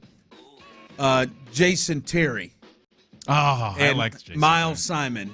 Those two. Miles. What's the particular? And really, Mike Bibby. I was not familiar with Mike Bibby and ruined my life in 1997 in Birmingham, Alabama, when the Kansas Jayhawks were 34-1, and the only one loss they had was in triple overtime to those bastards from Missouri. And this person in the Sweet 16 of Mike Bibby I'd never heard of, and Jason Terry with them stupid socks just came in and ripped Jock Vaughn, Paul Pierce, Rafe LaFrance, Scott Pollard right out of my heart. I cried. I know my mom heard me yell the F-bomb, and she just let it go while I was in the 7th grade because she was as emotionally hurt as I was. Those are personal ones, kind of like the T.Y. Hilton ones. I know. I know you got a clean sports hate. Oh well, I mean, somebody said Utah, and I very much. It's funny because the first name that comes to mind is Mehmet Okur, but I respected his game. That's but the I first absolutely name that yes, comes to mind. You got to remember, Houston Rockets fan as a child, and that Utah Jazz, like the Utah Jazz, constantly in the way that they were not supposed to be. They weren't that good. I get that, but they were always in the way. It was that. Was yes, it him? It was him that comes to mind. Well, because not AK, not Darren Williams. Darren Williams is in there as well. Darren Williams is absolutely in there. I mean, Mehmet Okur has got to be 4th or 5th on the list. Still, that's a personal thing. Yes, correct. That's what I was saying. That's why when I went to hate, I was like him because at least I can maybe say I had some of the other guys just like, no, I just hate you. Yeah. And then one that comes in, I think I agree with 832 Derek Fisher. Yeah. For sure. Matt Barnes too. That's not sports hate, buddy. That man drove. I mean, 22 hours. No, it wasn't that long. Man, it was. I think Oakland. It was the Bay Area down to L.A. He drove. What was he listening to? Because he had to keep the anger up. That's a good 3. Like, what was he listening to? I mean, yes, he was in your house nailing your ex-wife with your kid there. But what ex? It was ex. I mean, it was ex-wife, but at that point, like his baby mother. But what was he listening to keep himself at a 10 all the way down? Was it absolutely nothing? Was he just in silence? He's just screaming at the dashboard? No, not for 3 hours. Not for 3. How long do you think you can manage and maintain a particular hate? If you just have no other stimuli, you think you just let it go after 90 minutes? Yeah, Guy Gene hit him up repeatedly. That Crunk Juice album by Little John that had white meat like that, like right there. I feel like he was he had to been just going, just losing his mind till he pulled up at that front door and then just beat the hell out of Derek. It wasn't necessary, man. And then Derek returned to go coach the Knicks. Right? and then the Sparks too, I think.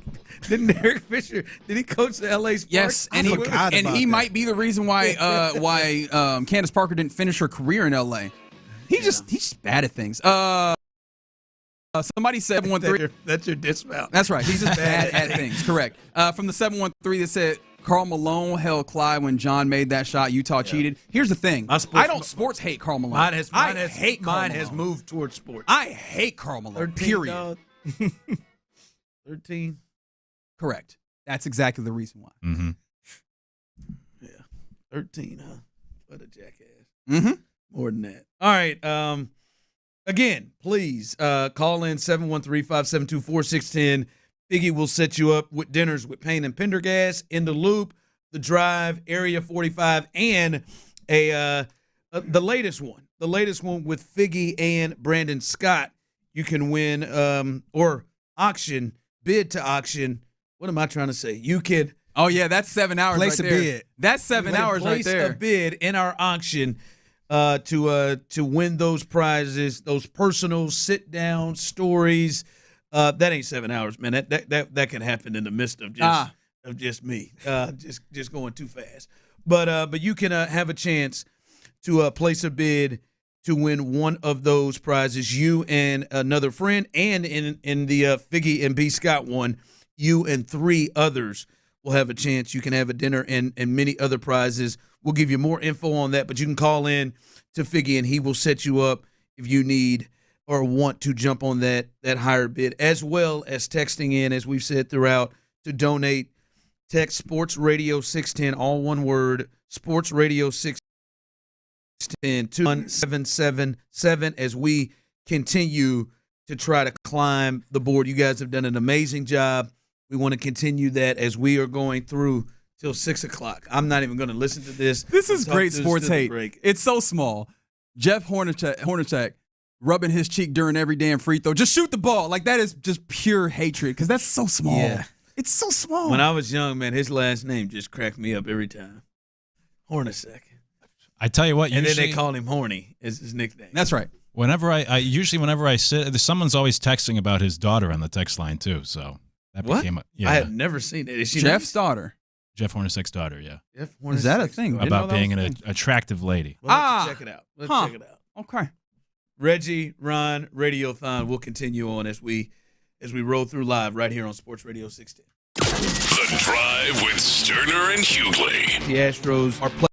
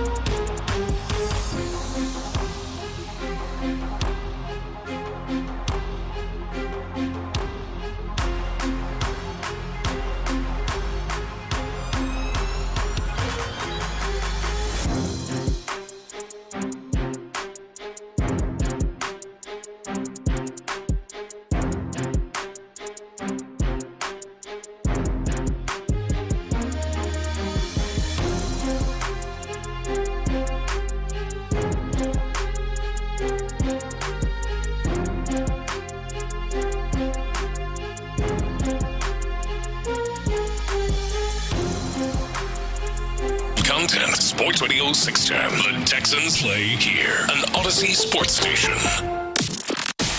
Sports Radio 610 presents the first annual Reggie and Ron Radiothon for the Houston Food Bank. Here's Reggie Atatula and Ron Hughley.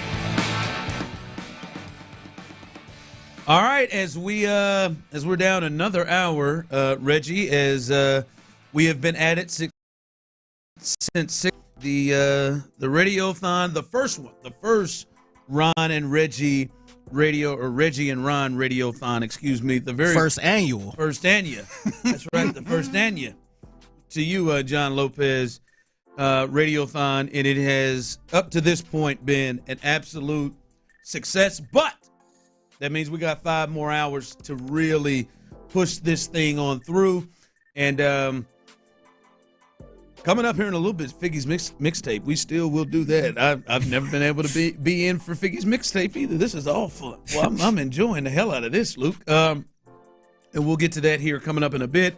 But remember, let's continue to push through this here, man. Let people know. Retweet, send it out to people. Let people know as we are trying to feed the Houston Food Bank. Again, their budget has been cut by $11 million in the last year, and they are still expected to service over 1 million families, 1 million people here in the city of Houston, and we want to do everything we can to kind of help them push to that next level. Anything that we can do to help them be able to service as many people as they can. And you guys are off to a hell of a start. Every time, as Reggie said, it's hard to even keep up. Every time I look at something, people are then making more donations to change the numbers. But it has been amazing. But we have 5 hours left, and we still have item. I'll let Reggie get a little bit more specific about that, so you know what you are bidding on and what you can win and the cost. But you can do that as well as a great time is being had. Remember, text Sports Radio 610 to 71777 to help us there, and that's the way you can donate any amount, and also to let you know 100% of these proceeds. Mm-hmm. Yeah, we're in there. These proceeds will go to the Houston Food Bank. All right, so like you mentioned, Ron, we have these auction items, which are dinners with the shows of In the Loop, and then, of course, the fifth one is a dinner with Figgy and B. Scott. But I want to talk about the one that we started talking about at the top, Payne and Pendergast. Mm-hmm. That'll be at Churrasco's. It's a leader in the clubhouse, and the lead grows even larger. Ain't that right, Fig? Yes. So the lead is currently at $1,600. That is the highest bid to sit down with Payne and Pendergast. But I'd like to tell you a little bit about another dinner, which is the opportunity to hang out with J-Lo, Figgy, and myself in the Loop.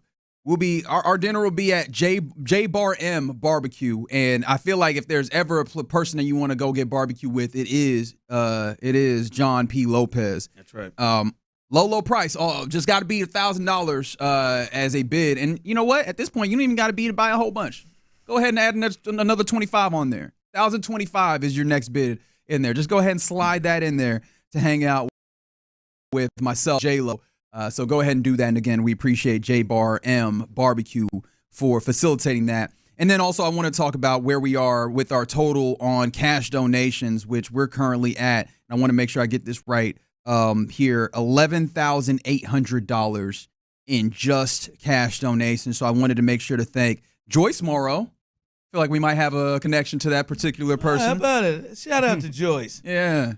Farron Sturgis. Steph Stradley, shout out to the homie Steph. I see you, Steph. And then I have to shout out Kevin Hagelin, who hosts a show on our sister station up there in Dallas. Because I did put it out there. KC Masterpiece? Yeah, KC Masterpiece. KC Masterpiece. I did. Which one is Kevin? Which one? They're both white men. The bald one. Which one is the bald one? Are they both big? Yeah. It was a bigger one, right? They both got a little head to them. They both a little big. Okay, you know, they both a little bigger. They just look alike. Is that what you're saying? They favor each other on the show together? Not necessarily. They're just both white. So I didn't know what level. There wasn't any description that Figgy was giving me. I met them both, but I wasn't sure which one was which. So. Oh, that's fair. You have met them both. Yeah, I forgot at New Radio Orleans. Row, yeah. Yeah. So I did have to say this, as I've told people, that if you donate $50 and confirm that you sent, or send that you as a confirmation what you donated, I will say any message that's FCC allowable on the air. And this is a personal vendetta that he has against me. He wants me to say, quote, I, Reginald Atatula, will eventually be fat. And I just have to leave that where it is. Also, shout out as the 4th of July that's happening tomorrow. Put it in reverse, Terry. Put it in reverse. Bag up. There you go. So I didn't want to get to that. Hey, can I ask you something, fellas? Yeah. So Adam Schefter is reporting that the Steelers have announced that they've signed general manager Omar Khan to a 3-year contract. Is that at all surprising to you, considering the ways that the Steelers have kind of been operating this offseason and in the last few years? Obviously, they've been trying. I mean, they have winning, records courtesy of Mike Tomlin, the ways that they operate. But it feels very different than their typical MO. And Omar Khan has been at the helm. And I just do wonder, I'm not saying that they need to fire him or anything, but the idea that in the midst of what's happening right now, that they give him a 3-year extension feels a little odd. It does to me. Same with this whole Mike Tomlin. Like, I could never see a scenario, maybe it happens in the near future, where they even move on from Tomlin. And if I'm a Steelers fan, I'm certainly annoyed and ticked off. It feels like Groundhog Day, where you just keep trying the same stuff over and over, and they keep going 9-8 or 10-7 now at these 17 games and lose in the first round, haven't won a playoff game in a decade, and keep trying to build, at least since Roethlisberger's retirement, keep trying to build in a similar way, and it just hasn't been good enough. It almost feels like the league is sort of passing them by. Tomlin's obviously good enough to not have a losing season, but they're never good enough to actually compete in the AFC, so they're stuck in this purgatory. So, yeah, if I was a Steelers fan, I'd be upset because I think there should be a little more pressure on these guys. You shouldn't reward the mediocrity that, yes, it's incredibly impressive that they haven't had a losing season in almost 2 decades, but when you don't win a playoff game in a decade, like, what good is it? You just keep spinning your tires. You haven't been bad as quarterback that could elevate the organization to where it should be, and there should be more pressure on these decision makers as opposed to just awarding them or rewarding them with a contract extension that provides more security. I'd at least as a Steelers fan, I'd be annoyed. See, Luke, I'm mildly surprised. The only reason why I say that mildly is because, I mean, they've been operating like they're on the hot seat. Like they've almost been operating like, hey man, this is a win now year. Like I look at a guy like Brian Daboll, I feel like they're on the hot seat. Yeah. The Steelers look more like they're on the hot. Hey man, we got to go get DK. All right, we're gonna go get Aaron Rodgers. We're gonna go and trade for Ramsey and go and get Jonnu Smith. Like, they're making moves like if they lose this year, they're out of it. And so that's why I would say mildly, because of the way he was operating, like it was like a must-win move, but most must-win type year. But really, they've done pretty well outside of that, very most important position. Like, he's drafted and brought in pretty good pieces outside of the quarterback position. They just seem to be, they're as patient as hell now. Like, they are waiting patiently before they try to get, whatever guy they're trying to get. Maybe they're giving him the time, but when you look at what they've done in their D-line, their offensive line, they've improved that over the years. They've done pretty good. They just can't find a quarterback. Yeah, that's the biggest thing. I think almost the way they've handled this offseason is almost parlayed into the whole Rodgers move, and then because you get Aaron Rodgers, you feel the pressure either internally or from Rodgers himself to go out and get these other pieces, because DK was beforehand, but they've had conversations with Rodgers for months, and then once you bring in Rodgers, then you pull off this trade, and it's almost like when he got to the Jets and they made a flurry of moves, typically bringing just in his guys, but still making moves to bolster that roster. So I feel like some of the operation, the moves this offseason just simply tied to the fact that they did go the Aaron Rodgers route. But the quarterback position, of course, most notably. But like last year, the defense, which has been their calling card, and the Tomlin's whole thing, especially like the run defense, was not very good as that season went on. And it's impressive that even with Duck Hodges, they'll find a winning season. So I think that helps like the makeup. It helps mask certain things, but I think there's still a lot of room for growth or improvement with this organization and the way they do things. And we all know the whole cliche with the definition of insanity, but that's just what it feels like with the Steelers with these past few years, and then it leads to the same results, 9 or 10 wins and a first-round exit in the playoff and never a true threat in the AFC. And yet, with this contract extension, it seems like you're just going to continue to run that back, and I don't think it's good enough. I feel so bad for Duck Hodges. Why? Because he has a memorable name. We always going to throw him up? Well, there are two things that Duck Hodges is known for and remembered for. One is girlfriend. Yeah. What's her name? Who is he? Wasn't he was it a country singer? He's with a country singer. Yeah. She's the one who had that. So is it like Lena? No, I know Clint is somewhere mad. Yeah, I'm certain of it. That he's mad. I don't know what he's mad. He talks about her. What's her name? You got it. What is Duck Hodges' girlfriend name? Anyway, he's either remembered by her, the country singer. Yeah, Lainey Wilson. That's who he's with. Lainey Yeah, Lainey Wilson. Okay. Yeah, that was close. Yeah.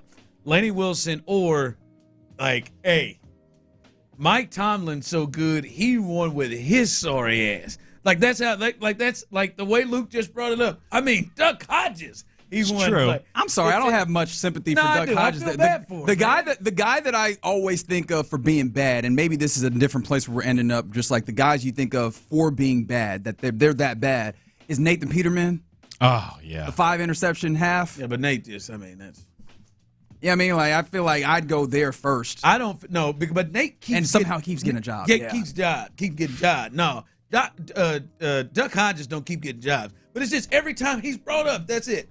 Either Lainey Wilson or that's a pretty good life though. You get to play in the NFL. You're with Lainey Wilson. Not bad. Nobody. What did he? By the way, anybody find out what did he do that year he was the starter? You think that I don't remember? We just go ahead and say he's bad, but was his numbers that bad that year? I got 5 touchdowns, 8 interceptions. Yes. 71 quarterback rating. Sounds very bad. 63% completion percentage. That's not bad. What are you talking about? That ain't bad. Not as bad as it ain't Peterman. No one is. They went 3-3 in Duck Hodges starts. 3-3. Yeah, but again, 3-3. Wins are not a quarterback stat. And you were just talking about the wizard that is Mike Tomlin finding a way to make chicken salad out of you know what. Sometimes. Even Duck Hodges. Sometimes wins. Yeah, chicken salad. Yeah. Would that be duck salad at that point? Out of duck? I just listen, man. It's better than the way he's talked about. I'm not saying he's bad. Thank you for the text line coming in with Lainey Wilson. We got it. I didn't mean that in a that was so dismissive. I didn't mean it that way. I'm sorry. Thanks for nothing is what he said. That was what your tone I'm sorry, said. Texter. I didn't mean to make that dismissive right there, but I just wanted to let you know and let others know that may not start texting in Lainey Wilson repeatedly, because that's where that can go. As we continue rolling through here, I can't wait till old Figgy's mixtape. Why wait? I'm excited. Why wait, man? I'm excited about that. Why wait? Well, I'm just saying. Do we need to go to break? I think we need to go to break. Let's go to break. We can get there. So we can get to Figgy's mixtape. While you're waiting for Figgy's mixtape, please don't forget to text Sports Radio 610 to 71777 to donate as we continue rolling through the Reggie and Ron Radiothon. It's on and rolling, and you all are making it such a great day. Let's continue. Area 45 with Bijani and Creighton.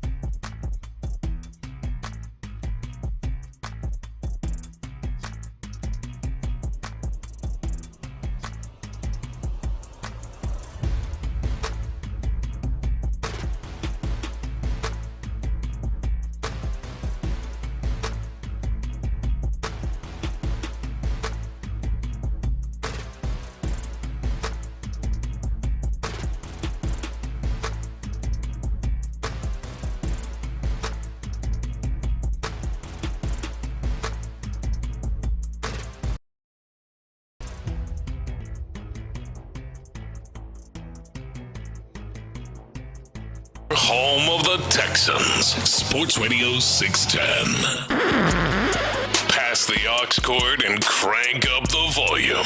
Figgy Figs in the driver's seat. Sit back, relax, and enjoy the ride. It's time for Figgy's Mixtape on Sports Radio 610. Yep, it's the Mixtape in the Loop, Sports Radio 610. It's your man Figgy Fig holding it down on a Thursday. Happy Thursday to everyone out there. Do you see how hyped this man is? Yeah, dog. I'm telling you, man, we got to do this more. Why you so hyped, man? I listen to this all the time, and I hear it. I'm never in for the mixtape. Yeah. So we gonna have a fun mixtape, but first I want to update everybody on what's going on. Actually, I want you guys to update, man. It's the, so you can't do it? I see how. No, I'm just playing. Yeah, no, I just want y'all to, I seen a text from, I forgot what number, but they said I guess they just got in the car. They not sure what we're doing. So kind of explain to the people what we're doing today. All right, so we're raising money for the Houston Food Bank. The Houston Food Bank, obviously, they do important work here in the greater Houston area. In fact, they cover a lot more than you'll realize. Their work covers 18 counties,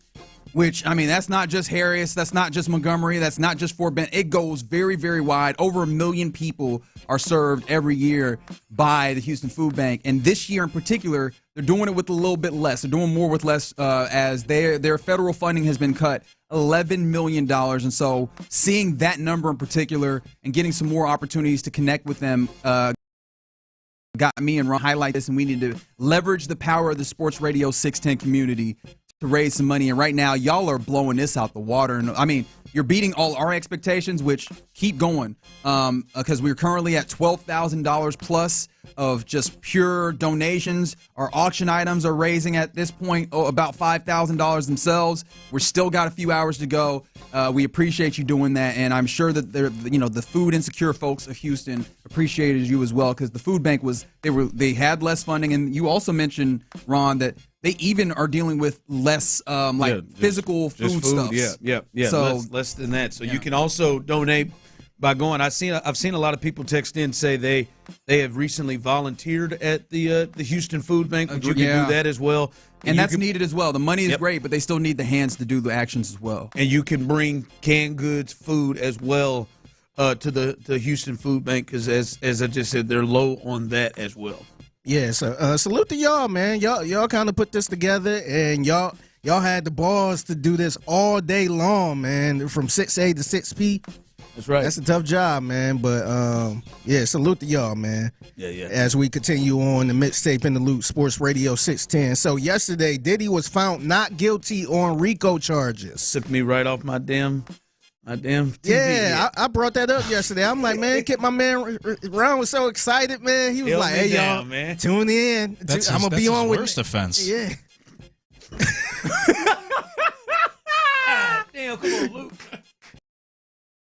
When I was in college, I had a whole bunch of just funny people as friends. We made a rule: no jokes while someone's drinking, because that's how you drown. That's how it happens. It happens that quick. That's a pretty dumb rule. How can you control that? How can you control anytime there are drinks around? Nobody. No, not when there's drinks around, but active somebody drinking. Hey, you got to hold that joke for 2 more seconds. It must have been some funny ass dudes, man. That was good, man. My fault, man. Go ahead. Yeah. So he was found not guilty on RICO charges, but he was found guilty on the lesser charges. And just a little update: they tried to request bail for Diddy. They said nope. Not stay where you're at. Not so fast, my friend. And it was a lot of fans kind of hanging around the courthouse, and CNN actually was on the scene. And man, people, why y'all got to take it so damn far, man? Here's CNN with the story and the update of what these fans are doing. And proper and etiquette that is happening inside of a courtroom. No, instead, I kid you not, people are pouring baby oil on one another outside this courthouse. Baby oil having a very big play in the freak-offs we heard about. You have people saying it's not RICO, it's Frico. What the hell is wrong with y'all, man? Hey, they had Laura Coates. And that audio is courtesy of CNN and Laura Coates. When Laura said, I kid you not, that's when I knew she came and stepped out of her CNN body and stepped in the house. I kid y'all not. These MFers is out here throwing baby oil all over themselves. He said, y'all ain't gonna believe this. Hey, y'all ain't gonna believe this. I kid you not. Boy, when I heard Laura Coates say that yesterday. What is wrong with y'all? We are a deeply unserious civilization is what I take away from this. We are way too unserious. Hey, just for the giggles, I'm gonna play this again. And proper and etiquette that is happening inside of a courtroom. No, instead, I kid you not, people are pouring baby oil on one another outside this courthouse. What possesses you to go and do this? How you think they was doing it? On some Chris Bosh, was it on some Chris Bosh type stuff? Oh my God! Had somebody with the like they won the Super Bowl just over They had ski goggles on. Hey, Doug, I'm They over sorry. there popping baby oil. Hey, I'm hate it telling so you what. much. I hate I it know so even Luke knows about code switching.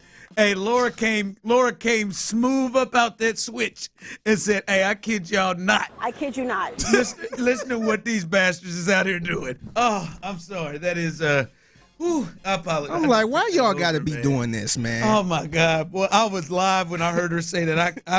I could have fallen out, and you'd have just brought it back to me. Yeah, I appreciate that. Yeah, I mean, people going people, man. The last part was great too. What were they saying? They calling it Freako? It's not a Rico. It was a Freako. What a line! Again, like they're not weird.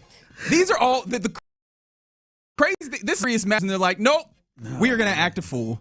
You had people saying it's not Rico, it's Freako. Unbelievable. I missed that. That is a classically trained journalist. Man. Yes. Oh, y'all man. got here out here being ghetto. God, dog. Man, hey, what's I wrong with kid y'all? you not, boy. Ooh, I'm sorry. All right, as we continue on the mixtape in the Loop Sports Radio 610. So, we all are sports fans. What is your, I would say, what's the most elite matchup you're excited to see ever? 713-572-46. In any sport. Ooh. What's a good elite matchup that you'd be like, ooh, I got to see this? That's interesting. It is. It's hard. Like current or all time? Because I'm trying to think currently. I would say, make it easy. I would say all time. Oh. All time is tough because I was going to say currently Or you could go current. I'm really looking forward to this Canelo Alvarez and and Bud Crawford and Bud Crawford fight. I am I'm really looking forward to that. Agreed. It's got to be something that was a big like moment, a big thing. Yeah, I'm gonna probably go a little ahead. I want to see the Rockets and the Thunder face each other, man. I know we got a lot of time before that happened, but I feel like that would be a elite matchup right there. To go along those lines, like more like the second year, that year where the Warriors and the Cavs, we both knew like they were clearly the two best teams, and the first year was a little tough because the Cavs clearly weren't all the way. Kevin Love, there was no Kyrie. Love and Kyrie. But then that second one, not really when Durant got there, that became unfair. But when that 2016, 1 year, that one, you just knew nobody in either, except for maybe the Rockets or OKC. But you knew that was neither the one best of them. of the best. Like that was like I could not wait to watch that. Someone texted in Hulk Hogan and Andre the Giant. All right, fair. Somebody said most of the tennis matches. That's the thing for me. I was trying to think. It's probably tennis, but I was like, the top end of tennis is actually pretty flooded now. So there's a lot of different folks. Like I was thinking, Yannick Sinner probably in there somewhere on the men's side. I definitely would want to see. Yeah, I was about to say, what's the last really good heavyweight fight? Someone texted in like Holyfield Tyson. It's probably Tyson Fury and I don't know. I was like the Wilder one wasn't that tough because Wilder was wilding. Yeah, just out there getting his embarrassing his family and such. Yeah, but I wanted to ask y'all this because a guy by the name of Devontae Yaps, he was kind of pissed off at everybody. You did this for Ron's benefit. He had look, we keeping the sports, man. Hey, we keeping the sports. So he had to defend why he was so excited to see his elite matchup. Let me ask a real question. Why is it weird to be excited for an elite matchup when that's what the league was built on? You can get hyped when you see two when it's the Lakers versus the Celtics, but I can't get excited to see Cherokee versus Brian Pumper or Jim Jules versus J-Mac. Those are generational face-offs. That's Jordan versus Isaiah energy. You know it's going to be a classic before the game even starts. Let's be honest. When you see Jason Love or Johnny Sins in a thumbnail, you know the video's about to be fire. Okay, I understand. Wesley Pipes talks a little bit too much. Rico Strong's a dirty player. He's like a Draymond Green in this league. Clearly. He's chaotic, but he's reliable. You might hate him, but you need him. Nasir, we need you to stop hitting the Dougie mid-game. Just get a bucket and clock out. But can we be all the way for real? The male athletes are doing 80% of the work and getting 10% of the credit. And you're telling me it's zesty for knowing who they are? No, I want to see the game played at the highest level by the best of the best. It's not weird. It's not an obsession. It's an appreciation of elite performances. First off, impressive that he can stay up in that octave for that long. That's one of the first impressive things. And listen, he's right on the mark. I mean, that first time we got to see Mr. Marcus and Superhead go one-on-one. You may know her as Corinne Steffens. That time we got to see. Is Luke over there Googling these names? Please don't. That chronicle. Please don't do that on the company Wi-Fi. That to see those chronicles where she clearly won in the fourth quarter, actually won in the second quarter in a couple of those matchups. It was the best of the best. So no, I get that. It's just to stay up in that high octave. Doing this all in a row. Apparently, they had some type of Gooner convention. Okay. They had a Gooner convention, and he was walking around. Devontae Yaps was walking around in a robe. So he had the robe with the flip-flops with no socks and just meeting all of his superstars. Probably getting autographs and all that stuff. I thought they already called that Comic-Con. Wow, that's another level of hate. Another level of hate that has popped up here. Look me sliding through, man, with these little small dubs. Yeah, he's Jeffrey from the Fresh Prince when it comes to these little jabs. Yes, jab and move. That is a great, real jab and move. I'm amazed at somebody, because we were talking about the matchups you want to see. Someone said they were stoked for Pacquiao Mayweather, and it was such a flop. Yeah, because they waited like 4 years too long. That was way too late. Although I lied and told myself I wasn't going to watch it. I was like, y'all waited too long. I don't care anymore. And then I watched it. I was disappointed in myself. I was drunk and almost got into a fight with somebody. Of course you did. That's you what those Pacquiao fight. When we talking about fighting? I was in there just talking trash. Yeah, I know that about you. But when we talk about like boxing, big time boxing matches, that's what they're built off of, especially in instances where, people come from different cultures. Those cultures back their fighter. Y'all end up in a fight party together, and now y'all fighting too. That's how it goes. Yeah, I was a little drunk. I know exactly what it was, because it happens every time. Why Courtney said, Ron, are you serious?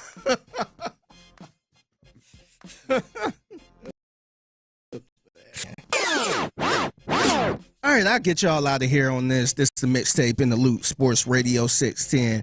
I was thinking about this. I didn't really have a chance to talk about this, but the Lakers clearly sold for what, $10 billion? $10 billion. $10 billion. The most in what, American sports history or something? I think it's just sports history. Just sports in general history?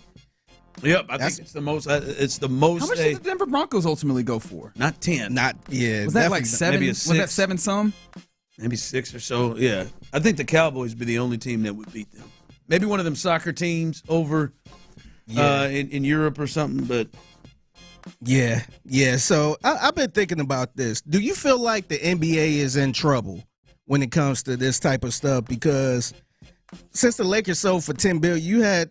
I think the Celtics sold for some billion too. Not $6 billion. Not that long ago. This was right after they won the championship too. Yeah. So here's Richard Jefferson, and I want to say he was on the Road Tripping podcast, pretty much talking about what's going on with all these NBA teams pretty much selling right now. Lakers just sold. Charlotte just sold. Dallas just sold. Milwaukee just sold. Portland just went up for sale. All in the last 3 to 5 years. The NBA is changing. There's owners that are getting out. We can look at this money and say, oh, blah, blah, blah, blah, blah. But it's like, why are all of them selling right now? Come on now. Let's not just be like, oh, owner got $10 billion. Celtics won a championship, put their team up for sale. The league is changing. The league is changing and don't like to talk about it, but it's never good even when the numbers are astronomical at $10 billion, you don't want a bunch of your assets up for sale at the exact same time.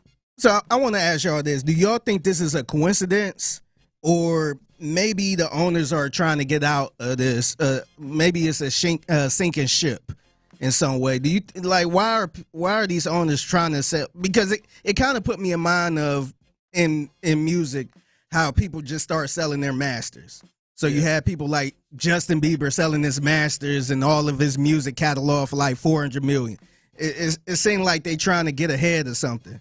Why do you think this is happening, and do you think the NBA is in a little bit of trouble? I don't know if I think the NBA is inherently in trouble, but I do think that we're seeing in sports in general, as these valuations continue to go up, that you have to be a certain level, a different level of rich in order to, pay all the money that it requires for this. So like you think of the number of teams that were bought for hundreds of millions as opposed to the billions now.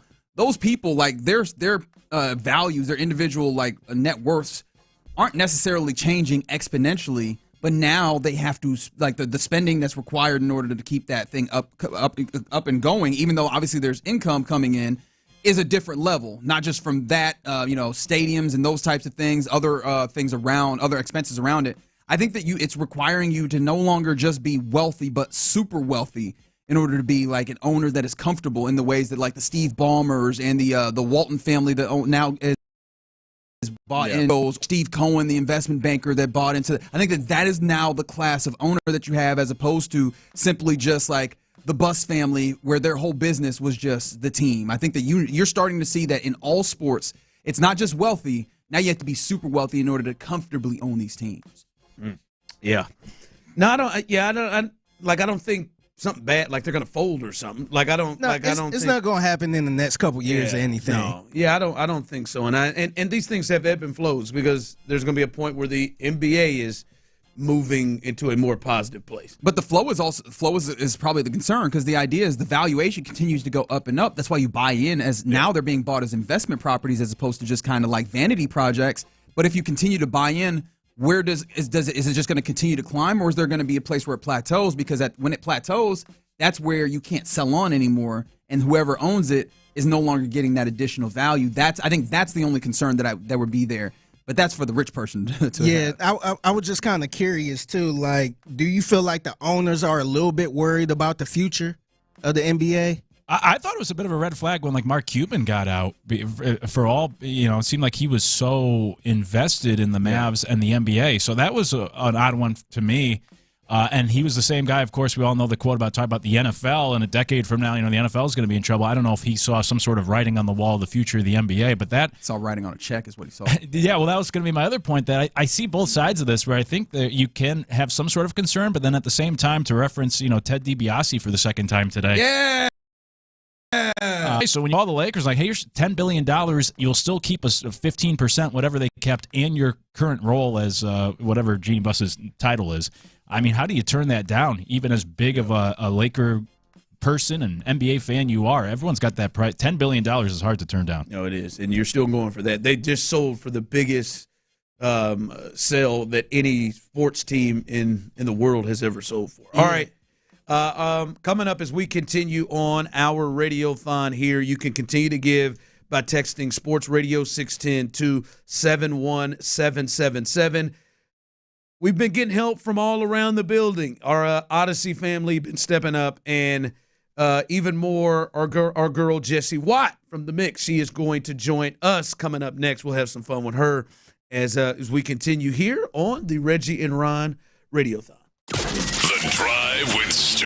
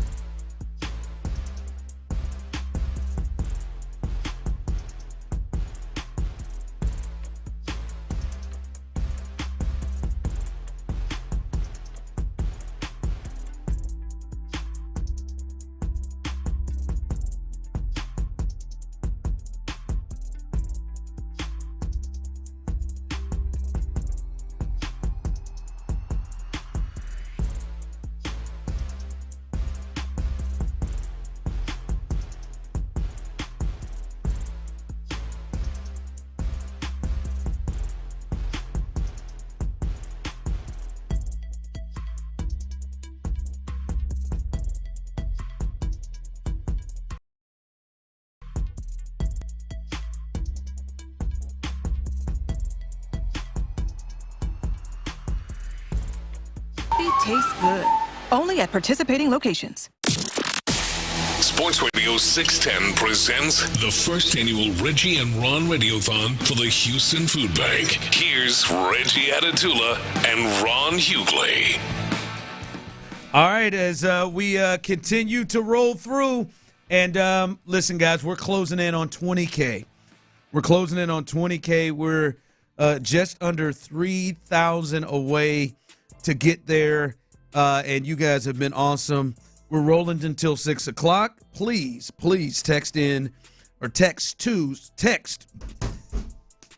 he just slap himself? My goodness. Text Sports Radio 610, all one word, Sports Radio 610 to 71777, and you can have a chance to donate to help the Houston Food Bank. Again, I've never seen you punch drunk. You never seen me punch drunk? No, I ain't I'll never smack seen the that. taste out of my mouth, man. I will when I get myself upset. You gotta slow it down. But text that in, as you will have an opportunity to help add to our situation as well. You got more news here? No, I was like, well, we have some news to announce. We'll talk about it on the backside of this segment. Okay, all right. I think in order to make sure that we are good stewards of time, I think it's now time for us to welcome from Mix 96.5, our homegirl, Jessie White. What up? Let's go, man. Hello. Aren't you guys tired? Ready. I've been surprisingly I've been ready for this. energized. Let's go. Come on. Okay, see, I got to redeem myself. I want to tell you what's happening right now. Yeah, tell me. He's trying to make up. Earlier today at 10:20 a.m., we had Frito and Katie of the Bull Morning Show in to do a little quiz that he failed miserably. I didn't fail miserably. He failed miserably at. I won. And then that meant that he had to donate another $100 into. That's right. Let's go. You might be doing that again. Into the bank. And so I did watch the video, by the way, on y'all's Facebook page. Syphilis was a wild answer. You know what I'm saying? Well, listen, I didn't have it, so let's have some fun, All right, well, let's let's have some get fun. into it. Let's Let's throw get her into off it. a little Okay, bit. so depending on how this particular quiz goes with you, Let's go. I think he might have to put in another $100 if he loses again. I don't anticipate having to put in an additional $100, but Yeah, what about if you lose? I put in $100 if I have Okay. to, but that's not gonna happen. Loser puts in $100. I have learned that when everyone's like really good at one thing, y'all really know sports, you never know pop culture. So welcome to Jesse's College of Hollywood Knowledge. This is how it works. Are you ready? I'm gonna, thank you. Just like the Reggie and Ron Radiothon. There it is. Put a lot of work into that one. In just a second, Reggie, I'm going to ask you to leave the studio. This is a 5-question pop culture trivia game. God. We're going to ask Ron the questions first. You're going to be outside. You can't hear. You have to put your fingers in your ears and go la la la la la la la. That's my optimal mode of being, by the way. All right. We'll bring you back in. You get to answer all the questions, and then we'll go through it together, see who got more right. Are Get you up outta ready? here. Sounds good. Am I going now? Yep. Yes, All right. go. Let's go. You gone. Are you nervous, Ron? I'm not nervous. We'll get it up here. Put one that should be at least easy. Wow. So nonetheless, you will get one. All right. There we go. Here we go. Question number 1. 2 new cast members were revealed for this upcoming season of Dancing with the Stars. Their names are Jen Affleck and Whitney Levitt, stars of the popular Hulu reality series that stemmed from TikTok. The show is called Secret Lives of What? Thank you, Figgy, for this music, by the way. Can I get the names one more time? Yep. Jen Affleck and Whitney Levitt. Hulu series, The Secret Lives of What? Mormon sisters? Mormon wives? God, I know I'm in the ballpark. All right. Damn it. Question number 2. What is the name of the singer who released the album titled The Tortured Poets Department in 2024? Come on, man. Was that the easy one you Thank referenced? you, Figgy. No, Yeah, this it was- wasn't even the easy one, but thank you for saying that. It should Come be. on, man. The what? What's I can't see Figgy behind me, and I'm nervous. He's like whispering Tortured something. what? The Tortured Poets Department. Is that Swift? Taylor? Question number 3. What is the name of Beyonce's most recent album that won her the Grammy for Best Country Album? Hint, it is the same name Cowboy as... Carter. Question number 4. What actor played Ken in the Barbie movie alongside Margot Robbie? The beautiful Ryan Gosling. Tell him. Question number 5. Khloe Kardashian just revealed a list of all the she has had done. Khloe has 2 kids with this basketball player in Cleveland. Tristan Thompson. That was my easy question for you. Oh, okay. But if you asked me, I would have called him Trashton Thompson. Ron, I'm going to give you a big congratulations because you have gotten all 5 correct. Did I get it right? Did I get the Mormon one? You got, well, Mormon sisters was weird, but don't say anything. It's Mormon wives? It is Mormon wives. Yeah, you got there eventually. Yeah, that's impressive that you pulled that out. All right. I saw your look. I saw it. There we go. You're out here giving secrets. No, I didn't. I saw the look of surprise when I said Mormon. Yeah. No, it's actually really good if you haven't looked. I had no clue. I thought it was go, Secret Life of Pets. I Let's didn't know go. that one. So Which that is was also great. I was about to say Secret Life of American Teenager. Ooh, boy, hey, that 8-year-old daughter came through on that Taylor Swift, baby. Oh, sweet Lord Figgy. All right, let's get Reggie back in here. Reggie. Come on, Reggie. He's gonna Secret Life of the American Teenager. He ain't gonna get this. It's incredible. All right, Reggie, I am going to let you know that Ron has redeemed himself and gotten all 5. Come on, cuz. But he is on. Hey, man. All Hey, 5. dog. I mean, I'm just telling you, it's just certain questions. All right? Yeah, I Which said skunk means earlier. You That's all right. can't get not even one wrong. Are you ready? No, now. I thought, all right. No, I'm locking in. Let's do this. Here we go. Question number 1. 2 new cast members were revealed for this upcoming season of Dancing with the Stars. Son of a...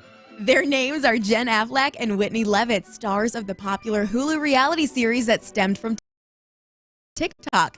Secret Lives of what? Son of a... Reggie knew that, or Ron knew this. Reggie watched too much sports, man. I do. Oh, no. I hate it here. This is going to remove all the drama. Good. He's such a gloater too. He's such a gloater too. That's the thing. Okay. Pets. You didn't want to throw out syphilis? I got nothing. Damn it. Damn it. Keep answering the questions, man. Come on. Let's see what you got. Question number 2. Ron's like Larry Bird at a 3-point contest right now. Got the feet up. This is what being married gave I didn't know you were that flexible, Ron. Okay. That's a wild thing to say. Okay, very good. There's cameras, right? Question number 2. What is the name of the singer who released the album titled The Tortured Poets Department in 2024? Oh, well, that's Taylor Swift. That one I know. Question number 3. What is the name of Beyonce's most recent album that won her the Grammy for Best Country Album? That is Cowboy Carter. Didn't even need the hint, and neither did Ron. Question number 4. What actor played Ken in the Barbie movie alongside Margot Robbie? That is Ryan Gosling. Both of you answered that a little quicker than I thought you would. Hi, Barbie. And question number 5. Khloe Kardashian just revealed a list of all the cosmetic... You're gonna know it. Don't get crazy yet. Khloe Kardashian... I'll walk out on you. Just revealed a list of all the cosmetic procedures she's had done. Khloe has 2 kids with this basketball player in Cleveland. Wait. Okay, it's Tristan Thompson. You about to say Lamar Odom, wasn't you? I thought about it. Why are you in my head? Yeah, because I was saying you going to mess it up. Yes, the answer is Trashton Thompson, Ryan Gosling, Cowboy Carter, Taylor Swift. And the question to answer number 1, the secret lives of what, Ron?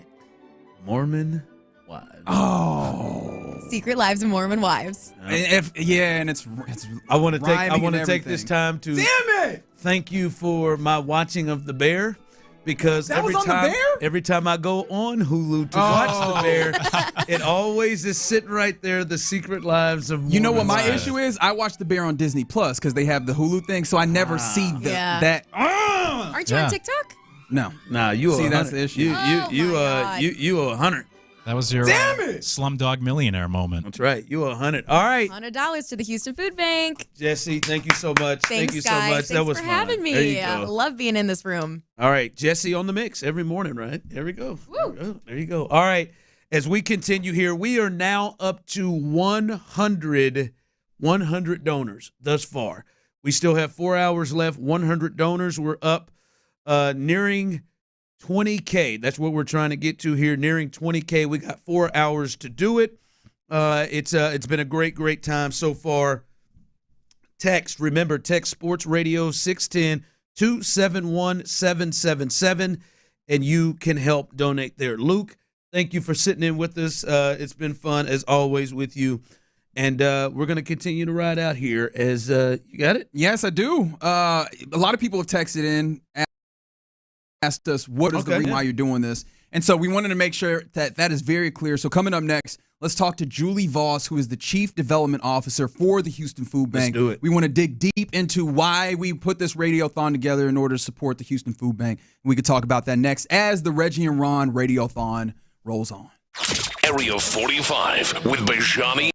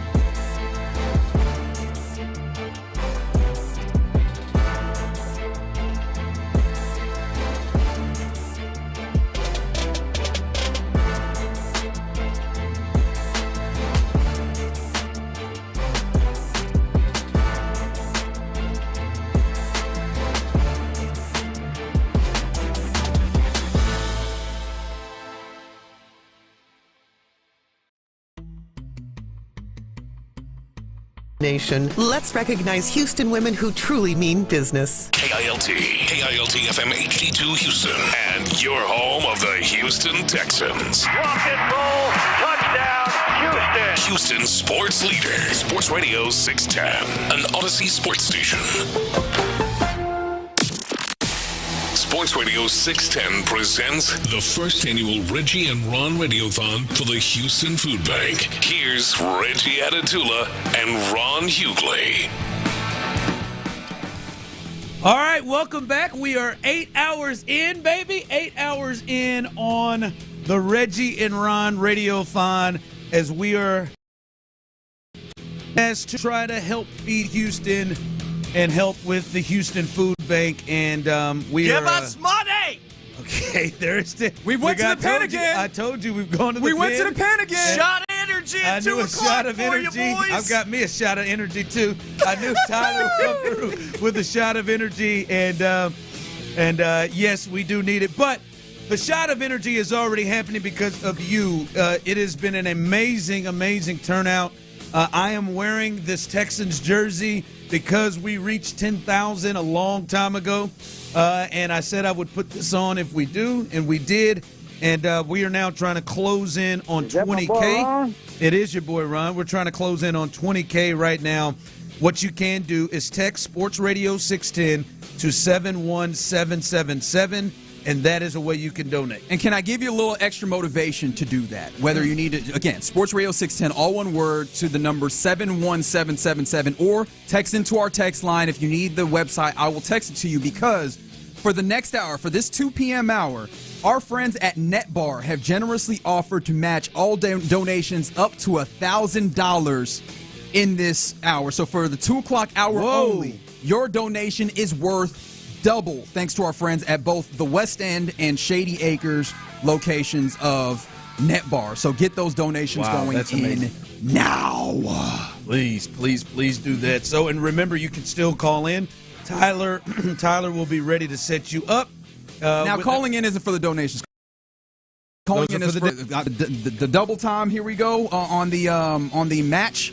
That is on the fundraising site that we have here. So again, Sports Radio 610-71777, or just send a text to the text line asking, "Hey Reggie, I need the website." I will send it to you. I want to make sure that we have an opportunity to continue to raise money for this fantastic opportunity, fantastic organization is the word I was looking for in the Houston Food Bank.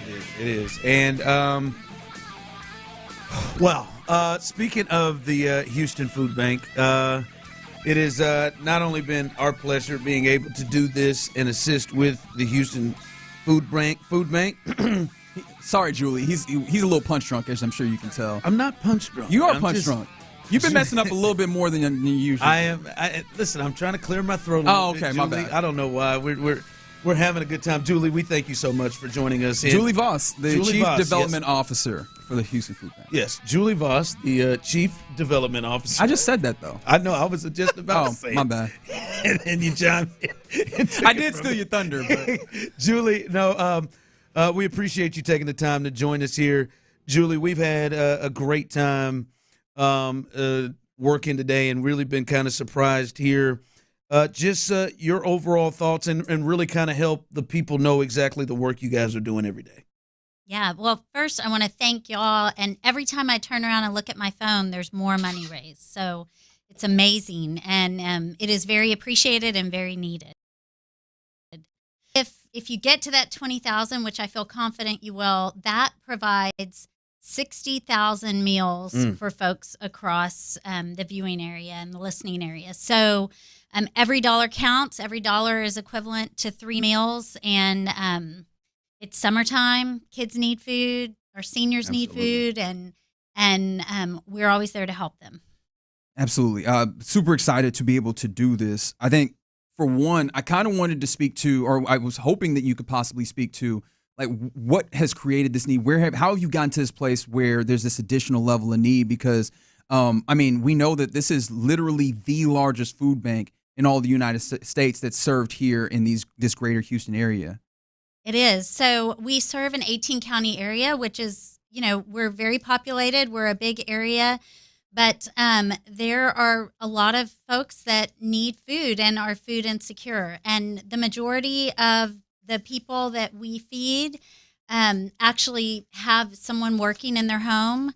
They're making the decision on whether they're paying their rent or paying utilities or putting healthy food on the table. So we are here to help them make nutritious choices and to be able to provide that to their whole family.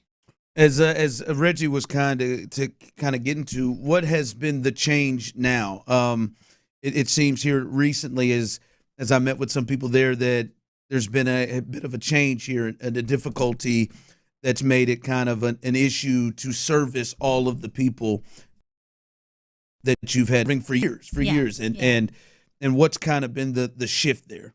So we have lost about $11 million in federal funding since January, which has had a significant impact on our ability to be able to get food, to get it, and then to get it to the people who need it. And you may have heard just within the last hour, I think the Big Beautiful Bill was passed, and that will have another significant effect on folks who use SNAP, the food stamp federal assistance. Yep. And that is about, in our community, about 51% of those are kids that benefit from SNAP, and another 11% are seniors. So in addition to the 11 million we've lost and the food that we've lost, we see this being another something that will be difficult for folks to overcome. And obviously that means that there's more people that will lean on the Houston Food Bank for the services, which is why this matters a great deal.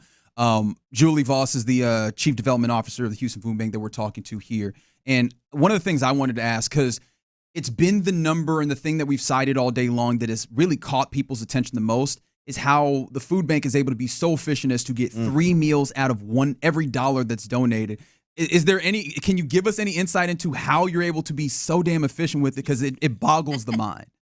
I'll tell you, the way that we are most efficient is, first of all, we have not only tremendous funding, we have great partnerships with most of the grocery stores, H-E-B, Kroger, Trader Joe's, they all help us and provide groceries and fresh produce for us. And then additionally, we have about 90,000 volunteers that come to the food bank a year. They help to package, to sort, to put meals together, and we could not do what we do without them. And by the way, I'm because you mentioned the volunteers. Many people who have been donating have also either volunteered or like continuous donors, and they're just seeing this as another opportunity to add a little bit in. How does one get involved with volunteering and having that continuous donation? Because obviously, as you mentioned, the money is going to be great, but it doesn't go nearly as far without the volunteers and people on it and every other day of the year. Yes, so they can go to HoustonFoodBank.org, and under ways to give, that's where you can give money, but you can also sign up to volunteer. And if you are a person, an individual, or up to 30 people, you can just go online and sign up. You don't even have to talk to anyone. You just put either I'm a new volunteer, I'm an existing volunteer. You set up an account. You come in when it's convenient for you. And then if you have a larger group, you can reach out to our volunteer services and they will get you set up. For so many people that are there with you and you're there on a daily basis, as you said, so many different, cuts and things like that.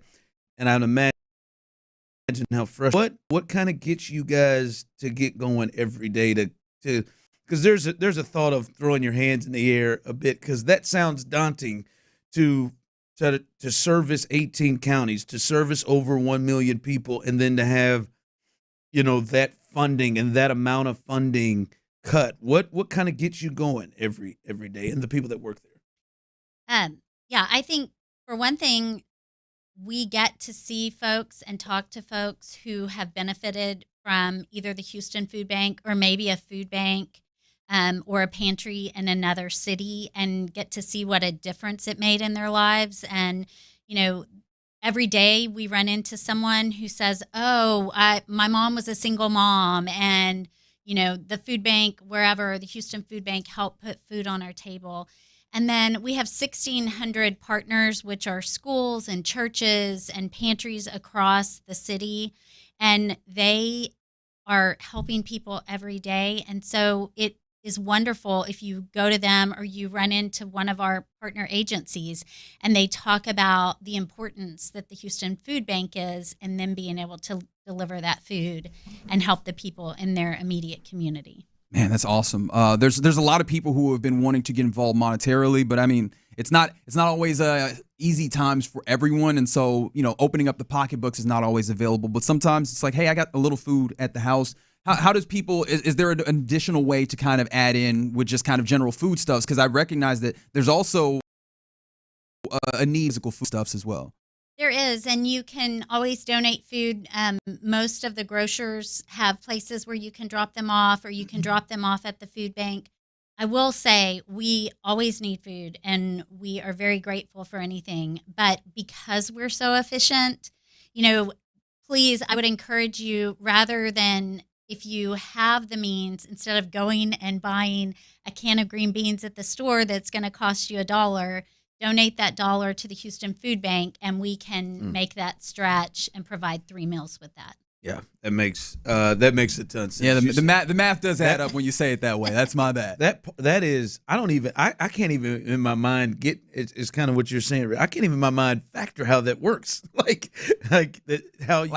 would have to get into some coupons. Yeah. I'd have to haggle at the register to see if I can maybe make some shake. I got these 2 cans of green beans in my hand, but you can get multiple meals out of that, which is amazing. All right, is there anything else that you would like to share with our audience that's listening? And also, as we've been sitting here, I'm seeing multiple donations continuing to come through. Again, guys, please text Sports Radio 610-271-777. That is the way you can donate. Is there anything else that you would like to share with our audience in terms of information or anything else that they would need to know? Yeah, I think one thing, with it being summer and we're going into the 4th of July weekend, but feeding program on June 3rd. And, there are so many children across our area that are on free or reduced lunches and breakfast. And when summer comes, they don't have lunch or breakfast. So the Houston Food Bank every morning prepares about 10,000 meals that are sent out to about 250 either Boys and Girls Clubs, local organizations, where the kids, we get meals to children every single day. So this time of the year, even with all the cuts, everything is very, very critical at the food bank. We're also moving into hurricane season. I guess we are in hurricane season, but we're usually fortunate in June and don't have much, but here we are in July, and that's a critical time as well when we provide disaster relief to so many families that we don't even usually need to assist. So every dollar counts, and like I said, goes a long way and is very, very appreciated. It's kind of amazes me, of course, and this is the position of privilege that I'm thankful I get to operate in, but just how many different times of year and different circumstances that I don't even consider that then would add to the weight and the workload of the food bank. Like, I did not consider the idea of, okay, hurricanes. You say it and it makes perfect sense. Summer when kids are out of school and not necessarily getting some nutrition from the school, that then leans on as well. And I imagine there's a myriad more of those instances that you go, oh, well, this actually adds a different workload and this adds a different tap-ins. We are so happy to be able to contribute and help at this period of time. Well, thank you so much. And thank you to everyone who has contributed today, and anyone, I'll just make that push. You said for the next hour. There you go. $1,000 match. Net bar, baby. Yeah. There you go. $1,000 the entire this entirety of this 2 o'clock hour. And listen, Julie, I'm sorry, but I think you're gonna have to deal with us for a little bit. We want to continue this as a yearly project and do this each year. Especially now that you told us this time of year is already a time that starts to tick up. Yep. This feels like it works well. Yeah, Reggie and we just had conversations and just became really, really inspired and passionate about trying to do something to kind of help out something. I mean, just people going without food, people needing to eat, and people see the people in the city and see things all over, and you can see there are people out there who need food. And when you start talking about kids, that's what really gets to me as somebody who worked with kids for years. And you're, like I said, you're stuck with us, Julie. We are looking. This is just the first one. We are looking to do this and continue to do more and more. So would you say it's the first annual then? It's the first annual, Julie. Yeah. Awesome. First annual, baby. Well, I look forward to being back here next year then. All Excellent. right. Very good. Thank you, Julie. We Okay. appreciate you. Thank you. Clap it up. Clap it up. There we go. T-Mill, why you not clapping? I don't know. Because I'm working. Oh, okay. He's working, baby. And Cam I didn't mean to yell, by the way. I love you. And Cam Smith just came through with an RBI course he double, did. and that's what it is right there. Yes, sir. There it is. Julie, again, we appreciate you. Again, guys, as she just said, our friends at NetBar have generously offered to match all donations up to $1,000 throughout this 2 o'clock hour. So right now, if you are donating, which you can by texting Sports Radio 610 271-777, your donation will be doubled at this point. So go ahead and do that right now as we continue this push, trying to get to 20K. We'll let you know what's going on with the Astros as the Reggie and Ron Radiothon continues going on. The Drive with Stoerner and Hughley. The Astros are placing their, what I believe,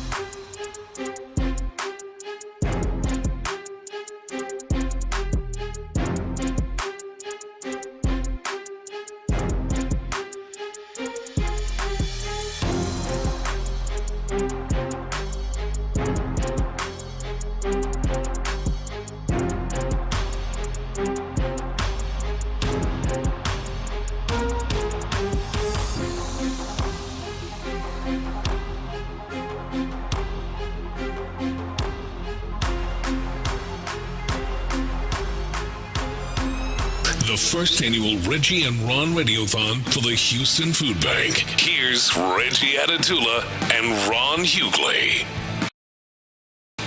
It's in here, guys. We have just under 4 hours left in our Radiothon. We've been rolling since 6 o'clock. How you doing? You good? Doing actually really well, which made me laugh as soon as I looked at.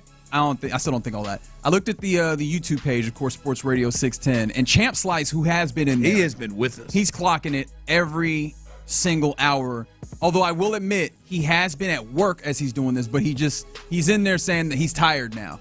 He's been tired, running off fumes. But, so I was going to be like, hey, man, you're just watching. However, that's not true. Watching while at work, appreciate you rolling. There's a lot of you guys that have been rolling with us for a large period of time or some level of portion of this program, and we appreciate you. We appreciate you keeping us up, keeping us excited and going, and also just great appreciation to the many, many, many people who have added in and gotten us to a place where right now, just looking at cash donations, we're sitting at $12,705, and that's before we account the potential for the $1,000 match. That's right. Coming in from NetBar during this 2 p.m. hour. So for the remainder of this 2 p.m. hour, up to $1,000, NetBar is matching donations. So please, please, please take advantage of it. And, of course, I've been trying to shout out all the folks putting in. There's some names in here I got to shout out for sure. Did I mention Steph Stradley earlier? Steph, you did mention Steph. Yeah. Johnny Lambert, thanks to Johnny. Perry Charles, shout out to Perry, super fan.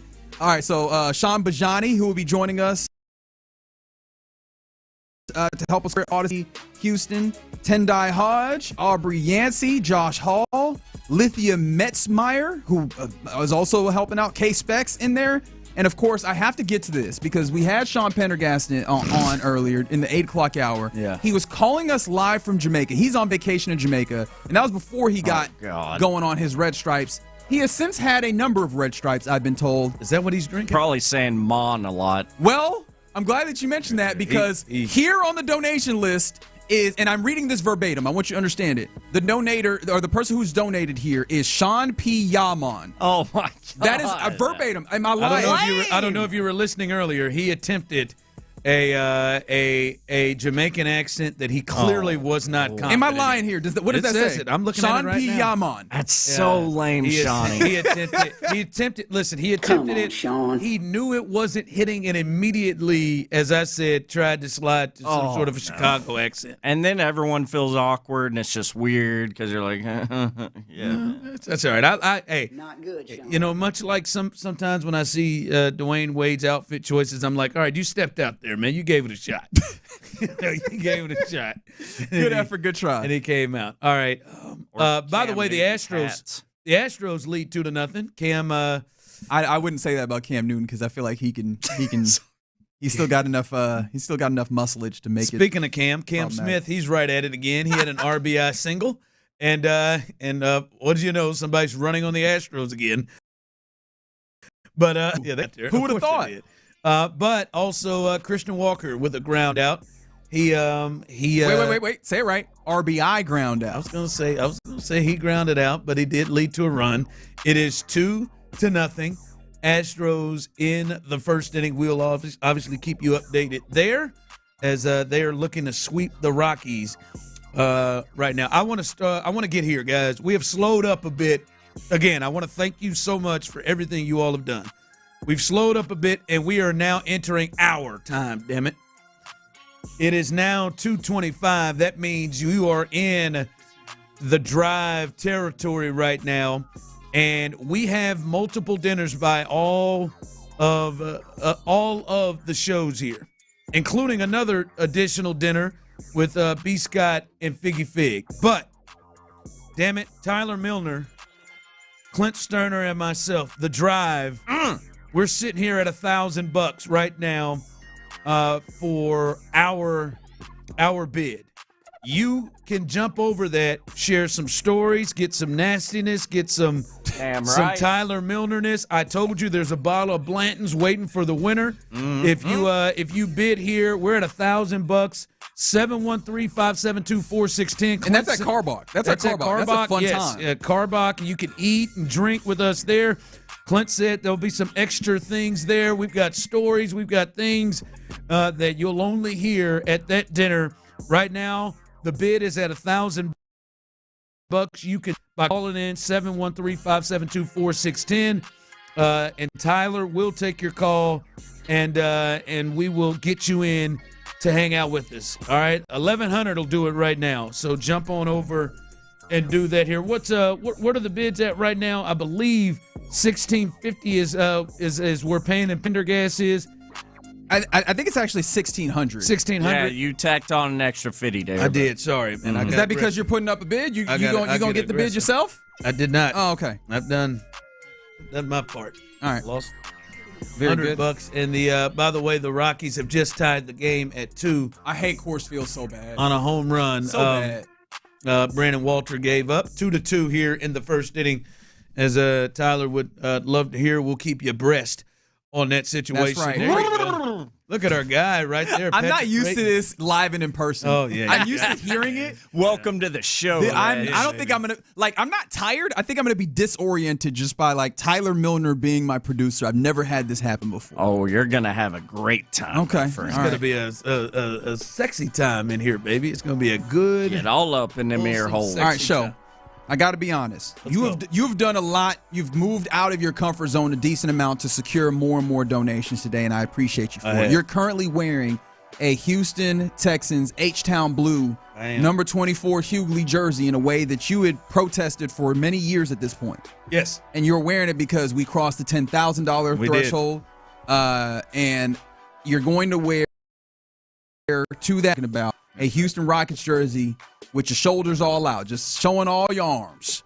And so I understand and I appreciate that. However, it seems like there might be some people that be willing to put some money down to see you ride a bike. I'm just gauging the waters to see if that is something that we can utilize to help, pump up the donations. Why is it here, since we've been here since 6 a.m., why is it everybody wants to see me do something extra?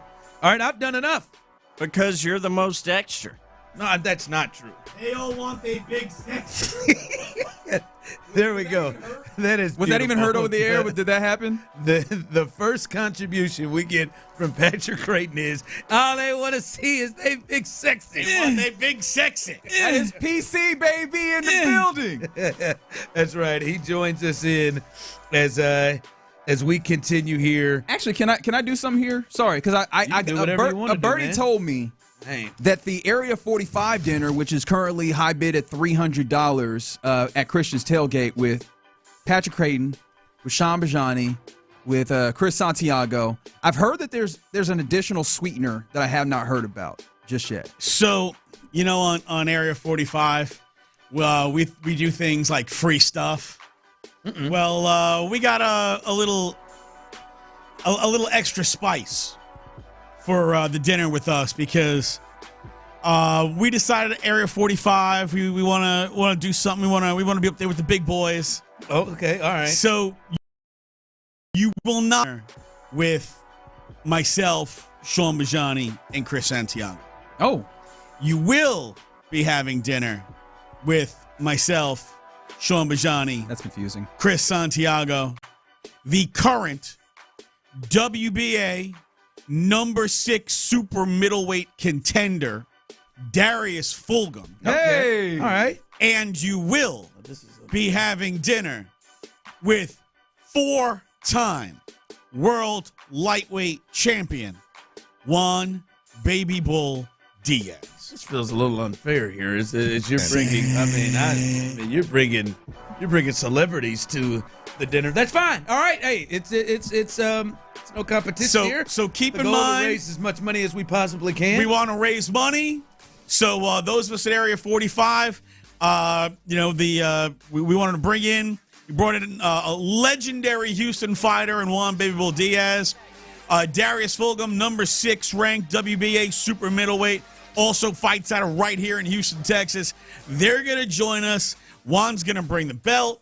And if you want some stories, you want to have fun, man, they got tons.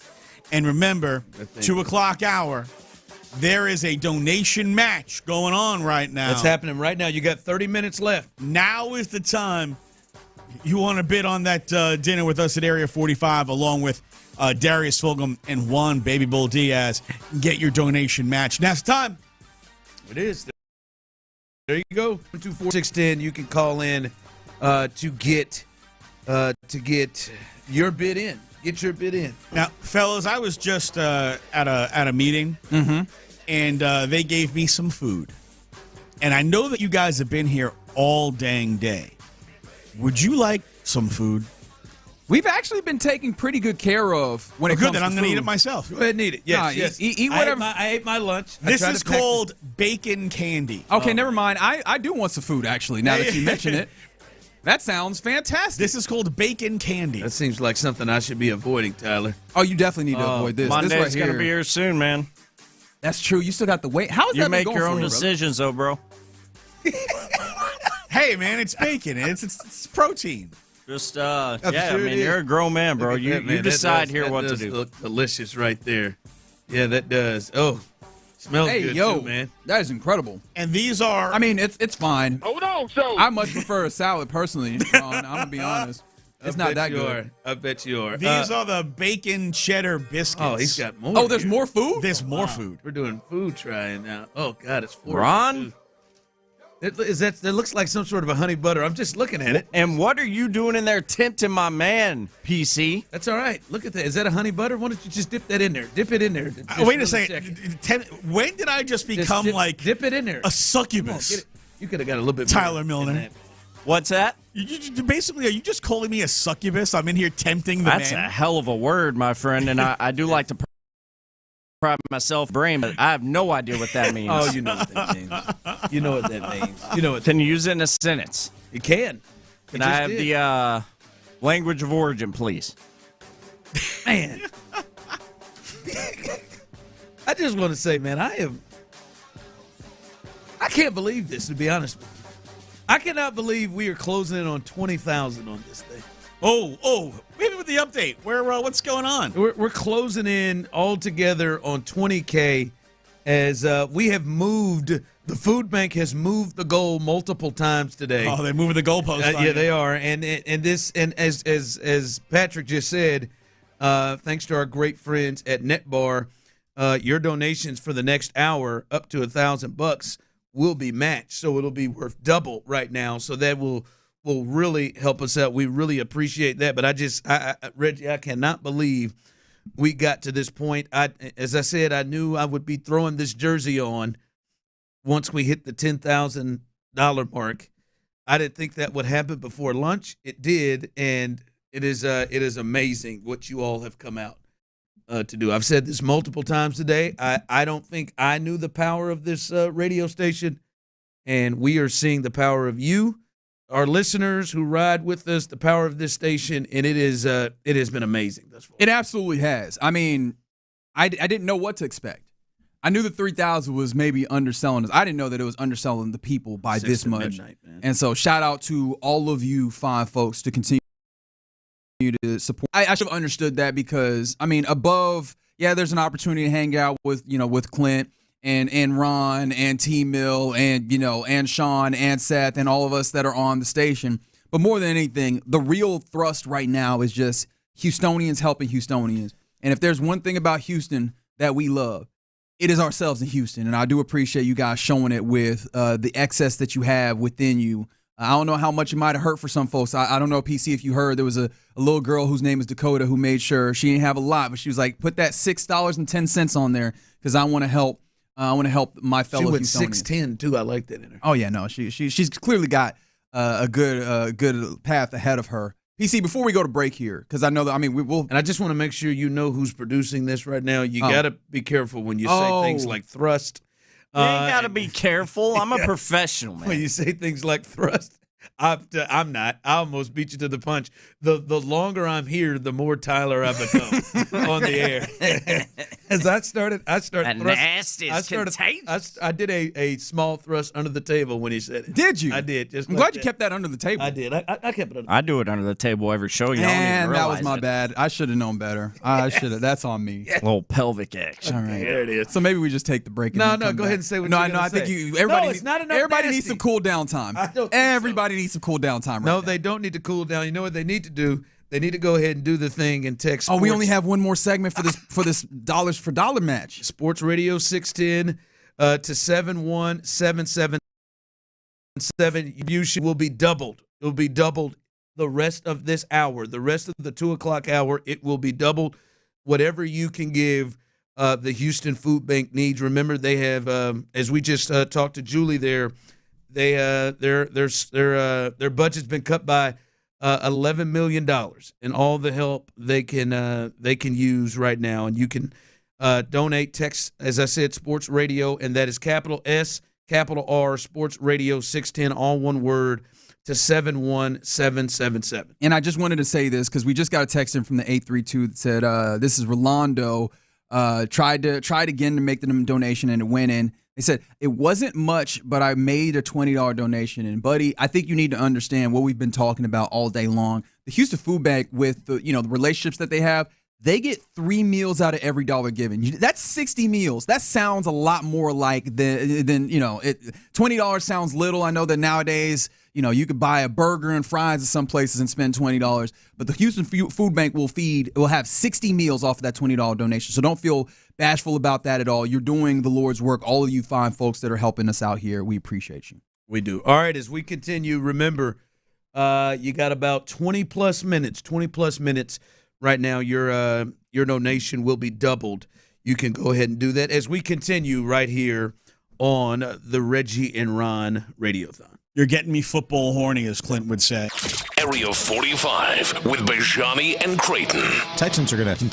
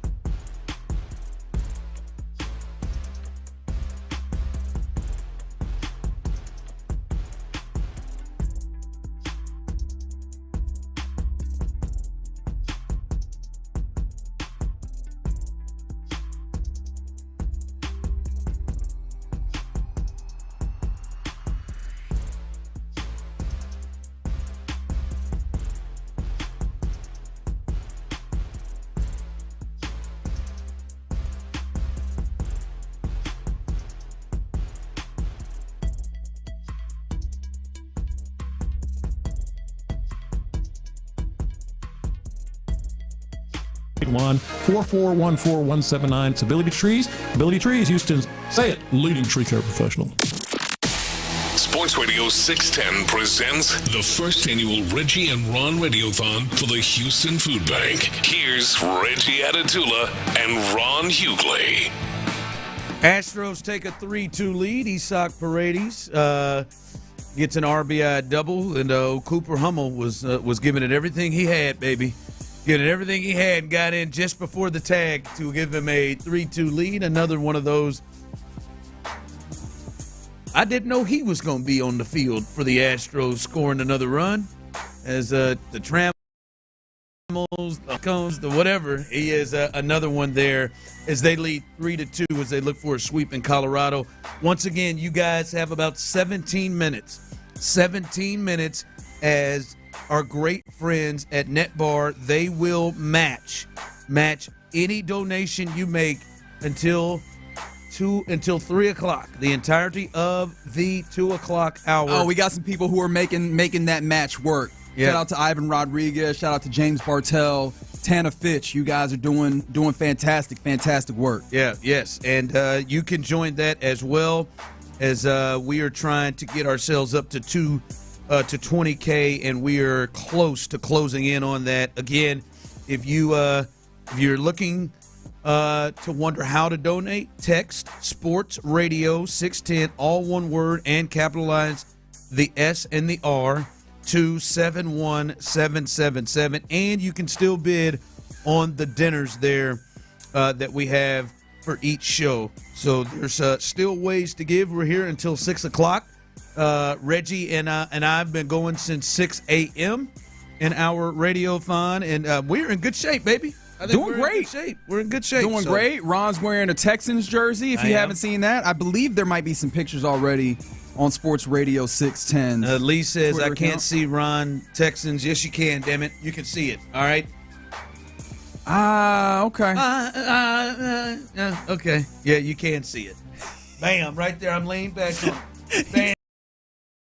He's so aggressive right now. I'm just being myself. Patrick Creighton of Area 45. Man. He's feeling it. He's in the zone. He's deep into it. All right. The Astros, they lead 3-2. I think the biggest Astros news to come out today is the latest update on Yordan Alvarez. And what'd you call it? You did some reading? Yeah. It's a segment I like to call reading. The segment you like to call reading.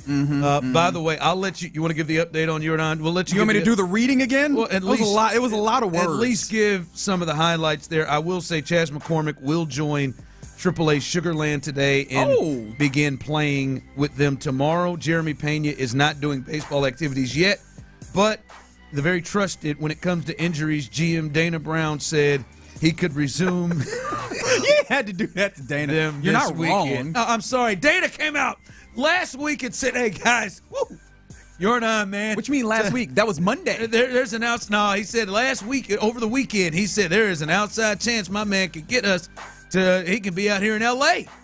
and for sure at home when they play the Guardians.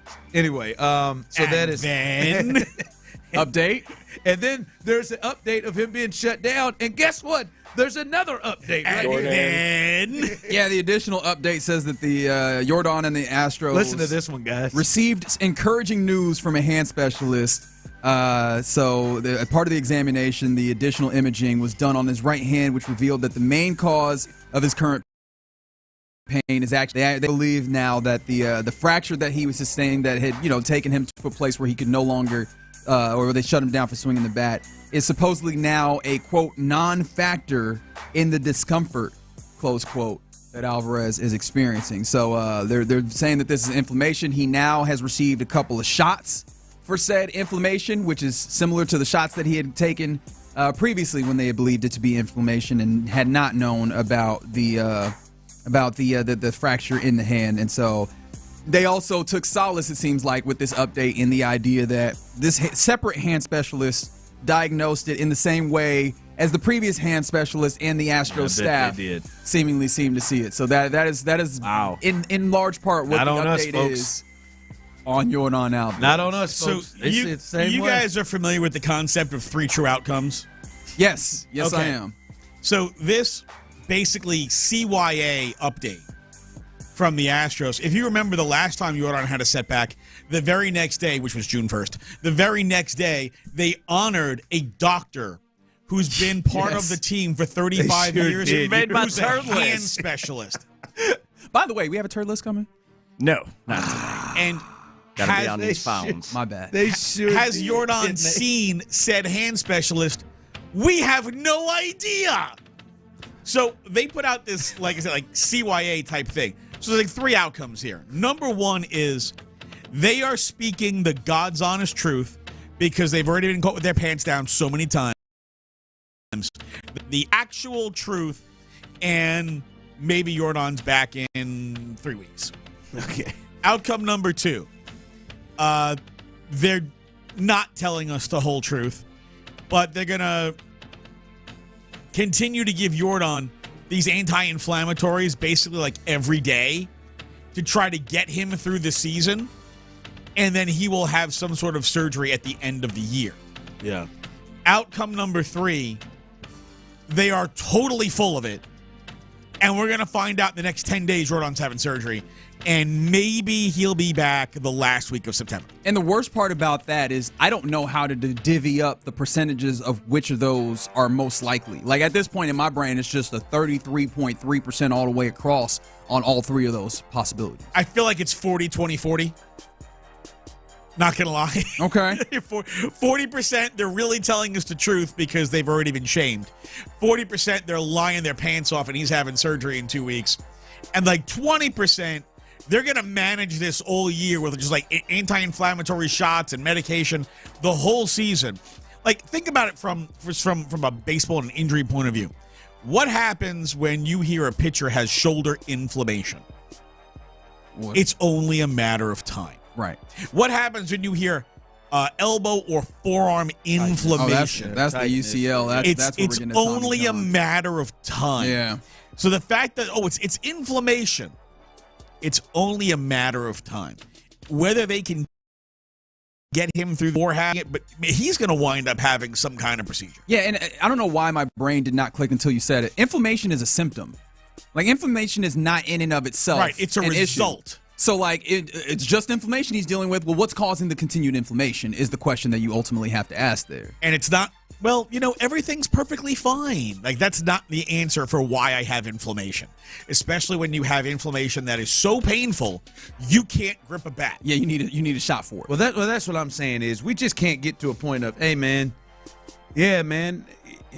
he's good now. Like, it's just inflammation. Like, they thought it was inflammation the first time, and then it turned out to be a fracture.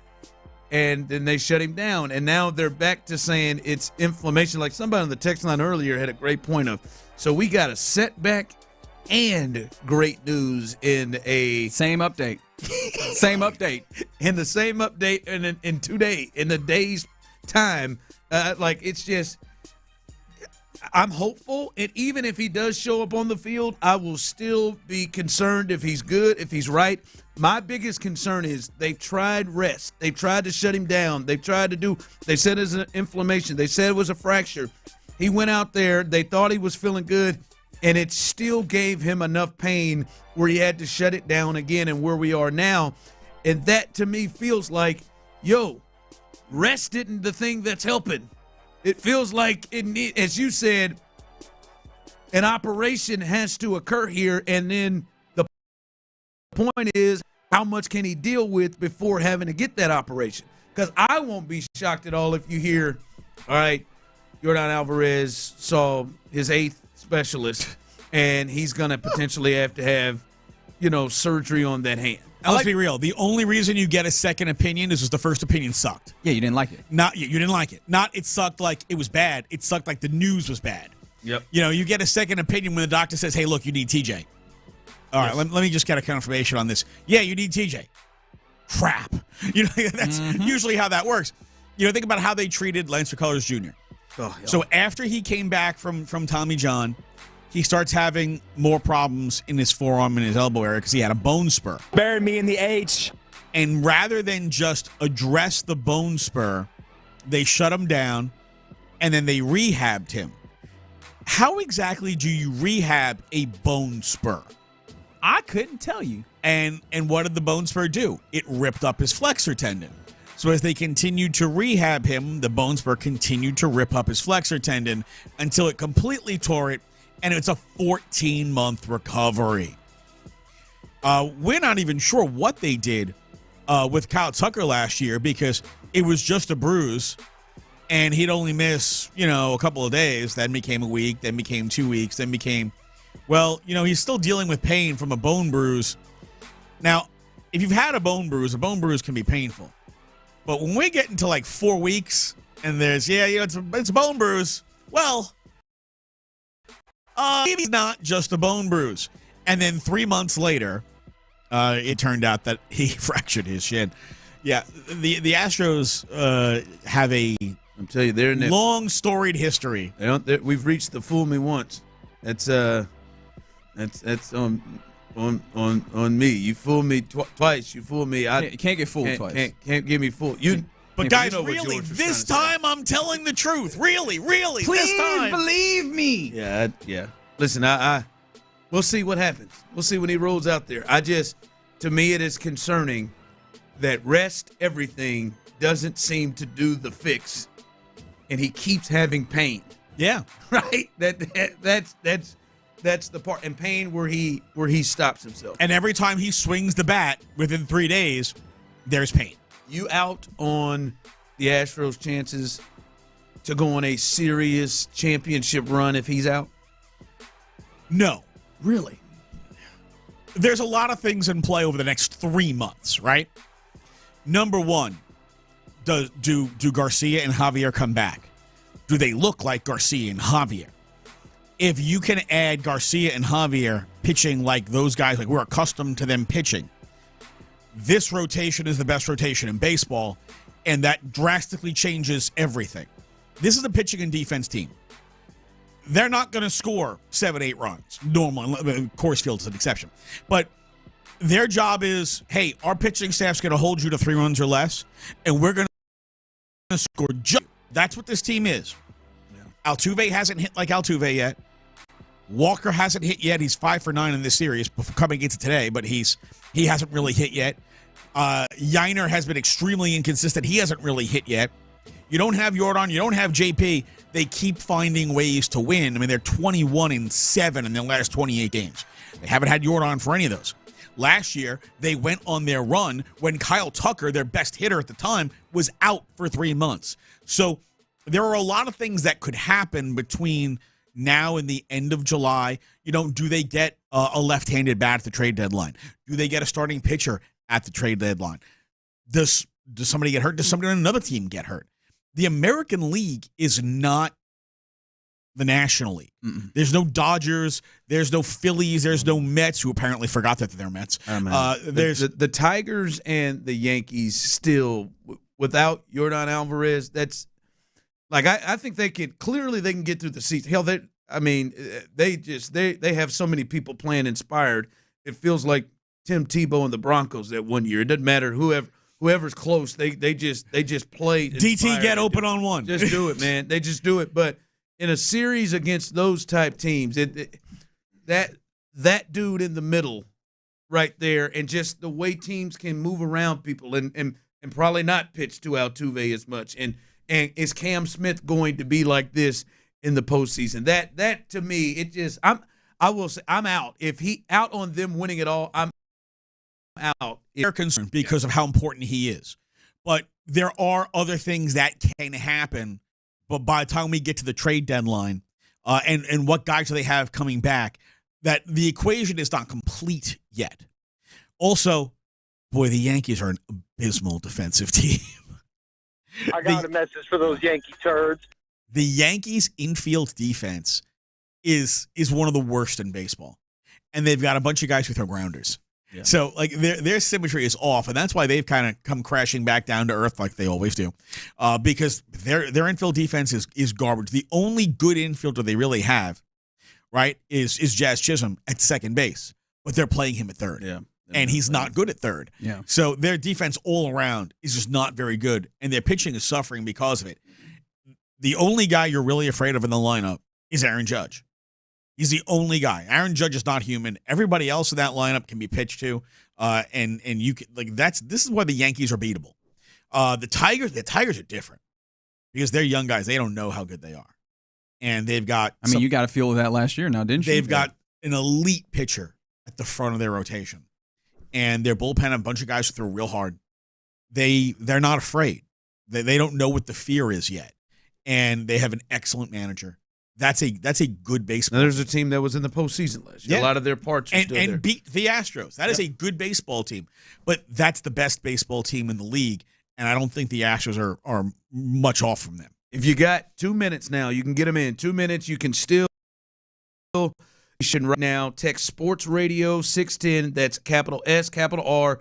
Sports Radio 610, all one word, to 71777. And our friends at NetBar will match your donation. You have until 3 o'clock to do that. We've seen many people step in and do that. Go ahead and help us. We're trying to get to 20K. We are so close as we have blown out of the $3,000 goal they had set early in 2 hours. We're trying to get to 20K. Please help us do that. We're going till 6 o'clock, and you can do this. And you've already done so much for us, and we're so grateful, and so are the great folks at the Houston Food Bank. But you can continue to do that. You got about a minute left to get your donation doubled. We'll continue right here. Reggie, Ron, our guy Patrick Creighton is in the building. T. Mill is in the building behind the glass window.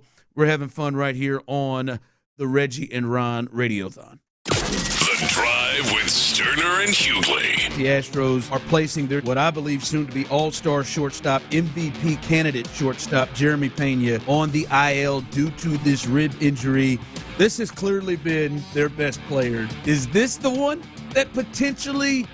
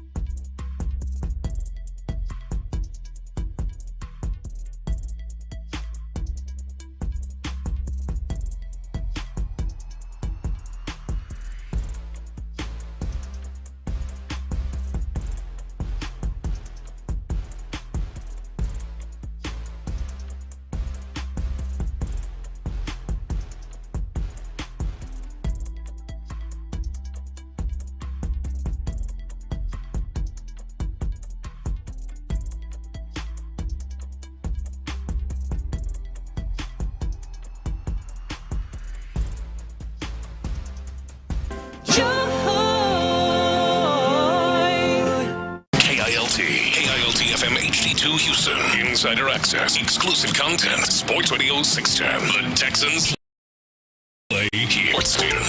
I'm always good raw dog in the drive, listening. I'm uncomfortable with that, Reg. I'm going to tell you that right now. I'm not. Sports Radio 610 presents the first annual Reggie and Ron Radiothon for the Houston Food Bank. Here's Reggie Atatula and Ron Hughley. That's right. As we return here, we are 11 strong, or what are we? Nine strong hours down. I try to push this to 11. I try to get us. That'd have been fun if we were all of a sudden at 11. No, I don't want to get to 11 yet. We still got 3 hours. That's true. To really try to push this goal. We're trying to get to 20 plus 20K here, and you guys have done an amazing job. Again, shout out to NetBar who matched everybody's donation there in that 2 o'clock hour. But here we go. You're just getting off work. If you're rolling in with us, this is the very first Reggie and Ron Radiothon as we are trying to help out the Houston Food Bank as they service over 1 million people in this great city, 18 different counties. And we were really inspired and touched, Reggie and myself, when we see that their budget has been cut by $11 million over the last year or so, and they are still expected to service the 1 million plus in this city, and we wanted to do whatever we could. And you guys, they didn't know, and hell, I didn't know the power of one of the best radio stations in the country. 30 plus years Sports Radio 610 has been around, and they're showing the power of these listeners. There ain't a damn radio station around here that could pull this off, in my opinion. And you guys have been able to do it in an amazing fashion. And you still have 3 more hours to do so. Patrick Creighton in the building as well with us, doing his thing. And they done raised it on us again. What do you mean? All right, so we started the day, and like you said, nobody knew the full extent of what Sports Radio 610 could do. The hurricane of support that was coming. The power. Right? And because they started our donation on the page, our goal, with $3,000. We crossed that threshold, I mean, within, what was that, a couple hours? Yeah. Quicker? To the stars. They raised it. They were like, all right, let's see if you can get to 10,000. Crossed that threshold within the first 3 hours. Yeah, that was quick. That was a lot quicker than I thought for this jersey. They raised it to 15,000, and right now the counter says $13,500. I think we still have some accounting to do to add on top of that, just on cash donations. Yes. So now the goal, just on pure donations, this is outside of the auctions that we have for dinners with all the shows and with Figgy and B. Scott. Our goal is $20,000 in cash donations. And I'm beyond, just like I'm beyond questioning the Astros, despite all of the injuries and all the nicks and bruises and all the trials and tribulations that they're going up against. I'm beyond questioning what the Sports Radio 610 donation base can do. So, inevitable. 20,000. If we can make that happen in the next 3 hours. Oh, I know we can. Especially when we consider, man, like the food bank does a fantastic job. 3 meals out of every dollar donated is what they can do. Yep. So if we get to that 20,000 in pure donations, 60,000 meals. Yes. And again, also, not just the donations, 713-572-4610. Tyler is waiting back there. You got a chance to make bids on the auctions. Can you go where we are right now, auction-wise, numbers-wise? I know. So I want to push a couple of dinners in particular.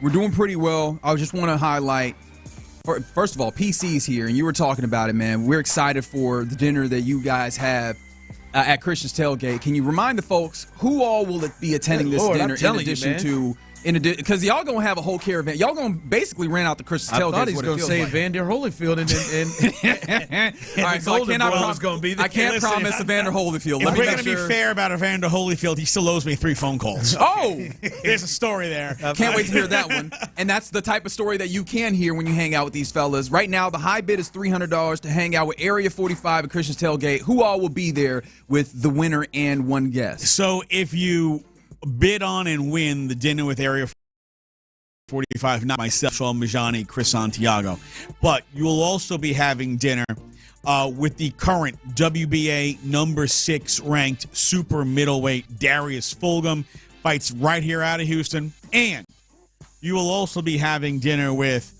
an original Houstonian, 4-time world lightweight champion Juan Baby Bull Diaz, and his belts.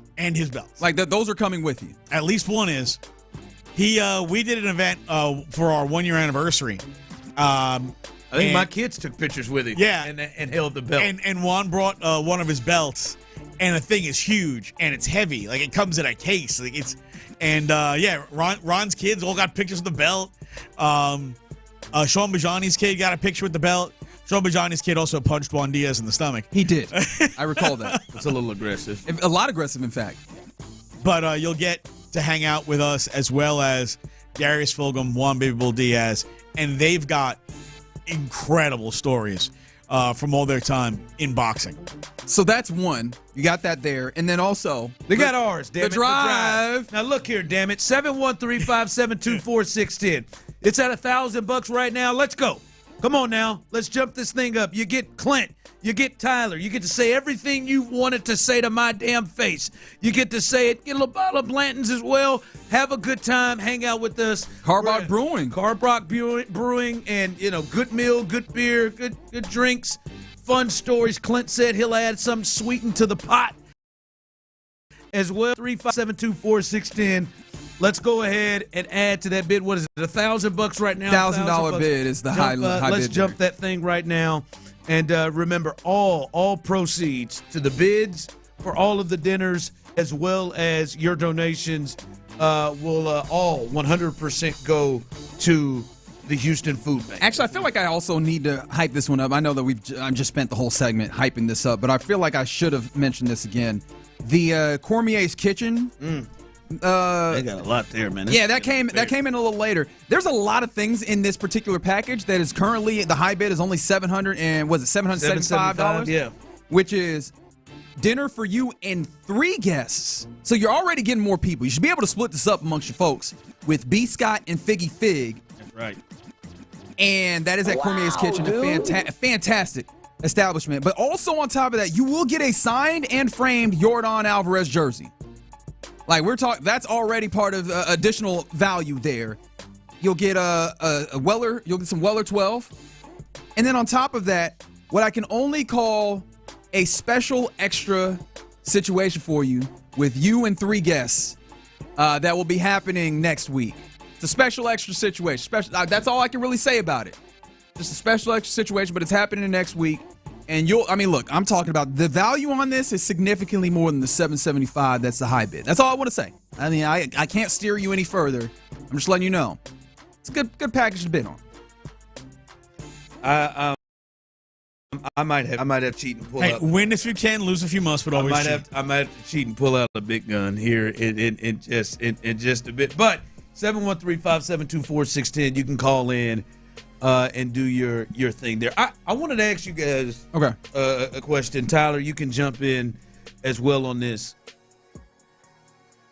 Is Kevin Durant the biggest star that Houston's seen as an athlete? Is he the biggest? I'm not saying this. I'm just. It's a good question. Who else? Who would you say is like star, not best player? Roger Clemens. Star. Is Roger Clemens a bigger star than Kevin Durant?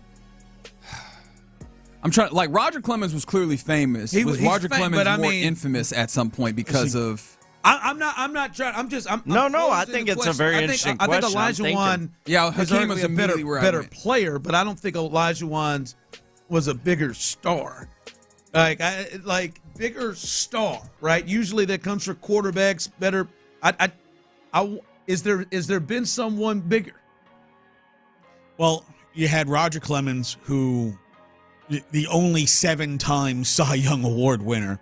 Now, he was here later in his career, but, because he lives in Texas, he's a massive star here. Massive star here, yeah. Nolan Ryan was a massive star here, and he pitched for both Houston and Texas. Don't be a knucklehead.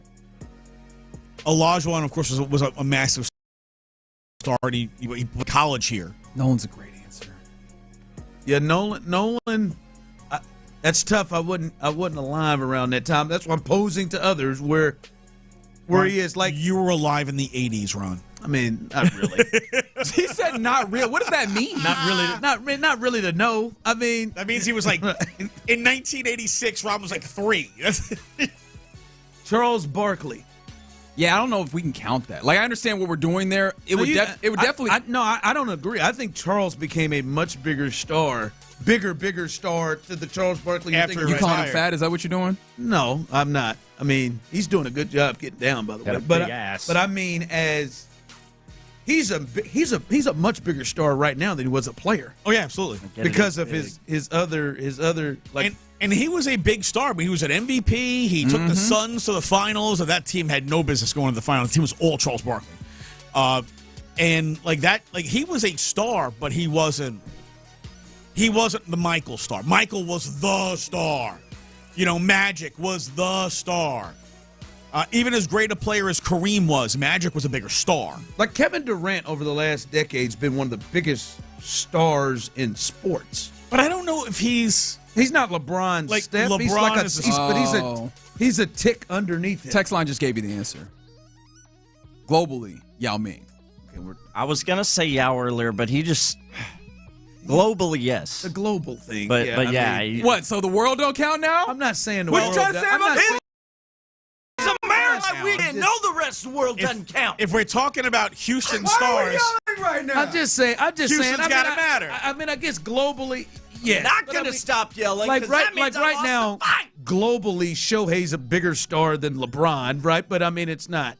I mean, no one. If we're going to just go Houston and global, George Foreman. That's a good answer. Damn, that's good. That's pretty good. Well, we have you here, George Foreman. That's a great answer. Someone says James Harden's the same level of superstar as Durant. That is. I don't agree with that at all, and I'm not going to look at you when you say. Are you for real right now? I don't think James is the same level of star as Kevin Durant. Not the same level of player. No, I don't think he's the same level of star. No. They ain't made a movie about James yet. What is that? Thunderstruck is where you're going? Thunderstruck looks like a big part of it.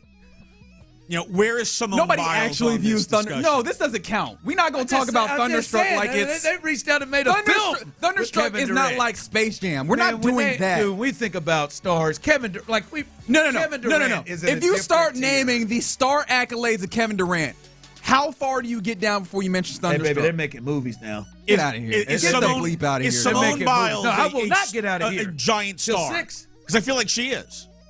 Simone Biles is a good answer. Simone is it, but Simone's.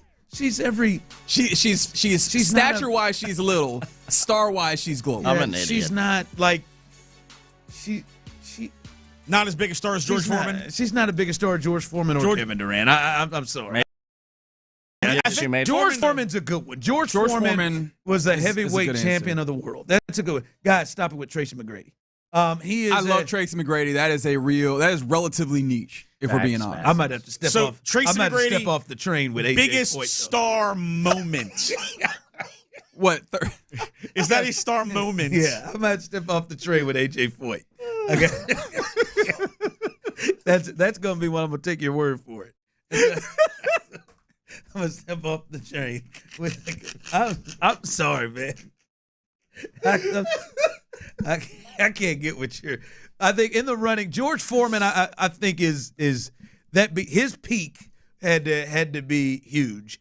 There, you're fighting Muhammad Ali, and he was the heavyweight. So the globe champion matters there, huh? When you that globe, whatever. Hell, I mean, here the heavyweight champion of the world was At that time, It you still probably mattered, know, yeah. Patrick, you're older than us, but that was Wow. That was What a shots swipe. fired. I've been here since 6. With I'm a cannon. sorry. With a I'm cannon. Corner Badger. You didn't hear some of the answers I gave earlier, Buddy. Wow. I need to revisit that somehow. Actually, did we ever get that cut up? I need to call Figgy. Yeah, text line. We understand Beyonce's a bigger star than all of them. She also doesn't lace up Athletes. anything.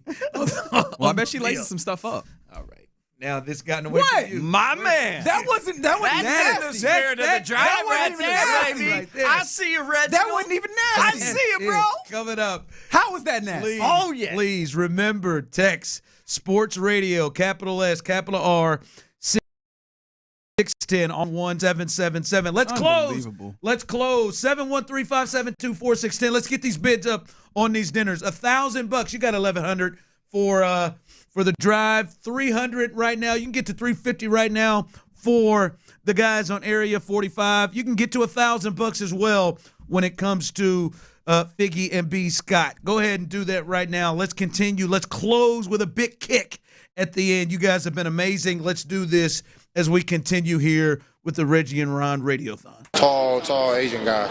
Area 45 with Bijani and Creighton. Texans are going to continue to facilitate heavy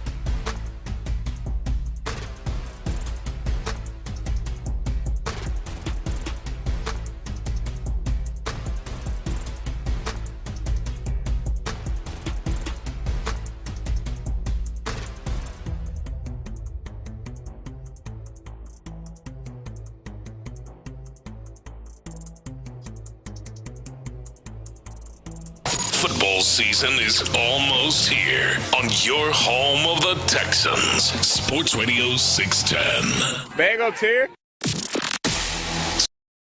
Sports Radio sends the first annual Reggie and Ron Radiothon for the Houston Food Bank. Here's Reggie Atatula and Ron Hughley. That's right, baby. That's right. Still got the same energy I had at 6 a.m. Reggie has got more. Reggie is laughing because I did something really fat. That's all right. Hey. The showman. You saw that, huh? My good friend, shout out to Josh Vernier, one of the best broadcasters in all of America. He is a guy that quit smoking, but what he would love for other smokers to do was to blow the smoke right in his face every once in a while just to have a flashback. And I did the same. There was some bacon that Patrick Creighton, for some reason, decided to bring in and test me. I've been tested with kolaches. I've been tested with bagels, including that honey almond spread that looks delicious in there. It was. Ron Hughley. I've been tested. That bacon, those damn, what kind of bacon was this? Some bacon biscuits? There's some biscuits, too, over there. Yeah, the biscuits were good, too. Yeah, the biscuits, I've been tested, and yes, I did, just like my friend Vern, and I said, let me just hold that box. Let me just smell that box of bacon, and that'll get me through it. I'm glad you added that of bacon in there. I smelled that box. It got me through it. That's all I needed. I just needed a hit. In my defense, I did not know that this was tempting you. I did not know that you were on. Didn't tempt me. I was good. He thought you had better willpower. I didn't know you were on a cause. I never once thought about taking a slice of that bacon and wrapping it around that kolache. Never once did it. Spreading some of that honey butter that you had to go across that. I never once thought about that. I didn't know that you were self-flagellating and, denying yourself things. You got to remember, there's the 3 o'clock weigh-in that they've been doing. So he's trying to keep good because this last one, if I heard correctly, Monday was not exactly what you wanted. So next Monday, that's right. Off of the 4th, that's right, man. Yeah, we gonna surprise people, ain't we? Well, surprise people. I'll try to surprise you like you all have surprised us today. You guys have been amazing, but let's close strong. Let's close strong right now as we try to move this thing. They kicked up the total again. They kicked up the total, the goal total, and we want to hit that. Please text in Sports Radio 610. That's capital S, capital R, Sports Radio 610 to 71777, and you got a chance. You got a chance to donate and help this great cause that we are putting this radiothon on. Reggie and I have been here since 6 a.m., and we're going to 6 p.m., 12 hours of radio. And it's absolutely been fantastic. We want to end strong. Sports Radio 610 to 71777. Text Sports Radio 610 to 71777. And you can also bid on, make the call 713-572-4610 to bid on these dinners. And I said I was going to cheat, and I've gotten confirmation. Oh, okay. If you are going to the bid at for the Drives dinner to Carbach Brewery. You can have you a drink and some food, share some stories. And they're going to be in attendance. Oh, I'm a starter! Not only will myself, Clint, Tyler, little bottle of Blanton's for you, Linda Stoerner. Hey, show. Oh, yeah. And I'm telling you don't want no stories between Linda, Clint, myself. Linda Stoerner will be in attendance. All you got to do is jump over $1,000. We are sweetening the pot with this 713-572-4610. If you want that dinner, jump over the top. Go ahead and make that call right now as the Drives pot has been sweetened. It should be a good time. You gonna make me come into the city? Carl Lewis and J.J. Watt did not get mentioned. Yeah, Carl Lewis is the one that I was like, yeah, I feel bad for not mentioning that one. Does he lose cool points with how atrocious his rendition of the national anthem is? I mean, it's God. Ain't nobody worried about him being a singer for real. Like, it was bad. Don't get me wrong. But that's not what he's here for. Uh-oh. That's not what he's here for. When he hit that, I'm going to make up for this one. Oh, Carl. Is JJ a bigger star than KD? JJ had all the endorsements. He was on every commercial. He was on commercials for fantasy betting spot. I'll shut you down. Saturday Night Live. He's done some things. That's true. Now he's on, the CBS? Sunday broadcast. JJ, I think, is a bigger star than Kevin Durant. When we start talking about stardom, I don't. It's a good conversation. I think they're very close.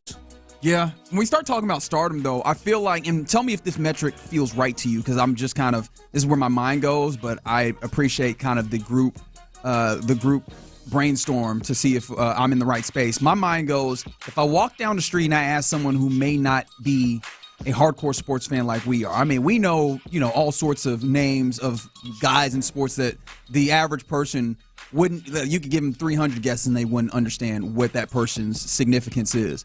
If I walked down the street and I tried to get somebody to give me either KD or JJ, which do you feel like would have more recognition or more resonance with the just average American? Because I don't know that I have a good answer on that. If the street is in Houston, it's going to be JJ. Well, certainly. Certainly. Yeah. But I think when you talk about star coming to Houston, I don't know that we're doing, hey, who is the local celebrity? I think we're trying to do who is the more national celebrity in that circumstance. See, KD is a great player, but as far as star power, what is he most known for as a star? Trolling people on Twitter and giving Charles Barkley a one-word answer. Okay. JJ Watt is, I don't know how accurate on television, doing games. I think he's actually probably most known for the "You the Real MVP" meme, if we're going to be completely honest. Yeah, but he went heel after that. So it's like that doesn't exist anymore. The mama, you the real MVP, and then he turned heel. He has been out. Like, this is how I know he's a really big star. He's not done things to try, like outwardly, to try to be a star. He's just been himself playing basketball since he was at Texas. Like, there are other guys who do other things that might date some. Like, Travis Kelce has become a huge star, but it's really because of who he is now dating. Right, that has jumped his stardom up. The future Mr. Swift. Yeah, whatever. I'm telling you, I'd be it. But can't blame you for it either. Like, it's nothing extra. KD at Texas just played basketball.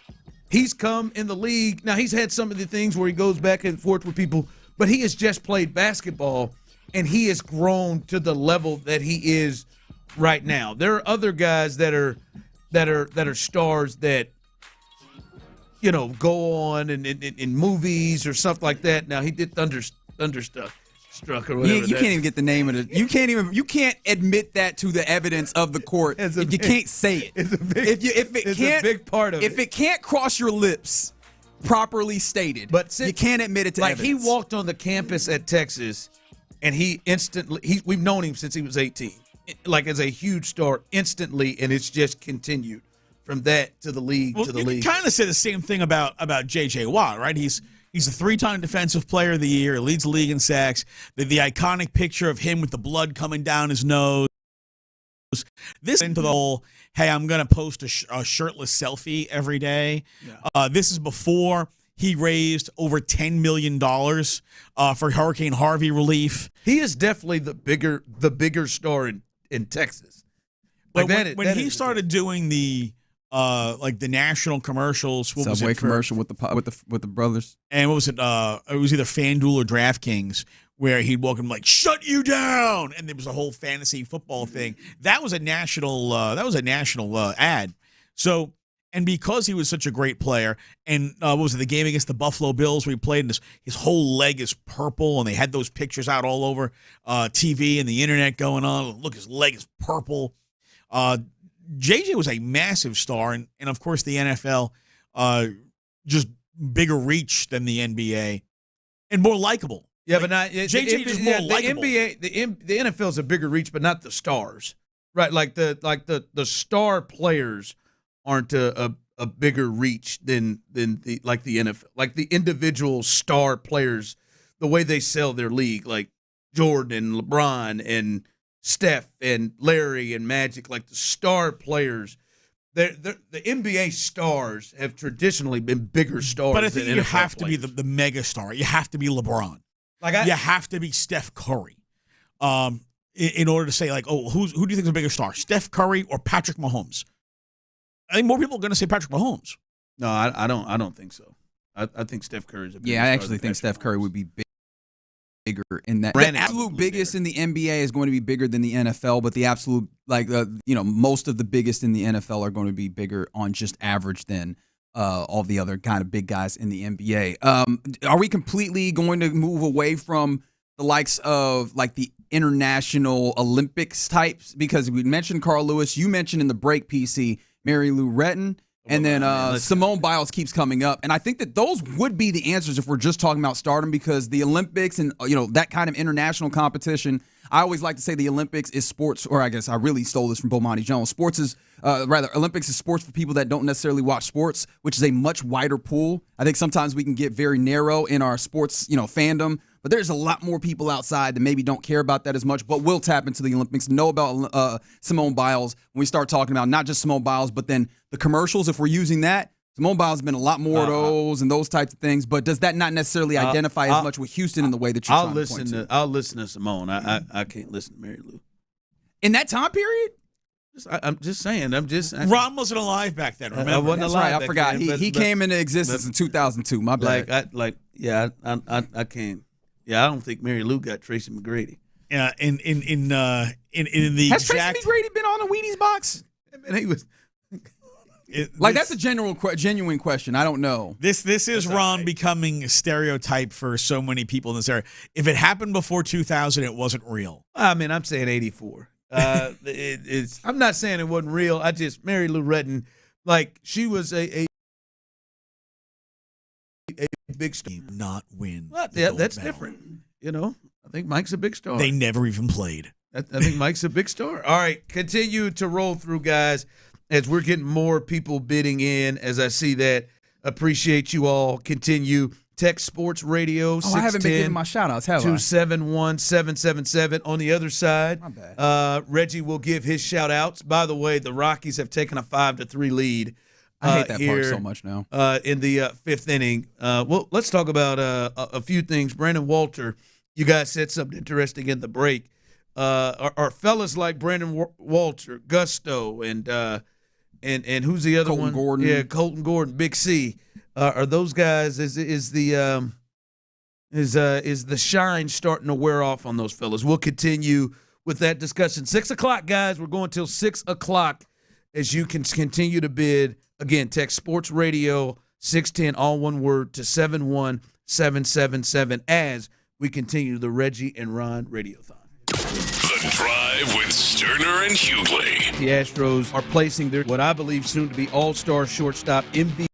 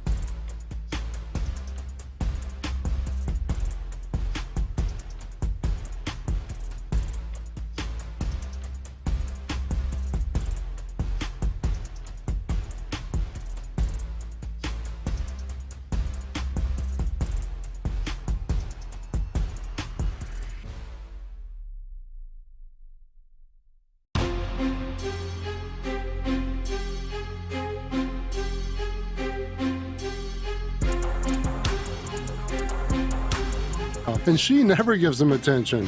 Ooh, you smell amazing, James. Oh, thanks, Mom. I love you too. I never said that. Add Gain Scent Boosters to your laundry. Add joy to your day. Sports Radio 610 presents the first annual Reggie and Ron Radiothon for the Houston Food Bank. Here's Reggie Atatula and Ron Hughley. All right, guys. Boy, y'all keep it rolling here as we're trying to push this thing on up. Why not, man? 25, 30, whatever we could do here in the last few hours. We have now jumped on donations above 15,000 just on donations, and then that is without the great work many of you have done when it comes to our auction items, which are still there. You can still, I have taken the executive decision to run those till 5:15. Someone told me 5. I feel like I'm gonna make an executive decision. I'm gonna take it to 5:15. What are you doing right now? I'm doing my damn. Hey, I don't think that's gonna be allowed. Actually, I don't give a rip. All right, 5:15 to the people. Don't listen to the show. You better get that in before 5. Yeah, you can do that, but also I'm just giving you a little leeway. Linda Stoerner's included into the drives as well. It's set at 1,000. You can call 713-572-4610, and Tyler will take care of you. You can get in on the star-studded Area 45 dinner over at Christian's Tailgate. Some boxing royalty in the building, belts and everything. So you've got boxing royalty, and you've also got an up and coming star. You talk about Darius Fulgham. Yeah. He is in that same super middleweight division where Canelo is, and I mean, I don't know that he's going to be able to catch Canelo as Canelo is still fighting, but then if he does, I think he has an opportunity. And then even if he doesn't, like once Canelo is done, because it feels like he's more on the backside of what he's doing there. Correct me if I'm wrong, PC. He could easily be a guy that occupies that top spot at some point thereafter. Very, very plausible. A lot of boxing experts think that Darius is a future champ. So Darius Fulgham, currently the number 6 ranked WBA super middleweight contender, and Juan Baby Bull Diaz, 4-time world light, will be with us for Area 45 for the dinner at Christian's Tailgate. And right now, the bidding on that's only $300, man. You can call in 713-572-4610, and you get a great opportunity to meet a boxing legend in Juan Baby Bull Diaz, 4-time world lightweight champion, an up-and-coming future champion in Darius Fulgham, and hang out with those guys, I mean, as well as us. I mean, we're nobody compared to them. But you want to talk about getting a great opportunity to get some great stories and meet some really cool people, take pictures with the belt. Right now, that bid's only $300. $325 will get you easy to get in, and you get to meet a couple of great boxing people. One a world champion legend, and the other an up and coming future champ. All right, you got any more shout outs here that you want to give? Oh, here man, there's more people coming in as we're rolling through, guys. All right, so let me see. I got to shout out Ricky Harris, Gary Navy, Kyrie Raymond, Paul Easter. What am I supposed to do with this? You see what I'm looking at, right? The head coach of the... I don't know if this is actually but there is it Herman Edwards on here? Herman Edwards. And is it Herm Edwards or is it just Herman Edwards? Not to say just Herman Edwards, as if that donation does not mean anything in that instance. I'm just like, do I read more into that? Anyways, continuing to shout out Jerry Wiley, Brian McLeod, David Hardy, Hart Tyson, and John Caravello. We appreciate all of you for continuing to help our efforts to support the Houston Food Bank in a time where, I mean, going back to what we were discussing when we had an opportunity to talk to Julie Voss, also an opportune time to do this because if we enter hurricane season, there's also an additional load because of the advanced rains and things of that nature that will come in on the Houston Food Bank with people that would be in need just in anticipation of whatever natural disasters could possibly happen as well. So, I mean, this is a super, super, super vital cause. I thought I heard Ron say earlier from your conversation with Julie, they serve over 1 million people. Correct. Yep. All right, well, there's roughly 7.5 million people in the greater Houston area. If they serve 1 million people, that's what, 13.5% of the population? So that's go with your that's a massive number. Yeah. To be serving that many people. And she said how many of them, like so many of them are kids. there's school-age kids who, get the free lunch program in school, but during the summer while school's out, they don't have access to food. Oh, yeah. So really, we're Houstonians helping Houstonians here. Yeah, Champ Slice said 14.28% is what Champ Slice said. Thanks, Champ. You weren't that far. I think that was some good numbers. One out of 7.5. Yeah, Champ. I think his number is high. Champ's been rolling with us. And he did say he was tired about 2 hours ago. He has been rolling with us, and no, man. As she said, also a lot of their they service the Boys and Girls Clubs around, so a lot of kids are directly affected by this. Again, as we talked about at the Houston Food Bank. Their budget's $1 million over the last year, and we're reaching out and trying to help. And this is the first time we have done this, and we are so I just blown away is the words that I would use over here. Humbled by the work that Houston has done, Sports Radio 610 family has done. And we want to continue to do so. We've got a little over 2 hours we're not done left. Yet. We got a little over 2 hours. We can't pat left. ourselves on the back yet. Let's finish strong. We got to get there, and the way you can do that is by texting Sports Radio 610 to 71777. That is capital S, capital R on that. You can continue to do so. Shout out to I'll do this next one. Shout out to old Reginald. Reginald just chimed in, baby. I see you in there. It made you a little bit. I know you don't want to shout yourself out, but Reggie. I mean, I just owed that one. You know what I mean? You owed that one. Oh, you did. That's right. I owed that. You did. You took an L. There we go. 1 for 1 here on our trivia question. How am I supposed to know about the secret lives of Mormon wives? Like, what am I? I spend time watching the Astros and watching all the Rockets games and rewatching Texans game. How am I supposed to know about the secret lives of Mormon wives? Please tell me. Yeah. Tell me. Syphilis. It all started with one simple kiss. Syphilis and skunk. Yeah. If you get that, then you've been hanging out with us all day. We appreciate shout out to Frito and Katie who joined us earlier. Shout out to her again. When I said syphilis, there's no chance. I just thought let's have some fun. Nobody's letting you live that down. And Katie didn't check up. Not at all. I mean, she kept going to the next. She did a little bit, okay, and then just went right to the next. That game is intense too. Yeah, that game is wild intense. What was that in the 10-20 segment that we had? Yeah. Because I mean, questions in 20 seconds. Yeah, that was. I mean, once the music started going and she started reading them, I was like, "Yo, this is." I did not. I thought this was gonna be a nice little fun game. I got heart palpitations. Just say we got to balance these questions a little bit. I'll just say that. You lost fair and square, sir. I'm not saying I didn't lose. I don't think fair and square is right. Fair and square. Okay. Yeah. All right.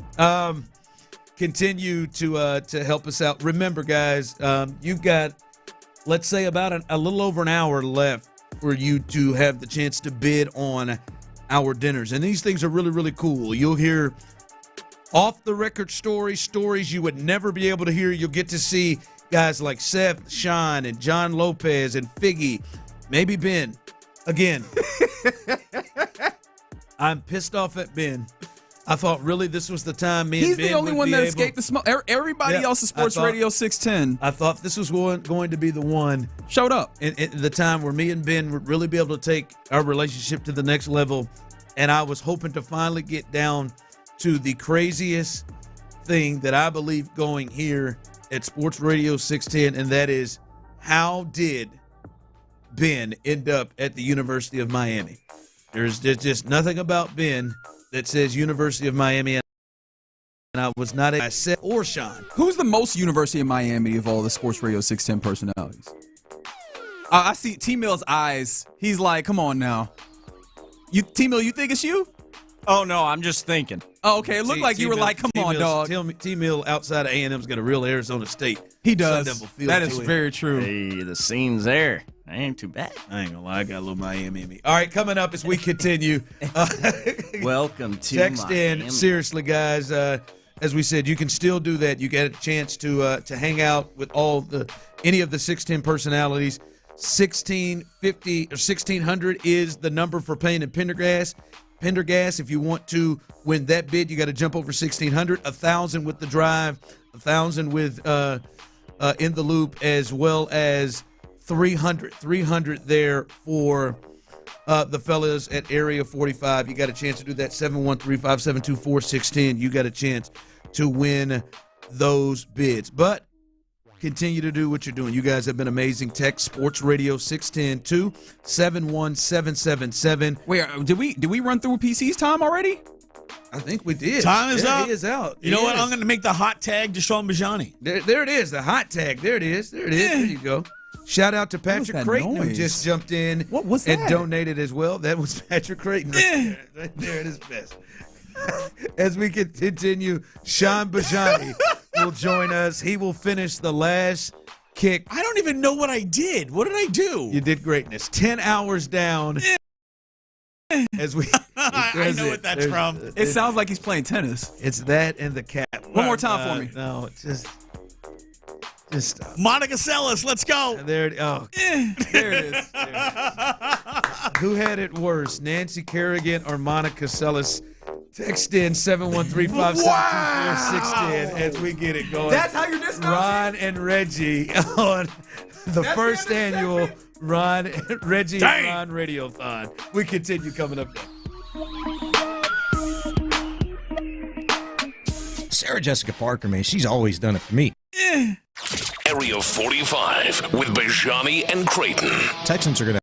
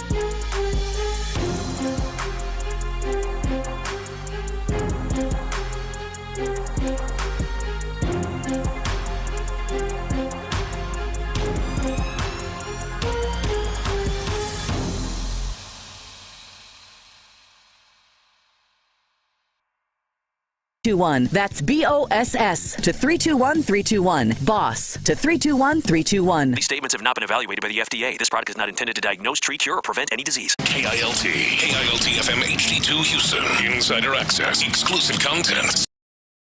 Sports Radio X and Lay here, an Odyssey sports station. Drive's busting this day open. Busted what the hell open, ain't it? And we're telling them to bring it back. Sports Radio 610 presents the first annual Reggie and Ron Radiothon for the Houston Food Bank. Here's Reggie Atatula and Ron Hughley. 10 hours down, baby. 10 hours down. Sean Bijani, he will be making his way in. You hear him on Area 45 each and every night. The closer coming in. That's right. Yep. The closer is coming in. He will join us the rest of the way. As again, we're here till 6 o'clock, enjoying ourselves. And you guys have been amazing. You got 2 hours, folks. 2 hours for us to kind of push through. If you are just joining us, we have been doing our first Reggie and Ron Radiothon. Reggie and myself have been here since 6 a.m. Started with Seth Payne, Sean Pendergast, who is now drunk, folks, called in and joined us a little earlier. Brandon Scott was with us. Frito and Katie was with us from the Bull. Clint Stoerner joined us for a couple of hours. He said his goal was to leave here over 10K, and a flurry in the last 10 minutes. By golly, if he ain't do it. We got up to 10. We got up to 10-5 by the time he left. And, no, but he put an extra 5 in. He said we got to 11 actually. Yep, got to 11, and he did his thing with us on the donations. And Patrick Creighton was in there. Luke Murrow was in here with us. You trying to make him Bill Murray so bad. I am. It is. I don't know where I'm trying to take Luke. But he joined. Shout out to Luke and his folks as they added to the cause as well. As we said, Patrick Creighton has just been in here hanging with us. Shout out. By the way, as we're shouting folks out on Jesse Watt as well. Go ahead. Yeah, no. Shout out to Patrick Creighton. He's put in on the donations because he wants to see us reach that 20,000 Thanks mark. for listening to the show. We did that to Patrick on the other side, but that's all right. I love doing it. I had to use the restroom so bad. I'm going to be honest. I'm going to be completely honest. Oh, man. Oh, and by the way, as we said, you can make bids. Shout out. There's a hot tag. Shout out right there to our guy, Sean Bijani. You can make bids to these dinners. And Tyler, I guess there's a new leader in the clubhouse for Payne and Pendergast, right? Did somebody jump the 1,600? That's right, Mon. Got a new bid on Payne and Pendergast. See how the rule works? How is this the rule? In the spirit of Sean Pendergast, just don't. Yeah. In Jamaica, talking like a Jamaican. Yes, new bid for that dinner with Payne and Pendergast. Our guy Clinton, not Stoerner, but a Clinton out there has put in a new bid at $1,700 for dinner with the morning. Amazing, amazing. 1,700 there with Payne and Pendergast. All of this goes to the great people at the Houston Food Bank. And by the way, they are even more shocked than we are. They are even more blown away than we are. As if you missed it, Julie Voss was on with us earlier. I've been talking to the people there that we've been working with, who we started with. They have had to raise the goal total 3 times, Sean Bijani, since we've been here. They said 3,000 to kick. They said, I don't know what to do. 3,000 is what they tried to start us. We knocked that out in 2 hours, and we are trying to get this thing to as high as we can get it with you all's help in this building. By the way, Cam Smith, who is up, he's 2 for 3. He is continuing. He's do it again, baby. Around and get to 300 here in a second. This is a huge, good eye moment in the game. The Astros are trailing 5-3 in the 7th, and Cam Smith is on with 2 runners in scoring position. As if this cat here comes through here, boy, he is, and he has been wearing it out, doing his thing. Brandon Walter, It wasn't as great today with him. I know earlier we could talk about this, and Sean Bijani is a great person to bring in to this. By the way, continue with your donations. Those of you just getting off work, I just saw a couple of people text in say they're just getting off work. You can text in right now. Radio, capital S, capital R, Sports Radio 610, all one word, 271-777, and you can help donate to the Houston Food Bank. But you were saying earlier, I wonder has Brandon Walter and company lost a little shine? And is this going to be something that is more of a concern as we get through? I don't know if he's lost his shine, but I mean, you should know these guys are not guys that they plan to be in the rotation right now. So to me, it's going to be some up and down. But the one thing to me that is extremely impressive, I think with almost all of these guys, now I'm not saying it hasn't happened, Cam. Nope. That's down. Get down. Yeah! Oh, it does. Cam Smith with his third hit. Somebody's died out there. He's not the Rockies suck. He's just embarrassed. He is a triple. Cam Smith with a 2-run game-tying triple right there. It feels huge. There it is. That was a blooper that turned into a triple with his speed, and he continues 3 for 4 today. That man, what a What does it got to be like to be a Colorado Rockies fan? That man's feet kicked up over the back of his head like a pretzel. Oh, he got all twisted up with his own body. Hey, what's worse, that or was it the Chicago this season who lost the pop-up? That was against the Royals. I watched every second of that. Is that the White Sox? Yes, it was. Yeah. Yes, it was. Bottom of the ninth, up 5. That's what happened in that game that kicked it off. But my man here, folks, if I could describe it, it seemed like obviously that green grass out there reached out and grabbed both his feet because he just couldn't get them together, and corralled it right there, hooked his ass, and then the glove, I guess, couldn't find the ball either because that thing almost hit him right in the face. You know what that was? That was a hip drop tackle. That was a hip drop tackle. His legs just stopped moving. That was awful. Well, 5-5 in Colorado. The Astros are looking to get the sweep here. Brandon Walter gave up 5 runs. And I was just going to say the most impressive thing to me is when they have their struggles, like 90% of the time, their struggles don't result into 7 or 8 runs. No, they're never blow-ups. You know what I mean? Like it's like, damn, man, Ryan Gusto wasn't great. He went 4 2/3, but he went 4 2/3 and gave up 4. Right? Like the other night, Big C wasn't great. Colin Gordon? Yeah, Big C. Gordo wasn't great, but it was 4 2/3. 2 nicknames, and neither of them are actually his full name. Who cares? Gordo. That's it. But it was 4 runs given up in those 4+ innings. Like it's not the 2 Lance McCullers specials. What Lance did to the Washington Nationals, and then that other ass kicking that he received. To me, is impressive. I expect up and down, but hell, in your time in there, can you just give the team a chance? 7, 8 runs ain't gonna give you a chance. 4 or 5, you can work with that. Yeah, potentially. Yeah, well, and it's been more or less, 3 or 4. They've absolutely given these guys a chance to win. Yeah. I'd say they're in the 90th percentile. I think who was it? Gordon and Gusto both kind of hit a little bump on the road a couple of weeks back in that series in Anaheim against the Angels, where they given up 5 or 6 runs. Yeah, apiece. Walter gave up 7 in that series. Yeah, it was 7. There you go. And again, go back to what the premise of your question really is. What should you be expecting from these guys? Yeah. I mean, they've made anywhere between 6 and 8 starts for this ball club.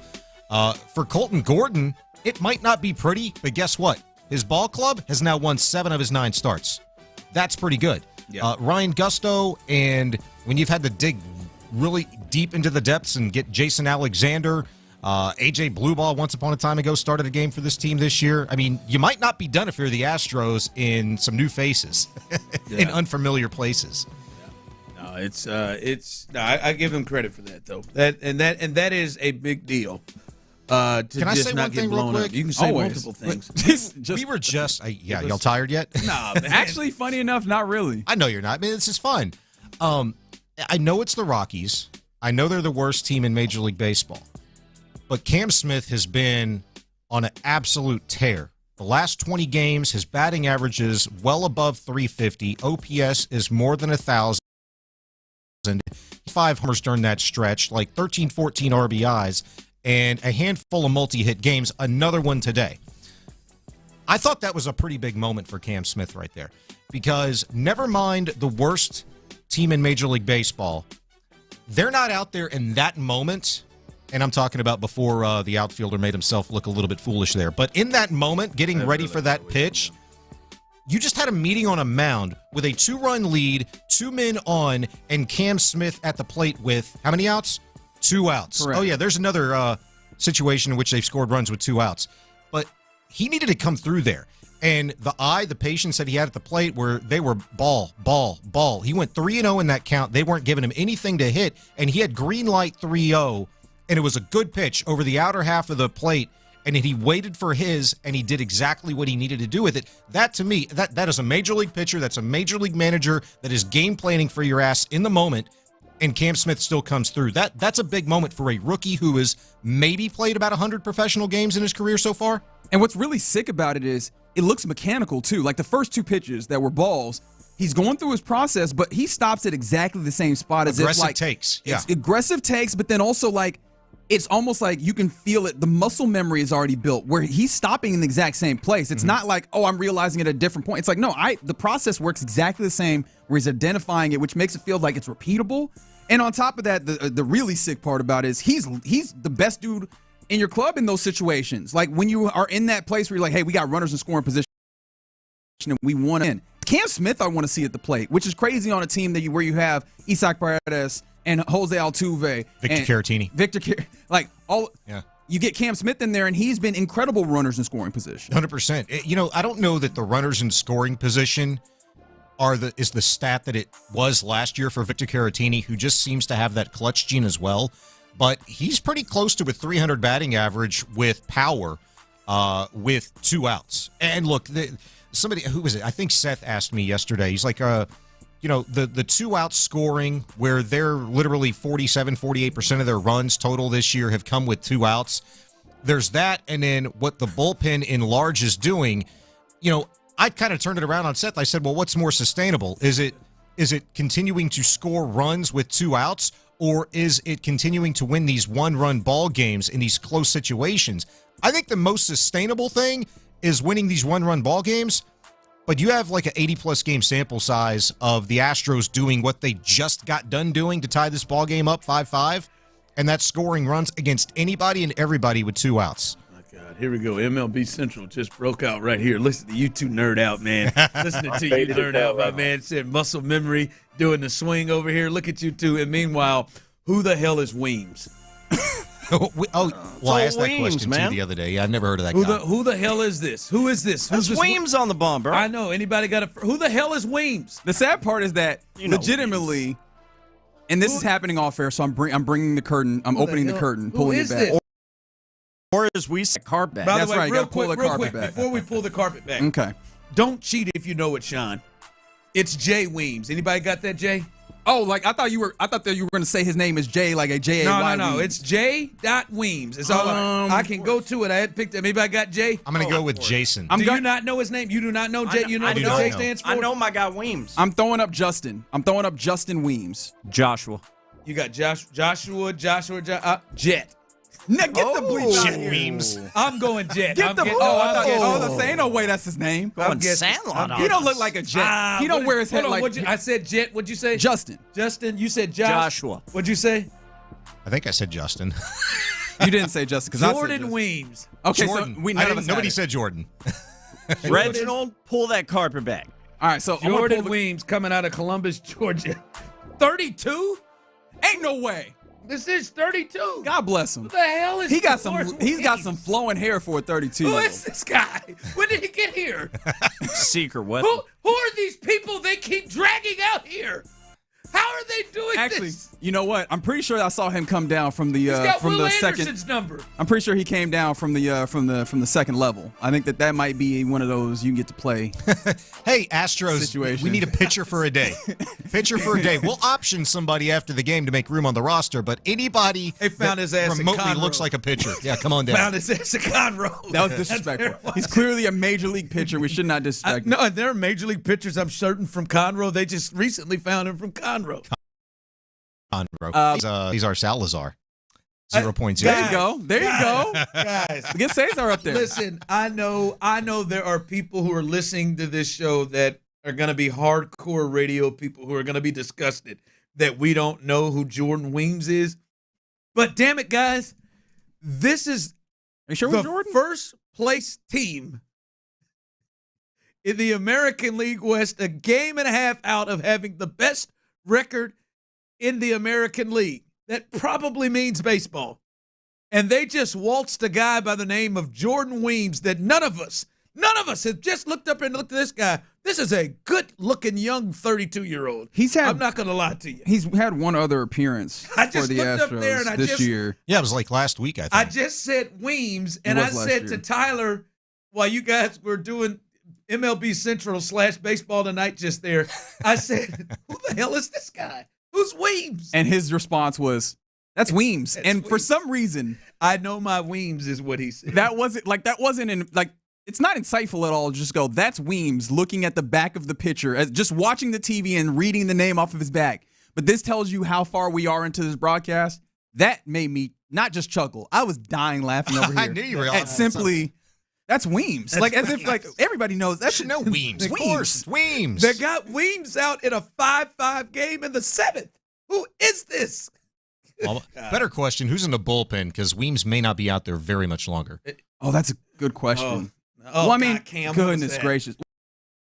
Well, I mean, look, haven't had Hader Say or what's Brady. Weems just gave up the lead, folks. Hader and Abreu got the night off yesterday, didn't they?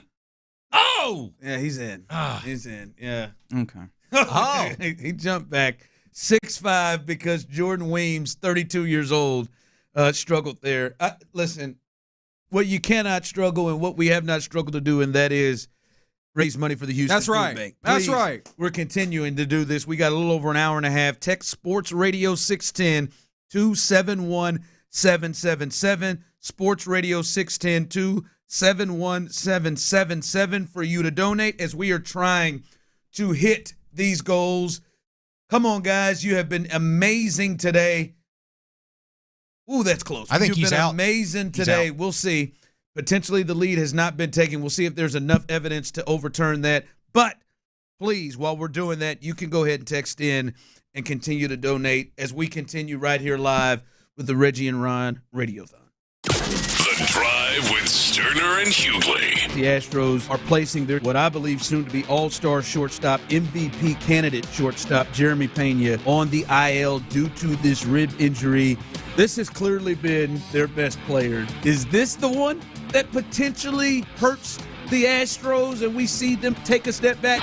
Ride home with Clint and Show, 2 to 6 every afternoon on Sports Radio 610. Hey, it's Sean Pendergast from my good friend Dr. Ben Salento with Texas Sinus and Snoring. And you guys know my story. Many, many years ago, I was a really bad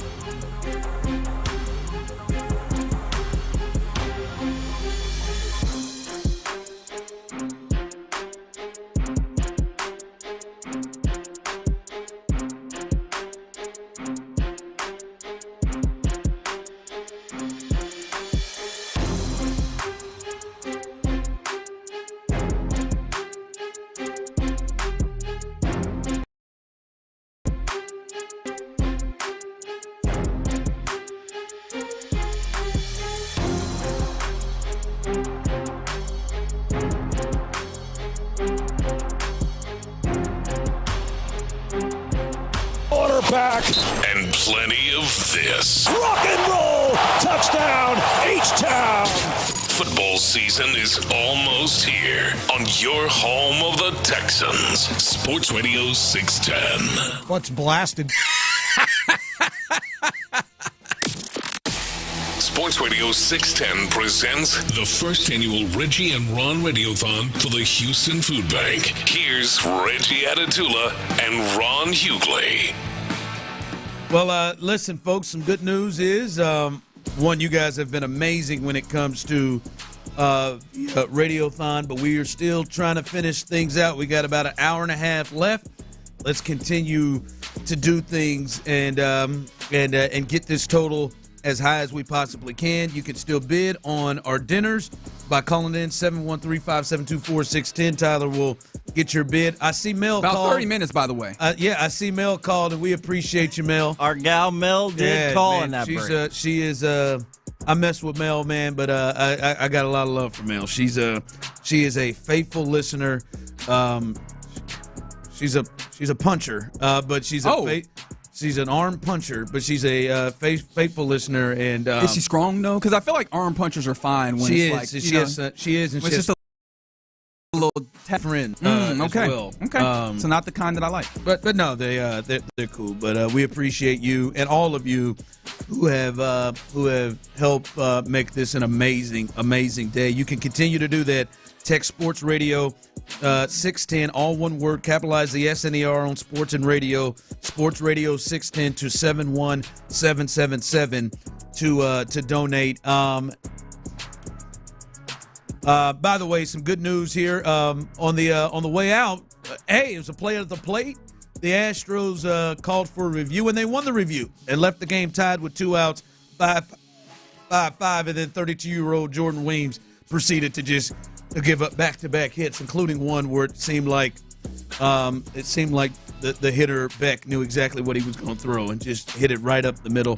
So now the Astros trail 7-5. Also, another stolen base off of Caratini in there as well. That's what set up the Yep. RBI. Yep. Yeah, the RBI. So 7-5 after 7. The Astros, I'm certain, will find a way to win. They'll find a way to pull this off in some form or fashion. Ooh, that's going to be fun. Can we go around the horn and figure out, take some bets on in what way, what fashion will the Astros pull this out? Because at this point, it's inevitable. Let's just throw this out there. Caratini leads off next inning, followed by Cooper Hummel, and then the great Shea Whitcomb, who's playing for the second straight day. I like what you're doing here. Right? The nightmare at third continues for Shea. You get the first, Shea Whitcomb comes up. How quickly do they get the tying runner on base? Second at bat. Let's go. It's the Rockies. They suck. All right? Come on. This does not feel like a 1-2-3 inning coming up, does it, for Colorado? Do we go Caratini base knock, hit by pitch, Shea Whitcomb bomb? Okay. Yeah, who gets hit by pitch? Because you said you had Hummel here, right? Yeah. You got Caratini, Hummel, and then Whitcomb. 1, 2, 3 due up next. Yeah. So base knock. Okay. Hit by pitch, and then dinger. Yeah. And then that's the lead. I like what we've done here. 8-7. I like the work that we've done here, gentlemen. And then insurance. You need insurance in this game, obviously. But then that'll take you to what? Well, then you can go Abreu and Hader. Bada bing, bada boom, ball game over. They try to use young Jordan Weems to do that, and we got to stop saying his name because I feel like at this point you don't need to remember it. I don't think after today. Stop!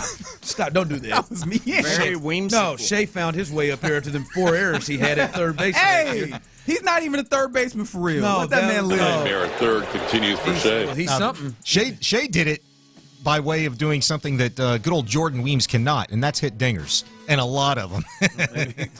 Hey, anything's possible. Wasn't the defense that got his butt called up again? There wasn't nothing about him that said he's going to climb his way back up here from Sugarland, but he did. By the way, again, everybody enjoy your holiday weekends. By the way, Area 45 is off. Hell, they've been in here half the damn show. They're off tonight.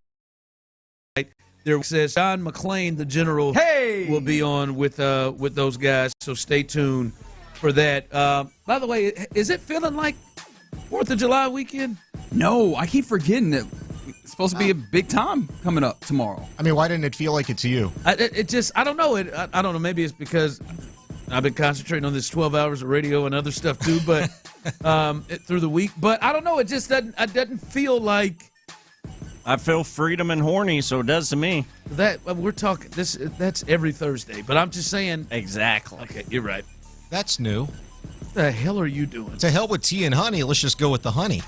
Well, I don't have the tea ready, and I'm starting to feel that tingle. You know? I've never seen that. Reginald just went full Pooh Bear over there. Hey, Reggie, we got to you got to take shots of honey, dog. We got to reel it in. Hey, man. we still got 90 minutes of You need an broadcast, and orange I or want to make sure something, to finish this out. Okay, That's all. man.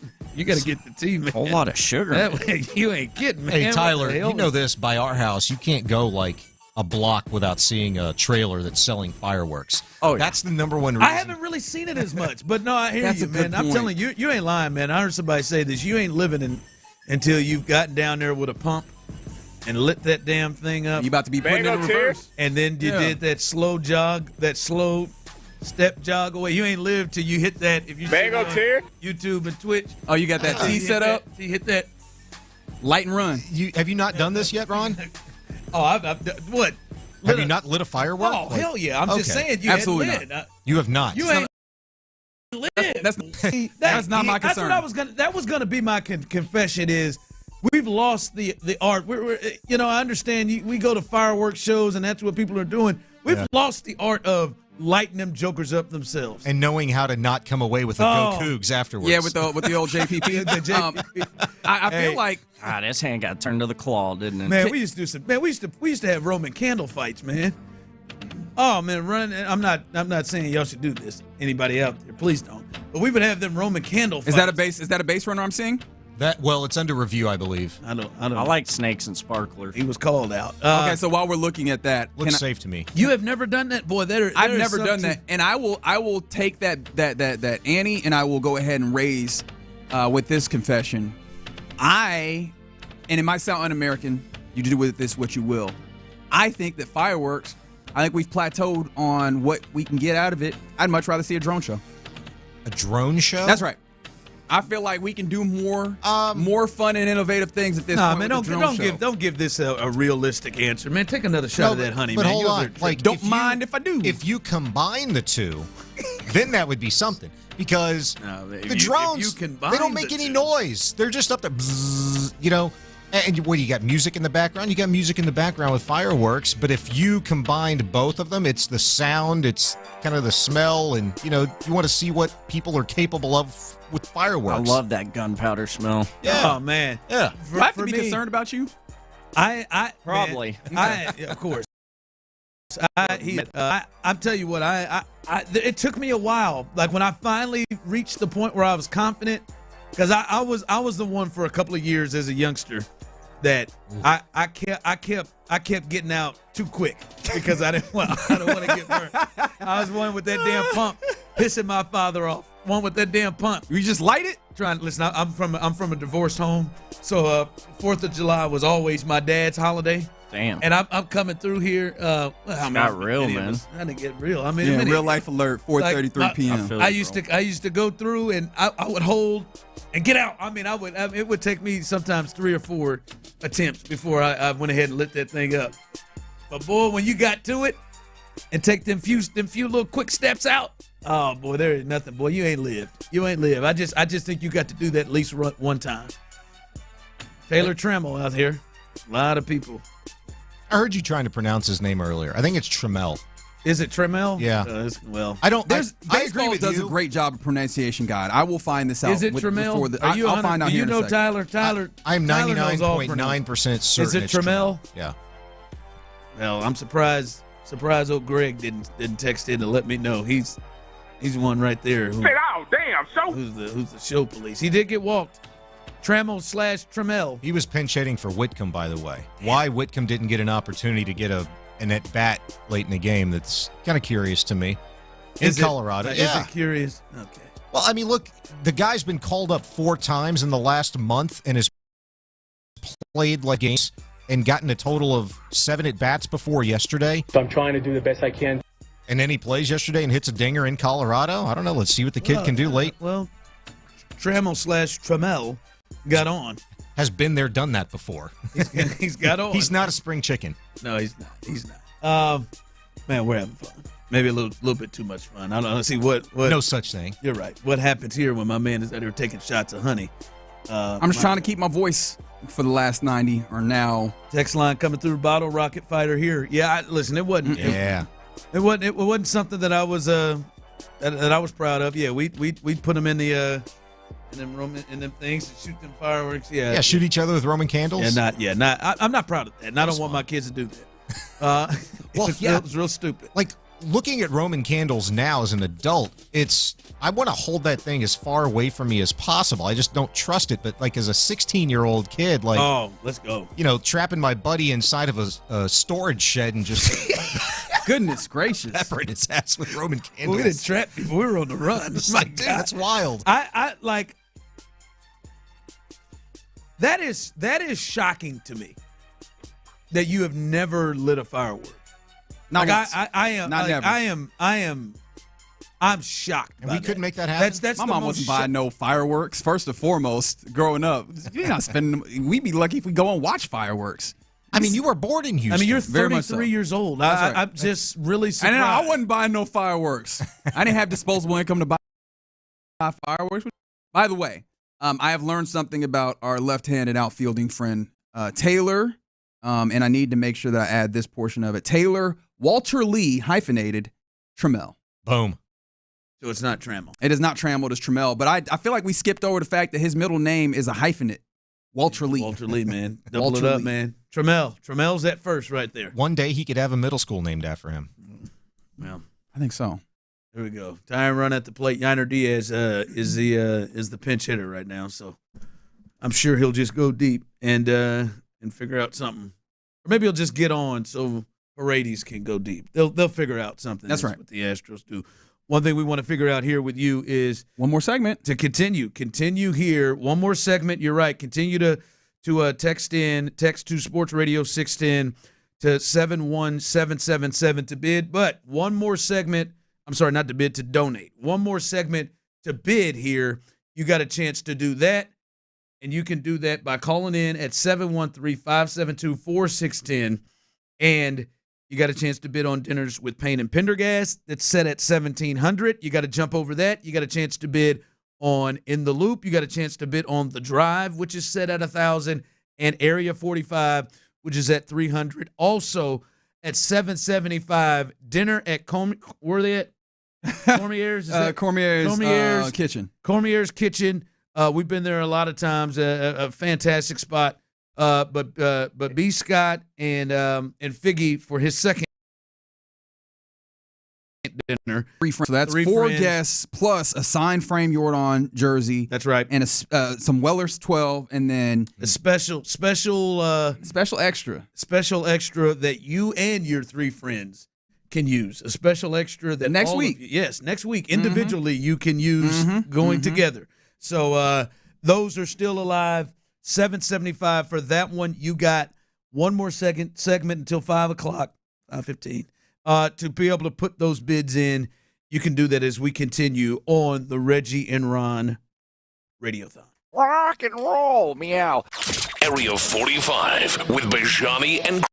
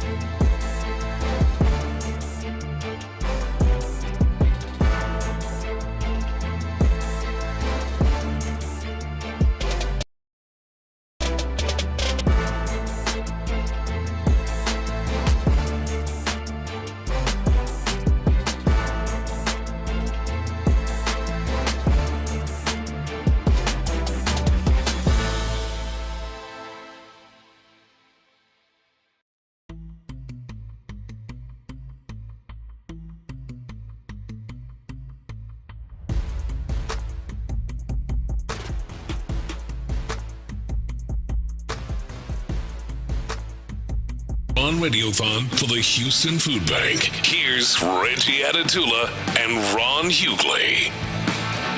All right, as we said, your last opportunity for bids. Your last opportunity for bids on the dinners. They're jockeying, ain't they? They are jockeying. You got about 15 more minutes, as that will close in around 5 o'clock. All you got to do is call in 713-572-4610. You can have dinner with Payne and Pendergast. And we don't know if Ben's going to be there, but you can have dinner with Payne and Pendergast, as well as In the Loop, as well as us on the drive. Tyler will be there. Linda Stoerner will be there. Bottle of Blanton's will be there for you. And you've got to get over $1,000 when it comes to that. Area 45, as well as they've got a host of celebrities right there rolling in. Boxing celebrities. Celebrities that will be a part of the dinner at 8. Where are we at right now in terms of the bids? Let everybody know that, because they've got about 15 more minutes, Reggie, to make those bids. 713-572-4610. I'm going to be honest. They've been coming in fast and furious. I was not able to notate them properly, so in order to make sure that they're completely accurate, and just because I need him to get more mic time, we go to our correspondent, Taylor Miller. Good to hear from you, Reginald, down here at the Sports Radio 610 Mokaram Law Injury Law Firm studio. I'm just kidding. Keep going. That was fun. I like it. So we got, some in that last break, a lot of moving and shaking, phones lighting up, money pouring in from the fine folks of Houston. Payne and Pendergast, that dinner now, the bid sits at $1,900. Close to $2,000 right there, folks. Yeah, that's big time. And we also, that last commercial break, had a new bid come in for dinner with the Area 45 fellas. What? And the winning bid right now for late night with Area 45 is sitting at $400. Nice. Dude, you couldn't talk him up to $450? Okay. I tried seal the deal right there. Negotiate him on. Juan Baby Bull Diaz in there. Darius Fulgham in there with them. Mm-hmm. You know, homage to Area 45. Here we go. Let's go. 450 in there. Let's go. Let's go. 14 minutes. Damn it. Let's go. Let's get up off. We've been sitting on this 1,000 too damn long. 713-572-4610. Payne and Pendergast has been leading wire to wire here, huh? They have. Yeah. They led early. They have kept an early lead. Pendergast and Payne. Them too. But you can call in. You got about just on 713-572-4610. What is it? 400 to jump. You got to jump. You got to jump 400 for Area 45. You got to jump 775 for that incredible package. That's for right. Cormier's Kitchen with B. Scott and Figgy and a signed and framed Jordan jersey and Weller 12 and a special extra for you and 3 of your friends rather. You got to jump a good 1,900 as you mentioned for Payne and Pendergast. And are you guys, is Drive still sitting at $1,000? We're still sitting at $1,000. This is getting it's getting tough, guys. Let's go. Let's jump it up here now and get this thing to at least 1,500 now. Somebody throw in an extra $50 in to have dinner with me, PC, Juan Diaz, and Darius Fulgham, man. Get it to 450. That'll feed what, 150 meals? Isn't it 3 meals for every dollar? That is correct. Can we do the thing? Should we put T-Mel to work and have him call all the second places right now and just call them up and be like, hey, last chance if you wanna bump this up. Is this how we squeeze a little more juice out of this? Oh, all the second places. Those second places, you're listening. You know where you are now. That's not bad. That's not a bad idea. I'll co-sign that. It's not a bad idea. Hey, how about you fellas get on the damn phone in the break? How about that? Fine. How about that? Why don't you know what, Reginald? We'll You've do got it a lot of live. radio. Bijani, get on the damn phone in the commercial. Why do we need a commercial break? Damn, we'll do it live. The Let's way do it live. You just looked at me, What is Bijani. that, Berman? You going Chris Berman on us here? We'll do it live. Is that Berman? No, it was O'Reilly. Oh, is that Bill O'Reilly? Bill O'Reilly. We'll do it live. Auto farts. Yeah, you're right. You're right. All right, please continue to run with this. As we said, you got till 5 o'clock. 5 o'clock with these bids. About 12 more minutes to go. All right, we've seen the conversation where people have had some issues with hockey and some issues with the WNBA, where these new franchises are going. And it is an odd thing, the third or fourth biggest, most populated city in the country, Houston, hasn't really been in the conversation. A little bit more with hockey, but not in the conversation about that with those two leagues. What do you think it is? 'Cause I know I heard you talking about it earlier this week. I know that Houston can support another professional team. I mean, there's how many people around the surrounding area in the area of Houston. But what is the reason that you think they sit here and they don't have some of the professional teams that a top 5 populated city in the country has? I don't have a real answer for this, but I happened to be in the car earlier, so maybe we can talk through this together, right? I happened to be in the car earlier when you guys were discussing, like, what kind of sports town this is. Mm-hmm. I think Ron asked the question, like, what is this, a football town, a baseball town? And, I mean, it's a great question, and it's a great question in this city because I don't think there's the answer that people really want it to be, which is a football town. I don't think it's a football town. I think it used to be a football town. I think it's closer to being a baseball town now. Do you? But is there anything wrong with said sports town? You could say that's, sitting on the fence. You got to pick one, but let's just call it what it is. But I if think that's it's a good the case, sports town. how come these leagues don't, like, whenever hockey has a chance to go, they're going, it's not because of the weather. They'll go to warm weather places. The WNBA. I think Dallas and Florida really helped kind of dispel some of the scares about southern cities hosting NHL teams. Sure, but look how long Arizona held one for, and then what did they just moved to Utah. I think that was more of a stadium type situation, but that's fair. They did have an issue there. It's a stadium issue here until it isn't because, the Rockets, at Toyota Center, I think the way that Tillman would envision this is that he would want control over everything. He didn't want to share that building with another owner. He's going to have, something significantly vested in it, if not the majority or 100% of it. Well, I think actually Tillman might enjoy that, right? Because at that point they aren't primary tenants, right? They get to be, primary. Yeah, they get to be secondary tenants. So I think Tillman would still have and collect revenue in a way that would be beneficial for him. I think the biggest thing for me that I think about with Toyota Center is just generally the size. Because, I mean, for hockey, the capacity would be 17,800. Mm-hmm. And if you look at NHL stadiums, last time I checked, and I'm going to pull this up as I speak to make sure that I'm not wrong on this. But when it comes to capacity, right now, that would put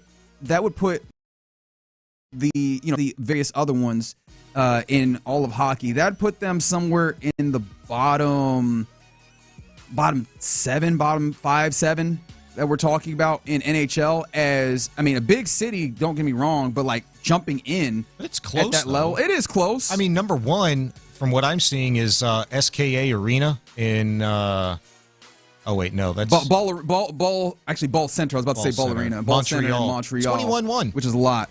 But I mean, I do wonder if that they then look and go, "Ooh, is that going to sustain the amount of tickets that you want?" I don't think it's the arena size. I think it's has something a little bit more to do with, what Patrick Creighton said earlier today is like, in and around the city of Houston, there's 7 to 7.5 million people, right, in the area. Okay, it's a lot. I don't want to make this too convoluted, but this is just the way I see it and understand it for me. Let it out. You've been called a moron here. Hey, that's cool. Line. That's fair. It's the usual. I went to U of H, okay? U of H, when I went there, is not at all dissimilar to what UH is now in terms of, like, I think the fan base. You know what I'm saying? Like, in that people outside of basketball, they're not packing the baseball stadium. They're not packing the football stadium. And where's the student section? It's literally relegated to a pretty small area for football games. Why is that when a school, has 40-some-odd thousand students that go there? Well, where are those 40,000 students? The most diverse universities in the country. Houston is one of the most diverse cities in the country. I think it has something to do with, like, hey, it's not about, like, how many people are living in your city. It's how many people are living in your city that are actual sport fans. And I think some of these leagues that are making these decisions maybe either think they have knowledge that we don't, or they actually have good, hard numbers that we aren't necessarily accepting as sports fans because we want hockey, we want WNBA. Maybe we think we could support it as a city, but people that are actually doing the studies and the data would disagree because they've got the hard numbers in front of them that say otherwise. Yeah, I don't know that I agree with that. Somebody on the text line was saying Houston doesn't care about hockey. Most of us are native. I think you actually discredit how transient Houston is as a city. But then on top of it, somebody was like, well, don't forget, Houston had a WNBA team and a hockey team they left. Had. Right? I think the idea is like, hey, they had it and they left. Well, hockey was more of a dispute on the arena. That was Les Alexander and the dispute on the arena. They were well attended. And then I think WNBA happened in the team folded at a different time in the WNBA's history when, the finances were a little bit sketchier. It feels like they found a little bit more sustainable, at least when it comes to ownership and maintaining financial standing. And I feel like that should not be what stops a WNBA team from being here. And then hockey has clearly been viable. They just had a particular, and we know about having a housing dispute that ultimately sends a viable team somewhere else. I think that those don't stand up in my mind. It just feels like Houston is constantly treated as a market that when it is actually a big market that actually can sustain these things. Yeah. All right, let's continue because I may make people get uncomfortable and think a little deeper on this thing. Okay. In the conversation we're having. Remember, you guys got 5 minutes. 5 minutes. I know Tyler is working the phones. 5 minutes to up your bid. $1,000 for the drive. $1,000 for in the loop. $1,900 for Payne and Pendergast. $400 for Area 45. You can jump those bids up. You got 5 minutes as they will close at 5 o'clock. And you can also continue to text Sports Radio 610-271-777 to continue to bid. We're going to close this out. Let's have a big last hour. Final hour, baby. 11 hours down as we continue on the Radiothon. The Drive with Stoerner and Hughley. The Astros are placing their, what I believe soon to be all-star shortstop, MVP candidate shortstop, Jeremy Pena, on the IL due to this rib injury. This has clearly been their best player. Is this the one that potentially hurts the Astros and we see them take a step back? Ride home with Clint and Show, 2 to 6 every afternoon on Sports Radio 610.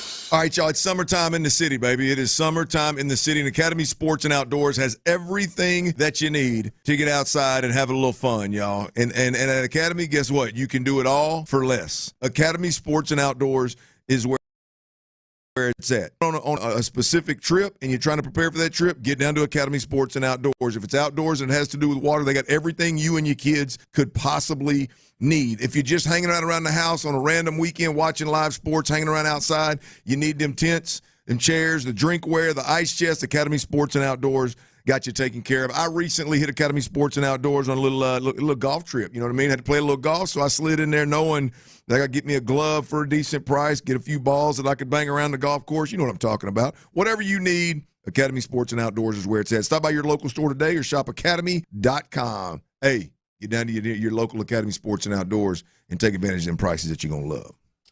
From Attorney Steve Lee Traffic Center, 713-CALL-LEE. This is brought to you by Consolidated Communications. Still looking okay out there. Actually, fairly light, very lean accident list. Your Beltway 8 North, eastbound at I-45 North, completely gone. Your backup's gone as well. A lot of congestion out there, but really no other major problems. Partly cloudy, chance of rain. Right now, 77 degrees on Lori Houston. Sports Radio 610.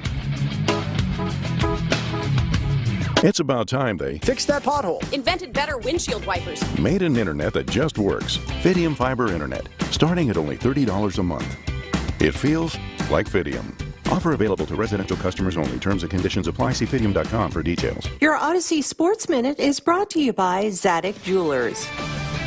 This is Gresh with an Odyssey Sports Minute sponsored by AutoZone. Get in the zone, AutoZone. When in the world are the women of the WNBA going to look at Caitlin Clark for what she is, their future cash cow? There's been a lot of talk. WNBA are so hard on Caitlin Clark. I personally think it comes down to one thing: money. And with this collective bargaining agreement now open, does Caitlin Clark throw her weight around to get everybody paid and everybody off her back at the same time? I'm Gresh with an Odyssey Sports Minute. Hey, listen to this. All I needed was a new starter.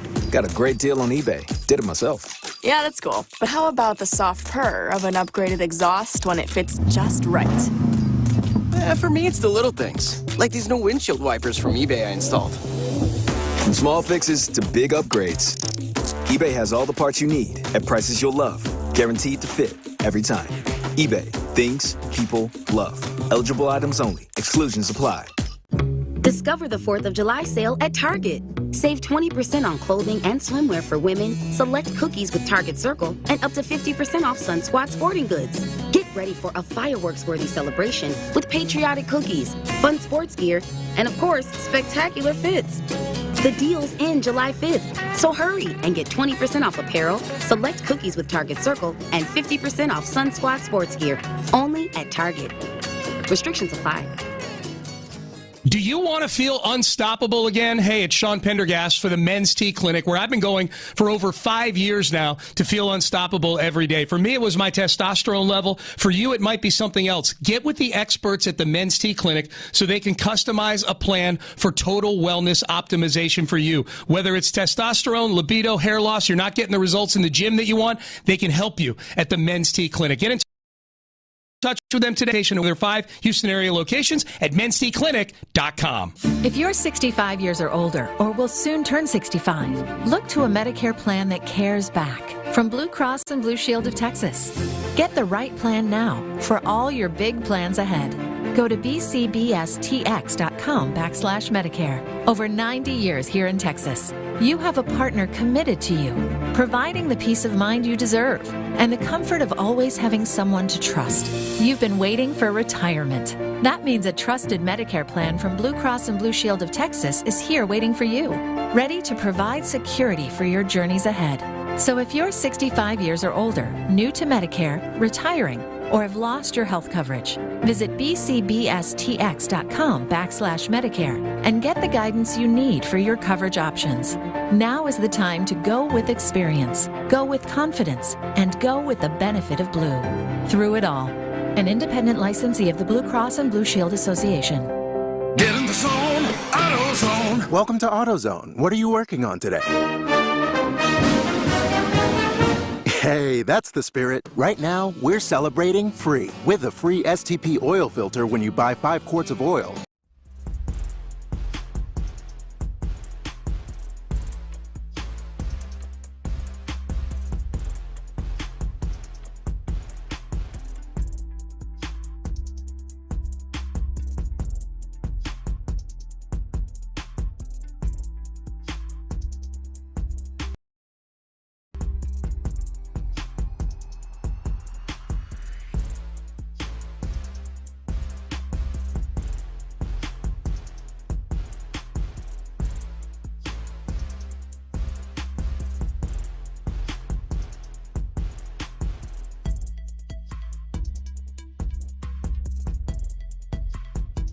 KILT FM HD2 Houston. Insider access, exclusive content. Sports Radio 610. The Texans play here. An Odyssey sports station. Sports Radio 610 presents the first annual Reggie and Ron Radiothon for the Houston Food Bank. Here's Reggie Atatula and Ron Hughley. 11 hours down. Reggie and myself, we've been here since 6 a.m. 6 a.m., 6 p.m., our first annual for you, John Lopez. Reggie and Ron Radiothon to help the Houston Food Bank. And to donate, you guys have been amazing with that as we're continue to try to push numbers up for that. We are nearing 16,000 when it comes to just cash donations. We will get you an update here.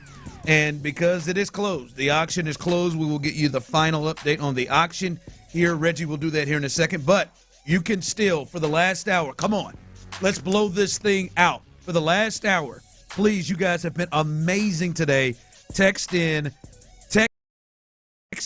Sports Radio 610, all one word, capitalized, the S and the R in Sports and Radio. Sports Radio 610 271-777.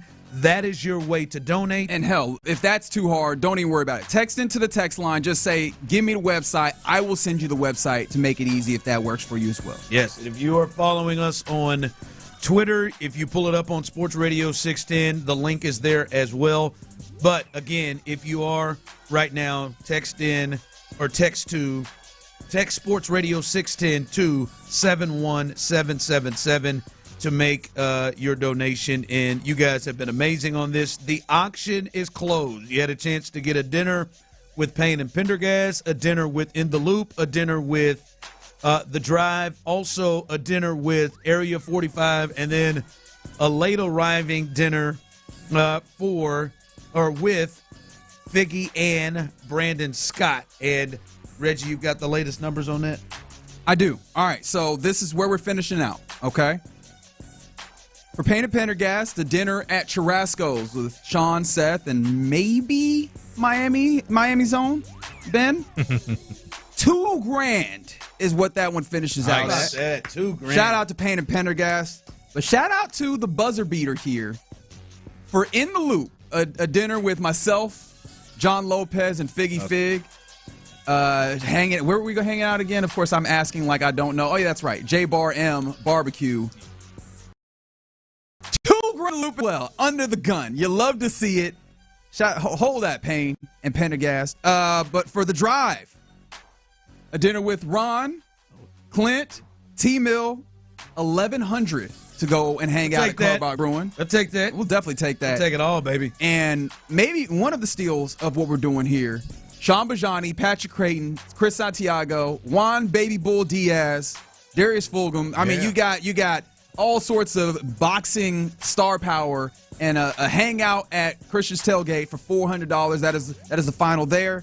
And then what I really think is was slept on far too much. Because all those ones that I just listed is you and one guest. So 2 people that are joining the shows. This one here at Cormier's Kitchen between B. Scott and Figgy, this is those 2, and you get to have you and 3 guests for a dinner at Cormier's Kitchen. Like I said, a signed and framed autograph or signed and framed jersey for Yordan Alvarez, some Weller 12, and a special extra for you and your 3 guests. That one sold for $800. Man, I'm gonna tell you, if we have something like that pop up next year, you don't want to miss out on it. That is quite the package that we got there. So ultimately, the auctions, the bids that we had there, total out at $6,300. You add that on to what we are currently sitting at when it comes to the cash total of, it looks like $15,917, and we are really, really nearing. Well, actually, no, well over at this point the $20,000 goal. We got to be pushing towards 25,000. We got to be pushing. That's awesome. awesome. What we're trying. Let's try to knock that out in this last hour. This last hour. There we go. Last hour. Let's get this thing up to 25K. This is amazing. Again, this morning they set their total at $3,000 of a goal, and we have moved the goal multiple times today. And let's do this. Let's do this damn thing. Let's get this thing to 25K. You guys have been amazing. We've got one final hour. I know some people are jumping off work at 5 o'clock right now. Please go ahead and help the Houston Food Bank. Help us help them, as their funding has been cut by $11 million. They feed kids. They feed kids at the Boys and Girls Club. They said they feed a lot of seniors as well. As they have been, as I said, cut by $11 million. Their budget has been cut by $11 million, and they still service over 1 million people here in the great city of Houston, including 18 different counties. Let's do this. You guys have stepped the hell up. Let's get it to 25K and continue to push this thing over the next hour. All right, and you can do that again by texting Sports Radio, capital S, capital R, Sports Radio 610, all one word, to 71777. And that is the way that you can donate. Any more shout-outs? You good? Last time that I shouted some folks out. And, of course, I'm shouting everybody that's out that's putting down donations here. Shout out to Michael Grodowitz, Barrett Reasoner, Cheryl Foster, Douglas Jones, R.T. Hervey, W.T. Johnson, All right, and this. I'm gonna let you know I'm Nigerian, but my Igbo is a little rusty. So here we go. Ugochukwu Eziefwili. I'm guessing that's what I'm going for. It sounded really good. I'm hoping that it was as good as I possibly can get it, and I hope that it was passable for my friend. But again, we appreciate, and I've been trying to say everyone's name as much as I can because we do appreciate all of you for supporting us and supporting Houston in this endeavor. Because it matters so much. I mean, I'm still shocked. I'm amazed. We were talking about it with us. We were like trying to dream big. And we're like, all right, I threw out 25. I threw out 25 initially in our meeting, and we were just like, you wildin'. And look at us. Let's not be aggressive. 2,500. You threw out 2,500 or 25,000? 25,000, excuse me, is what I threw out. When you're about to get that. Meeting. Yeah, you're about to get that. They told me I was being a little bit bashful. I thought you were doing a lot there. Mea culpa. Didn't I hear you say earlier that you thought you were going to get like just 3,000 and you guys blew through that in the first 2.5 hours? Well, that was what the goal. That was what the Houston Food Bank. They didn't really have an understanding of how to gauge. Yeah, that's what they thought, and we knocked that out in the first 2 hours. Yeah, no, I think it's fantastic. Reggie told me about it for the first time, 2 or 3 days ago, and it's a hell of an idea because that idea. Then the dozens or hundreds of people, however many people have donated and spent money on these auction items.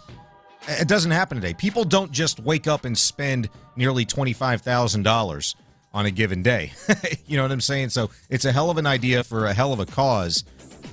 So for us as a station to be able to just be a part of this, like you allowing me to attach my name to something like this, it's pretty cool. So thank you guys. Well, allowing you, brother. Thank you for jumping in, baby. And this has been an incredible team effort. Like, this isn't us allowing you to come along. This is you and PC and Luke and Clint and B. Scott and Seth and Sean and John and T-Mill and Figgy and everyone all supporting this effort that we've had to support the food bank. So no, this has been really, really awesome, and I can't wait to build on it. And we're not done yet. I shouldn't get to that place. We're not done yet. We right got now. 50 damn minutes. Yeah. All right. Again, man. Again, also, if you're texting in, as Reggie has said, if you've had issues trying to be able to donate, you can just text the text line, and we will send you the link. We will send you the link for you to be able to donate. So it is fantastic what's happened thus far. Again, let's finish strong. We just went over 16,000 in cash donations. Let's continue to get a final kick there. By the way, I don't mean to bring the mood down, but the Astros did lose 7-6 there. They tried it. They got a run there in the ninth. On an RBI ground out from Jose Altuve after Jake led off with a double and got to third, and then they got two runners on, and a fly out to right that was just within the reach of the right fielder to end the game. So they win the series. They lose this final one, 7-6 to the Rockies, and now they take on the Dodgers. So that should be a fun series moving forward. All right, back to the conversation we were having earlier about, this is obviously one of the biggest markets in the country, one of the a top 6 market media-wise. I think maybe the next time the next censor comes out, it may have more people than Chicago. It could be third or fourth in terms of population, in terms of people. But like hockey, WNBA, some of these leagues that are, starting to make some moves, having some positive thing, they go to Cleveland. The WNBA just started 3 teams they brought in. And it's not just, we don't want to go to retreads. Well, they've had a team in Cleveland before. They've had a team in Detroit, right? And then Philadelphia, which is very weird that they've never had a team. But they skip Houston, right? And then obviously hockey, that's been a thing, and they have not rolled to Houston with hockey yet. And you guys brought up a lot of things. Is this one a tough one, though? Is there a real perception that maybe this isn't a place that's, rabid enough, or the fan base is is not always in like a general sense being rabid. Yeah, just like sometimes, CJ's got to call out some of the fans to get to the games on time. Sometimes, the Rockets games are casually, people are casually late. There's a kind of a different feel of, I don't want to. I know it's not true, but the laid-back sports fandom, the feel of Atlanta a little bit sometimes, the feel of Miami, like it's we could take it or leave it. But in places like Cleveland, you feel like those people are psychotic about their teams. Detroit, they're psychotic about their teams. Is there just potentially a thought that, I don't know how, from the outside, how good Houston is as a sports town? Generally speaking, I think it's a part of it. I think it's got to be like, and if you want to gauge like the rabidness of a fan base, aren't you supposed to look directly at your football team? Aren't you supposed to look directly at your football fan base? And would you apply that word, that phrase, rabid fan base, to the Houston Texans fan base at any point in time over the last 22 years? Maybe it's getting there now. I wouldn't. Would you? I would not. No. And yes, hey, Ultimate Warrior Texan guys, not 50,000 of you at NRG on a given Sunday. But that's not to say they don't exist. There are. It's just, do we have 8,000, 12,000 people that are going to fill a hockey arena on any given night and bring that same energy? I think if you're asking me gun to my head, I think it's some of that. It's some of what I told Reggie and you during the break, that, hey, yeah, there's a bunch of people that live in this city, and it's a bunch more people that live in other cities that have hockey teams, but what about the money that goes along with those people? How many of those millions of people that live in and around the city of Houston have the disposable income to not just spend on Texan games, Astro games, Dynamo games, Rocket games? Now you're asking to spend money on a hockey season. I wonder if there are statistics out there that say Houston, yeah, while you have a whole bunch of people, it's the population of the city doesn't reach what others do in terms of median household income and disposable income that can afford to pay money for a fourth professional sport. That shouldn't be the case with the amount of people here. I mean, man. there's other cities that are able to sustain more sports than we have right now. And I understand what you're getting at, because I think also then I would want to. And I'm just asking questions here. No, it's a conversation. That's what we're here for. And it's a fair question to ask, because I'm trying to think of the places that have 4 of the major sports and then additional. I'm like, what would then be the incomes that we're looking at? Because what are let's start with the places that have those multiple teams. Well, I mean, LA has, but of course, I think that you could probably look at like the median income and probably get, take a guess that it's in a higher place. Well, let's just be honest. Dallas has it all. Like, they're right here. Dallas in the has state. a lot. Yeah. Dallas has them all, right? They've got the WNBA, they've got hockey, they've got everything, and they don't have more people than Houston does. But that's not. Maybe you try and take like Fortune 500 companies to talk about, like, there's still a lot of those here. There's a lot of those here. Yeah. You could draw a lot of those parallels, and I don't think it's any one thing, but I think it's a conglomeration of things that when you're, and yes, money, because I will just say this too. Me and PC talk about this quite a bit on our show because he's a huge hockey guy, but there's a B word that exists now if you want an NHL expansion team that didn't used to exist. It's billion. And if you want to start an NHL franchise in a new city, never mind one that used to have one or one that's never had one, it's going to cost you $1 billion. There's that. And then, who was it? The Coyotes that just moved from Arizona to become the Utah Mammoth? Right. Like, I don't know how much that cost, but that's a pretty penny as well. And there's not a lot of teams on the ready that are ready to relocate that wouldn't already just like to have a brand new arena in whatever city they represent right now. So expansion seems to be the road for Houston, and it's going to cost Tillman or a conglomerate of investors or somebody else $1 billion to make that happen. And so that's you have people willing, like, they've been in on these expansion talks. It's not that you have to find somebody after or like once the expansion situation. I mean, you have the Dan Freakins of the world who's like, no, we're ready. Just give us the team. Yeah, yeah. Right, you've got, and it's been Tillman that's been putting in the comments, the idea, or I keep saying the comments, the Houston WNBA expansion kind of look there. And I love that. So I don't know that it's going to be like the apparatus or having the structure. It seems that the leagues just aren't regarding Houston highly enough. And I don't know, like as a sports fan of Houston, I feel like we all have had these instances where it's like, why are y'all treating Houston like little brother? We absolutely are big enough to be with the big dog. Yep. Yeah. Another way to make us feel small and little.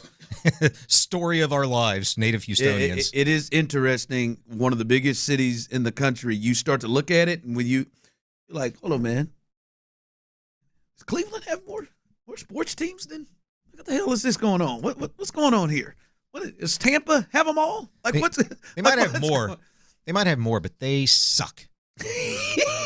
They suck. It's a good dismount. Hold on. It is a good dismount, but I feel like we've had. Well, clearly you don't think it is. You're going to jump all over it. I know. I'm sure they vomited in the stands. Someone texting WNBA is not a good investment. Okay. It's actually quite high growth opportunity, but right. I understand where you're coming from. I mean, there's a take. PC has been in for 2 hours. You've been in for about an hour and a half, and we haven't gotten an ass yet. Cleveland is ass. Thank you. There you go. The dismount. The dismount for us and the Radiothon and the giving is not over yet. All right, you can continue to help us raise money by texting Sports Radio 610 to 2. Text Sports Radio 610 to 71777. We're in hour 12. Capitalize SNR Sports Radio 610 to 71777 as we continue to try to push through. We're trying to push through the 25,000 mark. That's what we're trying to do, and we know you can help us to do that. Please continue to help us out as we continue right here on Sports Radio 610. Area 45 with Bijani and Creighton. Texans are going to continue to facilitate heavy competition at all positions.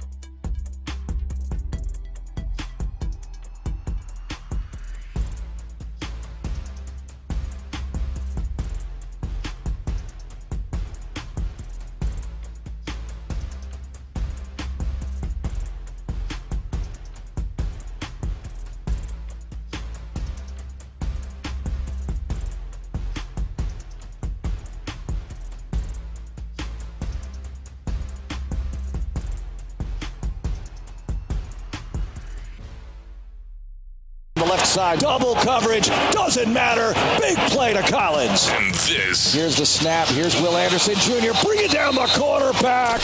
And plenty of this. Rock and roll. Touchdown. H-Town. Football season is here on your home of the Texans. Sports Radio 610. Attack that ass. Sports Radio 610 presents the first annual Reggie and Ron Radiothon for the Houston Food Bank. Here's Reggie Atatula and Ron Hughley.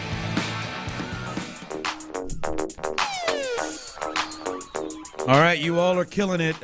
We've got just over 30 more minutes left in our first Reggie and Ron Radiothon, and I would say it has gone shocked us almost, blown us away with the effort that you all have given, and we have been saying it all morning. The same thing is being said from the folks over there at the Houston Food Bank. We had Julie Voss here earlier, who spoke and gave us even more information. Gave you information how you can go up there and you can volunteer, and different ways how you can drop food off and give money there. And it's been amazing. But again, little over 30 minutes left. 30 minutes left.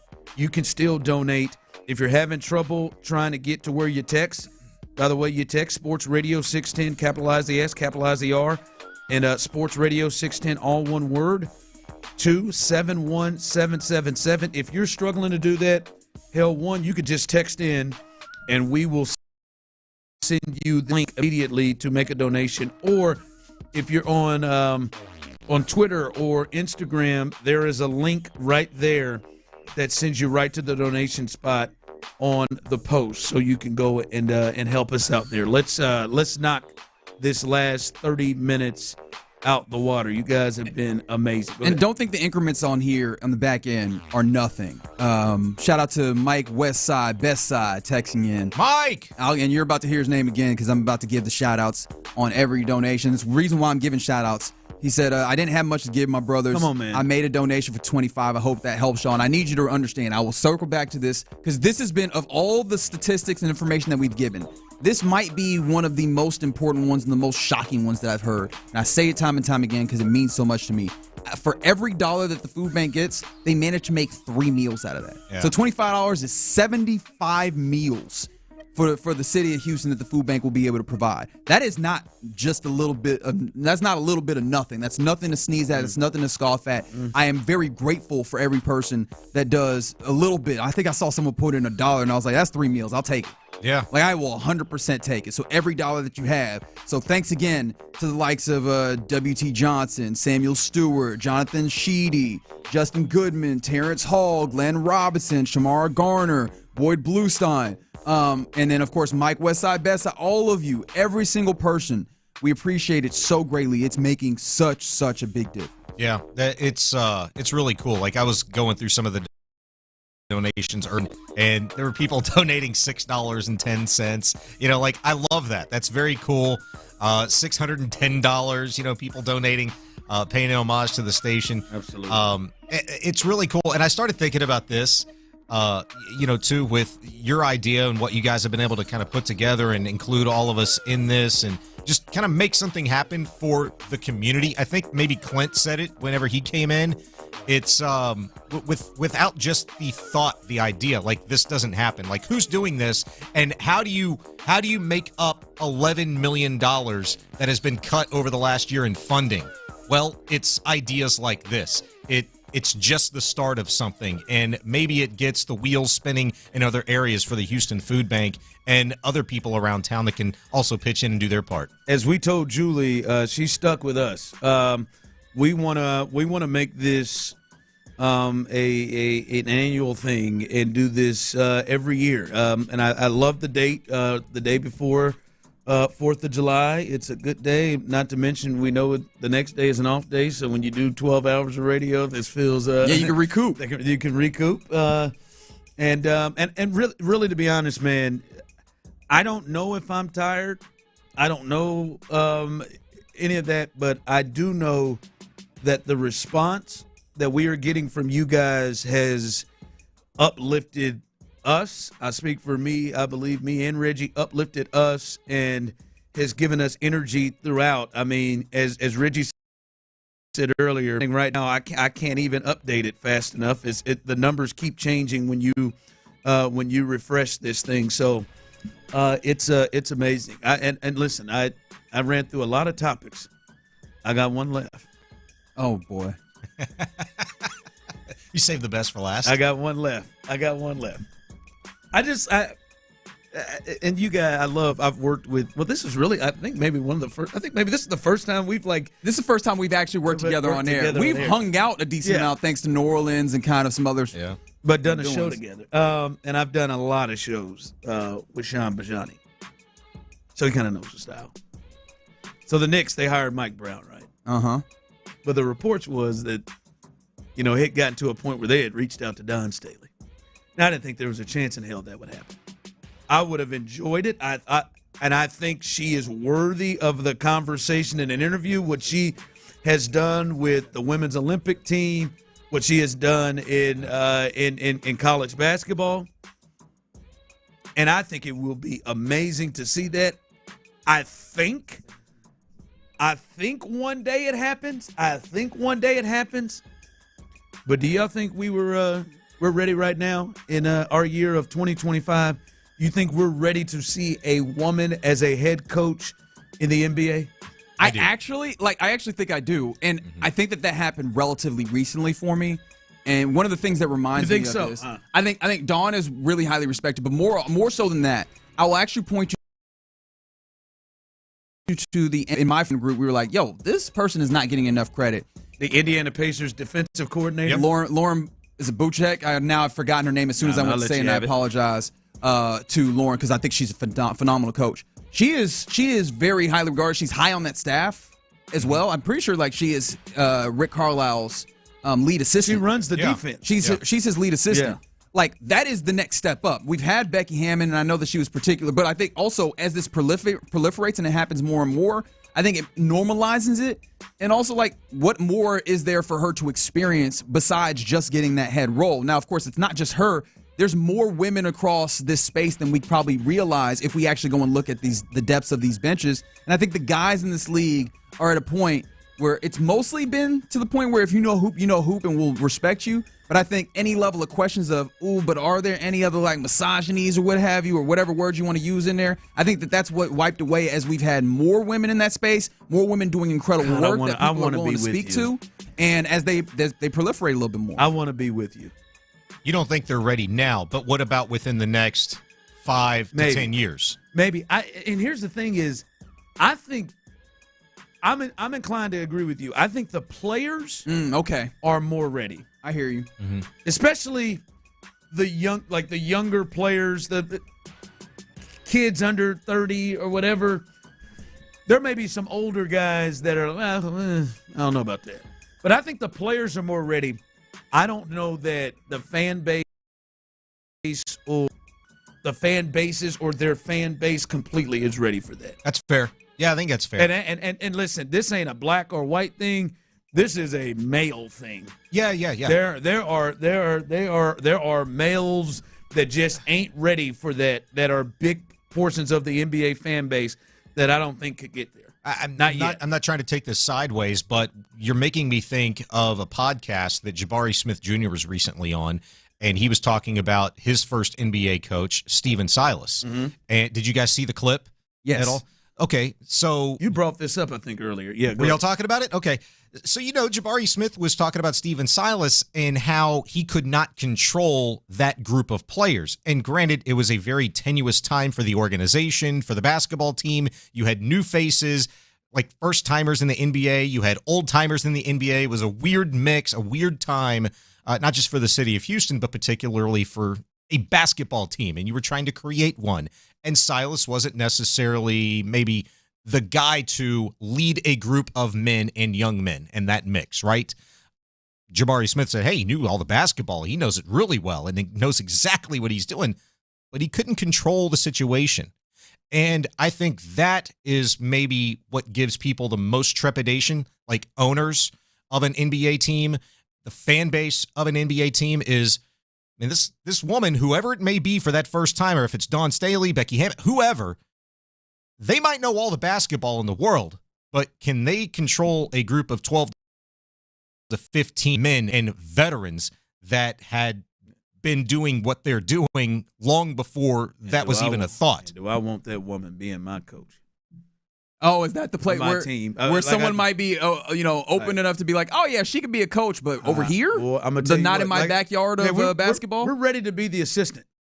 They're ready for the assistant. They can do that. Mm-hmm. And I'm telling you what, boy, I would imagine what them calls would have been like at WFAN if Don Staley was the head coach of the New York Knicks. Yeah, but what are the calls when Thibodeau was, man, the words are immediately leaving me as we inch closer to the actual 6 o'clock mark. But I mean, the calls for Thibodeau weren't like incredibly civil. You know how many Whoopi Goldberg jokes there would have Reggie, been? I mean, I've already made one myself. It wouldn't even. But I do it lovingly. I loved Eddie. It would, but it wouldn't even be. It wouldn't even be the same. It would like the Tom Thibodeau stuff would be gearing towards basketball.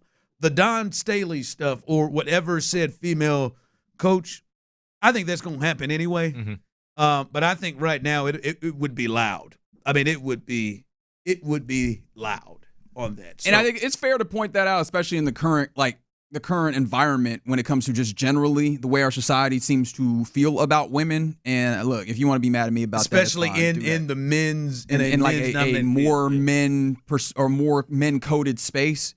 Sure, but at this point, like also, if that's the way that we're going to look at this, like what kind of, what's the right word?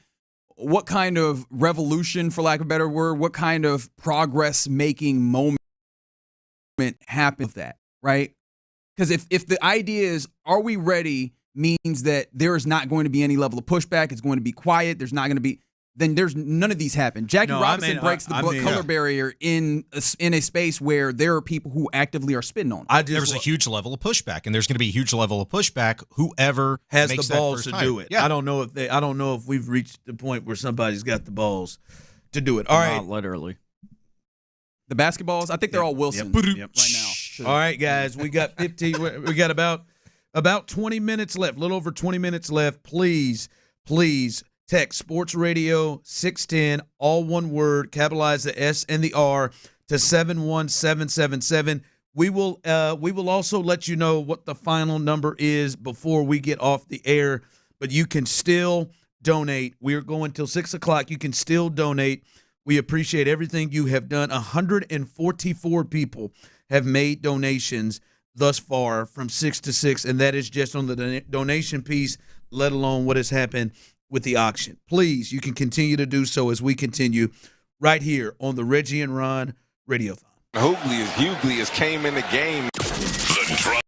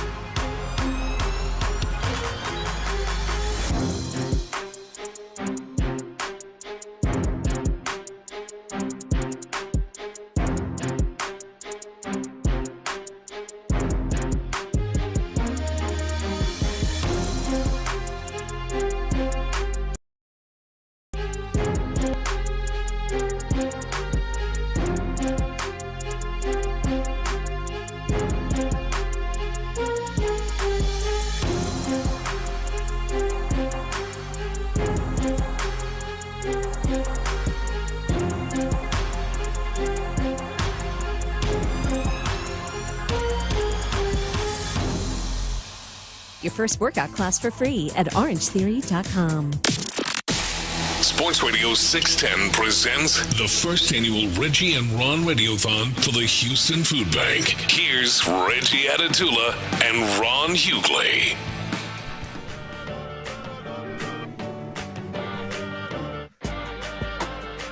Got a little over 15 minutes left to continue to donate money to the Houston Food Bank. Again, you guys have been amazing.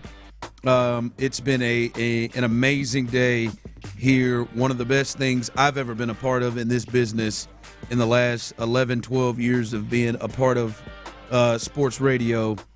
Remember, folks, just again, the Houston Food Bank, they have had federal funding cut by $11 million in the last year, and they are still trying to service over 1 million people in the Houston area, over 18 counties, and a lot of them kids, a lot of them seniors yeah. That they are trying to service, and anything helps. They started out, when I say anything, they started out, hey, man, if we could just get $3,000. Well, we are closing in on $25,000. You've got about 15 more minutes left. Again, you can text Sports Radio 610, all one word, capitalize the S and the R in sports and radio.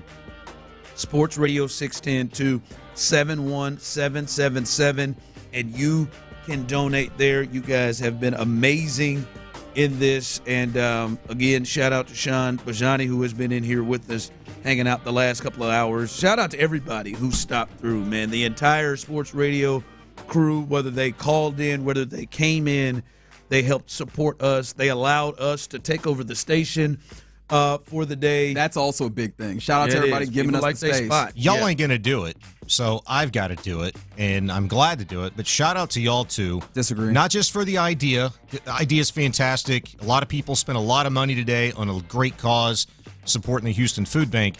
But, dude, 12 hours of radio, like, hey, it's not dick and ditches or anything like that. Not even close. But, okay, you guys don't sound like you've never worked together before. That's one. Two, bringing the topics, sometimes polarizing, funny, just off the wall. It's not really any different from what you guys normally do, but the fact that you guys are doing it for 12 straight hours and not recycling the same 3 topics over and over and over again, it's fantastic. So great job by y'all today. By the way,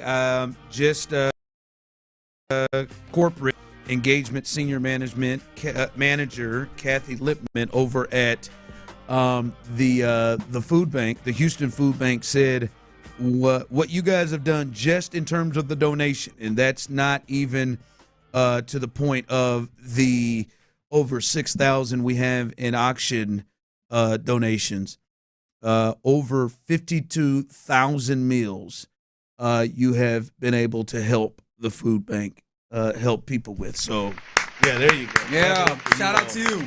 Clap it up for you all. It has been an amazing day, and it doesn't have to finish there. You can still give donations. As somebody else has just checked in with the donation, you can still give right now. Again, text Sports Radio 610 to 71777. And more shout outs, because I'm trying to make sure I give a shout out to everyone. Shout out to Travis Reichlich.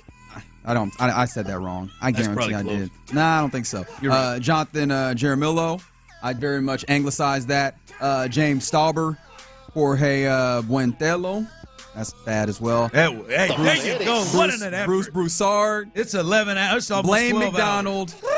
Appreciate all you fine folks who continue to put in. I just saw our guy Parker Hillis, who is going to tabulate the final numbers. My crude accounting, and of course I don't want to get ahead of this. My crude accounting puts us close to a very nice round number, which is I think we're maybe like 150 short of a number. Ooh. Not hey, let's go. Hey, got 12 minutes. Got 12 minutes. Let's go. This is amazing, man. You just can't wait to take that jersey off now, can't you? Man, hey, man. That's exactly what he said. Like during the break, he's like, "Can I take this off now?" I wasn't gonna put him all the way out like that. But okay. Hey man, I will give you your credit. It's a little snug. I just want to get a little comfortable. Real It looks quick. good on you. Okay, It looks really good. I told him he looked like he could clamp somebody up right now. Yeah, because it is that we ain't gonna H-Town lie. Blue 24. He looked like he could clamp somebody up. Define clamp. Oh man! Hey, let me. Hold People on. need to know. Hold on. Both of y'all laughing a little too damn hard at that. I don't know. I feel like we got body types that can clamp people up over here. I'm saying it wasn't that funny as we say where I'm from. If you grinning, you in it now. Oh, you hitting us with "I know you ain't talking"? Is that a "I know you ain't talking" coming through? I'm just saying. Don't beware now. All right. Calm down here before I start. You know it. When I get as a cornered badger, Tyler knows it. I start scraping it. Start lashing out. I start saying stop that man. things like syphilis and skunk. That will. We've had some moments today. Reggie, as we continue to see numbers. Shout out to Cody Powers. Shout out to Matt Morellis. Because again, we're really going to push this all the way to the end, baby. Yeah. I think the boss is going to come in with some final. He better get a move on. Also want to send a special shout out to our guy Jace, who stepped in. Yes, sir. Kicked things off producing. Ficky, who gave us a clean 6 hours. He gets the win on today. this one. He was he does get the win. Tyler's coming in with the save there as he. Thank you, Tyler Milner. Through. Yeah, that's right. Everybody, holiday weekend, enjoying themselves, obviously from the weekend and everything, and all of our guys, as we said, Seth up with us bright and early, Sean calling in. And then Brandon Scott coming in with us, and Frito and Katie from the Bull coming in, and Clint Stoerner, my partner, coming in early and giving us 2 hours, as well as Jesse Watt coming in and giving us a couple of hours, and Patrick Creighton, obviously Sean Bijani's in here, Luke Morrow as well. Luke Morrow is in here, who came in and gave us 2 big hours as well. Lopez called in as well. Lopez called, man. Yeah, man. Everybody came in and factored in. You, man, any thoughts? Any thoughts here before we take off? We got about 5 minutes on the air. Someone just text in, what's the number I can text? We will text you the link immediately, and you can easily go and hit that right now. We still got 10 minutes or so. Any closing thoughts from you, Reggie, as you huge. I'll speak before Reggie does. Reggie inspired me when I first heard him speak about this, just in passing. It was his birthday, and I think he said he went a different direction and said, hey, let's send some money to the Houston Food Bank. And he started saying some numbers. I researched it, and I said, hey, man, we got to do something. I've been wanting to do, brought up a Radiothon ideas before, but this was the right time to do it, and a great partner to do it with. Reggie, who has done a ton to help get this thing going. Any parting thoughts? You did a hell of a job, my man. I appreciate it, but honestly, I don't want it to be about us, because obviously we help facilitate it, but really, it's very easy to see a call to action. It's not as easy to act on that call to action. You guys took this and made it your own. You learned about it in less than a week, and when you hear this number, it'll floor you, because you guys came through and really demonstrated a love for the city of Houston. And as a native Houstonian, it moves me to no end to know that, just the fact that you guys care about what we do enough to engage, but then also you care about your fellow humans. In a time that can be kind of dark, dreary, we can maybe lose faith in our humanity and our friends and our neighbors. You guys have decided to step up and say, no, we choose to be a light in this world, and I thank you so kindly for it. It moves me to literal tears. Here, Reggie. Damn, that's some good stuff, man. All right, man. Beautiful. No, awesome. As we will get totals here coming up behind us, Texans All Access will jump through, and John McClain, he'll be on with the fellas. Thank you, Booger Butt. He'll be on with the fellas. I'm not sure. I think we probably came, if not close, did not hit. I think we may have hit the 25,000 mark total there. And this is not the absolute. It's 24,899, which that ain't nothing to scoff at. 24,899. We got 7 minutes. I think we can get to 2,500 by there. $111. Come on. There you go, Reggie. Great job as always, everybody.